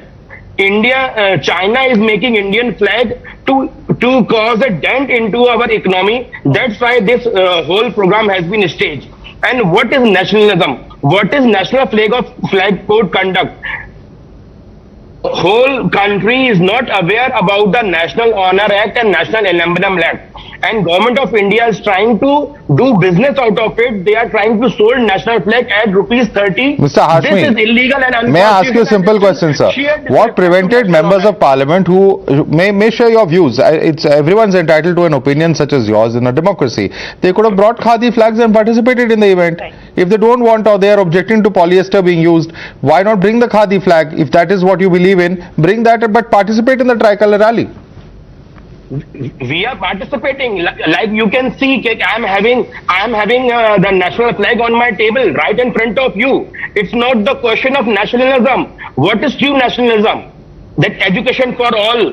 We should remove poverty. But instead of focusing on these kinds of core issues, you are trying to divert the whole nation towards Gargi Nandi Roy, you're diverting people from core issues like education and basic developmental issues by focusing on the Tiranga. That is the true nationalism, not the Tiranga. That's what Mr. Hashmi says. Please respond. Yes, I think You made a point, Mr. Hashmi. Listen to the response now.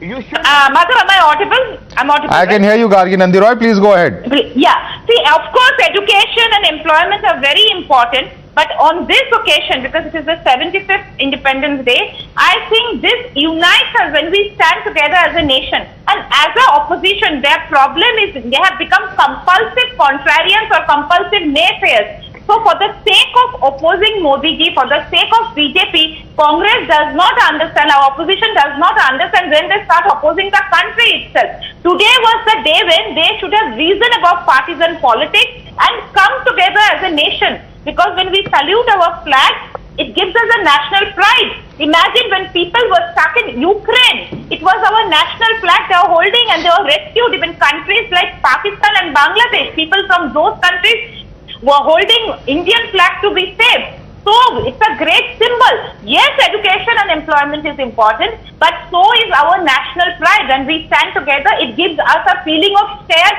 identity. And a shared identity is a very important feeling because it's a feeling of a nation. We are a nation. India is a civilizational nation.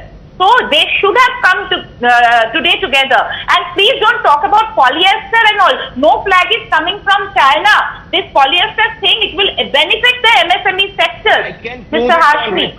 Okay. Let me just come in here. Let me just come in here. One second. Mr. Hashmi, please calm down. Mr. Hashmi, please calm down. Let me just come in here. Gargi Nandi Roy, I have to ask you also a question. And the question is this. Several members of parliament have said there may be an announcement of an event, but it is wrong for the government to play this kind of politics or the BJP to play this kind of politics because they say there was no personal invite that was sent that members of parliament have to come and attend this particular event.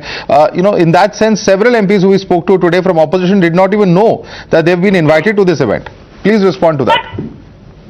I don't know whether they were personally invited or not, but even we saw it in that news, Madhav. If an ordinary citizen like us knew that there will be a bike rally with flags, how can it be the MPs did not know? I think they are showing their ignorance. They are here, they are feigning their ignorance.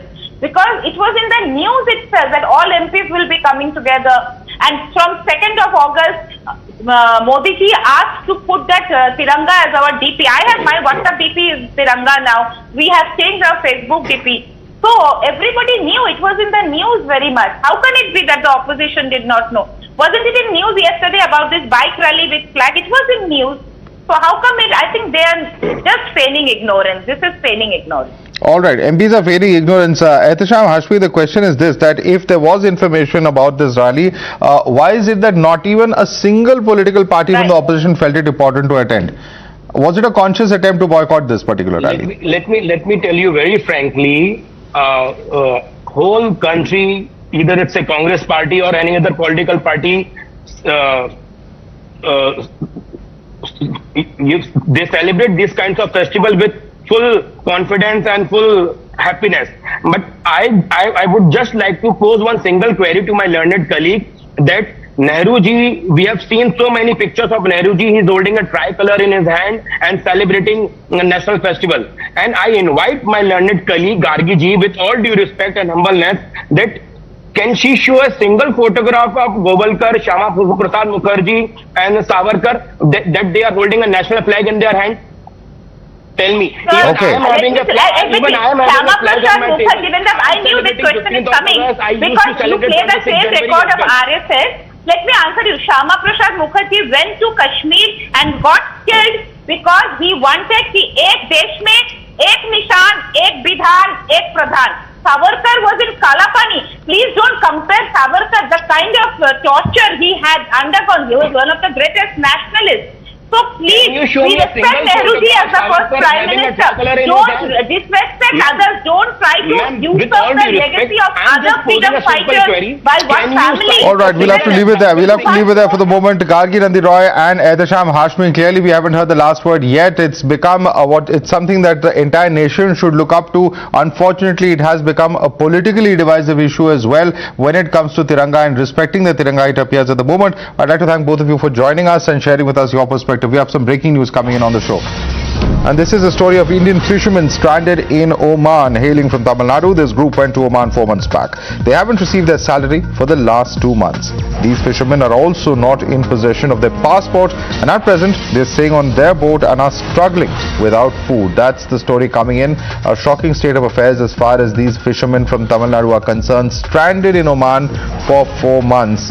Haven't received their salary for the last 2 months. Not in possession of their passport and are struggling even for food and basic needs of their survival. This is the shocking state of affairs of these Indians who are stranded in Oman. How did this all happen?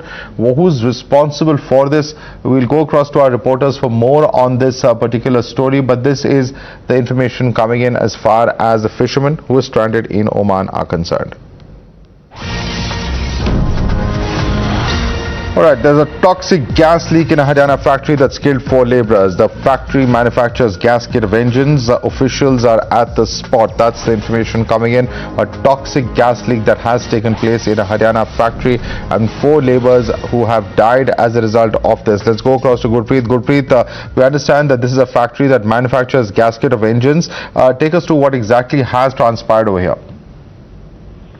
Well, as of now, what information is coming, the local administration has got information that there is a leakage of some toxic gas, and after that, 4 persons who had suffered from this toxic gas, and the local administration as well as the police department, they had reached there. They were trying to continue that rescue operation because they suspect more persons could be inside because it's the industrial unit where this gas has been leaked. So as of now, the officials say that it's very difficult to confirm all the details. But yes, of course, the administration as well as the local police, they have already pitched in to rescue more people, and this operation is already underway. All right, Gurpreet, thanks so much for joining us and bringing us all that information. Clearly, of course, we will have to see what the cause of this particular gas leak is, and of course what in fact the police find as far as their investigation is concerned into this toxic gas leak in Bahadurgarh. Some more news coming in from across the nation. A man named Vigneshwaran and his 14 associates tried to kidnap a girl from her home in Mayiladuthurai in Tamil Nadu after she allegedly turned down his proposal. Vigneshwaran and 2 others were arrested by police and the girl was rescued safely. The police is still searching for others involved in the mishap. Vigilance Commissioner Suresh N. Patel was sworn in as the Chief Vigilance Commissioner. He made and subscribed the oath of office before President Draupadi Murmu. Islamic Studies Department of Aligarh Muslim University will include a course on Sanatan Dharma. University says this is another step towards widening students' perspective. India recorded 17,135 new coronavirus infections in a day with 47 new fatalities. A decrease of 2,735 cases has been recorded in the active caseload in a span of 24 hours. We're slipping into a very quick break. News and updates will continue on the other side. Stay tuned.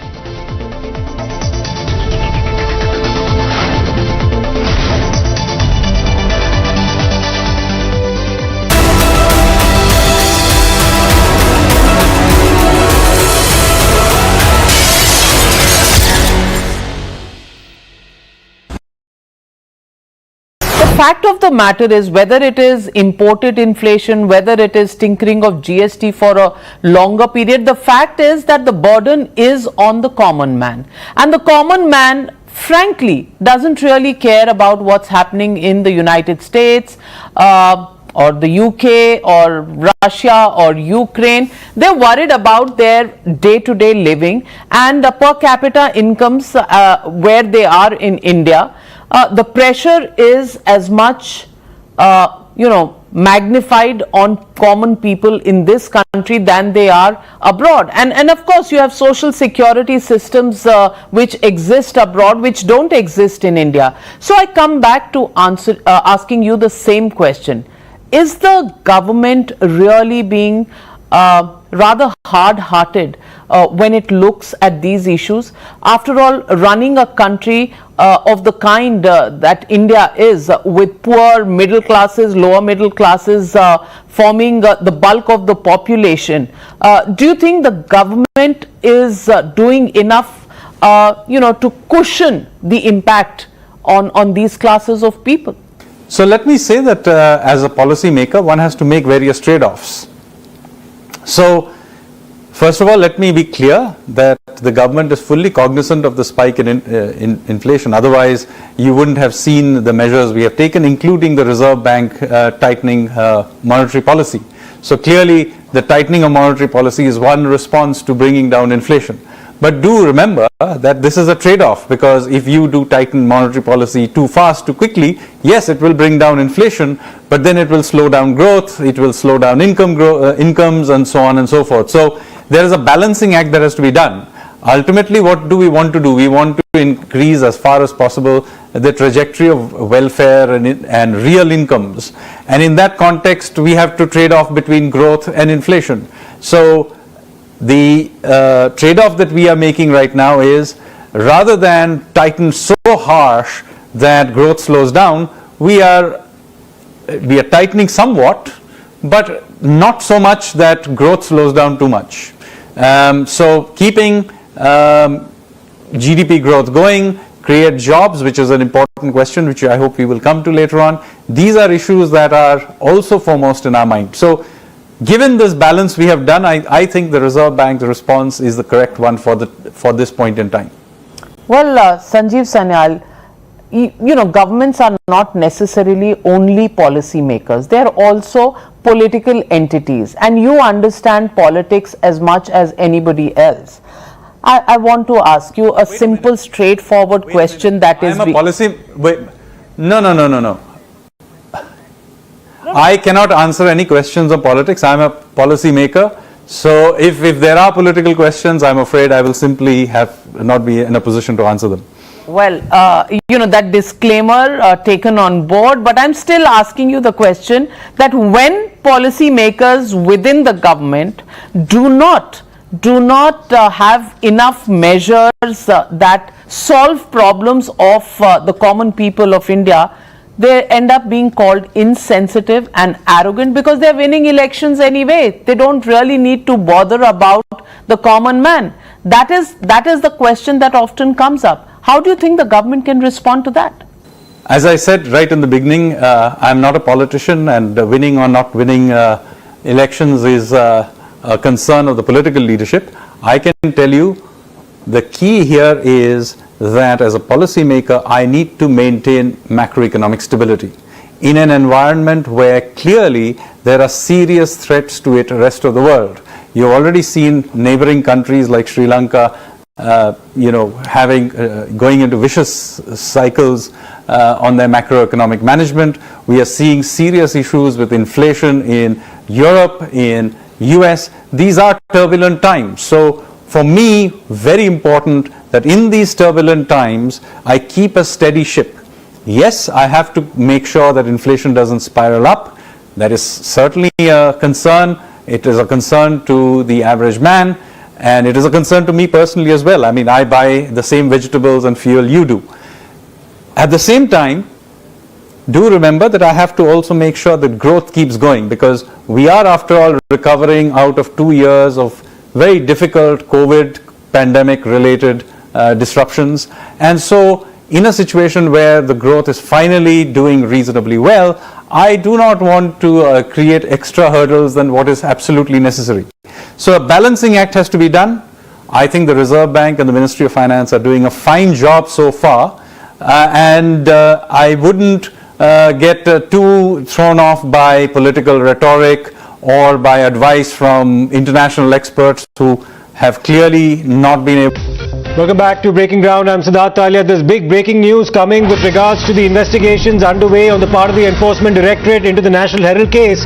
And the latest development is that the Enforcement Directorate has sealed the National Herald office in the national capital. Now this follows a day when they had conducted raids in as many as 12 locations across the country, including Herald House in the national capital, and we are now getting to hear that the Enforcement Directorate has now sealed that office which is part of the Herald House building in the national capital. Impromptu protests on the part of the Congress party had broken out outside Herald House yesterday for a good part of the time during the morning when the raids were still underway and the ED officials were still inside, and now the ED has decided to seal the entire office, preventing any entry without any prior permission sought from the Enforcement Directorate. Let me go across to Bhavtosh for more on this. Bhavtosh, a big development coming a day after the Enforcement Directorate had searched and raided the offices of Herald House in the national capital.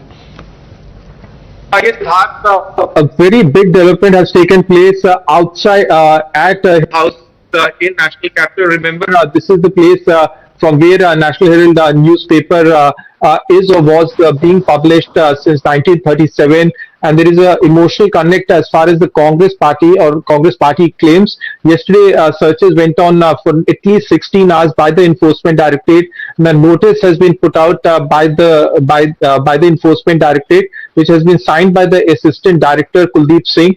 It says that the office cannot be now opened till further notice or till the Enforcement Directorate is informed. And probably for this very reason, there is a very large presence of police personnel outside the headquarters of the Congress party. A huge development has taken place as far as this issue is concerned. Remember, the Enforcement Directorate is carrying out a probe under the money laundering case in the entire matter of National Herald and the related entity of a young Indian. And this entire case also involves a questioning of Sonia Gandhi as well as Rahul Gandhi. Remember, both of them have been questioned as far as this case, and the statement have already been recorded. Yesterday, a team of ED officials went there and carried out raid searches. Priyank has shared the photograph of the place which has been sealed. This is on the 4th floor of this huge building.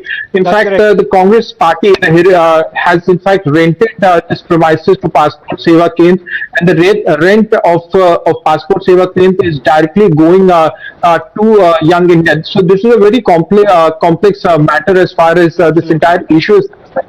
And the ED has now sealed this place. ED on its part has said that this has happened post the raids and searches that was carried out. Right. Both Mallikarjun Kharge as well as Pawan Bansal had gone there but did not speak to the media. We are waiting for a formal statement from the Congress party, but as far as this building is concerned or this office is concerned, right, it has been sealed further until the further notice. Right, let me go across to Priyank as well for more on this. Priyank, what can you specifically tell us about what's been sealed? Is it just the office of the National Herald on the 4th floor of the Herald House building, or all the other offices that operate from that entire building? What are the details emerging from that?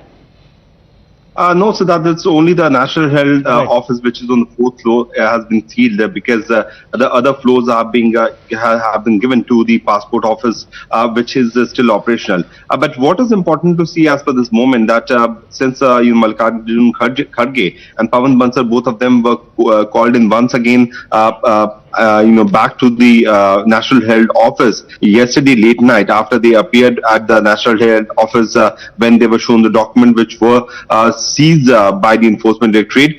They did not turn back, and they did not came back to the same location.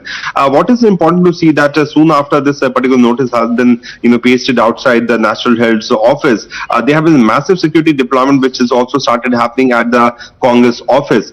That clearly shows that the agencies are also on high alert. They know that this issue has been very much taken by the Congress party, where they are not only taking it on the sentimental value of agencies trying to question their leader, but they are also trying to give it an emotional touch, saying that the voice for Free India is also under the scrutiny by several agencies. Following to which this particular notice clearly state that whosoever wants to open this office need to take prior permission from the Enforcement Directorate. And as Bhatos has rightly stated, that Enforcement Directorate office's name and designation has also been written on this letter, which is having 3 lines written on it regarding the seal order which has been given by the concerned IO. Right. Let me go across to Pranesh as well, who is joining us from the Noida newsroom. Pranesh, this development, of course, not taking place in a vacuum. This happens after raids were conducted yesterday at Herald House, and then, of course, that follows a series of questioning of Sonia Gandhi as well as Rahul Gandhi on multiple occasions with respect to the National Herald scam. Right, Siddharth, Rashid Alvi of the Congress Party also joining us. First reactions coming in from the Congress Party. If you could take a question from him first. Mr. Rashid Alvi, the Herald House or the National Herald office on the 4th floor of the Herald House has been sealed by the Enforcement Directorate following raids that were conducted there yesterday. Your response to what's been happening with respect to the ED's investigations? All officers of Congress Party,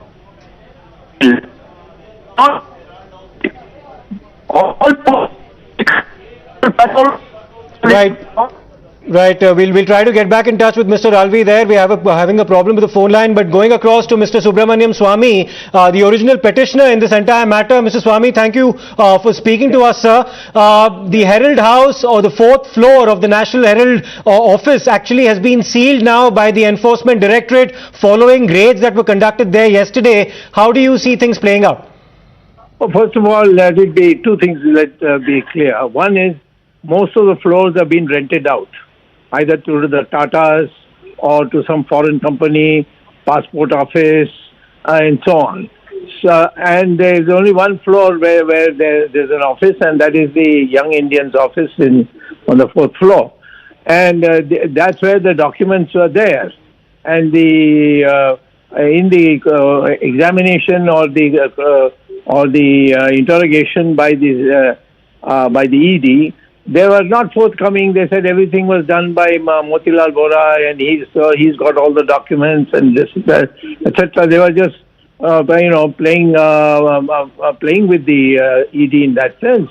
So the ED had no alternative but to enter things. The building actually is not in the control of the Associated Journals or the Young Indian, because the Urban Development Ministry had filed a thing that they have built this building has been built illegally, and it was meant for only a printing press, but they are now using it for renting out to commercial companies, etc. So they have got a stay in the Supreme Court, and the matter has to be completed. Right. But already they have lost in the High Court, and so the fact of the matter is that the building is only nominally Herald House. It's in the hands of the. It's a sealed one, and there is a stay, but the stay only lets them go into the office and nothing else. So and if the entry to the office, Dr. Swamy, has been restricted now by the Enforcement Directorate, and we're specifically talking about the Young Indian office on the 4th floor of the Herald House, do you suspect that something incriminating might have been found during the searches conducted yesterday by the Enforcement Directorate, which is why they're trying to seal the place? Bound to be. See, you have such a vast amount of documents, chartered accountants' notes, and so on. And when you have done something like this, which is a gigantic scam, you're bound to find documents when you go there, because even these people wouldn't have had any time to destroy it, because that would have been itself a crime. So they probably thought nobody will ever come there. I don't know what which fool's paradise they were living. But the fact of the matter is, always in any raid of any company, the documents are always available up to some extent to point to their criminality. And a final question to you, Dr. Swamy. Several rounds of questioning already for Rahul Gandhi, at least 5 occasions when he was summoned by the ED. Sonia Gandhi has been summoned thrice. Then we had the raids yesterday at Herald House, and now the sealing of the office. What do you think is next? I think they should be taken to jail and had custodial interrogation, because they have been behaving in a manner which is totally unhelpful for to getting to the truth. I mean, they have been telling lies. The whole lie about passing off the thing to Motilal Vora, that itself is shocking. So I think I would expect that there will be custodial interrogation in Tihar jail. Right. Thanks a lot for your response there, Dr. Swami. Of course, you filed that petition way back in 2012, and that's where matters have reached right now, where the office of Young Indian on the 4th floor of Herald House has been sealed by the Enforcement Directorate, restricting anybody's entry without any prior permission. Let me in fact go back across to Pranesh, who's joining us from the newsroom in Noida. Pranesh, like we said earlier, this is something that follows a series of steps already having been initiated by the Enforcement Directorate with respect to summoning the Gandhis and then of course conducting the raids at Herald House yesterday. And more importantly, on the back of the letter written by opposition parties in which they are objecting to the SC's clean sheet, the go-ahead that was given to the Enforcement Directorate in crackdown in money laundering cases. This is the document that Priyank Tripathi has accessed. You see the seal of the ED here says it is hereby ordered that the premises not be opened without prior permission from the Directorate of Enforcement. B block, the address, name of the officer, Assistant Director Kuldeep Singh, and we have the exact reason. The reason why the office has been sealed, it's not the Herald House that has been sealed, it is only the Young India office that is situated on the 4th floor, and that has been sealed. And the reason, Siddharth, is that when the ED officers went in there was no one. So because of no cooperation, the ED decided to seal this place, and this place will remain sealed till the Enforcement Directorate officials hears from the concerned party in this, people who look after this office. Absolutely, Pranesh. In fact, since you speak of non-cooperation there were protests that broke out right outside Herald House yesterday, where some of the protesters were in fact trying to block the entrance of Herald House. Let me in fact go back once again to Bhavtosh for more on this. Bhavtosh, any indications about what kind of recoveries have been made during the searches conducted not just at Herald House, that specific 4th floor or Young Indian office, but in fact the 12 other locations that were searched by the Enforcement Directorate yesterday in different parts of the country? Siddharth, a complete silence, in fact, a stoic silence on the part of the Enforcement Directorate. Remember, it's a very politically sensitive case as far as the investigation in this matter is concerned. The Congress has always blamed the Central Intelligence agencies, more so the Enforcement Directorate, of working at the behest of the center. The raids, in fact, went on till 2 in the morning or quarter to 3 in the morning, and after which the officials left. Remember yesterday when the searches happened, Mallikarjun Kharge and Pawan Bansal did go to the Herald House on the 4th floor, but they came back. Primary reason being the concerned office bearer and staff were not there, and probably for that very reason the office has been sealed. Remember, Siddharth, the main director as far as Young Indian is concerned are Sonia Gandhi as well as Rahul Gandhi, who hold stakes worth at least 76%. And the proceeds of crime as far as this case is concerned revolves around the prime properties that has been used up according to the Enforcement Directorate over a period of 9 months starting from November 2010. The value of that property is a whopping 2,100 crore rupees, and the entire case revolves around that. Well, the Congress still states that this is a witch hunt. The ED believes that this was done in a very intelligent manner, that a loan of around 1 crore rupees was taken from a shell company, a capital-based shell company, and then subsequently the entire loan of 91 crore rupees was written off.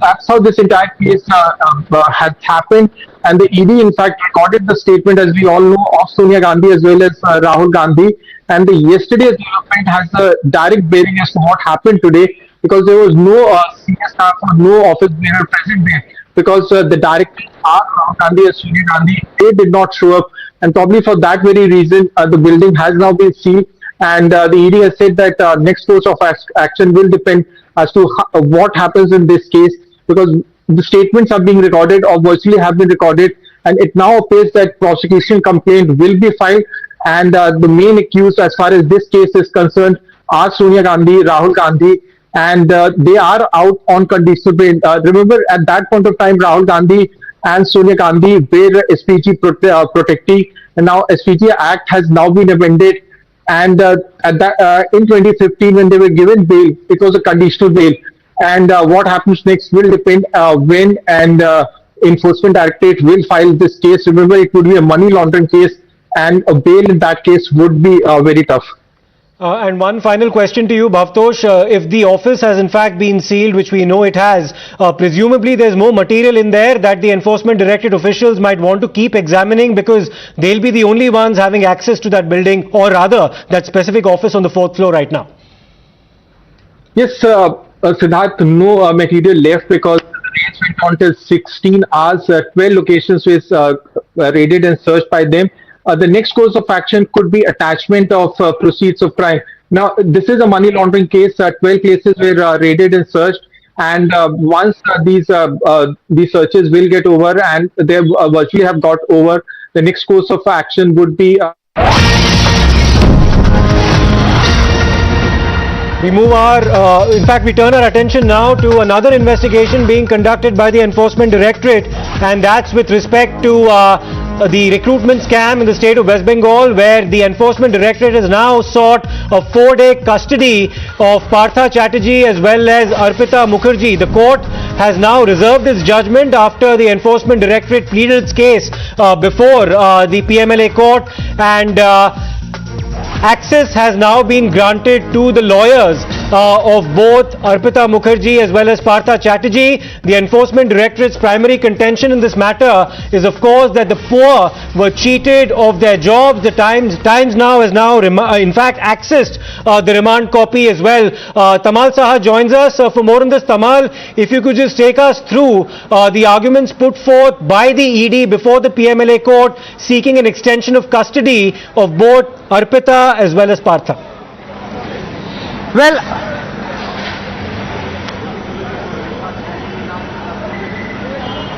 Well, that's right. The Enforcement Directorate has now maintained that, their remand is needed, their further custody is needed, because they are still trying to figure out what is the source of money, where did this money come from, and who does this money belong to, how many accounts do they hold, and also in a way negated the whole idea when Partha Chatterjee's counsel said that no money was recovered from my house, so I'm absolutely innocent, I cannot be called an accused because I have not laundered any money, money was not found from the account. To which Enforcement Directorate has said that they have found at least 4 properties. I repeat, 4 properties where Partha Chatterjee is a joint partner along with Arpita Mukherjee.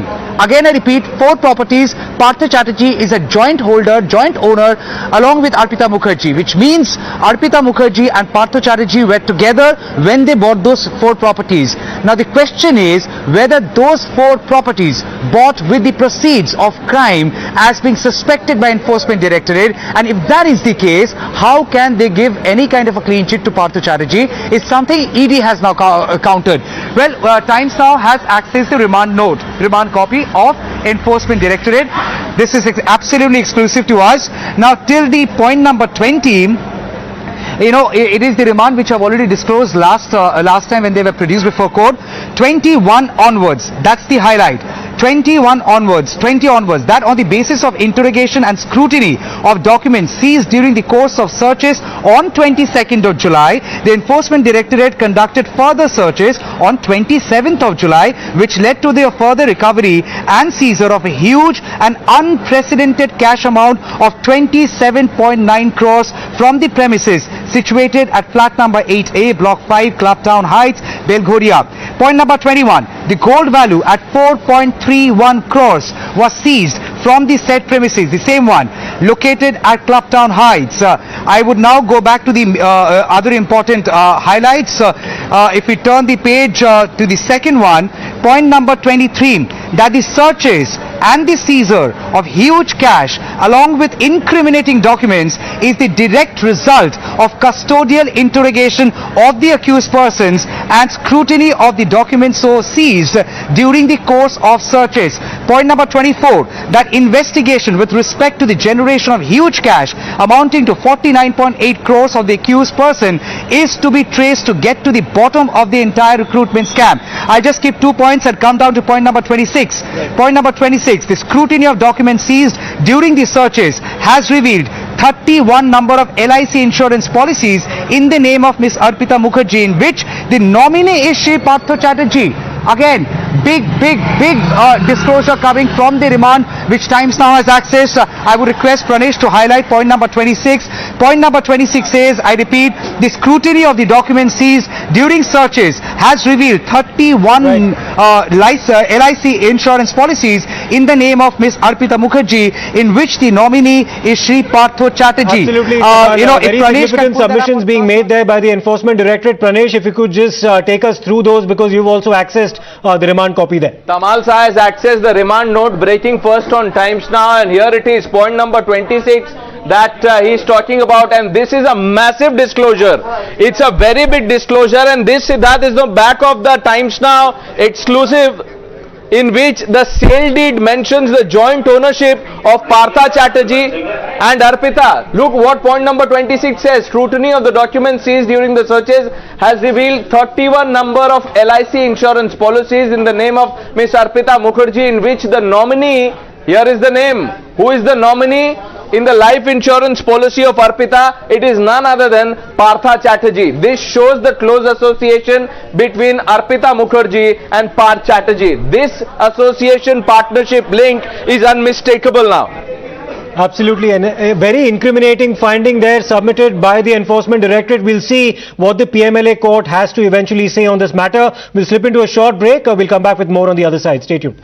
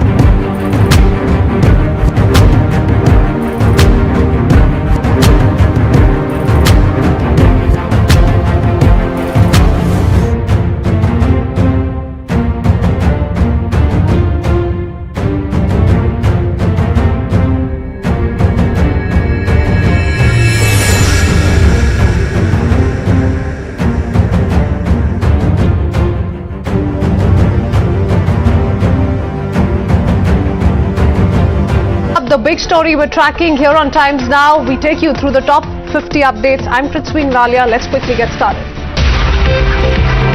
Vice President M. Venkaiah Naidu flagged off a Tiranga bike rally for the MPs in the national capital to raise awareness about the Har Ghar Tiranga initiative to mark the 75 years of India's independence. Opposition boycotts Tiranga bike rally amid nationwide celebrations ahead of the Independence Day. Anti-BJP bloc says no patriotism in promoting tricolors made in China. BJP calls out opposition's insult to the Tiranga, says boycott call by opposition is an insult to the tricolor. Congress retorted to BJP's attack and said tricolor is in our hearts and it didn't need a certification from the Saffron Party to prove its love for the nation. Congress leader termed Tiranga bike rally a political event. Jairam Ramesh slammed the BJP, questioned them about making amends in Nagpur first. Congress's tirade against BJP continues. Attack centers bid to stitch the national flag with polyester and khadi. Adhir Ranjan Chaudhary accused the BJP of disrespecting khadi and said Prime Minister invokes Mahatma Gandhi several times a day but disrespects the khadi flag he favored. Samajwadi Party joins the bandwagon against Centre's Tiranga bike rally. MP Shafiqur Rahman termed the BJP's rally as a political one. Power tussle in Karnataka. Congress speaks on Siddaramaya's birthday. Former Chief Minister puts up massive show of strength amid multiple claimants for Chief Minister post. Pressure mounts on Rahul Gandhi to unite warring factions. While the focus was on Siddaramaya and his birthday bash, his rival DK Shiv Kumar accompanied Rahul Gandhi during the visit to prominent Lingayat Seer. Harbhajan Singh has refused to toe opposition line, says I have played to make Tiranga proud and it is a great initiative to celebrate the Tiranga.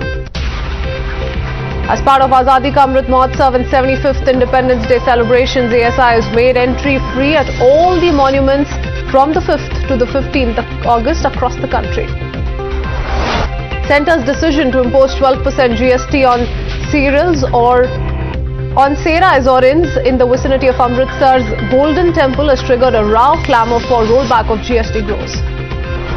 Shiromani Gurudwara Prabandhak Committee condemned Centre's move, said Serais are not businesses for profit but are meant to serve devotees who come to visit the Golden Temple. Punjab's ruling party has waded into the row. Aam Aadmi Party has given suspension of work notice in Rajya Sabha seeking discussion on the issue. Chief Minister Bhagwant Mann calls for rollback of GST near the Golden Temple. Congress MP Amar Singh also questioned the Centre's decision to impose GST on Serais, asks why GST is being levied on inns near Golden Temple when GST is not levied on the same near the temples. Sanjay Raut denied link to Patra housing scam, but its real victims await justice. 672 looted of roof and respect.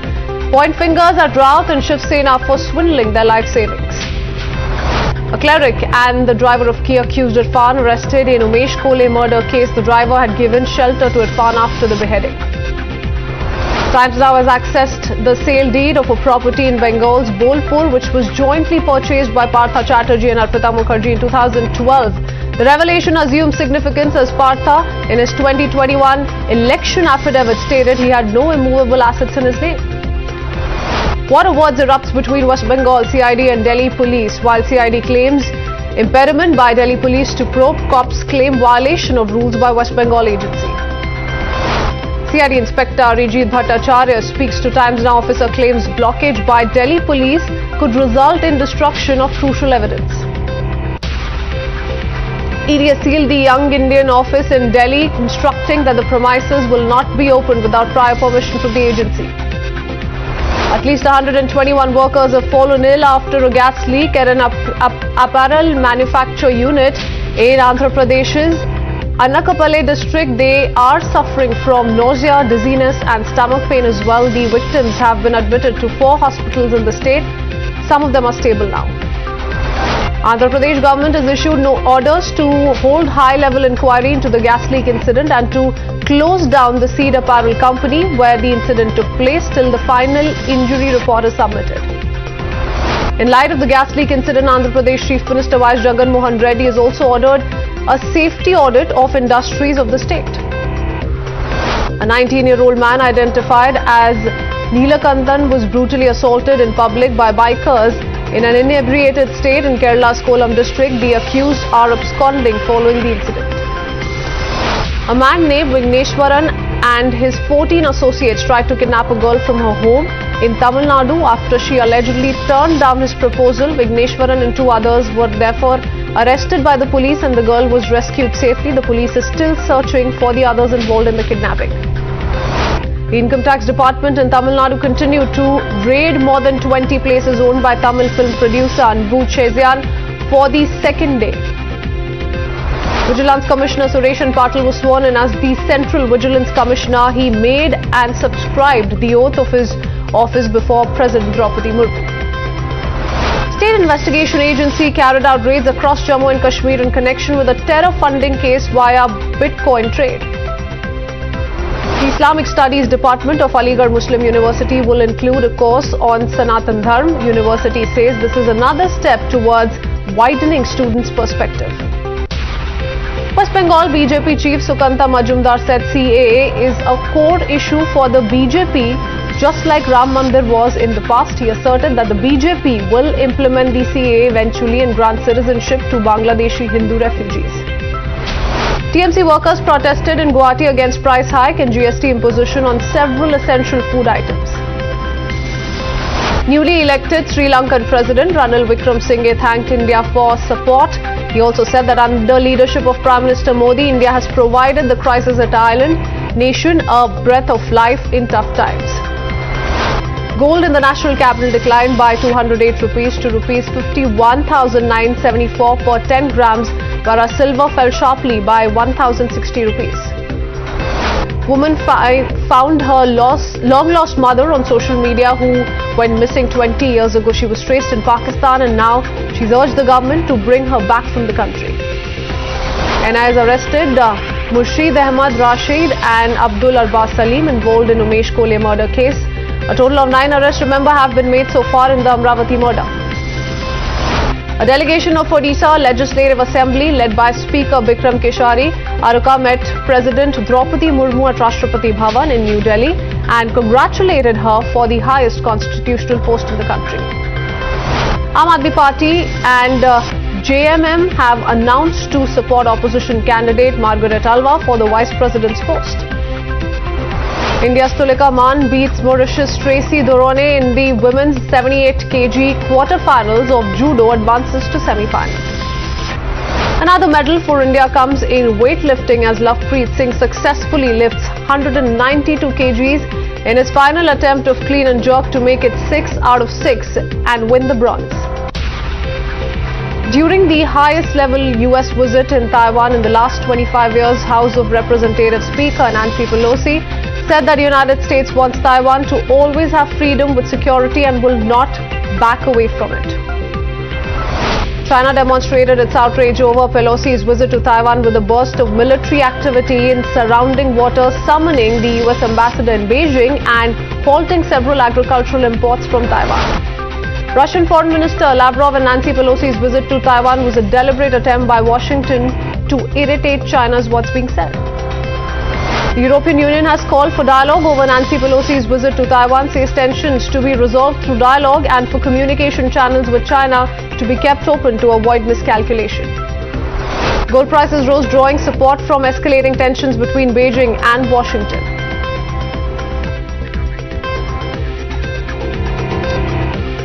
All right, we start with the big story we're tracking this evening. The Enforcement Directorate has sealed the Young Indian office in the national capital. This, of course, in the National Herald building in Delhi, instructing that the premises will not be opened without prior permission from the agency. The Enforcement Directorate has sealed the premises so that searches can be conducted in the presence of office bearers alone. It's been sealed because no one was available in the office and thus they were not able to complete the search. Let me go across to Priyank, my colleague, joining us live with more details. Priyank, yesterday while the searches were going on, you were reporting outside the National Herald building. The searches went on for quite a few hours, yet we are being told that the building stands sealed at the moment, and that's only with respect to the Young Indian building. But what about the searches? What is it that the Enforcement Directorate wants to find out still, because they say that no one was available and hence they were not able to complete the searches?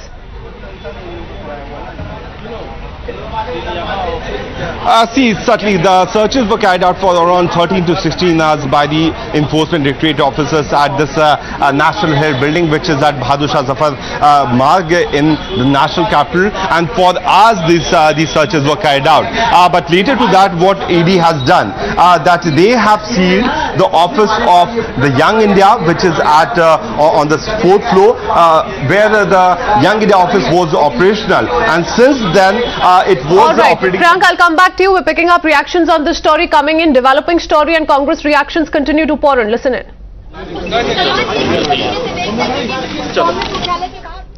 All right, we'll keep cutting across to live reactions as and when we pick them. Priyank, continue to stay on with us. So unlocking will only take place after due permission. Priyank, you were making a point. Go ahead.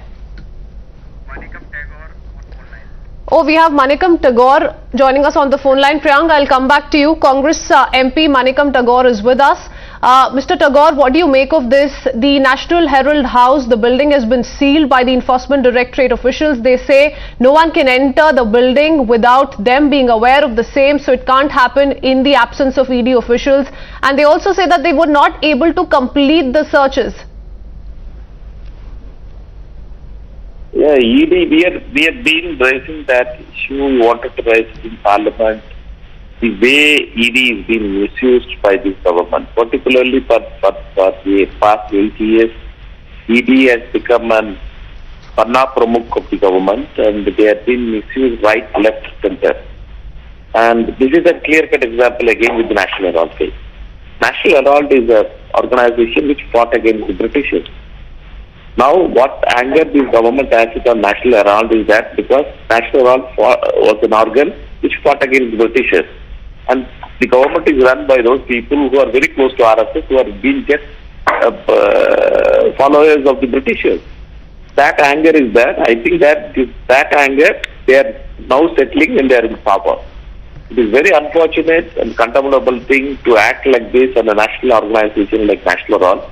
It is not at all a profit-making organization. No, but what do you make of the fact that these searches A went on for close to 13 to 16 hours, and B, this happened after the questioning of both Rahul Gandhi and Sonia Gandhi, both of whom were questioned on multiple occasions. It was not just one round of questioning that went underway, so there were certainly questions that the ED was looking at specifically.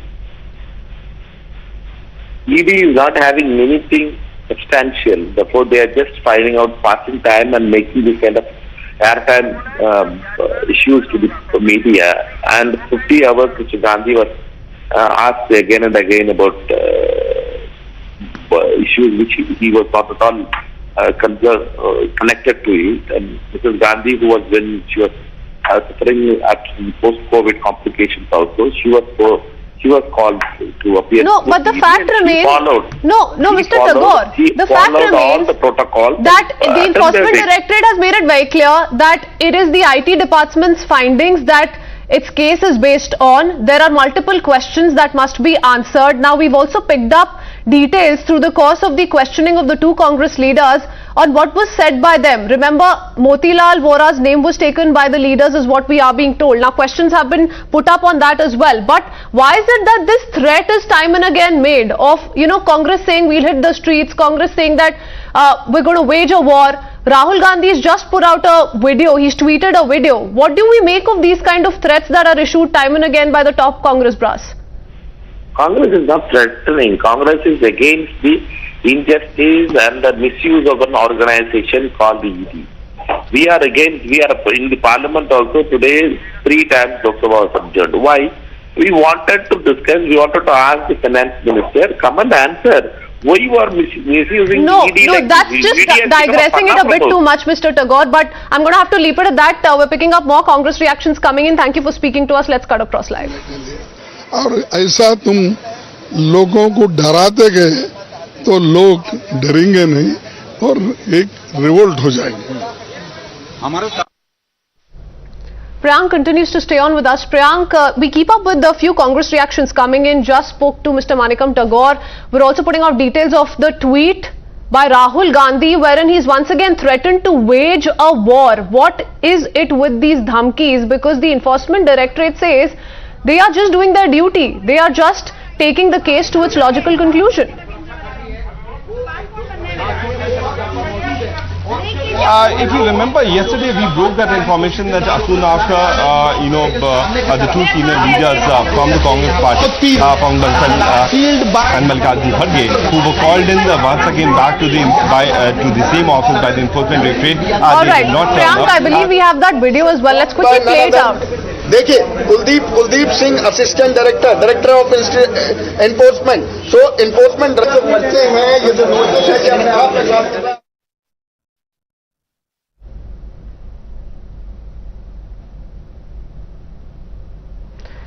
सब दिन सोता है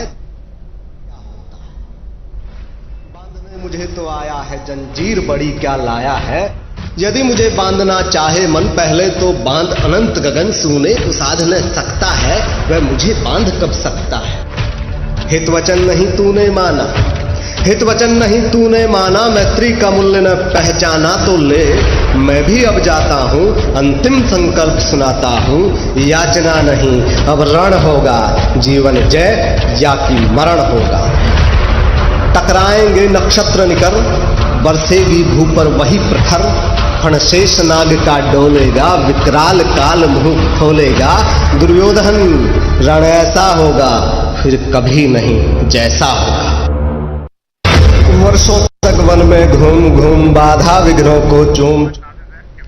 Alright, so that was the video that has been tweeted by Srinivas BV, close aide of Rahul Gandhi. Let me go across to Nasir Hussain joining us on the phone line. Mr. Hussain, what do we make of these kind of videos? A form of threat really being put out by Congress leaders non-stop. This while the Enforcement Directorate is carrying its own investigation. We've picked up news of how they've sealed a part of the National Herald building. But what do we make of these kind of threats being issued repeatedly, not once? I have not seen that video. We just played it out, sir. No, I have not seen nor heard that. But the point remains that the government is trying to humiliate, trying to discredit, trying to scare the Congress leadership and the Congress party, especially the Gandhis. This is not only with the Congress party, but this is also being done with the leaders of all the opposition parties. This is how they are trying to muzzle the power that they have. Because in a non-existing scam or a non-existing case, which is an open and shut case, neither the money has been laundered nor any property has been transferred in any individual's name. Young India is a not-for-profit organization. Nobody can take money out of it. Nobody can transfer money into their personal accounts. Nobody can transfer or get the property of Young India registered to any individual's name. It will only be in Young India. And if at all at some time it has to be transferred, it can also only be transferred in another not-for-profit making organization. And Mr. Hussain, where does if there is nothing to fear, if there is no more truth that an attempt is being made to hide, then why is it that the Congress is resorting to these kind of dhamkis every time a questioning is scheduled to take place of either Rahul Gandhi or Sonia Gandhi? We see several workers take to streets and saying that they're going to be peaceful protests, but what ends up on ground is a completely different reality, wherein we see them breaking barricades, crossing over barricades. The situation turns out to be extremely violent. Why? See, the problem with you all is you don't ask questions to the government. You always ask questions to the opposition. Absolutely not, sir. Just 1 second. Please allow me to speak. You asked question to Congress party when it was in power. Now you are asking question to Congress party when it is opposition. When will you ask Congress party? When will you ask question to the other opposition parties? We are a national party. We are a party which was there in governance for more than 55-60 years. You are trying to humiliate our leaders. You are trying to scare them off. You are trying to blackmail them. You are trying to discredit them. When these things are happening, don't we have a right to protest? Absolutely, sir. You have the right to protest. But why does the Congress go on about peaceful protests in the name of violent protests? Why not peacefully cooperate with the agencies? That's all what the agencies are demanding since the very beginning. And if there's nothing to hide, then why fear the agencies' questions? What kind of cooperation you need? All directors of Young India, Mrs. Gandhi and Mr. Rahul Gandhi have cooperated. They have present themselves for investigation for interrogation for more than 50-60 hours. And then you say that we are not cooperating. Who said we are not cooperating? Mr. Mallikarjun Kharge, another director, so has hitting the cooperated. streets, Mr. hitting Pawan the Kumar streets, Bansal, another setting director, cars has on cooperated. fire, sir, and going out and putting out these tweets wherein Srinivas BV says, "Yachna nahi, I ab have run not hoga, seen- Jeevan jay I ya have- ki maran hoga." What do we make of this? How is this peaceful cooperation? That's my only question. We are peacefully cooperating. I have not seen that video. I don't know about what video you are speaking. We are cooperating and we have a right to protest. We have a right Okay, to all right. So protest. let's And play that captain video among the out for people you, of this Mr. country. Hussain, and I'll come back to you.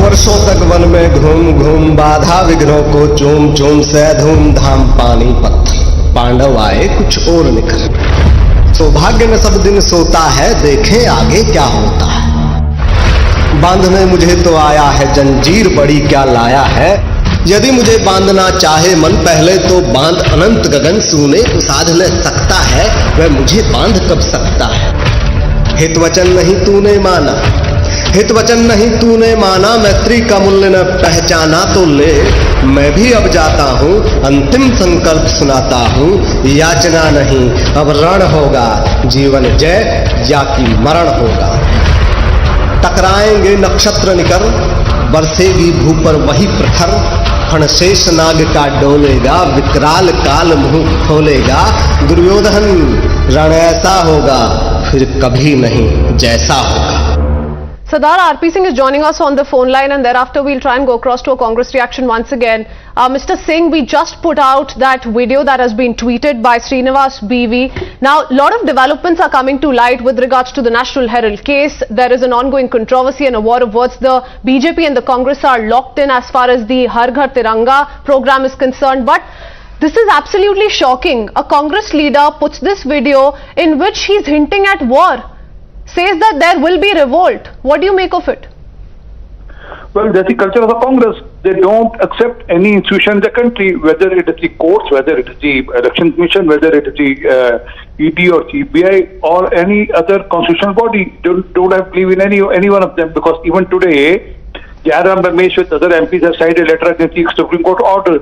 So that's what Congress is. So, but let them declare whatever revolt they want to declare. They will be dealt with as per the law, as per the constitution, and they have to face the law. And for that reason, the court is there. They can go to court if they have anything against the ED or any other agency or any procedure of the agencies. They can go to the court and then seek relief from there. All right. Thank you, Sardar RP Singh, for joining us with those details. Let's quickly play out a ground report filed by my colleague Priyank. Remember, ED searches went on at the National Herald case building for close to 13 to 15 hours. He was relentlessly reporting from there. Here's a ground report. The Office of Enforcement Directorate has sealed the Young India's office here at Bahadur Shah Zafar Marg, Herald House. You can say this is a letter which has been written which says that it hereby ordered that this premises not to open without prior permission from the Directorate of Enforcement, and the order copy is pasted off a third. This is the Office of Young India, which is 5A Herald House, Bahadur Shah Zafar Marg. The Herald House has been here, and since 2010 this office has been situated here.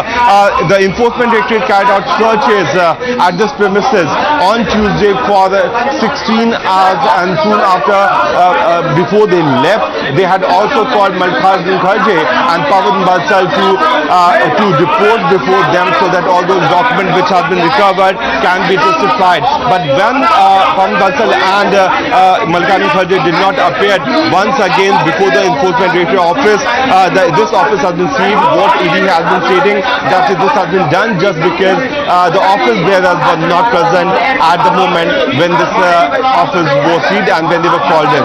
Priyank Tripathi reported from Delhi for the Times Network.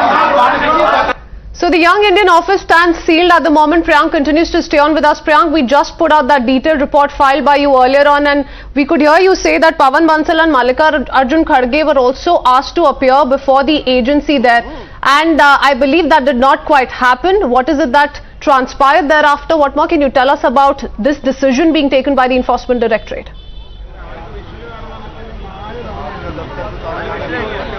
See, Mallikarjun Kharge and Pawan Bansal, both of them came here 24 hours back when they were called in by the officers of Enforcement Directorate who were carrying out searches on the 4th floor of this held building where the Young India's office is situated.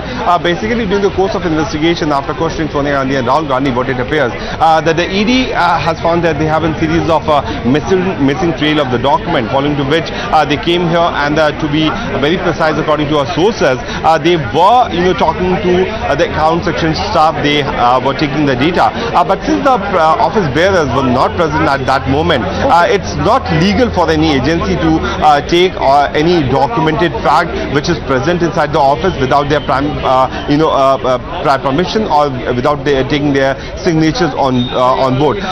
What we got to know that the ED officials left from this office early in the morning, and before they were leaving, they have pasted this particular letter which has been signed by a deputy director rank officer, which says that without their prior permission this office will not be open. But in the meanwhile, we know that the Congress party workers have been very much agitated whenever it comes to any issues which is related to Sonia Gandhi or Rahul Gandhi, them being the topmost leaders of their party.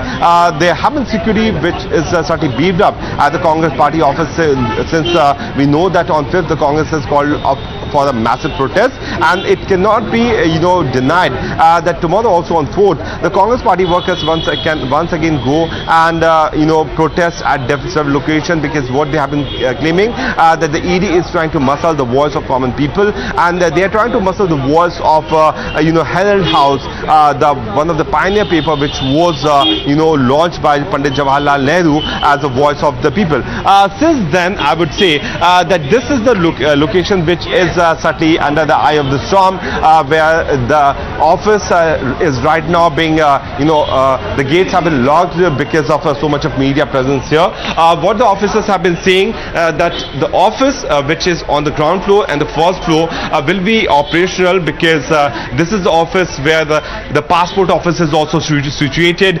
This gate has been locked, and let me show you once again. This is the small board. If my video journalist would be able to zoom in and show, although the letters would not be so much clear, this small board is the address of Young India. You can clearly see, yes, Young India 5A Herald House is the location. But what is very I would say very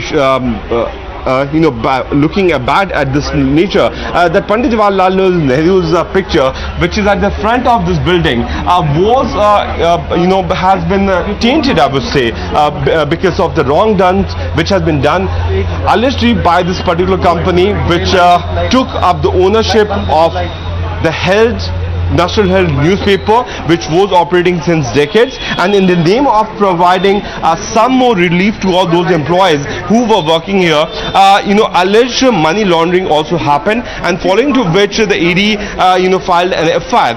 In the interim tax terminal report, it's quite clearly stated that they haven't clear evidences that the money route which was taken and the manner in which all these shares exist in hand and all those amount of share was changed into equity was not following the proper process. And in fact, one of the company, Detox Merchandise, also gave a loan to Young India, which was later on handed over in the name of a loan without any kind of surety to Herald House. So all these money chain has been something which is under the eye of storm, under the serious of scrutiny by the Enforcement Directorate. But a newspaper which was started by the first Prime Minister of the country coming under the radar by the wrongdoings which were done by various political party leaders who are being questioned by the Enforcement Directorate time and again, is certainly something which the country would ask ED officials that if they are following this particular probe, whether those culprits who have defamed the name of Pandit Jawaharlal Nehru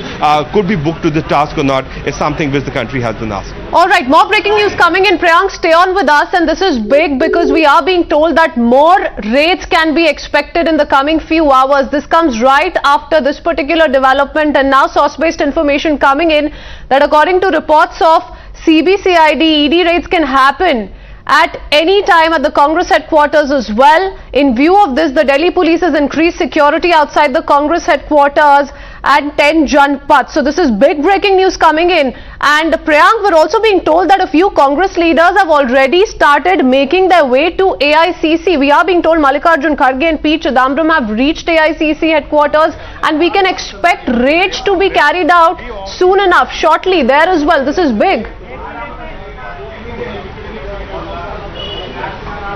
Yes, certainly, and looking at the development which is happening, because we are talking about the role of senior leaders of the Congress party. We are talking about Mallikarjun Kharge, we are talking about Pawan Bansal, Sonia Gandhi and Rahul Gandhi. Apart from them being the previous director or the present director of Young India, there are also the senior office bearers of the Congress party. One is the interim president, another one has been the senior leaders, and all these members have been the topmost members of the Congress party, and they were not even sitting here. They also had offices there at the AICC.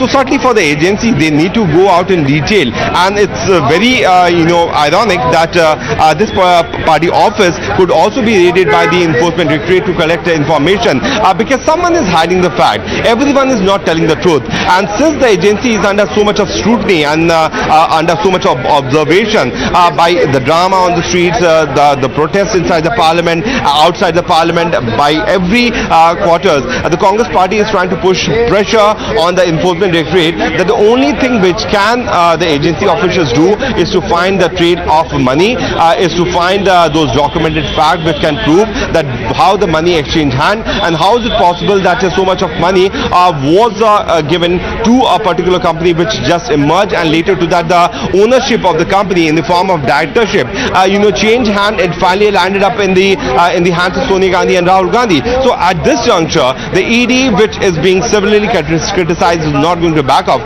This is quite clearly seen. They did not even raided the premises of National Herald. They did not even question Sonia Gandhi and Rahul Gandhi. But the next move which they are going to put in is certainly is going to put the Congress party on the dock, because you have been raising questions on us. The investigating team is very well within their right to go out and carry out searches at several locations, and this new move is certainly going to that the Congress party will be holding a press conference at 7 p.m. Congress briefing that will take place, and Abhishek Manu Singhvi and Jairam Ramesh will be holding that press conference at 7 p.m. at the AICC headquarters. So Congress leaders making their way to the AICC headquarters, and the big news coming in that we're tracking at this hour is that we can expect ED raids at the Congress office, at Sonia Gandhi's office and the Congress war room. Bhavtosh is also joining us live on this broadcast. Bhavtosh, this is big, right after the enforcement directorate officials decide on sealing the Young Indian office in the National Herald building. We're expecting more raids, this time at the Congress office and perhaps at the residence of Sonia Gandhi and the Congress war room as well. Well, that would be slightly premature, because as of now, the Enforcement Directorate has only sealed the office of Young Indian at Herald House, where searches happened yesterday and went on for 16 hours. The reason for sealing that particular portion of the building was because the office bearers or the officials concerned were not present. Remember, this entire case was around the Young Indian part of the money laundering and the manner in which Young Indian had usurped prime properties which earlier belonged to the Associate General Private Limited. These properties were worth at least 2,100 crore rupees, and Young Indian directors include Sonia Gandhi as well as Rahul Gandhi, and they have been questioned in this case. Rahul Gandhi was questioned on 5 occasions, and in fact consecutively his statement was recorded.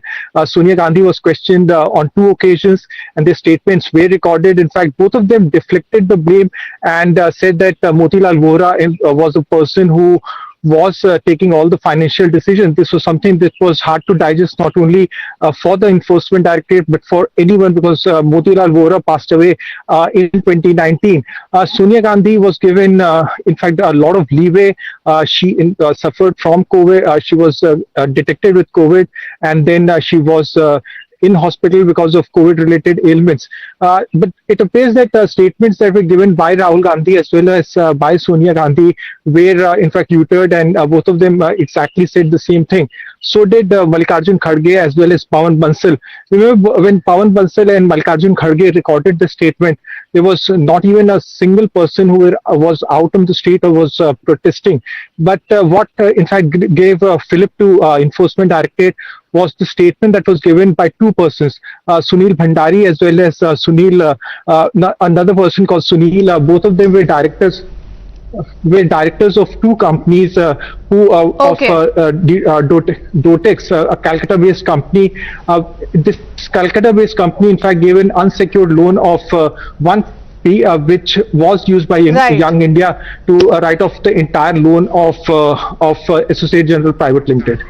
All right, stay on with us, Bhavtosh. Let me quickly put out yet another tweet. This one coming in from the official Congress handle. It says, while tweeting Rahul Gandhi's video, once again says, "हम गांधी के सिपाही हैं, तुम क्यों समझे डर जाएंगे, सत्य की खातिर हम तानाशाहों से लड़ जाएंगे." So yet another Congress reaction coming in. This is the official Twitter handle of the Congress while putting out a video of Rahul Gandhi. Remember, we just broke down details of that video that was tweeted by Srinivas BV, and yet again a reaction coming in from the Congress taking to Twitter saying, "हम गांधी के सिपाही हैं, तुम क्या समझे डर जाएंगे." So Congress there essentially hinting at the fact that we're not going to get scared. We will continue fighting till the very end. We have Priyank also who continues to stay on with us. We'll go across to Akanksha in just a bit. Non-stop Congress reactions coming in, Priyank, and expecting a lot of action at the Congress headquarters as well in just a bit.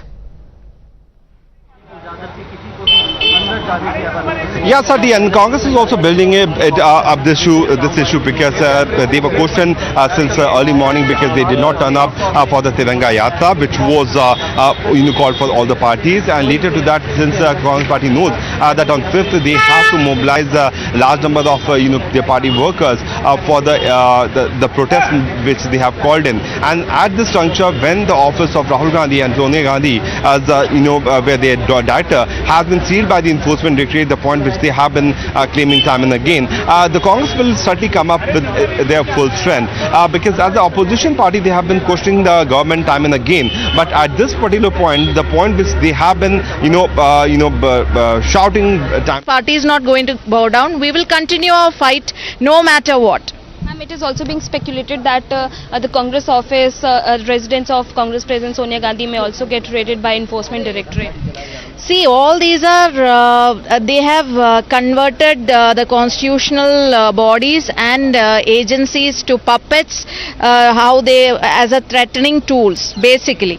So, they seems to be that there is no sanctity in politics anymore, where threat is the only method to shut the opposition. But we want to reiterate our stand that we are not going to bow down. Congress party will continue to raise our voices for the people of this country. If price rise is the biggest issue, and that's the issue which everybody is facing, and when Congress party is raising it, the opposition is raising it, if they want to challenge, if they want to threaten, they can threaten, but we will continue our struggle. Ma'am, one last question.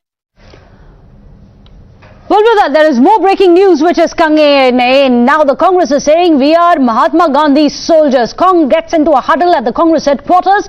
We in fact expect a press conference to happen around 7 p.m. in about 20 minutes or so from now. The Congress is likely to go into the war room. In fact, this amidst rumors which are doing the round that there may be other raids which continue, which could be none other than 10 Janpat, Sonia Gandhi's residence, Congress headquarters, Congress war room, 17 GRG, 15 GRG. Of course, all of this is yet to be confirmed. This is what sources are telling us. But one thing is for certain, the fact that Young India's office has been sealed, this for non-compliance during the probe and the searches which have happened, is optically a huge blow to the Congress party, which has been claiming all along that this is nothing but a witch hunt. Let me go across to Akanksha. Akanksha, it's important for us to understand how Congress's first reaction, instead of being open to a probe, has been to declare war, literally declare war against the government, and many would say even the central agency. Well, absolutely. As you know, Congress has time and again been saying that this is a political vendetta and that agencies are being used against them. Now, what we are getting to know that there could be more raids in connection with this case. And currently, I'm at the Herald House on the 4th floor. The premises of Young Indian has been sealed by the Enforcement Directorate and has been said that no one can enter the premises without any prior permission. And also outside the Congress headquarters at the same time, we saw that there were multiple level of barricading. There were water cannons that have been deployed. There are huge deployment of police personnel and paramilitary forces outside the Congress office there, and this just comes 2 days ahead of the nationwide protest that they will carry out against the inflation, the unemployment. But here at the Herald House, the premises of Young Indian has been sealed, and also it has been clearly stated by the ED that no one can enter these premises without prior permission. So this is what is happening in the case. This comes just days after Sonia Gandhi was questioned in connection with the money laundering case, after Rahul Gandhi, Mallikarjun Kharge, Pawan Bansal. Now this is the building where the office of National Herald newspaper is located, and the premises of Young Indian here has been sealed by the Enforcement Directorate in a fresh blow to the Gandhi family. And also we're getting to know that there more and more raids could be expected in connection with this case. But totally, this is a big blow to the Gandhis, as the situation is also tense outside the Congress headquarters right now. Huge police deployment, multiple barricading, water cannons have been deployed. There's huge police deployment, and we're getting to know that there's a press conference likely in few minutes that will be held by the Congress party. So this is huge. Akanksha, who's there currently at the Herald House, tells us that not only has the Young India's office been sealed, but also there are water cannons which have been kept in preparation in case things start to spiral out of control. After all, the reason why there are water cannons is because the Congress has already declared war. Yachna nahi, run. Let me go across to Tehseen Poonawala, a political analyst who's also joining us. Tehseen, many would say instead of asking for tempers to cool down, because we've seen how some of the Congress protests against the Enforcement Directorate last week and the week after that had turned violent, now again an open declaration of war and violence. Why? At the onset, as we celebrate 75 years of India's independence, the National Herald newspaper, which played a very important role in getting India freedom, such an important role that Subhash Chandra Bose writes about the paper, that despite his differences with Pandit Jawaharlal Nehru ji, the National Herald paper was one paper that was extremely fair to him and gave him a platform. Today, the RSS-led BJP is doing the exact same thing that the British did to stop the Congress. And we know that the RSS was stooges of the British. They bowed down to the British, and they never got. But in fact, Tehseen, sorry to interrupt you. Let me go across to Dr. Subramaniam Swamy also, who's joining us. And he, of course, has been integral to the entire case. It's interesting, Dr. Swamy, I was just speaking to Tehseen, and many others like him have always said that National Herald played a crucial role in India's freedom struggle. Incidentally, they also are glazing over the fact that those people who fought for it, who held shares in Young Indian, in AJL, and in National Herald, say that they themselves were cheated.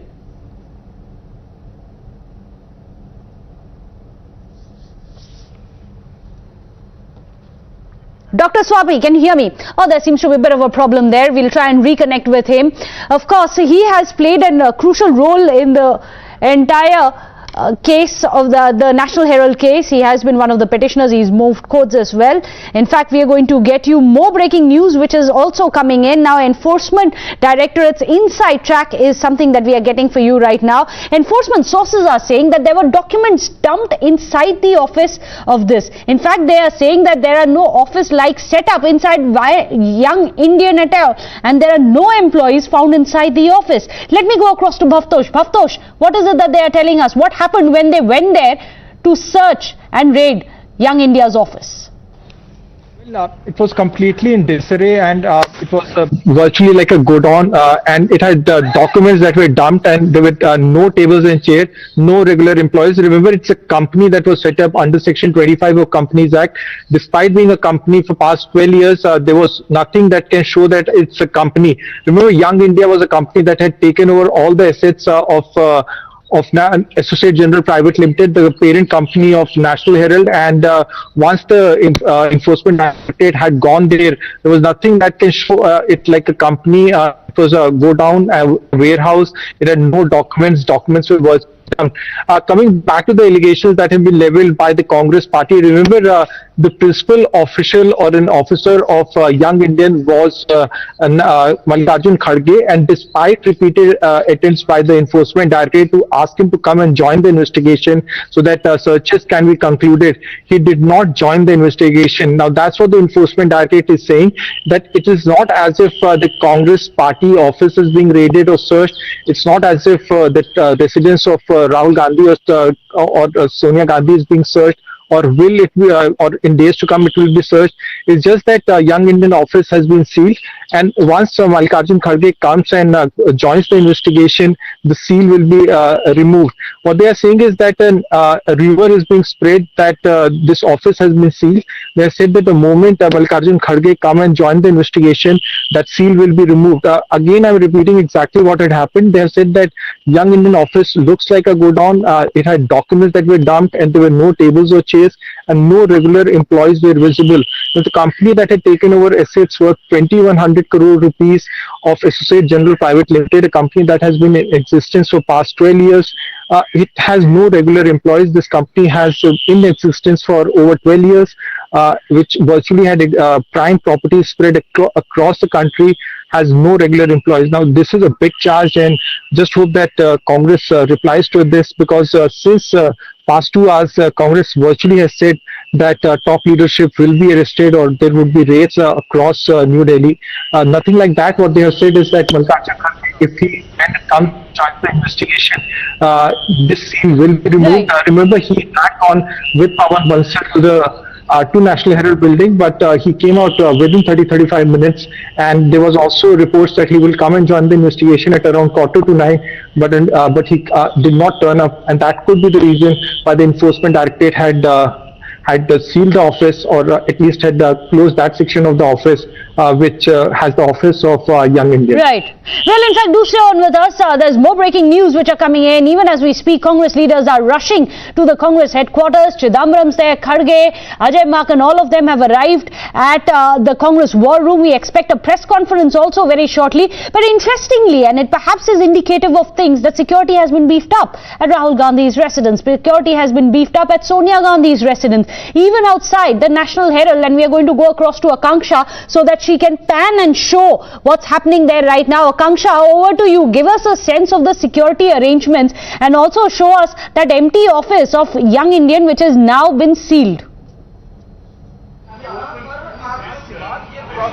Well, absolutely. I am at the Herald House, which has been sealed by the Enforcement Directorate. But even at the AICC headquarters, what we saw there just a moment ago was that there were water cannons and also multiple barricading, huge police deployment ahead.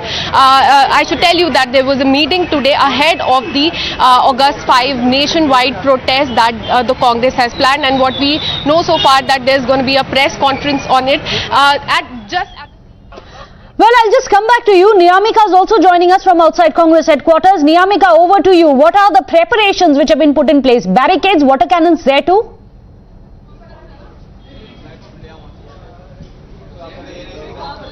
Well, absolutely. There is a high security deployment outside the AICC headquarters. The entire Akbar Road where the AICC headquarters are situated is being barricaded by the Delhi police, and there is high security deployment here. Water cannons, buses are also being there. But even what is surprising is that many of the Congress leaders are also facing issues to enter this road, to enter the AICC headquarters. They are also being stopped by the Delhi police because there is the entire road has been barricaded situated by the Delhi police, and that is the reason why all these Congress leaders are facing some issues. They are complaining about the matter that they are not being allowed to enter their own office only, as they just want to attend a meeting, as a high level meeting is also going on at the AICC headquarters. Many of the senior Congress leaders, including Digvijay Singh, Mallikarjun Kharge and Salman Khurshid, are also present in this meeting. Many of the Congress party's MPs like Imran Pratapgarhi, Ami Yagnik and JB Mathur,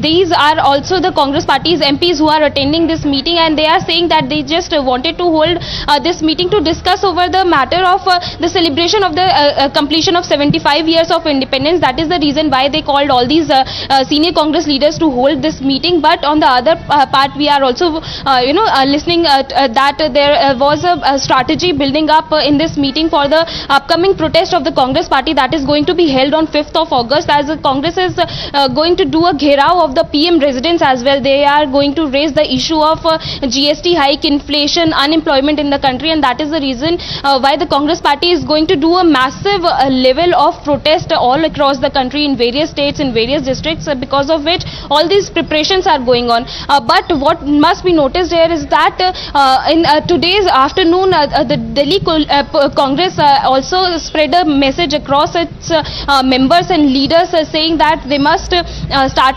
gathering at the AICC headquarters, and it was a very short notice which is being given to the Delhi Congress members, and after that it was being speculated that it might be possible that there is going to be ED raids at the residence of Congress President Sonia Gandhi, as well as the Congress Niyamika. I believe Dr. Subramaniam Swamy is there with us. Of course, as I was saying, Dr. Swamy, you've been integral to this entire case. What do you make of the call that Congress has given now, saying yachna nahi, ye run hai? They have declared war over what they call a witch hunt. Is it a witch hunt? Tell us about the proof. Witch hunt is between two, the chased and the chaser, and this one is in the court. It's a procedure through the court. If they had felt that any of the ED procedures were not okay, they could have easily gone to court and said that this violates my fundamental rights. None of that has happened. They appeared and they didn't speak the truth. They put the blame on Motilal Vora, and now the ED has got the whole picture, and that's why they have raided, and they've now got documentation to support that in the interrogation these people have not been truthful, and I think they may require custodial interrogation now, which means they'll have to be imprisoned and then questioned.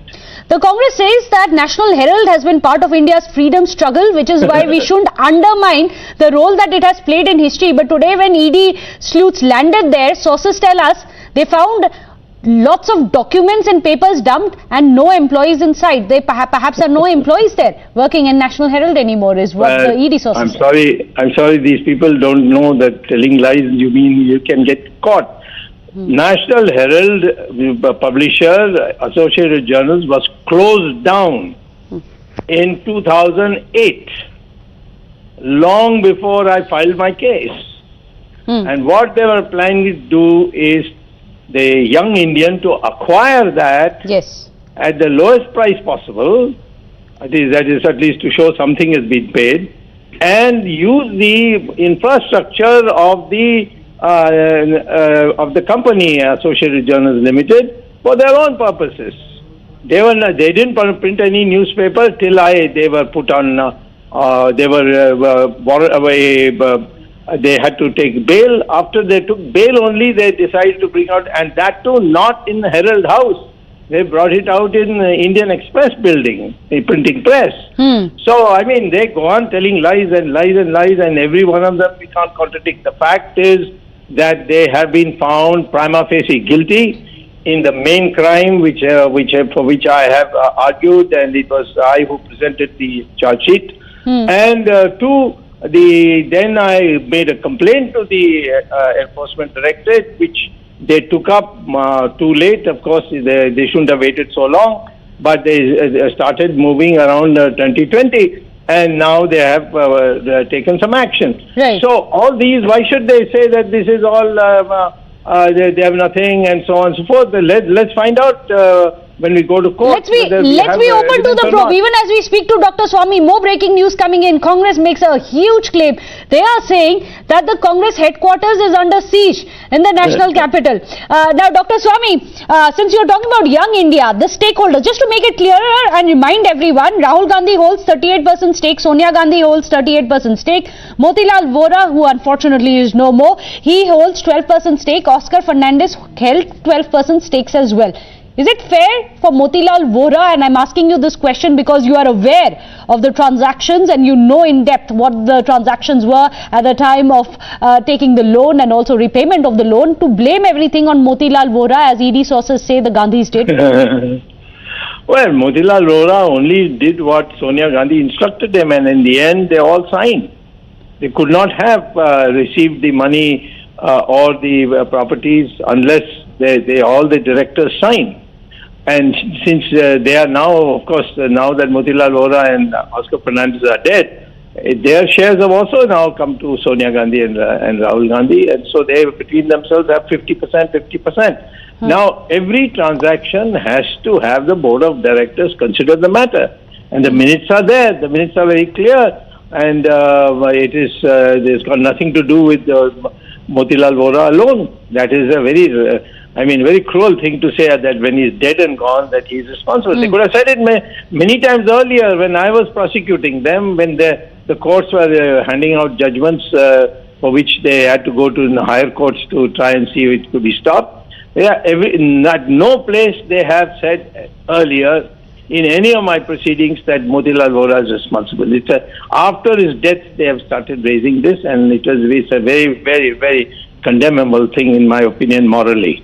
So this allegation against Motilal Vora that he's the one who masterminded it came only after his death in 2020. Even as we speak to Dr. Swamy, we'll just quickly put back that tweet that you have of Keshav Prasad Maurya of the BJP, the Deputy Chief Minister, saying, "Koi bhi vyakti desh aur samvidhan ke upar nahi." No person is above either your nation or the Constitution. Dr. Swamy, you've got a big smile on your face. Why?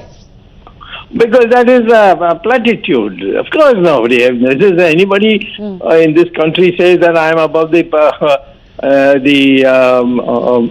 Constitution and I am above the law. So I mean, whatever my colleague Maurya has said is all platitudes, and I don't place any importance on that. It's interesting you're calling that platitude, and many would say that people like you who've been fighting an uphill war, saying that people who are guilty must be punished. Why is it that years of NDA regime and those who are guilty, if there is enough evidence, have still not been punished? That's because the fact of the matter is that we are there's a number of factors go into it. First, we have a procedure that a person is innocent unless proved guilty. That puts a very big load. Two, the guilty people or accused persons, they can appeal to higher courts. For example, the National Herald case, all the delay is due to these people going first to the single judge in the High Court, then the division bench, which is 2 judges, and then to the Supreme Court. And they have lost each time, including in this National Herald House case with the Urban Development Ministry. They have lost. Now the matter is in the Supreme Court. So these are delays, and these delays should not, make you unhappy. Even in Western countries, which is supposed to have efficient criminal system, in America, sometimes people have taken 30 years, 40 years, for instance. The most notorious criminals of New York and Chicago who could not be prosecuted and convicted for murder for less than 30 years. I mean, it took them 30 years to prove it. So you're essentially saying that due diligence is being done, and the reason why it's so important, because Dr. Swamy, even as we speak with you, the Congress has gone into a war room. They are planning protests and perhaps even Gherao, the Prime Minister's residence, is what we are picking up. We are waiting for the press conference for a confirmation on that. But 5th of August is when they are holding a massive protest. We saw what happened last time around. That's the reason why we ask how long will it take for the case to culminate, because at the end of it, you cannot cut out the politics and perhaps even the uproar we are likely to see over this case in the nation. Well, if those who are guilty, they naturally would like to see that these proceedings don't go ahead. Otherwise, they should have said, we want a day-to-day hearing. Never have they ever asked for day-to-day hearing. They have always asked for adjournments. They have always gone to a higher court to stop the lower court. They have always blocked evidence, files, publications, which they have presented in another court. When I produce it, they say, no, you prove it, it is our court. I said, but you have presented it to another court in another matter, income tax matter, you have presented it. They say, no, you prove it. So I have to come also to the High Court to say, please direct them to give me this document. So our procedure is that the innocent should not be prosecuted. So therefore, you're innocent unless proved guilty. And in that process, all these fail-safe, these protectionist clauses, they help them to delay matters. But we should not lose hope and get tired. We have to see that we take it to a logical extreme. And that's going to be very interesting to see why the logical, as you call it, the logical conclusion of it is yet to be reached, what the Congress does in the midst of it all. Now, Dr. Swami, I'll ask you to put your politician hat on. The lawyer and the activist aside, as a politician, what do you make of the Congress, the way it is currently behaving, saying that it's time to end all discussions, it's now going to be war, this declaration of an open war in India? Well, it's an act of desperation. Of course, they are correct to this extent that discussion is useless because every discussion will go against them. So now somehow create chaos, create unrest and so on, and so that all our attention gets diverted. That might be it's a desperate thing, but I'm sure that our machinery in the state is sufficiently strong to see that law and order is maintained. What do you make of the charge that ED is being used to lash out and target political opponents? You know the case. Is ED being misused in this? You see, ED was strengthened by Mr. Chidambaram when he was finance minister. The money laundering act implemented by the UPA incidentally in 2005 as well. But yeah, I know. So now they have used it.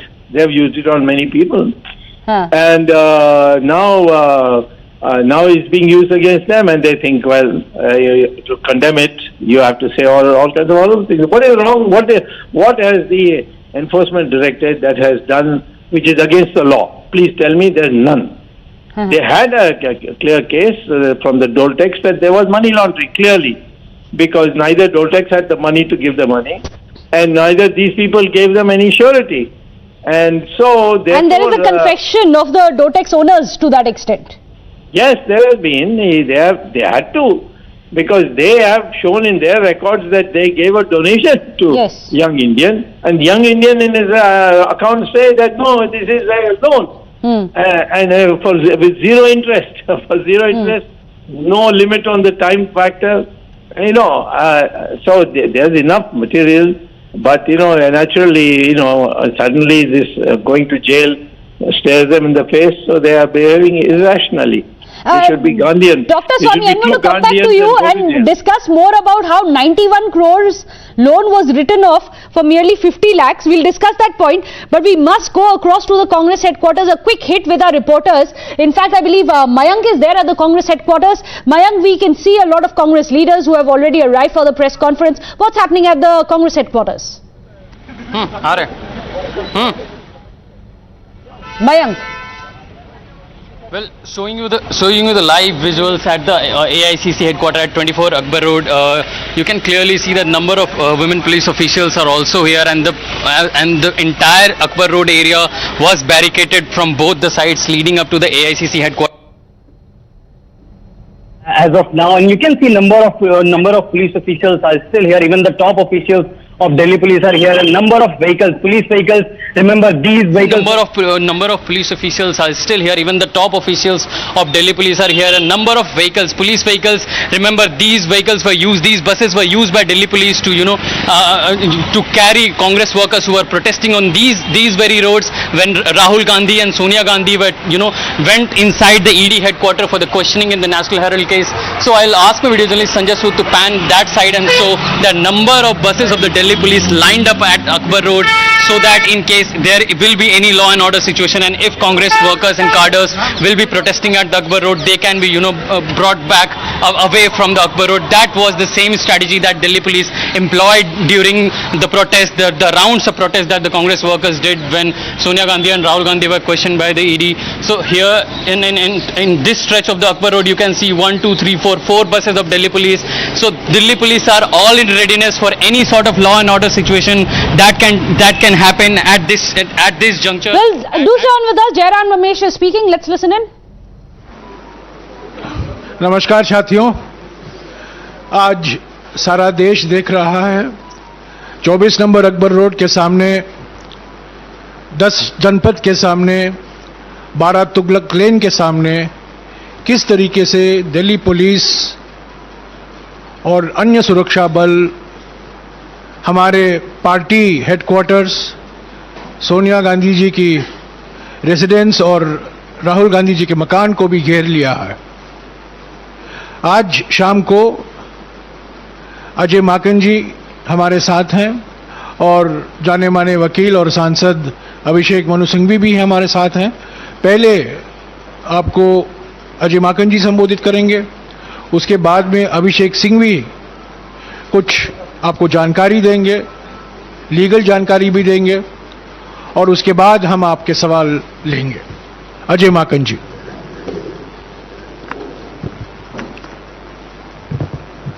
साथियों, आप सब लोगों का स्वागत है। गत शनिवार को एआईसीसी की तरफ से एक सर्कुलर इशू किया गया कि 5 अगस्त को शुक्रवार के दिन हम लोग देशव्यापी आंदोलन करेंगे महंगाई, बेरोजगारी और खाद्य पदार्थों के ऊपर जीएसटी के खिलाफ, और उसके अलग अलग तरीके से करने के लिए जो सर्कुलर में आदेश एआईसीसी की तरफ से दिए गए, प्रदेश स्तर के ऊपर राज्य भवनों के ऊपर प्रदर्शन, राष्ट्रीय स्तर के ऊपर members of parliament Rashtrapati Bhavan जाएंगे, और एआईसीसी की तरफ से कांग्रेस कार्यकर्ता प्रधानमंत्री निवास पर प्रदर्शन करेंगे। यह गत शनिवार को एआईसीसी की तरफ से सर्कुलर जारी किया गया, अनाउंसमेंट हुई, उसके बाद सभी प्रदेश अध्यक्षों और एआईसीसी जनरल सेक्रेटरीज के साथ में मीटिंग हुई। आज हम लोगों के पास में डीसीपी की तरफ से एक लेटर आता है कि आप लोग 5 तारीख को कोई प्रदर्शन नहीं कर सकते हैं। महंगाई, बेरोजगारी और खाद्य पदार्थ के ऊपर लगे जीएसटी के खिलाफ केवल ये 3 मुद्दे हम लोगों के थे। केवल ये 3 मुद्दे मैं फिर से कहना चाहता हूं, महंगाई, बेरोजगारी और खाद्य पदार्थ के ऊपर जीएसटी। इन 3 मुद्दों के ऊपर कांग्रेस पार्टी प्रदर्शन करना चाहती है। प्रधानमंत्री निवास के ऊपर हमारे सांसद प्रदर्शन और साथ में चलना चाहते हैं राष्ट्रपति भवन की तरफ। अभी एकदम से दिन के अंदर यह रिजेक्शन का लेटर आता है और शाम को पुलिस छावनी के रूप में पूरी एआईसीसी को तब्दील किया जाता है। आज कांग्रेस पार्टी की तरफ से हम इस सरकार को कहना चाहते हैं कि आप जितना मर्जी दबाव की नीति अपना लें, महंगाई, बेरोजगारी और खाद्य पदार्थ के ऊपर लगे जीएसटी, इनके ऊपर कांग्रेस पार्टी आंदोलन करती रहेगी। हम पीछे हटने वाले नहीं हैं, चाहे जितना मर्जी दबाव डाल लें। आज एकदम से पुलिस, एकदम से अफरा तफरी का माहौल, 10 जनपद, 12 तुगलक लेन, किस लिए? केवल इस वजह से कि हमारे ऊपर दबाव डाला जाए कि हम महंगाई, बेरोजगारी और खाद्य पदार्थ के ऊपर, जीएसटी के ऊपर हम लोग आगे दबाव और प्रदर्शन और जनता के मुद्दे ना उठाएं, और दूसरी तरफ इस पूरे के पूरे नैरेटिव को चेंज करने की कोशिश है कि कांग्रेस पार्टी इन मुद्दों के लिए नहीं बल्कि किसी और मुद्दे के ऊपर प्रदर्शन कर रही है, इसके अलावा और कुछ नहीं है। क्योंकि कोई प्रोवोकेशन नहीं है, कोई भी ऐसा कार्य नहीं है जिसकी वजह से एकदम से पुलिस को, एकदम से केंद्र सरकार को कुछ करना पड़े, सिवाय इसके कि 5 तारीख को, 5 अगस्त को हम लोगों ने प्रधानमंत्री निवास के ऊपर महंगाई, बेरोजगारी और खाद्य पदार्थ के ऊपर, जीएसटी के ऊपर हम लोगों ने प्रदर्शन का कार्यक्रम रखा है। तो मैं इससे पहले कि अभिषेक सिंघवी जी बोले, मैं फिर से दोहराना चाहता हूं कि कांग्रेस पार्टी ऐसी दबाव के अंदर आने वाली नहीं है। हमारा राष्ट्रव्यापी प्रदर्शन, आंदोलन महंगाई और बेरोजगारी के खिलाफ रहेगा और प्रधानमंत्री आवास तक के, राष्ट्रपति भवन तक जो हमारा कार्यक्रम है उसको हम करेंगे, चाहे हमें उठा करके जेलों के अंदर क्यों ना डाल दिया जाए। धन्यवाद। शुक्रिया अजय माकन जी। अभिषेक सिंघवी जी।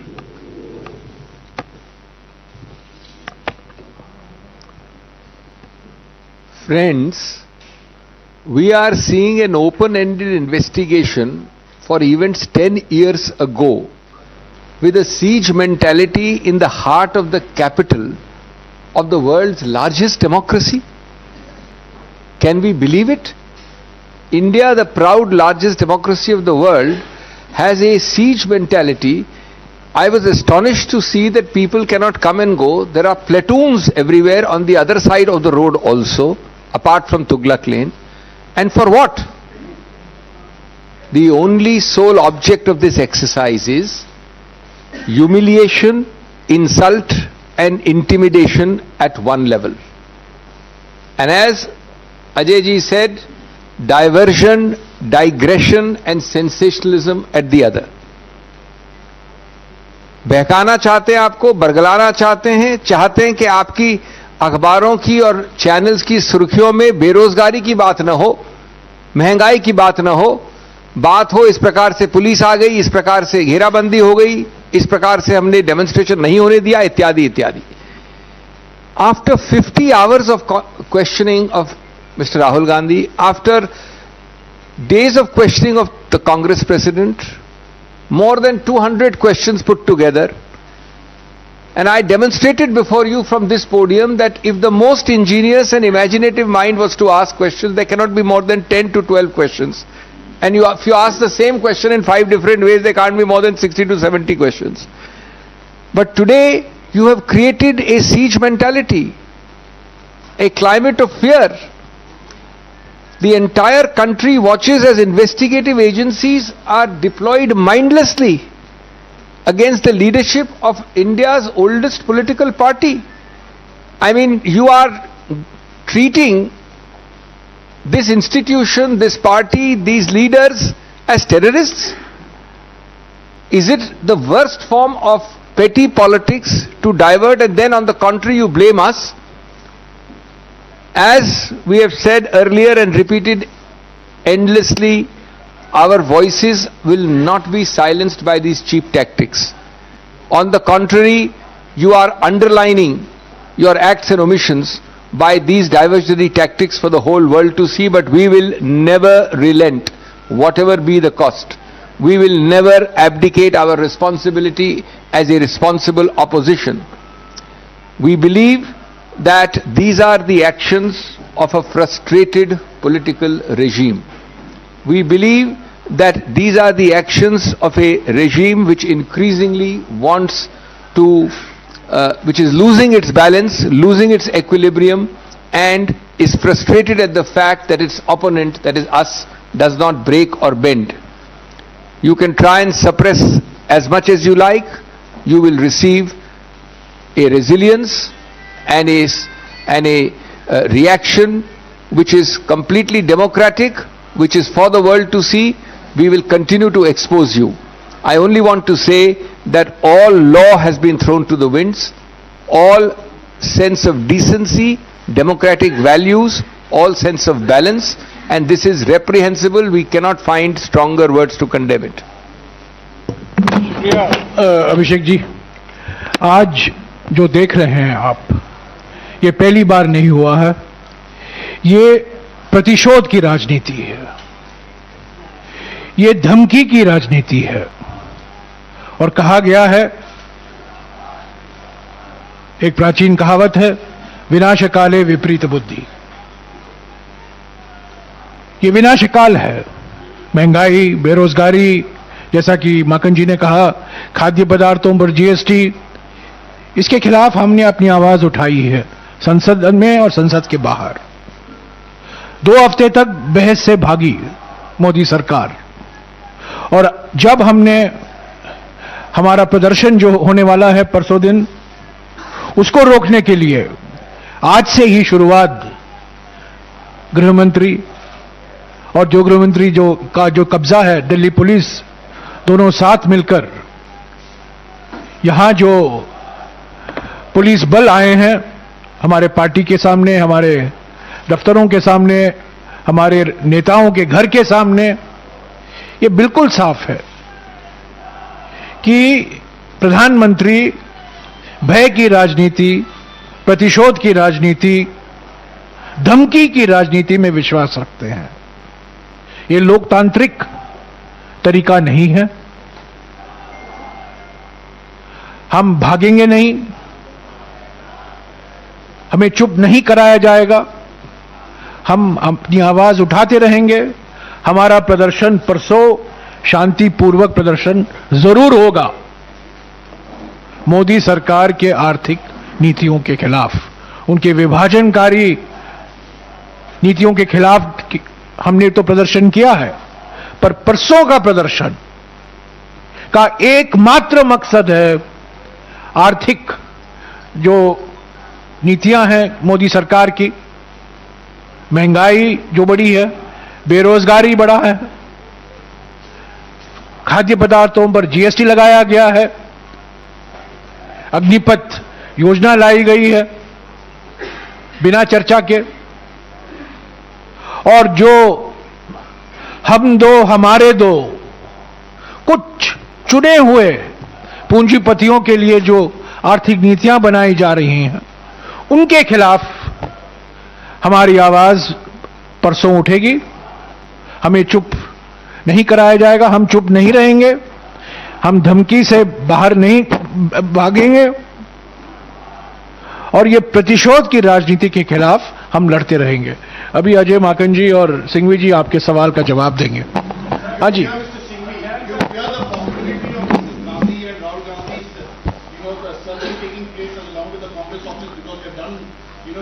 I said from this podium to a question not long ago, fear is not a word in the dictionary of the Congress or of the leadership. Let me tell you that the fear lies exactly in the opposite direction. These are all actions of a fearful, of a scared government. These are the actions of a government which does not know what to do because it finds that people are standing up to it and exposing it. And therefore your question about fear is completely misplaced. But the fact that they will go to Sonia Gandhi and Rahul Gandhi's residence as well as the Congress office. Where has anybody stopped them? Sonia Gandhi at her age and Shri Rahul Gandhi, I don't think anybody can spend more days with the ED or answer more questions. What did they do? They were summoned and they went. They spent all possible time there. Have they ever evaded anything? Is today this office evading anything? They are welcome. Is any of these residences evading anything? But the point is not that. That doesn't satisfy their lust for creating sensationalism. They want to create this platoon outside, not because they are being obstructed from entering anywhere. They do want to do it, as I said, only for two things: intimidation, insult and humiliation, and diversion, digression. But ED sources are telling that today when they decided to seal the Young India office, it was just procedural because there was no one inside. We had to seal it so that we could carry on our searches when someone from your party turns up there, and then those searches take place.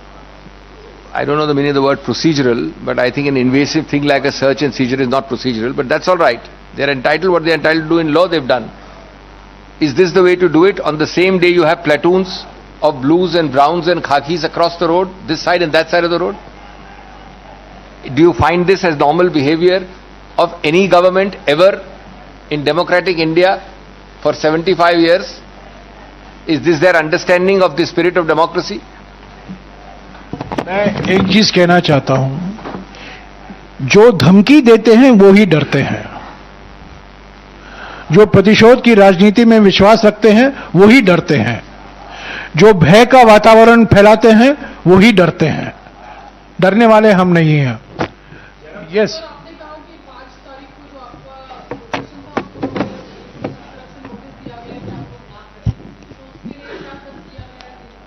देखिए, हम लोग AICC से प्रधानमंत्री निवास की ओर मार्च हम लोगों का करने का कार्यक्रम है और उसी तरीके से राष्ट्रपति भवन के लिए संसद से हमारे सांसद जाएंगे और हम लोग देश की जनता के हितों की आवाज, देश की आवाज, महंगाई, बेरोजगारी और खाद्य पदार्थ के ऊपर जीएसटी लगी है, इसके खिलाफ में हम इस आवाज को उठाते रहेंगे। और ये बहुत दुर्भाग्यपूर्ण है कि आज जो भी कार्रवाई हो रही है, जो भी भाजपा की सरकार कर रही है, वो केवल और केवल हमको डराने के लिए, कांग्रेस पार्टी को डराने के लिए और साथ साथ के अंदर माहौल को दूसरी तरफ ले जाने के लिए, ताकि कोई महंगाई और बेरोजगारी की बात मीडिया के अंदर, चैनल्स में, चर्चा के अंदर, नैरेटिव जिसको इंग्लिश में कहते हैं, वो बदलने की कोशिश करी जा रही है। उसके अलावा कोई और बात नहीं है।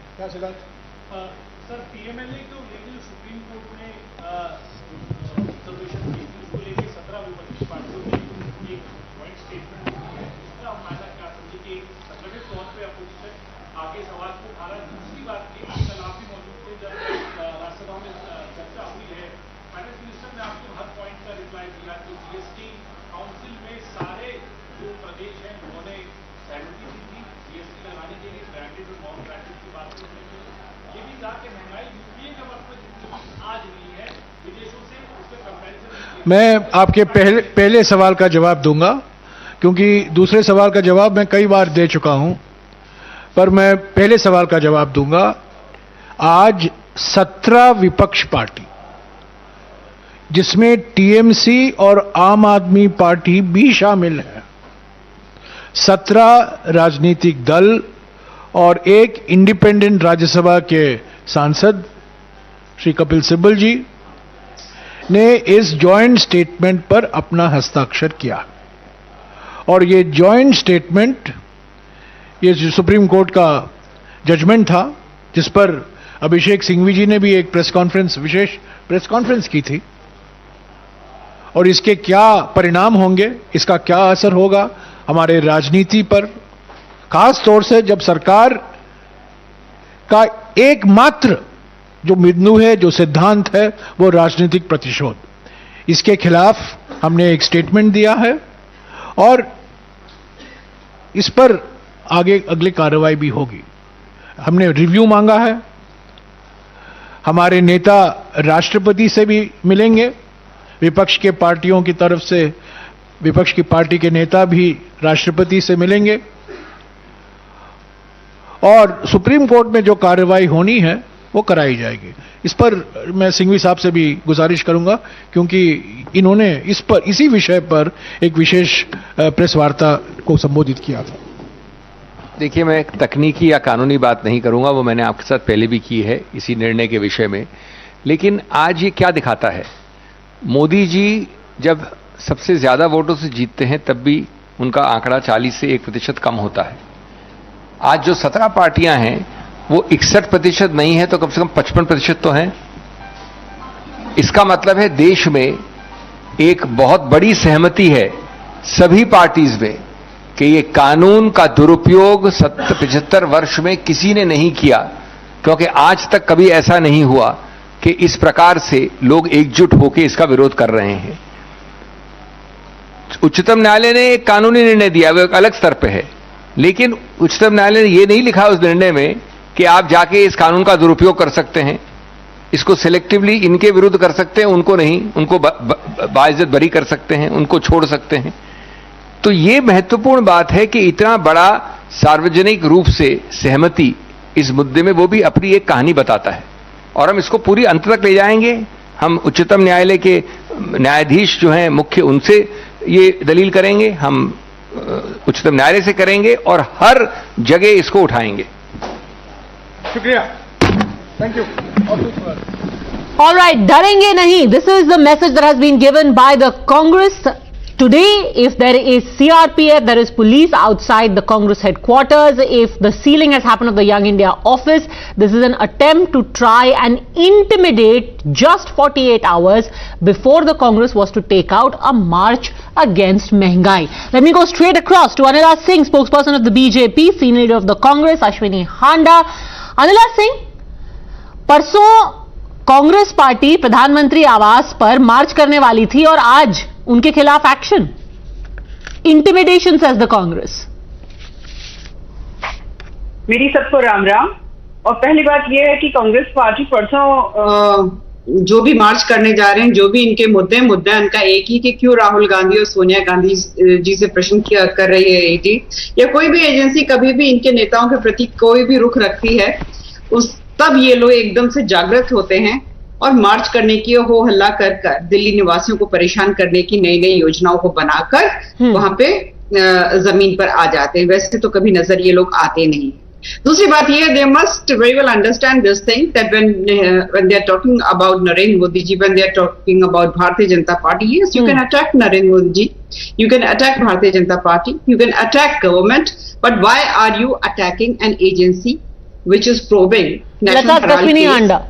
Why are you attacking an agency? Today, the Young India office has been sealed. Young Indian office has been sealed, Ashwini Handa, because of non-cooperation. So says the agency. You didn't cooperate, office was sealed. Padma ji, हमारी party जो है वो संविधान में विश्वास रखती है और कभी भी हमारे नेताओं ने ईडी के बुलाने पर ऐतराज नहीं किया है और ईडी के हर सवाल का जवाब दिया है। और कमाल कर रहे हैं, आपने ऐतराज किया। जब सोनिया जी को बुलाया तब भी धरना किया, जब राहुल जी को बुलाया तब भी ट्रेन रोक दी। अब आप कह रहे हैं हमने ऐतराज नहीं किया। चलिए कोई बात नहीं। हाँ पद्मा जी, ये संविधान में है कि विरोध प्रकट कर सकते हैं और संविधान के अंतर्गत ये सारी चीजें की गई हैं। लेकिन नहीं, संविधान के अंतर्गत ट्रेन तो नहीं रोकी जाती, पर चलिए कोई बात नहीं। सुनिए पद्मा जी, सुनिए, धीरज रखिए। मैं जो कहने जा रहा हूं, भारतीय जनता पार्टी ने ये एक सपना देखा हुआ है कि कांग्रेस मुक्त भारत का, लेकिन भारतीय जनता पार्टी ये भूल गई है कि ये वो स्वतंत्रता सेनानियों की पार्टी है जिन्होंने देश की स्वतंत्रता के लिए अग्रिम पंक्ति में खड़े थे और देश को आजादी दिलाने में अहम भूमिका निभाई थी। और भारतीय जनता पार्टी वो पार्टी है जिसने उस समय संविधान स्वतंत्रता का भी विरोध किया था। Mister Rajagopalan, is this the first step towards Congress मुक्त Bharat? What is the need to surround Gurdwara Rakabganj? What is the need to put CRPF outside 10 जनपद? आज जिस तरह से भारतीय जनता पार्टी बिहेव कर रही है ना, भारतीय जनता पार्टी को लगता है कि ईडी को रखेल बनाकर वह सौतेला व्यवहार अपोजिशन से करेंगी। Let Mr. Rajgopalan answer. Mr. Rajgopalan, what's the need to put in CRPF? The need is that there should not be any public violence by Congress, because Congress has issued a statement that they go for violence. Apart from that, Padmaja, you saw how many states, at least in Bangalore, 3 cars were burnt. In Delhi, when Rahul Gandhi was inside the enforcement directorate, tires were burnt. And you know how many people created a mayhem in Delhi called, Bandh. So it is not dharma satyagraha. It is not peaceful demonstration. Apart from that, my friends in Congress spokesperson should answer why Dotex donation, when they agreed, what is the answer of Sonia Gandhi in that? That's why they are raiding, that is why they are locking up. Second thing, the important factor is 38%, you have been showing in the screen also of times now. What happened to that? So these are all certain crucial questions which Congress evaded. Ashwini हांडा, आप इसको धर्म युद्ध की तरह दिखाते हैं, but it's a very straight forward investigation और CRPF लगाई गई है इसलिए ताकि यहाँ पे कोई वायलेंस ना हो, क्योंकि पहले वायलेंस हुआ है, आपने खुद देखा है। पहले तो ये देश को पता होना चाहिए कि नेशनल हेराल्ड है क्या था। नेशनल हेराल्ड जो है वो न्यूज़पेपर था जिसमें स्वतंत्रता के लिए जो लड़ाई लड़ी गई थी उसमें बताया जाता था, लोगों को अवेयर किया जाता था उसके लिए। और उसके बाद जो भारत की नीतियां रही हैं उसके बारे में जो पैसे की बात कर रहे हैं, वो पैसा उन पत्रकारों को जो है वो उनको वेतन देने के लिए किया गया था और वो इकट्ठा वेतन देने के लिए, मिस्टर राजगोपालन, वेतन देने के लिए किया गया था, टू पे of the salaries of national Herald. Padmaja, 2008 में नेशनल हेराल्ड छापने बंद हो गया। सुब्रमण्य स्वामी ने थोड़ी देर पहले मेघना का इंटरव्यू में कहा, मैं भी जानता हूं, मैं पत्रकार हूं, मेरा दोस्त उधर काम करते थे, उनका अभी तक तनख्वाह नहीं मिला है। 3 एडिटर्स है, वो दूसरी बात है। मुझे ये आपके चैनल द्वारा परमा जी मैं चैलेंज करता हूँ, अगर एक भी पत्रकार ये खड़ा कर देंगे कि जिसको नेशनल सब लोग कहते हैं, यही तो बुराई है। आज देश को गलत नैरेटिव तैयार किया जा रहा है।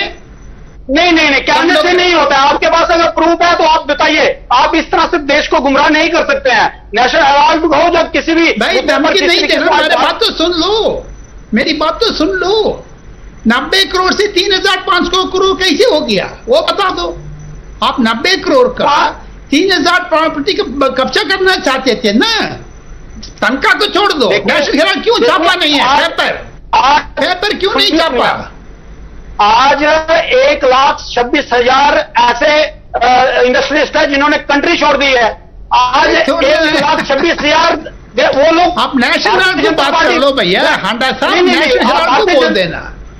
नहीं, नेशनल हेराल्ड पे जमीन पर आ जाओ, जमीन पर आ जाना, जमीन पर आ जाओ। ब्लैक मनी, ब्लैक मनी कितना वापिस आया है आप बताइए। अरे आप किधर पहुंच गए भाई? इसके अंदर आप ब्लैक मनी पे क्यों पहुंच गए? अभी आप हेरल्ड मनी पे रहिए ना, ब्लैक मनी बात पे बात करेंगे, अभी आप हेरल्ड का मनी का बात कीजिए। नहीं सर ने बात की तभी मैं उनका जवाब दे रहा हूं कि आप अगर ऐसा कहते हैं कि 3,000 करोड़, आप बताइए कहां पे है?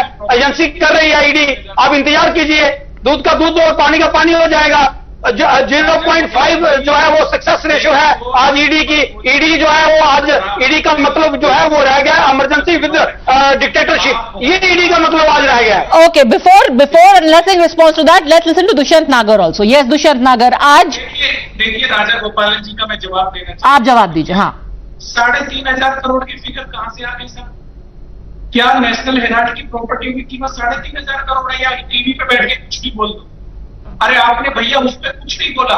कल 5G का ऑक्शन हुआ, मिनिमम वैल्यू रखी थी 4.8 लाख करोड़ और कितने में उसका ऑक्शन हुआ है पूरा देश जानता है। चोरी इसको कहते हैं जो खुलेआम हुई है।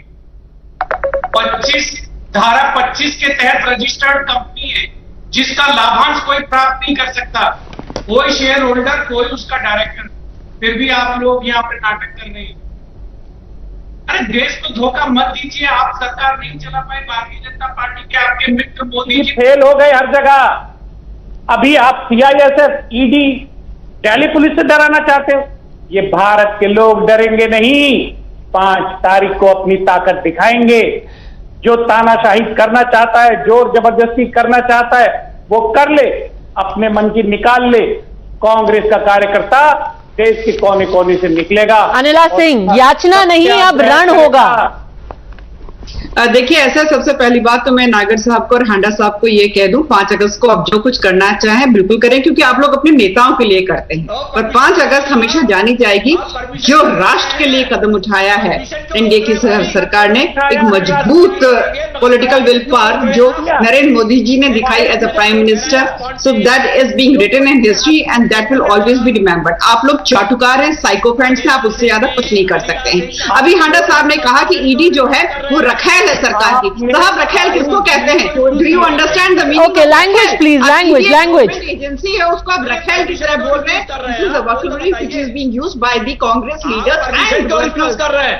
अगर आप डर नहीं रहे 5 तारीख से तो उनकी परमिशन को क्यों रोक रहे हैं? क्यों डीसीपी दिल्ली पुलिस का कह रहा है कि आपको परमिशन नहीं है? ओके, राहुल गांधी। सर क्या मांग करेगा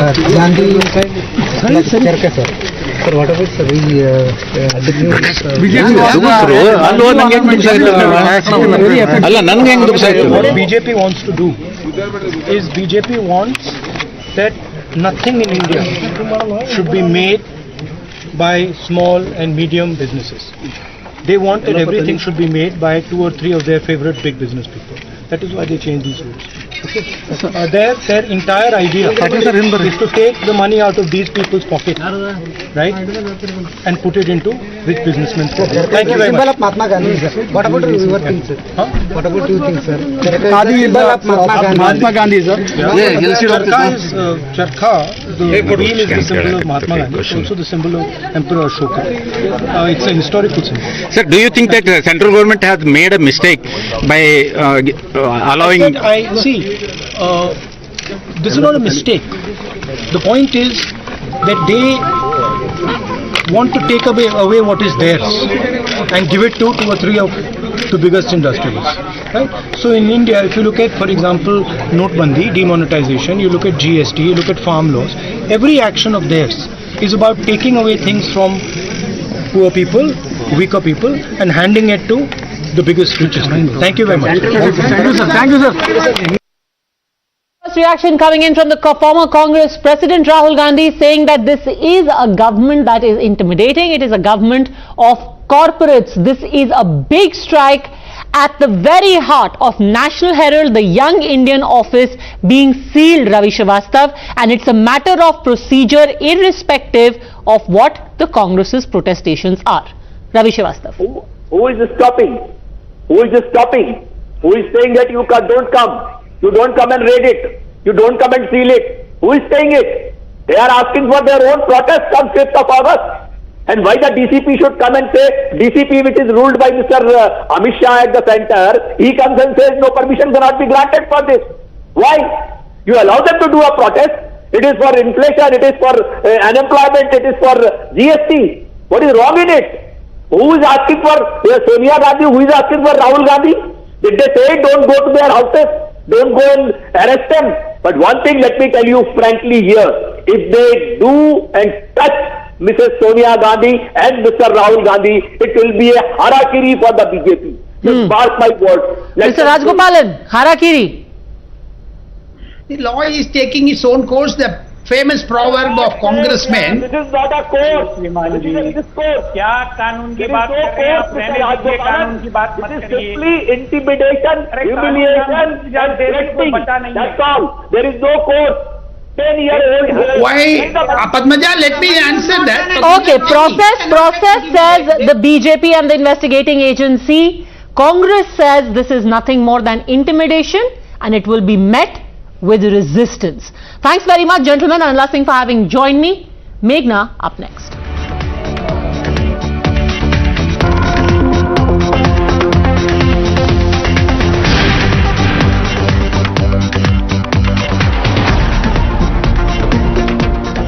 Well, taking forward from what Rahul Gandhi just said, this is nothing but intimidation of opposition leaders by central agencies. Here's another one, Partha Chatterjee. Remember, he too, who was earlier associated with the TMC, supposed to be the right-hand man of Mamata Banerjee, his custody has been extended, as well as the custody of Arpita Mukherjee. And in the midst of it all, there's been massive anger brewing across Bengal over the SSC recruitment scam. This has been bubbling over the last couple of days. In fact, yesterday, remember, a woman had hurled her slipper at Partha Chatterjee, the sacked Bengal minister who is now under ED's custody in connection with the scam. This custody has been extended now. Meanwhile, this woman, she appeared extremely agitated and she said that she was not sorry for what she did. She said it was a reflective reaction on her part, the anger which was bubbling inside her. In fact, Times Now has caught up with this woman today who had been identified as Shubhra Korui. In fact, she stuck to her guns and described the conditions under which her anger against Partha Chatterjee, she says, came forth in the form of that action of her. Here is the exclusive chat.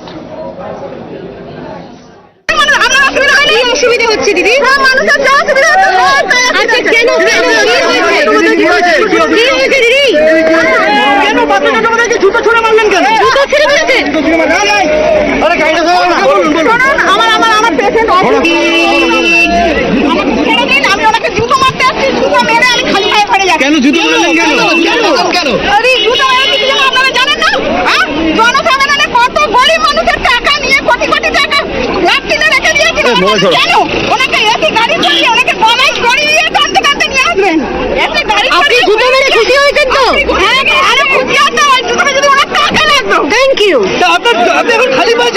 She has suddenly emerged as the face of revolt. Her name is Shubhra Korui. She is the same woman who had hurled her slipper at Partha Chatterjee. এটা নিয়ে আপনি অনুতপ্ত, আপনার কোনো মনে অনুতপ্ত আছে? आपको कहीं पे लगता है कि आपने गलत किया? क्या कहेंगे, কি বলবেন? कोई गलत नहीं किया। उत्तेजनार बसे আমি নিজে অসুস্থ, গত 3 দিন ধরে আমার দাঁতের যন্ত্রণায় ভুগছিলাম। আমি ডাক্তার দেখাতে গেছি। ডাক্তার দেখাতে গিয়ে বাসেতে আমাকে এক ভিখারি পয়সা চেয়েছিলেন। আমার কাছে 500 আর 100 টাকার নোট ছিল। আমি তাকে 10টা টাকা দিতে পারিনি যে সে বিস্কুট বা কেক কিনে খাবে। আমি তাকে মোট 2 টাকা দিয়েছিলাম। সেই রাগ, তার উপরে আমার দাঁতের অসহ্য যন্ত্রণা। এবার সাধারণ মানুষের মনে তো রাগ আছেই। উনি আমার সামনে পড়ে গেছেন, আমি রাগ সম্বরণ করতে পারিনি। রাগটা কি নিয়ে? এই গুসা কিসনে? এত এত টাকা, এই যে হ্যাঁ, সব মানুষের, জনসাধারণের সব মানুষের টাকা নিয়ে উনি আত্মসাৎ করেছেন। কার না রাগ হবে? আপনারও হবে, আমারও হবে, জনসাধারণ সবারই তো রাগ। সেই রাগ আমি সম্বরণ করতে পারিনি। উনি আমার সামনে পড়ে গেছেন, আমি ওনাকে মেরেছি। তবে মারাটা ওনার মাথায় লাগলে খুব আনন্দ পেতাম। সবাই বলছে যে শুভ্রা ঘোরই যা করেছে সেটা সাধারণ মানুষ অত্যন্ত অ্যাপ্রিশিয়েট করছে। বলছে এরকম সবার মধ্যে রাগ আছে এবং যে কাজ করেছেন তার প্রাপ্য। একজন চোর চুরি করেছেন, তিনি তার সেই রকম পেয়েছেন। আপনার বাড়িতেও বাচ্চা আছে, আপনার তারাও বড় হবে, তারাও স্বপ্ন দেখছে।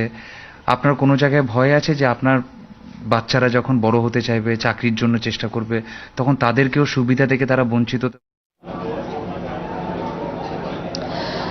Well, with that, let's move on in the bulletin. The other big story that we have been getting for you, as the party faces heat of Enforcement Directorate, the party is now locked out of its key asset. The Young India office in the National Herald building has been sealed by the central agency due to alleged non-compliance into the probe, following which the Congress has come out and said that their headquarters has been under siege. The residents of Sonia Gandhi and Rahul Gandhi have all been under siege as there are water cannons and barricades which have been put up, and they are alleging that this is nothing short of vendetta against the political rivals and the misuse of the central agency, the Enforcement Directorate, by the NDA Sarkar. Listen in to Congress's declaration of war. They say that no longer are they ready for discussions. It's run from here onwards. आज Congress party की तरफ से हम इस सरकार को कहना चाहते हैं कि आप जितना मर्जी दबाव की नीति अपना लें, महंगाई, बेरोजगारी और खाद्य पदार्थ के ऊपर लगे जीएसटी, इनके ऊपर कांग्रेस पार्टी आंदोलन करती रहेगी। हम पीछे हटने वाले नहीं हैं, चाहे जितना मर्जी दबाव डाल दें। कि कांग्रेस पार्टी ऐसी दबाव के अंदर आने वाली नहीं है। हमारा राष्ट्रव्यापी प्रदर्शन, आंदोलन महंगाई और बेरोजगारी के खिलाफ रहेगा और प्रधानमंत्री आवास तक के, राष्ट्रपति भवन तक जो हमारा कार्यक्रम है उसको हम करेंगे, चाहे हमें उठा करके जेलों के अंदर क्यों ना डाल दिया जाए। Well, we are also going to play out what Rahul Gandhi has said after all of this.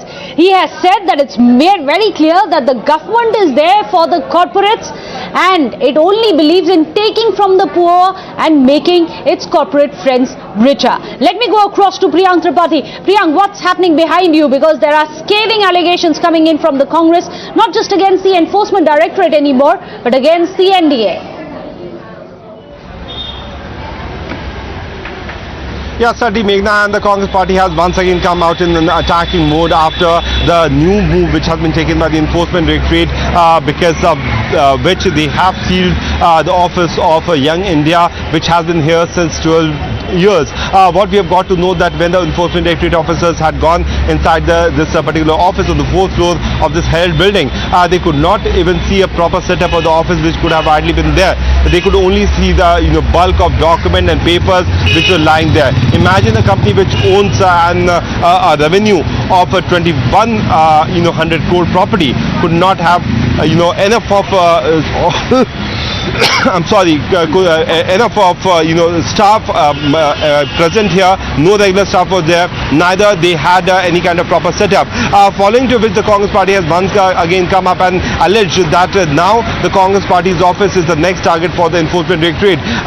Before much of the party workers could be mobilized towards the Congress office, the Delhi police initially blocked the road which was going towards Akbar Road, and later on it has been opened. But in the due course of few days, we are expecting that Congress will be once again escalating their charges and the drama on the streets of the national capital and across the country, knowing the fact that the kind of evidence that the ED has gathered against the senior leadership could be very much lethal for the leaders.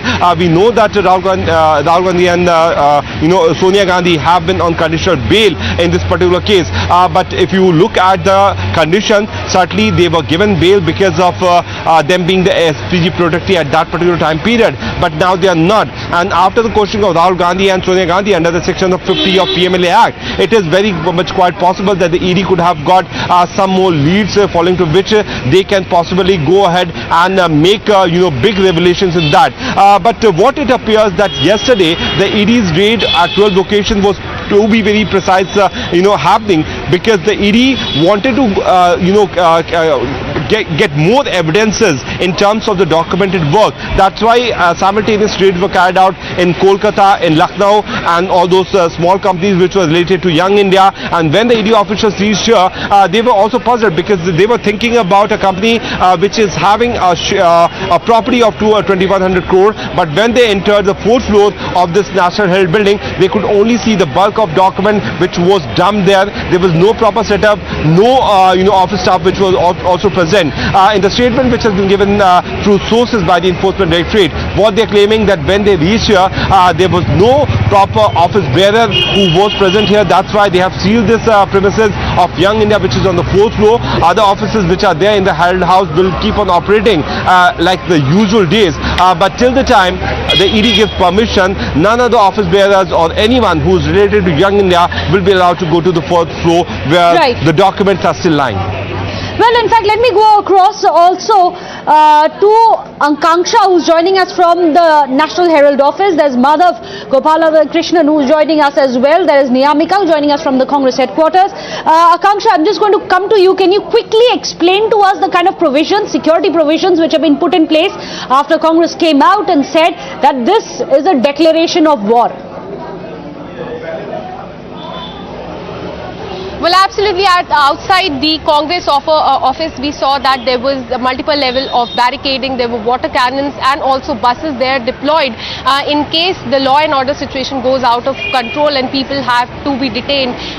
In the press conference, the Congress said that they will be relentless in their attack against the government and will in fact carry out the protest on August 5th. Even though no permission has been given to them by the Delhi police, they will carry out this march against the unemployment, the GST hike and also the price rise in the country. But currently I am outside the Herald House, the floor of whose is currently sealed by the Enforcement Directorate today. A notice has been put outside stating that nobody is allowed inside without prior permission. What we've been told by the officials is that when they went inside, there was no proper setup, only documents were dumped there and no employees were found there, and that's why they had to seal the office here. And also we saw yesterday raids were conducted at 12 premises all across the country and especially here at the Herald House in the national capital.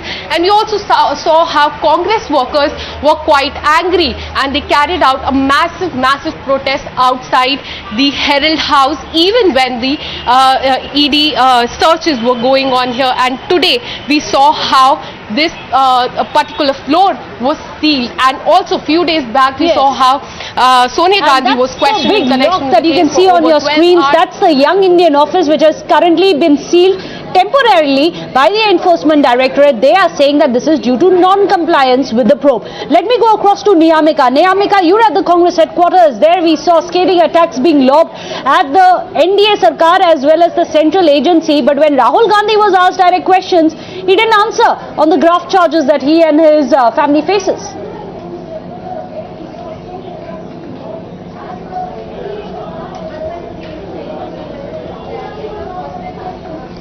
Absolutely, the Congress party is continuously alleging that it is the central government who is basically misusing all these central agencies, whether it is Enforcement Directorate or CBI or IT, and that is the reason why they are using all these tactics and they are raising this issue of National Herald. And Congress is also saying that nothing constructive has been come out in the questioning of Congress President Sonia Gandhi as well as the former President Rahul Gandhi, and they are saying that this is basically to divert the attention from the real issues, as it is the Congress party who is continuously raising the issues of GST hike, inflation and unemployment in the country, and that is the reason why the central government is basically trying to divert the attention from the real issues. And that is the reason why today also it is the central government's tactics only that they have barricaded the entire Akbar Road where the Congress headquarters is situated, and they have also done barricading at the Rahul Gandhi's residence and 15 GRG, which is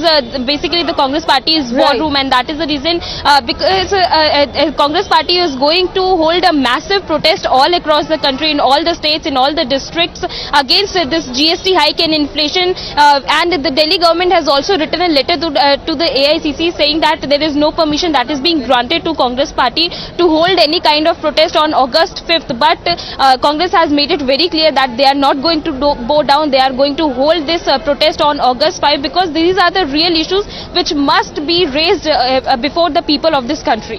Well, a quick word from Madhav. Madhav, you must contextualize these developments, fast-paced developments which are happening, with the fact that Congress had essentially two options. One is to cooperate with the probe, allow the searches to happen, but instead it seems Congress has declared war, run as they call it, against the Enforcement Directorate. Well, absolutely. An escalation expected? Absolutely, and in fact Congress has perhaps made the most of a difficult situation, because clearly with those barricades that the police had put up at both the AICC as well as the residence of Rahul Gandhi and outside Sonia Gandhi's residence, which is right next to the AICC, clearly the Congress has come out to say that all of this barricading and the huge deployment of policemen shows that this is a police state, that in fact police is being misused rather by the central government, and therefore are going to continue with their protests. And they've also linked it to the August 5th protest. What they have very clearly done over here is that they have linked all of this police deployment with what is planned day after tomorrow, saying that even though the police have now formally declined permission, they are going to go ahead, they're going to march up to Parliament, up to Rashtrapati Bhavan, and make their voice heard on this issue, because their claim is that we are being targeted, we are being harassed by the central government agencies, and once again this police force that has been deployed right outside the headquarters just goes to show that. And that's why you saw those pictures of top Congress leaders in a huddle at the AICC headquarters, and this is how the Congress is going to battle it out. At a time when they're already trying to put the government on the mat in the Parliament, this development is something that is sure to have its own reflection during the course of the monsoon session of Parliament. Just 2 days after the entire House began to function, now we have this issue that has come to the fore, which clearly the Congress is now bound to raise. We've seen it raised in the past as well. In the past, they've raised the issue of price rise, of GST, and also the what they call the misuse of central agencies. And once again, with this action, we can expect that the Congress to hit the streets, not just outside of Parliament but inside as well, and raise all of these issues, given the fact that they are saying that this is once again going to highlight how central agencies are being misused. Rahul Gandhi, of course, when he was asked several of those questions earlier today in Karnataka, where he's currently at, chose to only speak on the issue of the central government helping big corporates and taking away from the poor or the common man. He did not address this issue directly from what we saw really of the comments that came in from there, but we can expect Rahul Gandhi also on his return to the national capital to perhaps address this issue later today or tomorrow morning. And certainly, of course, the Congress in a combative mode, in a run, as you rightly put it, in a way sort of declaring war as far as this entire issue is concerned. Well, let me quickly go across to Priyank. Priyank, you've been there, you saw the entire process, but what's very interesting, right